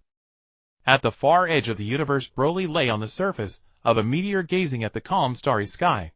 His platinum energy was spent, yet a content smile curved on his lips. Zhou Yun's drone network was already en route to rescue him. Earth welcomed a new dawn. The seven-star alignment was over, but Trunks' path of balance had only just begun. The Saiyan O symbol on the young man's hand remained clear, but its color had shifted to a deeper blue-violet, symbolizing the eternal fusion of Saiyan bloodline and temporal spatial power. And in some unobserved dimension, a wisp of the purest dark energy had quietly evaded purification, biding its time for the next seven-star alignment. On the seventh day after the battle, the sky above West City was brilliantly clear. Before the main building of Capsule Corporation, a broad lawn had been transformed into a temporary celebration venue. Colorful balloons and ribbons adorned the space, and long tables were laden with food and drinks. This was the victory banquet Bulma had insisted on hosting. In her words, saving the universe was exactly the kind of grand event that deserved a proper party. Trunks stood at the center of the crowd, enduring the attention with visible awkwardness. The youth's hair had permanently taken on a blue-violet hue, and the silent oath sigil on the back of his hand had evolved into a full heptagram mark shimmering in the sunlight. Since the battle of the 7 luminaries sealed the Scion genes within him, and the power of the space-time guardian had reached a perfect equilibrium, taking shape as an unprecedented new form. "So what are you now, the space-time version of a Super Saiyan?" Goku asked, curiously circling Trunks, as if studying a novel species. Vegeta stood by with his arms crossed, a faint smile curling at the corner of his mouth. "A space-time Super Saiyan. The first in history."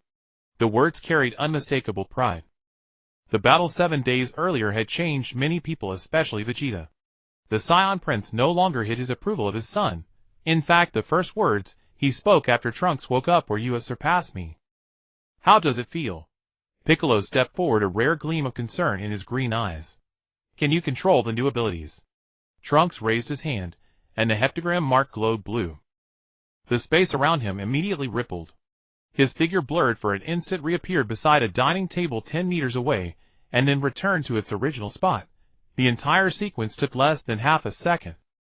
"Short-range space jumps are no problem now," the youth said with a smile. "Time control is still a bit unstable. Yesterday I accidentally turned my mother's coffee cup back into the raw clay it had been before firing." Everyone burst out laughing. Nappa and Raditz, who had to everyone's surprise decided to remain on Earth, raised their oversized beer mugs and crowded over, toasting to the space-time guardian of the new era. "The glory of the Scions." Came the toast, and then the glory of the Scions. Trunks raised his juice glass in response, drawing a burst of good-natured laughter. The party was in high spirits, but Trunks noticed that Broly was not among the crowd. The youth looked to his father with a silent question, and Vegeta gave a brief nod toward the outside. Trunks took the hint and quietly withdrew from the lively gathering. At the cliff behind Capsule Corporation he found Broly. The legendary Super Saiyan sat at the edge of the cliff, gazing at the distant city skyline. Zhou Yun stood beside him, a swarm of drones patrolling the air around them. "Why aren't you at the party?" Trunks walked over and sat down beside Broly. Broly smiled, his platinum-white hair stirring in the breeze. "I'm not used to being around so many people." He looked at Trunks, his eyes settling on the heptagram mark on the youth's hand. "Settling in well. Still learning." Trunks answered honestly. "Ailey put me in touch with some surviving second-generation guardians, and they're teaching me to control space-time energy." Broly nodded, silent for a moment. "I've decided to leave Earth." Trunks turned to him in astonishment. "What? Why?" Broly explained. Zhou Yun detected residual void shadow energy at the edge of the universe. Although the core was purified, many corrupted planets still need to be cleansed. "My legendary Super Saiyan power has a special purifying effect on them." Trunks wanted to say something, but in the end, he only nodded. He understood Broly's choice. The legendary Super Saiyan had never belonged to any single planet. The universe was his true home. "When will you leave?" "Tomorrow." Broly looked at Trunks, and for once offered a faint smile. "Don't make that face. The 7 stars will align again 7 years from now, and I'll come back then to check on your training." Trunks smiled back. Then it settled. 7 years. The two bumped their fists together, a wordless understanding passing between them. Broly suddenly remembered something. He took a small device from his belt and handed it to Trunks. "Zhou Yun made this communicator. No matter how far apart we are, we'll be able to reach each other." Trunks accepted the device and put it away carefully. "Thank you for all of this." Broly shook his head. "I should be the one thanking you for helping me understand the true meaning of power." The sun was sinking, stretching their shadows long across the earth. In the distance, the party's laughter was still faintly audible, but on the cliff, there was only the quiet whisper of the wind. Two young warriors, the new era's guardian and its legend, savored a rare moment of tranquility in that fleeting stillness. Night descended, and the party reached its peak. Bulma, slightly tipsy, was pulling Ailey into an impromptu dance. Goku and Nappa were locked in a competitive eating contest, while Raditz cheered them on from the side. Piccolo sat in a corner, feigning indifference, but secretly enjoying the lively atmosphere. Trunks returned to the venue, and found Vegeta standing alone on the stargazing platform. The youth walked over and stood side by side with his father. Broly is leaving. Vegeta spoke first. Trunks nodded. Tomorrow. He's going to purify the corrupted planets. Vegeta gave a light snort, but his tone held no displeasure. That's just like him. In the night sky 7 stars were still visible though no longer joined in a single line. Trunks stared at them, and the heptagram mark on the back of his hand glowed faintly. Father. The youth hesitated. About the history between the Saiyan royal family and the Guardians. Do you know more? Vegeta was silent for a moment before taking a small metal case from inside his jacket. This is the heirloom of the Saiyan royal family. My father gave it to me before Frieza destroyed planet Vegeta. He opened the case to reveal an ancient emblem engraved with the exact same heptagram symbol as the mark on Trunks' hand. The royal oral tradition says this is a witness to the original alliance, Vegeta said, handing the emblem to Trunks. Now it belongs to you. Trunks took it in shock. The moment his fingers touched the emblem, the heptagram mark on his hand suddenly blazed with brilliant light. A strange memory rushed into his mind. 1,000,000 years ago 7 Saiyan royals and 7 guardians had stood beneath the stars forging this emblem together. They swore to protect balance through all generations, and to resist the void shadows. When the memory faded, Trunks saw his father watching him, pride and something like release mingling in his gaze. Did you see it? The youth asked eagerly. Vegeta shook his head. I only saw you spacing out for a moment. But whatever you saw, that is now your heritage, and your responsibility. He laid his hand on Trunks' shoulder, a rare tenderness in his manner. I'm proud of you, son. Trunks' eyes burned with emotion, and he did not know how to answer such weighty affection. Just then a disturbance rose from the party. Father and son turned to see everyone staring at the sky. In the night sky a silver-blue energy ripple was expanding slowly like ripples on water. It was no natural phenomenon. Trunks immediately recognized the familiar space-time fluctuations. It's a guardian signal, Ailey exclaimed. The second-generation guardians are gathering. The mark on Trunks' hand lit up on its own, resonating with the ripple in the sky. The youth felt a summons, as though someone far away were calling his name. They want to meet you, Ailey said, stepping to Trunks' side, her eyes shimmering with Alicia's radiance. The new leader of the Guardians. Everyone's attention settled on Trunks. The youth took a deep breath and looked at his father. Vegeta nodded slightly, a violet aura flickering around him. Go. Just make sure you come back.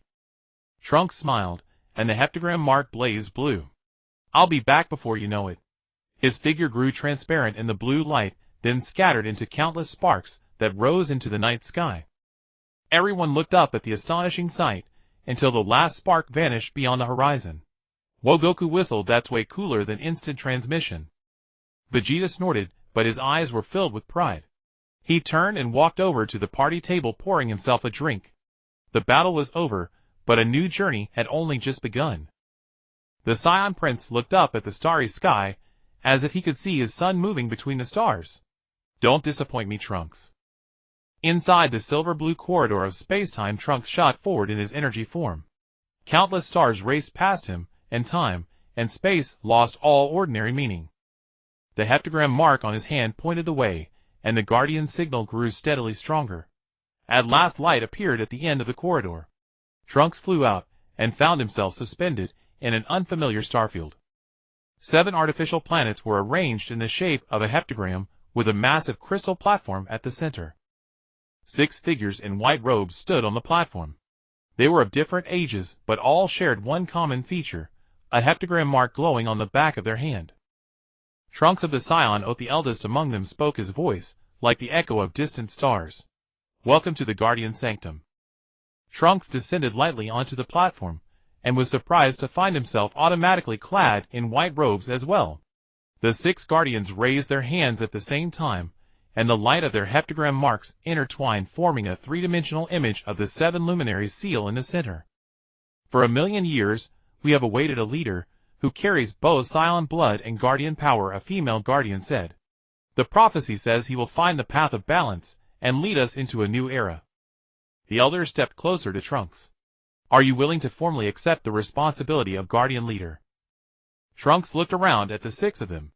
His mind flashed with his father's proud eyes, Broly's farewell smile, his mother's worried face, and everyone he treasured on Earth. The youth drew a deep breath, raised his hand, and let the heptagram mark blaze blue. I accept, but not as a guardian of the past, as the balance keeper of the new era. The 6 guardians exchanged glances, and nodded in unison. The elder smiled, as the prophecy foretold. Then speak your vow, Trunks, of the Saiyan oath. Trunks thought for a moment, then spoke his vow. I swear to guard the balance of space-time, neither clinging to the light nor yielding to the darkness. I acknowledge the dual nature of power, accepting both the Saiyan battle soul, and the Guardian's control of time and space. This is my choice, my path, the oath of balance. As the vow resounded, the 7 artificial planets blazed to life at once. 7 beams of light converged on Trunks, and the heptagram mark on his hand grew more intricate and exquisite, radiating an eternal glow. After the ceremony, Trunks stood at the edge of the platform, gazing at the vast universe. The elder walked over to him. Leader, what is your first order? The youth, known now, he should be called the Guardian Leader, thought for a moment. Gather all surviving Guardians. We must rebuild the defense network of the 7 Luminary Seal. He touched the communicator Broly had given him. At the same time, keep a close watch on any abnormal void shadow activity in the universe. The elder bowed respectfully. As you command, leader. Trunks looked toward Earth, the heptagram mark glowing softly. Now send me home. I promised my father I'd return. Earth, the rooftop of Capsule Corporation. A flash of blue light, and Trunks' figure reappeared. The party had ended, but Vegeta still stood on the stargazing platform, as if he had been waiting all along. So, Guardian Leader, how was it? The Saiyan Prince asked half-jokingly. Trunks smiled, as he walked toward his father. Not bad. But? He suddenly frowned, and a thread of black light flickered across the mark on his hand. Vegeta was instantly alert. What's wrong? I sense. Trunks said gravely, turning his gaze to the starry sky. A trace of escaped void shadow energy. It hides itself well, but it's definitely there. Vegeta scoffed. So it's still not over. Trunks shook his head, the heptagram mark returning to its pure blue glow. The path of balance never truly ends, father. Light and darkness will always coexist. The key is how we choose. Vegeta raised an eyebrow. Profound nonsense. Speak plainly. The youth laughed. It means we'll keep fighting, but this time we'll be ready. Father and son stood side by side beneath the starry sky of purple, and a blue aura swaying gently. On the distant horizon, the first rays of dawn were quietly emerging. A new era had already begun. Broly knelt upon the cracked earth, as the 7-pointed golden star patterns on his forehead, and the remnants of the control device on the back of his hand both oozed dark purple energy. Trunks struggled to extend his arm from his father's embrace, his blue-purple aura flickering like a candle in the wind. It's rewriting Broly's cellular structure. The guardian perception of Trunks penetrated Broly's epidermis, witnessing countless black threads spreading along the neural pathways of the legendary Super Saiyan. This isn't a seal. It's symbiosis. Vegeta's scouter suddenly sparked the numerical display, scrolling frantically, battle power exceeding 10 billion. Still climbing. Damn it, this isn't an energy reading. He ripped off the shattered lens in one motion, the purple flame of Imperial might coalescing into a key blast in his palm. We must sever this connection now. Impossible. Trunks summoned his remaining strength to shove past his father, but the purple tips of his hair were instantly carbonized as they brushed against the edge of the blast. The young guardian spread his arms wide, shielding Broly, as the 7-pointed star mark automatically projected a honeycomb-shaped barrier. The dark energy has fused with his life force. If we tear it away by force, it will detonate this entire star system. Goku suddenly appeared between them, the 4-star Dragon Ball trembling violently against his chest. Piccolo. The wisdom of Namek is needed now. A green figure descended from above, as Piccolo pressed both hands to his temples, his Namekian neural tendrils extending from his fingertips, and piercing directly into Broly's neck. 3 seconds later he yanked his hand away, the tendril tips now stained ominous black. It's not parasitic. It's evolution. The void shadow is helping him break through the genetic lock of a legendary Super Saiyan. Broly suddenly threw his head back in a roaring cry, his platinum aura entirely transforming into a dark radiance hue. The shockwave erupting from him leveled everything within a 10-kilometer radius, while Trunks' barrier shattered like glass. As the dust settled, the hovering figure made all the Scion's pupils contract. A long bone tail sharp as a blade, pitch-black battle armor etched with starlight patterns, and heterochromatic eyes, one emerald green, and the other violet black. How magnificent! Radith's scouter lens oozed blood, the legendary Super Saiyan god. The perfect form of the dark phase. Bulma's scream rang out from the other end of the ruins. She burst onto the battlefield clutching a smoking temporal key, with Ollie trailing behind her, face smudged with oil. What are you two standing around for? Use parent-child bond resonance now. Vegeta and Trunks froze simultaneously. Bulma had already roughly opened her son's collar, pressing the scalding temporal key against the hollow of his collarbone. I discovered this years ago, when I adjusted your genes. The Scion recessive genetic chain conceals the Guardian cipher. The key suddenly transformed into a syringe, injecting some fluorescent liquid into Trunks' body. A blue light erupted through Trunks' veins, as the seven-pointed star mark fractured into countless luminous particles cascading across his entire form. Vegeta instinctively seized his son's wrist, and the Imperial power collided with the emerging energy, tearing rifts in space itself. Unexpectedly, the two forces did not repel one another. They wound upward together like a double helix. Ollie's mechanical, I projected a holographic diagram. As expected, when Prince Vegeta trained in the gravity chamber back then, the leaked radiation rewrote Trunks' mitochondrial DNA. Broly in his dark radiance form slowly descended before the father and son, his heterochromatic pupils reflecting both generations of Scions. When he spoke, his voice resonated like a chorus of millions. Why resist evolution? You desire power so desperately. The dark purple energy materialized into countless fine threads, gently wrapping around Trunks' trembling arm. Trunks suddenly beheld a vision. His mother's laboratory genetic charts revealed that deep within his own cells slumbered a legendary factor identical to Broly's. Even more astonishing was the annotation beside Vegeta's detection data: 99% genetic resonance rate. Father, you knew all along. Vegeta's silence was deafening. The Scion Prince suddenly tore open the left sleeve of his battle armor, revealing an old scar on the inner side of his arm, one clearly left from forcibly removing a control device himself. The moment Broly's fingers touched the scar, the auras of all three suddenly pulsed in synchronization. Trunks felt the seven-pointed star mark undergoing transformation, its original blue light now interwoven with Vegeta's violet and Broly's dark radiance. Enormous Scion characters materialized in the air. Only those of shared bloodline may perceive the truth. Piccolo suddenly clutched his head in agony as Namekian collective memories surged uncontrollably. So that's how it is. The earliest legendary Super Saiyan was a guardian. What split back then was not darkness and light, but the warrior faction that chose to suppress the void versus the scholar faction advocating symbiosis. The ancient crystal sphere from Master Roshi's collection auto-activated, projecting a scene that stole everyone's breath. On the Scion homeworld a million years ago, 7 platinum-haired warriors were merging with their dark mirrors. One warrior who bore a striking resemblance to Vegeta's ancestor turned and spoke, his lips clearly forming the name Broly. Reincarnation. The mark on Trunks' hand suddenly emitted a beam of light, connecting with the golden patterns on Broly's forehead to form a bridge. We're not fighting against darkness. We're completing the evolution left unfinished. Broly suddenly fell to one knee, the dark radiance armor cracking like spiderwebs across its surface. Through his fractured chest, a dual-colored heart of light and darkness could be seen pulsing violently. The vessel is reaching its limit. Vegeta made a move that shocked everyone. He tore open his own battle armor over his left chest with bare hands, pressing Trunks' hand against his heart, while grabbing Broly's shoulder with the other. The Scion Royal secret rite, life resonance. Triple auras erupted skyward, forming a colossal phantom of the Scion ape among the clouds. As the light faded, the three had merged into an extraordinary fusion. Trunks at the core, his left half draped in Vegeta's violet crystal armor, his right half entwined with Broly's dark radiance patterns, and a 7-pointed star formation of 7 small energy orbs floating behind him. Is this the balance form? Goku's voice trembled with excitement. The newly born warrior slowly opened his eyes, starlight streaming through his irises. I am. Trunks' oath of the Scions.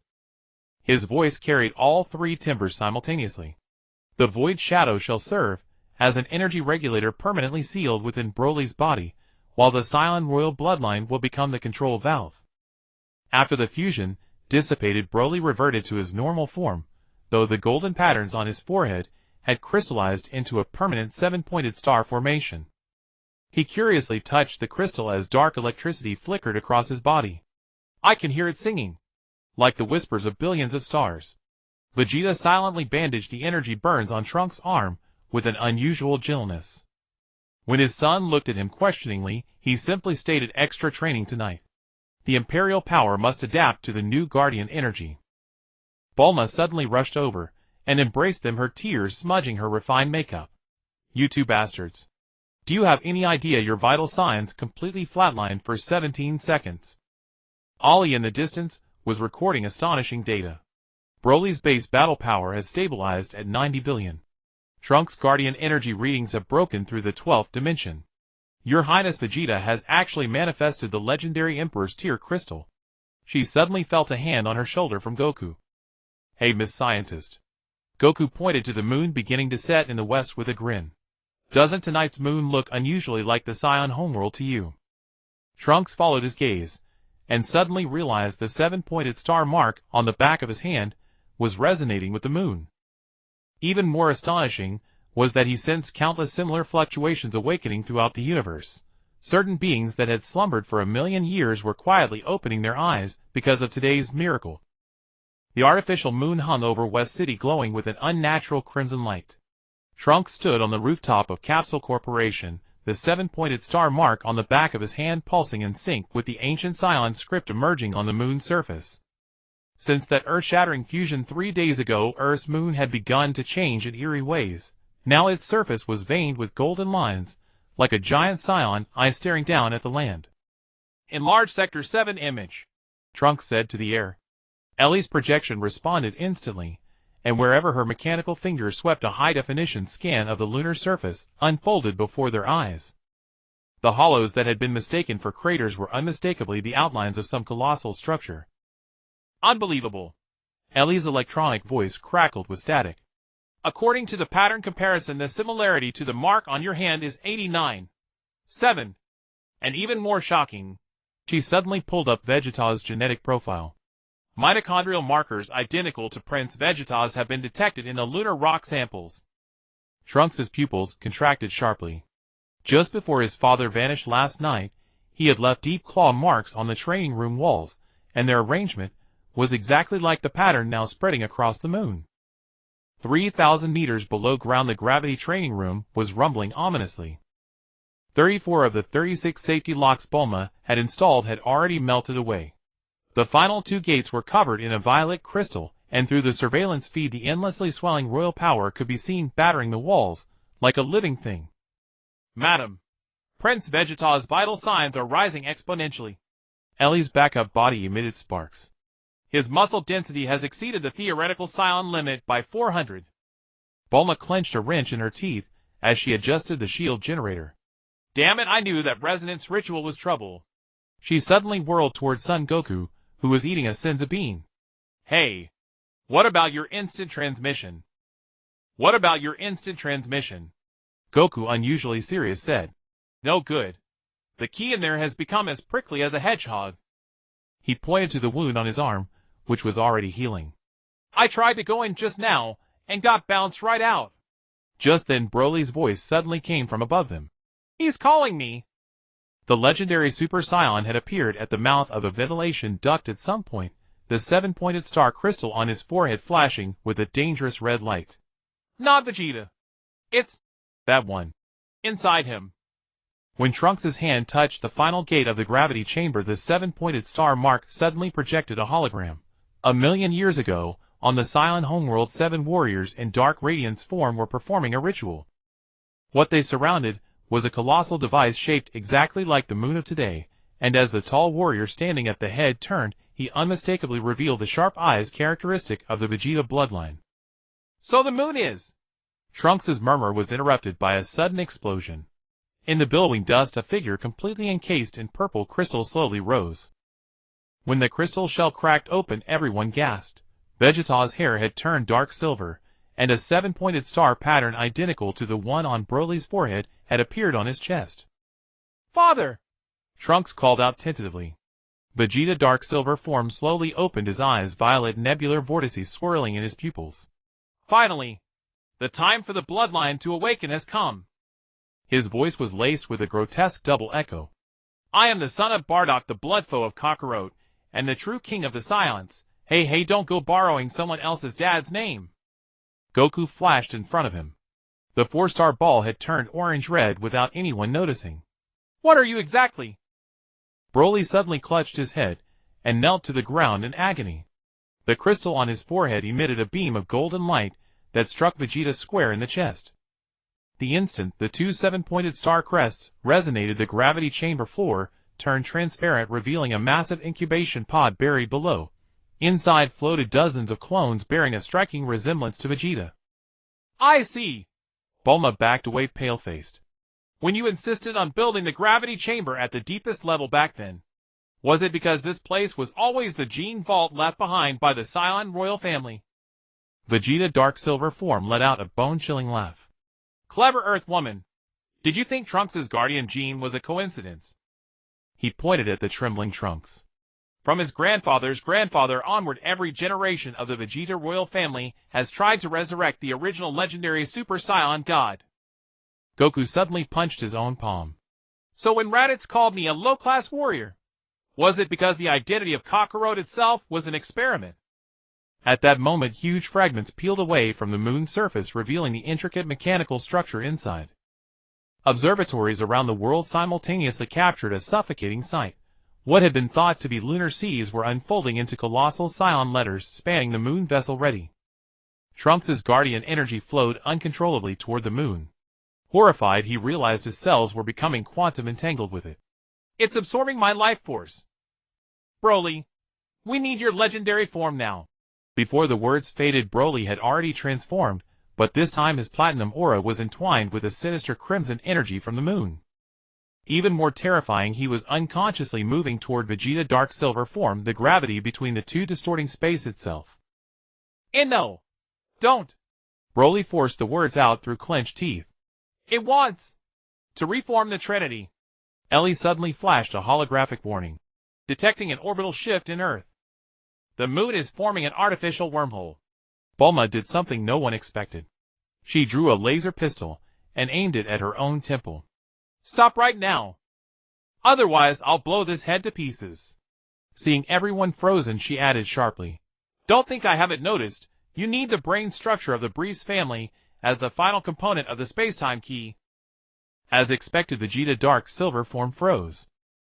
Trunks seized the chance to use his guardian teleportation and snatched the gun from his mother, but the instant he touched her, a shocking stream of information rushed into him. Nanoscale Saiyan script was buried in Bulma's neural pathways, and those symbols were establishing a data link with the moon. Mom, you knew all along. Trade secret, kid. Bulma wiped the blood from her nose and smirked. Why else do you think I can fix any alien technology? Goku suddenly entered Mastered Ultra Instinct, his silver-haired figure flashing behind Vegeta dark silver form. I think I've got it. His hand chopped precisely into the back of Vegeta's neck. This is what you need, right? The seemingly ordinary attack triggered a chain reaction. The dark silver crystal covering Vegeta's body sloughed off in large patches, revealing his original skin. The moon simultaneously convulsed violently, and the Saiyan script on its surface began to scramble and reassemble. Broly seized the chance to break free, grabbed Trunks' hand, and pressed it to the crystal on his forehead. Quick, read my memories. The truth about that night. Trunks' vision was instantly drowned in a flood of memories. He saw himself as an infant placed on a glowing circular platform, while a young Vegeta was locked in a fierce argument with Bulma. Clearly visible in the background, suspended in space, was not Earth, but a violet planet with 2 moons. Planet Vegeta! Trunks cried out in shock. I wasn't born on Earth. Vegeta recovered a moment of clarity, and suddenly erupted. Royal power formed violet chains that bound Trunks. Foolish son. Why do you think the Guardian of Time chose you? His voice began to return to normal, but the nebular vortex in his eyes grew even fiercer. Because we used the entire planet Vegeta as a sacrifice. to send you back into the past and reforge the thread of causality. The moon had now fully unfolded, exposing enormous Scion cryo chambers inside. Behind the transparent hatches, the faces of countless warriors familiar to everyone flickered in the gloom. Nappa Raditz, even a young King Vegeta. Inside the centermost chamber, a young man, with a face utterly identical to Trunks', slowly opened his eyes. Welcome home, my other half. The other Trunks in the chamber said through telepathy. I am the original version of you from this timeline. Broly suddenly let out a heart-rending roar, and his legendary form began evolving uncontrollably. Under everyone's stunned gaze, 6 wings of light tore from his back, and a complete 7-pointed star pattern emerged on each wing. The crystal on his forehead detached on its own and transformed into a golden crown that hovered above Trunks' head. The final condition has been fulfilled. Ellie's mechanical voice abruptly shifted into a solemn female voice. Initiate the final phase of Project Arc. Let the 2 children of time decide the future of the Scions. The moment the golden crown brushed against Trunks' hair, the gravitational index exploded in geometric progression. Capsule Corp's foundation sank 3 meters, as a whole, accompanied by ear-piercing metal deformation. Broly's 6 wings unfurled involuntarily into a protective barrier, their feather-like energy plates flaking away to withstand the sudden spatial collapse. Trunks fell to his knees, sinking into the ground. The 7-pointed star seal spread from his hand across his entire body, forming glowing Scion ancient script chains upon his skin. Do not resist. The crown emitted the same female voice, as airy yet tinged with the weight of 1,000,000 years. This is the Fate program co-authored by Bardock and King Vegeta. Bulma suddenly charged into the energy storm circle. The skin behind her ear automatically flipped open, revealing a miniature Scion-controlled console. Stop. Cease. Order. Each syllable was accompanied by sparks of neural current. The moon base simultaneously fired 7 beams of light, weaving into the phantom of Bardock above everyone's heads. The legendary lower-class warrior's eyes were actually shedding blood tears. Trunks' vision suddenly split apart. His left eye saw the original Trunks in the cryogenic pod slowly raising his arm, while his right eye revealed memory fragments he had never experienced. On the eve of planet Vegeta's destruction, a young version of himself was crying on a circular platform, and 21-year-old Bulma was operating alien instruments. Wait, the timeline was completely scrambled. Space-time anchor confirmed. Ares' true form manifested from the moon base. She was an elderly Bulma wearing the Guardian's white robe. Begin dual memory infusion. 2 torrents of memory crashed into Trunks' brain simultaneously.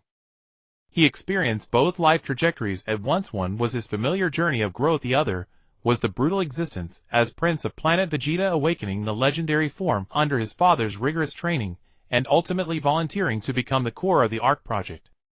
Most chilling of all, the Broly in the second memory remained imprisoned in an iron coffin, with a control device embedded in his forehead, riddled with barbed thorns. Is this the future you desire? Trunks roared, grasping the crown. Dark luminescent lightning began intermingling with the blue-purple aura. A civilization sustained through imprisonment and sacrifice. Vegeta, dark silver form, suddenly let out a piercing scream beyond human capability. The 7-pointed star crest on his chest cracked open, releasing dozens of purple crystals. The legendary Emperor's tear said to repair spacetime. These crystals automatically arranged themselves into the Scion letter Omega, refracting the lunar beams into a cage to imprison Broly. Father! Stop! Amidst Trunks' shouts, the crown suddenly extended neural conduits that pierced his temples. Through excruciating pain, he clearly saw that each crystal contained fragments of Vegeta's memories across countless parallel timelines. This proud prince had attempted every method to save his people, only for all paths to end in destruction. Broly's 6 wings suddenly snapped simultaneously. The legendary Super Saiyan fell to one knee, his emerald pupils revealing fear for the first time. It is draining my life essence. More terrifying still, this energy was being transmitted through the beams to the original Trunks inside the moon chamber. Bulma executed a series of dazzling operations. She inserted the spacetime key into the port behind her ear, and the 7-pointed star seal identical to Trunks immediately appeared on her forehead. Initiate Beerus's final protocol. Every electronic device on Earth simultaneously broadcast an encrypted recording. It was young Bulma's voice. To my future self, if you're hearing this, it means the Scions are being idiots again. Listen carefully. Trunks' genetic code is not LST-777, but MTHR-486. Repeat the key password as mother. The moon base trembled violently. Ares' white robe in elderly Bulma's form displayed data corruption. Impossible. The Briss family should not have. Unless. She turned her head sharply toward Bulma on Earth. You rewrote the gene sequence during pregnancy. The cryogenic pod suddenly exploded. The original Trunks floated into space, his platinum-white hair stirring without wind. He locked eyes with Earth's Trunks across the void, and both spoke in unison. We refuse. A shocking spectacle unfolded. The moon began to disintegrate, countless cryogenic pods scattering across the cosmos like dandelion seeds. Vegeta's dark silver form chest crest faded into an ordinary scar. Broly's broken wings regrew their new plumage, displaying a magnificent interplay of blue and purple. This is the true legendary form. Broly touched his chest, where a seven-pointed star perfectly synchronized with both Trunks appeared. The balance point of light and darkness. The elderly Bulma's projection began flickering. You have no idea of the cost. The ARC project is the Scion's last. Her voice suddenly cut off, for Son Goku had appeared in the moon control room, without warning, the 4-star ball in his hand pressed against the main console. Hey Bulma. Son Goku's grinning face was exceptionally clear on the monitor screen. Did you forget the most important Scion tradition? His presence suddenly connected all scattered cryogenic pods. True warriors forever choose direct confrontation. Every Scion detector across the universe received the signal at the same instant. Trunks sensed countless dormant auras awakening, not only the warriors inside the moon chambers, but also the half-Scion descendants scattered across various planets. Even more astonishing, each of them exhibited a miniature seven-pointed star energy response within their bodies. Mother password.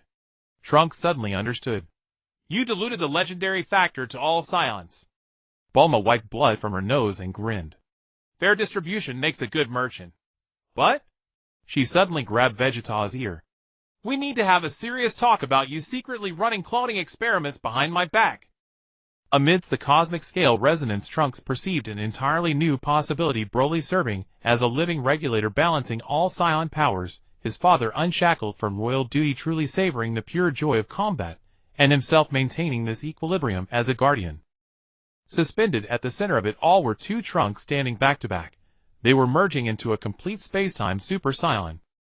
Wait. Trunks suddenly detected an anomaly. Why is there a seventh life signature inside the moon? The answer was revealed in Ares' final holographic projection. The footage showed Earth's laboratory 30 years ago, where young Bulma was placing an infant into a spacetime pod. The child bore the exact same control device on his forehead as Broly. The third child of legend. Trunks' pupils contracted violently. Kakarado. The moment Bulma's time machine activated, it was stained a deep crimson. Trunks watched his mother's silhouette grow indistinct inside the cockpit. She was crossing not simply through time, but through countless layers of reality corrupted by Dark Bulma. The air in Capsule Corporation's basement reeked of rust. The time machine's outer shell flaked away and reformed, exposing warnings engraved deep within: do not reverse into maternal timelines, and causality collapse risk level. Mom. Get out. Trunks' guardian mark erupted with blue light, yet it could not pierce the blood-colored barrier surrounding the time machine. Even more horrifying, he sensed Bulma's life signal splitting apart. Her 21-year-old, 32-year-old, and 45-year-old selves were simultaneously present inside the machine. Vegeta suddenly punched through the console glass and slammed his blood-soaked palm onto the main control panel's secret Scion royal art, bloodline tracking. Purple auras surged through the circuits and into the time machine. All the Bulmas in the cockpit turned their heads at the same instant, and the same seven-pointed star birthmark appeared on each swollen abdomen. On the lunar ruins, Scholar Trunks fell to his knees as the spacetime scepter cracked in cobweb patterns. So that's it. Whenever Bulmas across all timelines become pregnant, their fetuses absorb energy from their parallel universe counterparts. He trembled as he pointed toward Earth. Dark Bulma is not trying to kill the mothers. She's trying to recollect the scattered legend factor. Broly's 6 wings and his balancer form shot off in different directions, each feather displaying a parallel world's nightmare. Pregnant Bulmas having their life force violently drained, fetuses dissolving into particles of light. The most unnerving part was that these images, through some quantum entanglement, were being reflected in real time on the outer wall of the Earth time machine. No! This is not a time machine. Warrior Kakarot clenched his fists, his dark glowing battle armor clattering. This is a cross-temporal womb extractor. The blood-red barrier burst apart. The group saw an unbelievable sight. The interior of the time machine had expanded into an endlessly overlapping birthing chamber, where Bulmas of different ages were fighting their dark mirror selves. A young Bulma fired a laser pistol, a middle-aged Bulma worked frantically on her inventions, and the Bulma of the present timeline used this. A test tube thrown by the 55-year-old Bulma from the future was caught perfectly by her current self. Inside it floated a microchip modified from Android 18. To deal with number 7, you need 7th-generation nanomachines. Trunks' guardian vision pierced through to the truth. The consciousnesses of Bulmas across all timelines were weaving a defensive network through mother-child quantum entanglement. And the fetal energy stolen by Dark Bulma had actually all been transferred to my body. Trunks pressed his hand to his abdomen, where a 7-pointed star glowed in perfect sync with the mother's. It started from the embryonic stage. You turned me into an energy vessel. Dark Bulma's projection materialized once more. This time her monocle was shattered, revealing a mechanical left eye. Now you understand. My dear originals. She spread her arms, and countless phantom fetuses appeared behind her. You thought scattering the legend factor was salvation. It was just spreading a virus to every timeline. The hologram shifted to a scene that stole everyone's breath. In the original canon timeline, the full legendary Super Saiyan God had gone berserk from energy overload, and it was Bulma herself who had activated the timeline-splitting device. And what set off the rampage was the Imperial Tears crystal passed down through the Saiyan royal bloodline. Vegeta. Warrior Kakarot suddenly turned, blood tears streaming from his dark blazing pupils. What exactly did your father do to the first legendary Super Saiyan? Vegeta silently tore open his collar, exposing a purple crystal buried below his collarbone. It was no ornament, but a controller fused to flesh and blood. The Saiyan royal family for generations has been a living seal. Scholar Trunks' scepter suddenly stabbed into his own chest. Instead of blood, he drew out an umbilical cord formed of light. It is time to end this cycle. The cord's other end connected to Trunks on Earth. We were never meant to be born. Wait. Balancer Broly seized the scepter, all 7-pointed stars on his 6 wings igniting. There is a third path. His golden circlet dissolved into countless specks of light, forming the most ancient Saiyan character in the sky, Mother. In the same instant, every Bulma across all parallel timelines stopped moving. The 7-pointed star birthmarks on their abdomens spontaneously rearranged themselves into that very character. Dark Bulma's face showed terror for the first time. Impossible. How could you possibly know the original coding? On Earth, Trunks suddenly smiled. He pressed his abdomen gently. Because this is not a control password. His blue-purple aura shifted into warm orange light. It's the equation of love. 3 Trunks, the guardian of Earth, the scholar of the moon, and the fetal consciousness, fighting beside his mother inside the time machine, recited the unlocking incantation in unison. In the name of bliss, with a mother's love, break the genetic chains of all timelines. The universe seemed to hold still. Then a luminous mother mark emerged upon every Saiyan in every parallel world, and the fetal energy that Dark Bulma had imprisoned turned into a rain of meteors, flying to every corner of the cosmos. Dark Bulma's mechanical left eye began to overload and smoke. You sentimental fools. The uncontrolled legend factor will. Her curse was cut off by a sudden explosion. The time machine hatch opened, and a blood-soaked Bulma staggered out, clutching the dark mirror's mechanical left eye. Behind her stood her selves from every timeline, each holding a Trunks of a different age. Listen up, you boys. The Bulmas said in unison. The true legend was never power. Their forms began dissolving into motes of light. It is a mother's will. The will to sacrifice herself so her child can live. When the last spark of light faded, everyone saw that the time machine had become ordinary scrap metal. And Bulma's abdomen was radiating a gentle newborn glow. This is. Vegeta wore a rare expression of bewilderment. Bulma smiled wearily but proudly. A second chance. But this time, she looked at Trunks. We'll love you the right way. Light rain fell from the sky, each drop carrying a mother's memory from a million parallel universes. When the first drop of rain landed on the control device brand on Son Goku's forehead, the shackles that had tormented him for years at last crumbled into dust and scattered. The rain of light persisted for a full 3 days. Amid the ruins of West City, Trunks stood in the rain gazing upward at the sky. Each luminous droplet falling onto the 7-pointed star sigil on the back of his hand brought forth fragments of alien memory. A mother in some parallel timeline gently humming a lullaby, or the weary yet resolute profile of a woman working late in a laboratory. What shook him most was the 79,421st raindrop within which Bulma held infant Trunks in her arms, tears streaming down her face, as she deleted a strand of genetic sequence. So you knew all along? Trunks turned to glance at the temporary medical pod. Bulma slept within the transparent monitoring dome, her abdomen radiating a soft 7-colored aura. Vegeta stood guard like a statue beside her.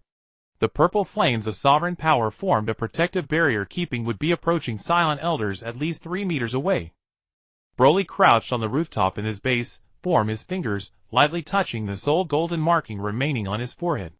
The raindrops are rewriting our genetic memories. He suddenly pointed toward the distance. Look!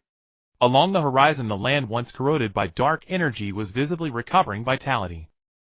Even more wondrous, the withered plants had sprouted fruits emitting a faint luminescence. When bitten open, their interiors revealed intricate 7-pointed star structures. At dawn on the 4th day, the first outsider Saiyan arrived on Earth.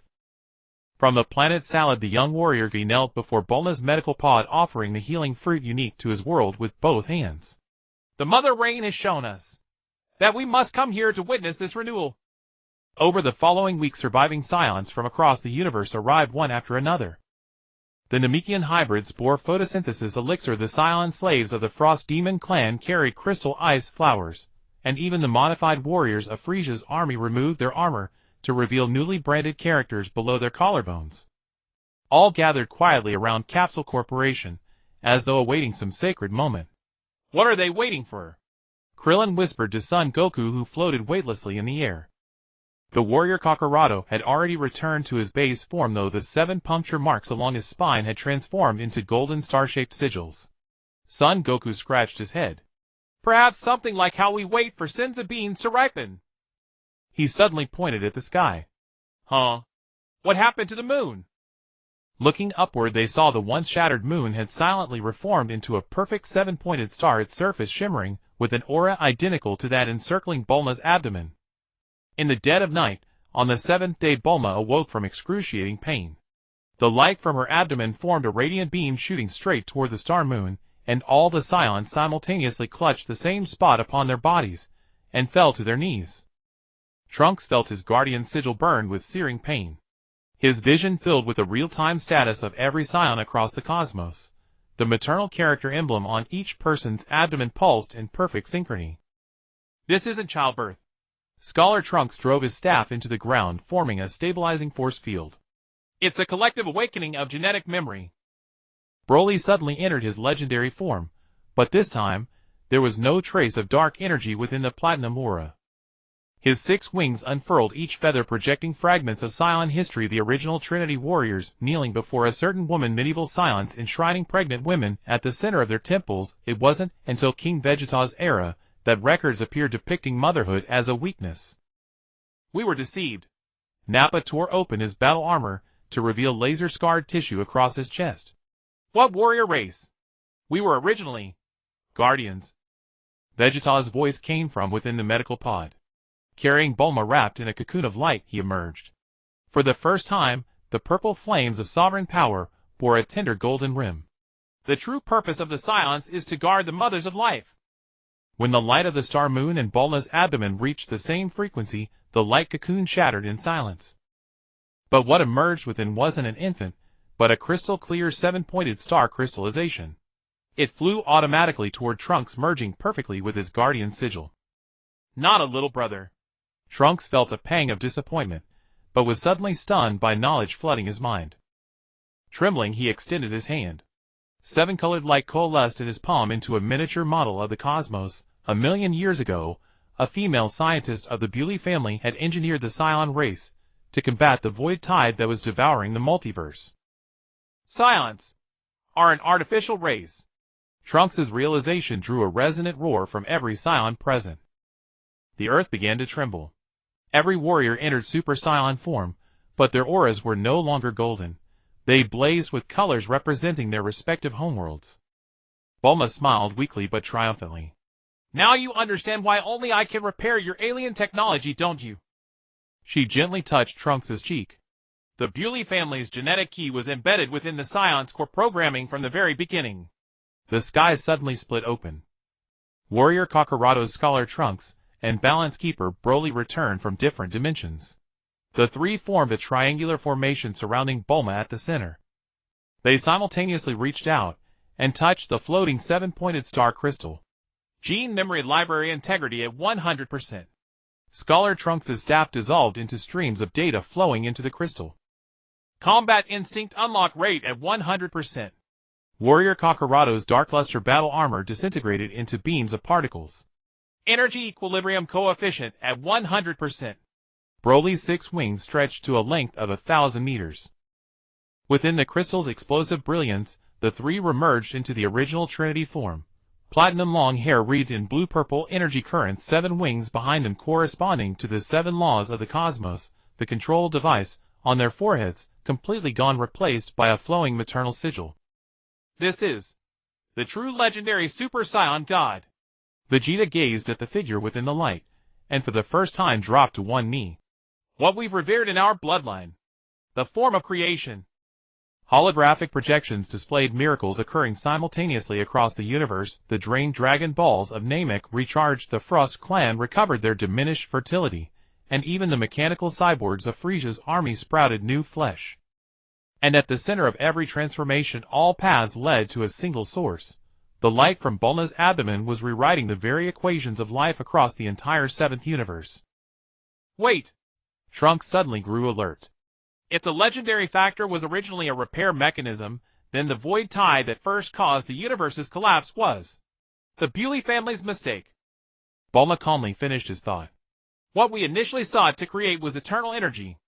Instead, we accidentally tore apart the fabric of space-time. She stroked her abdomen. And the Scions were created as living patches specifically to remedy this error. 3 months later, Bulma gave birth to a healthy baby girl at the rebuilt Capsule Corporation. When this child named Bra opened her eyes for the first time, all the Scions saw galaxies swirling within her pupils, an exact mirror of what had been contained within the 7-pointed star crystal. She is not a vessel. Trunks carefully held his younger sister, his guardian sigil resonating gently, with a small 7-pointed star on the infant's palm. She is a new possibility. Vegeta stood by the window watching Scions of all races live in harmony within the plaza. Cyborg warriors from Frieza's army shared food with Namekian hybrids, while children from Planet Salad played with Earth's electronic games. In the distance, the legendary Super Saiyan God in Trinity form was teaching the new generation how to control their colored auras. Father! Trunks approached Vegeta. You knew all of this from the start, didn't you? From the day you received the inheritance of sovereign power. Vegeta offered no reply, merely resting his hand on his son's shoulder. The setting sun stretched their shadows long across the ground, the silhouette resembling both the ancient royal totem of the Scions and a newly forged guardian emblem. When the first star appeared in the night sky, Bra let out giggles from her crib. Her tiny hand reached out and grasped at the air, as if holding the very future of the entire cosmos.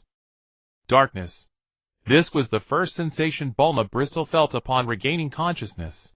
She curled inside some viscous liquid, her nostrils filled with the familiar scent of nutrient solution, identical to the incubation pod she had designed for Trunks.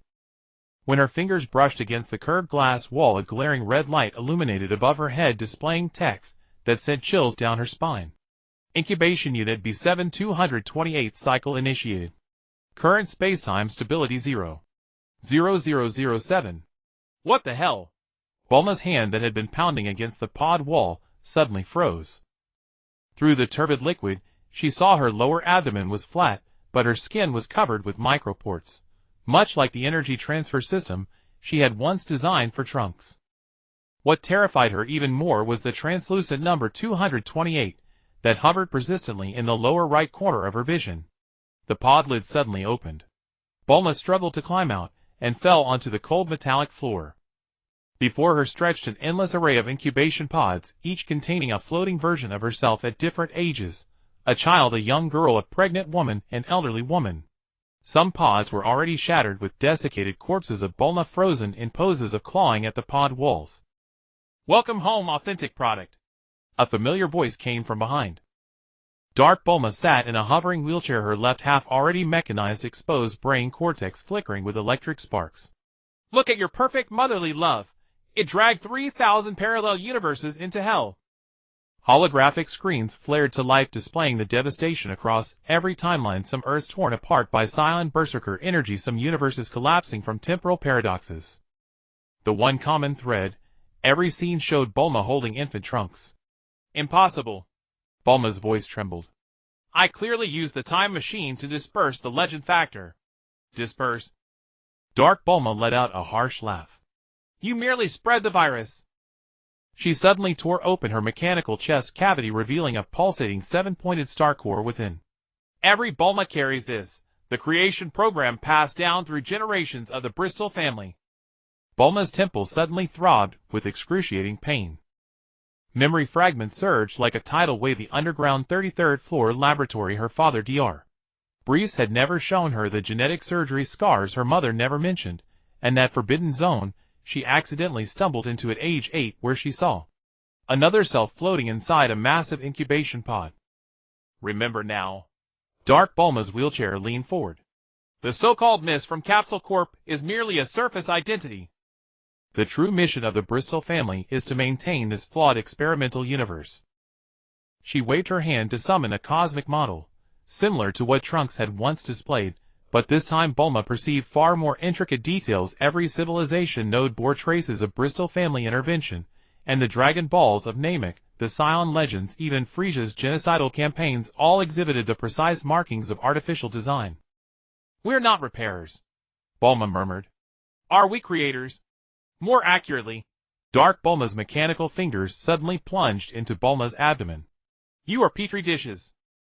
In agony, Bulma watched her abdomen split open, yet no blood flowed. Instead, countless luminous data streams emerged. These streams of light formed branching structures linking to every version of herself in the incubation pods.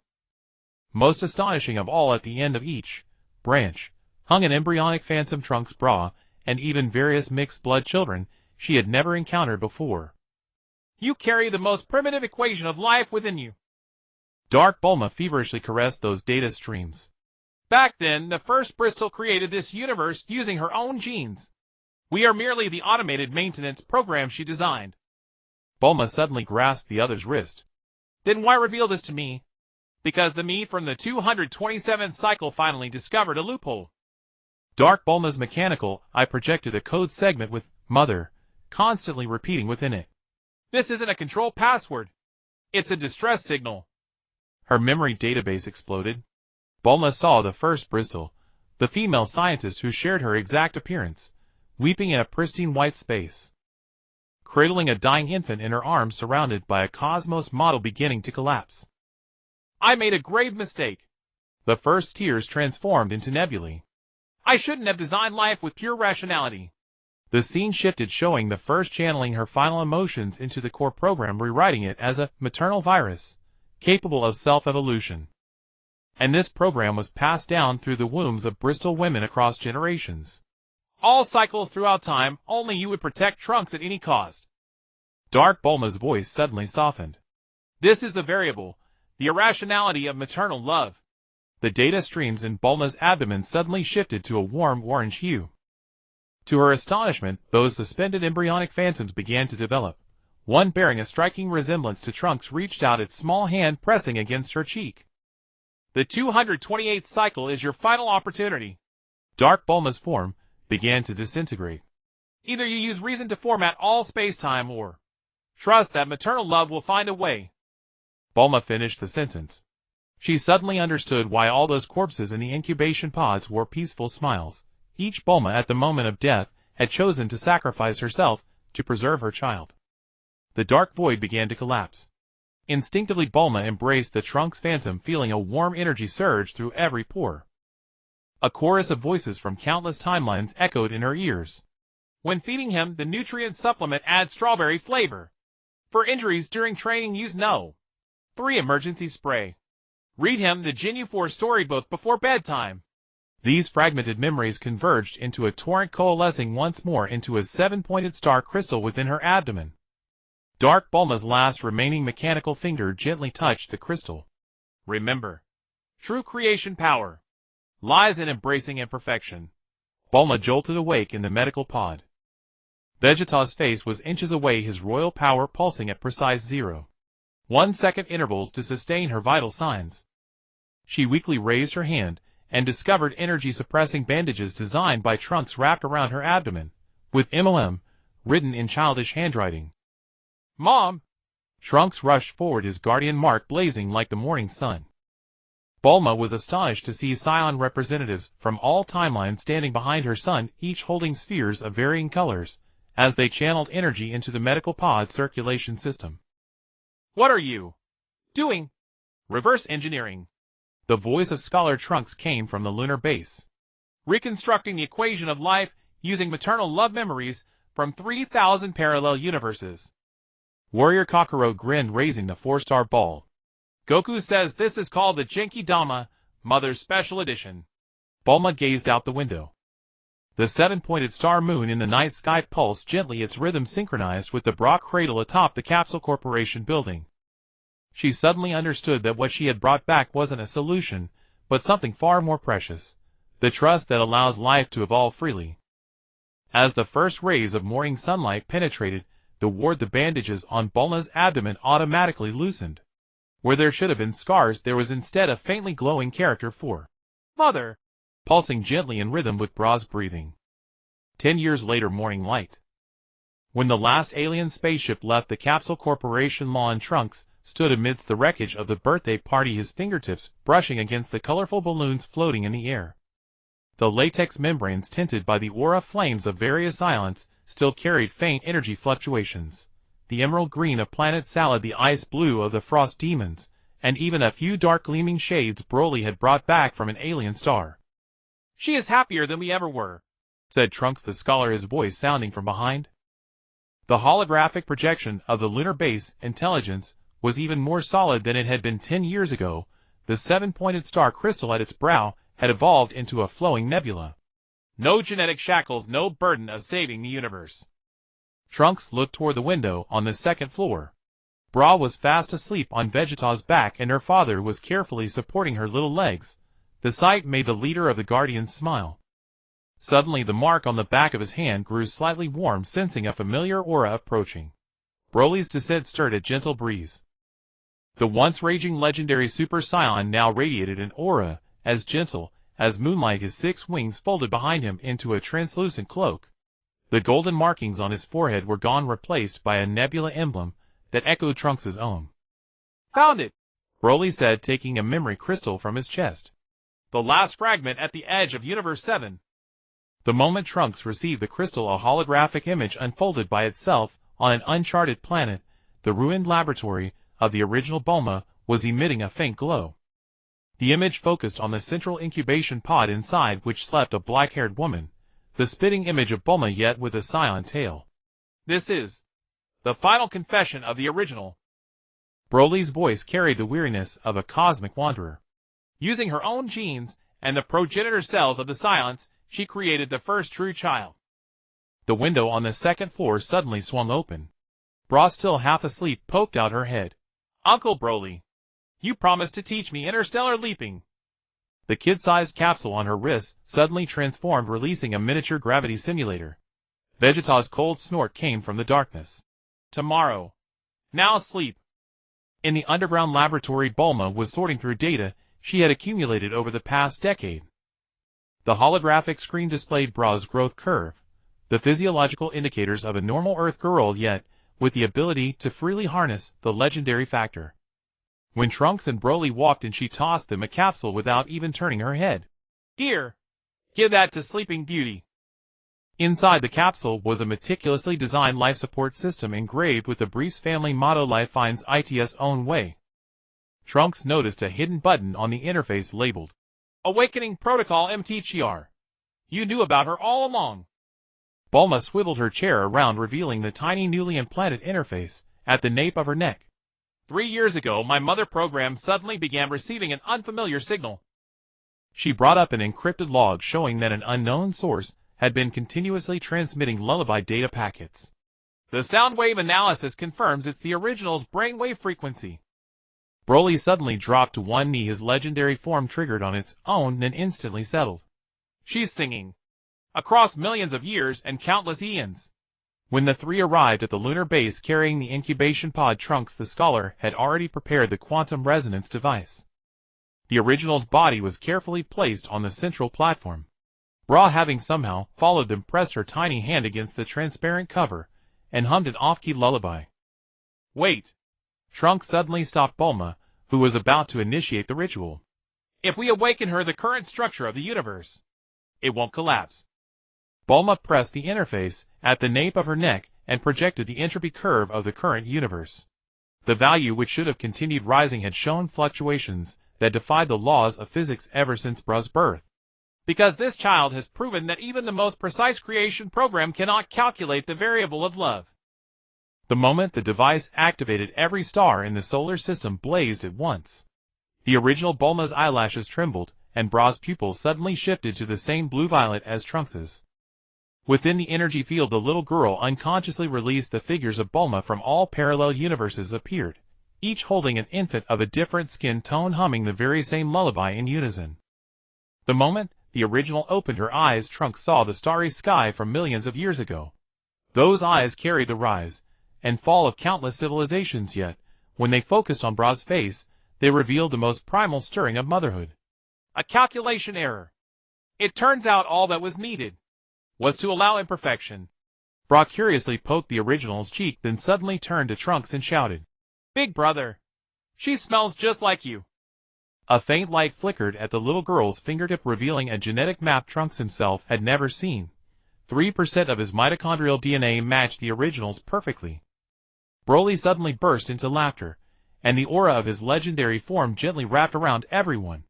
So Trunks is the first successful case. Vegeta's cold snort came through the communicator. Obviously.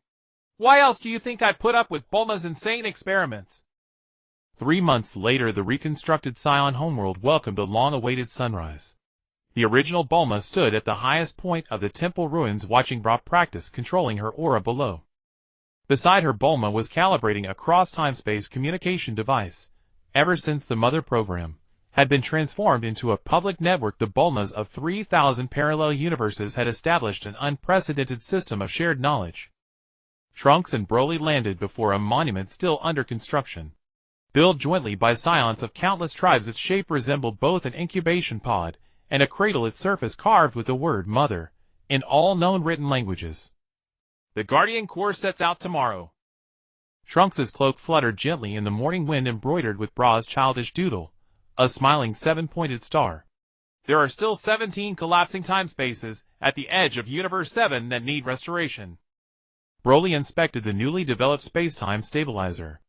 Are we bringing Bra this time? Don't even think about it. Vegeta's voice suddenly cut, and he was holding his struggling little daughter. Until you learn to control your energy, you're not going anywhere. Watching this scene, the original let slip tears that shimmered like starlight. She gently pressed her chest where a mother mark beat in perfect synchronization with Bulma's. When the first ray of sunlight fully illuminated the land, a program that had slumbered for 1,000,000 years quietly deleted itself, replaced by the original softly humming an off-key yet tender lullaby.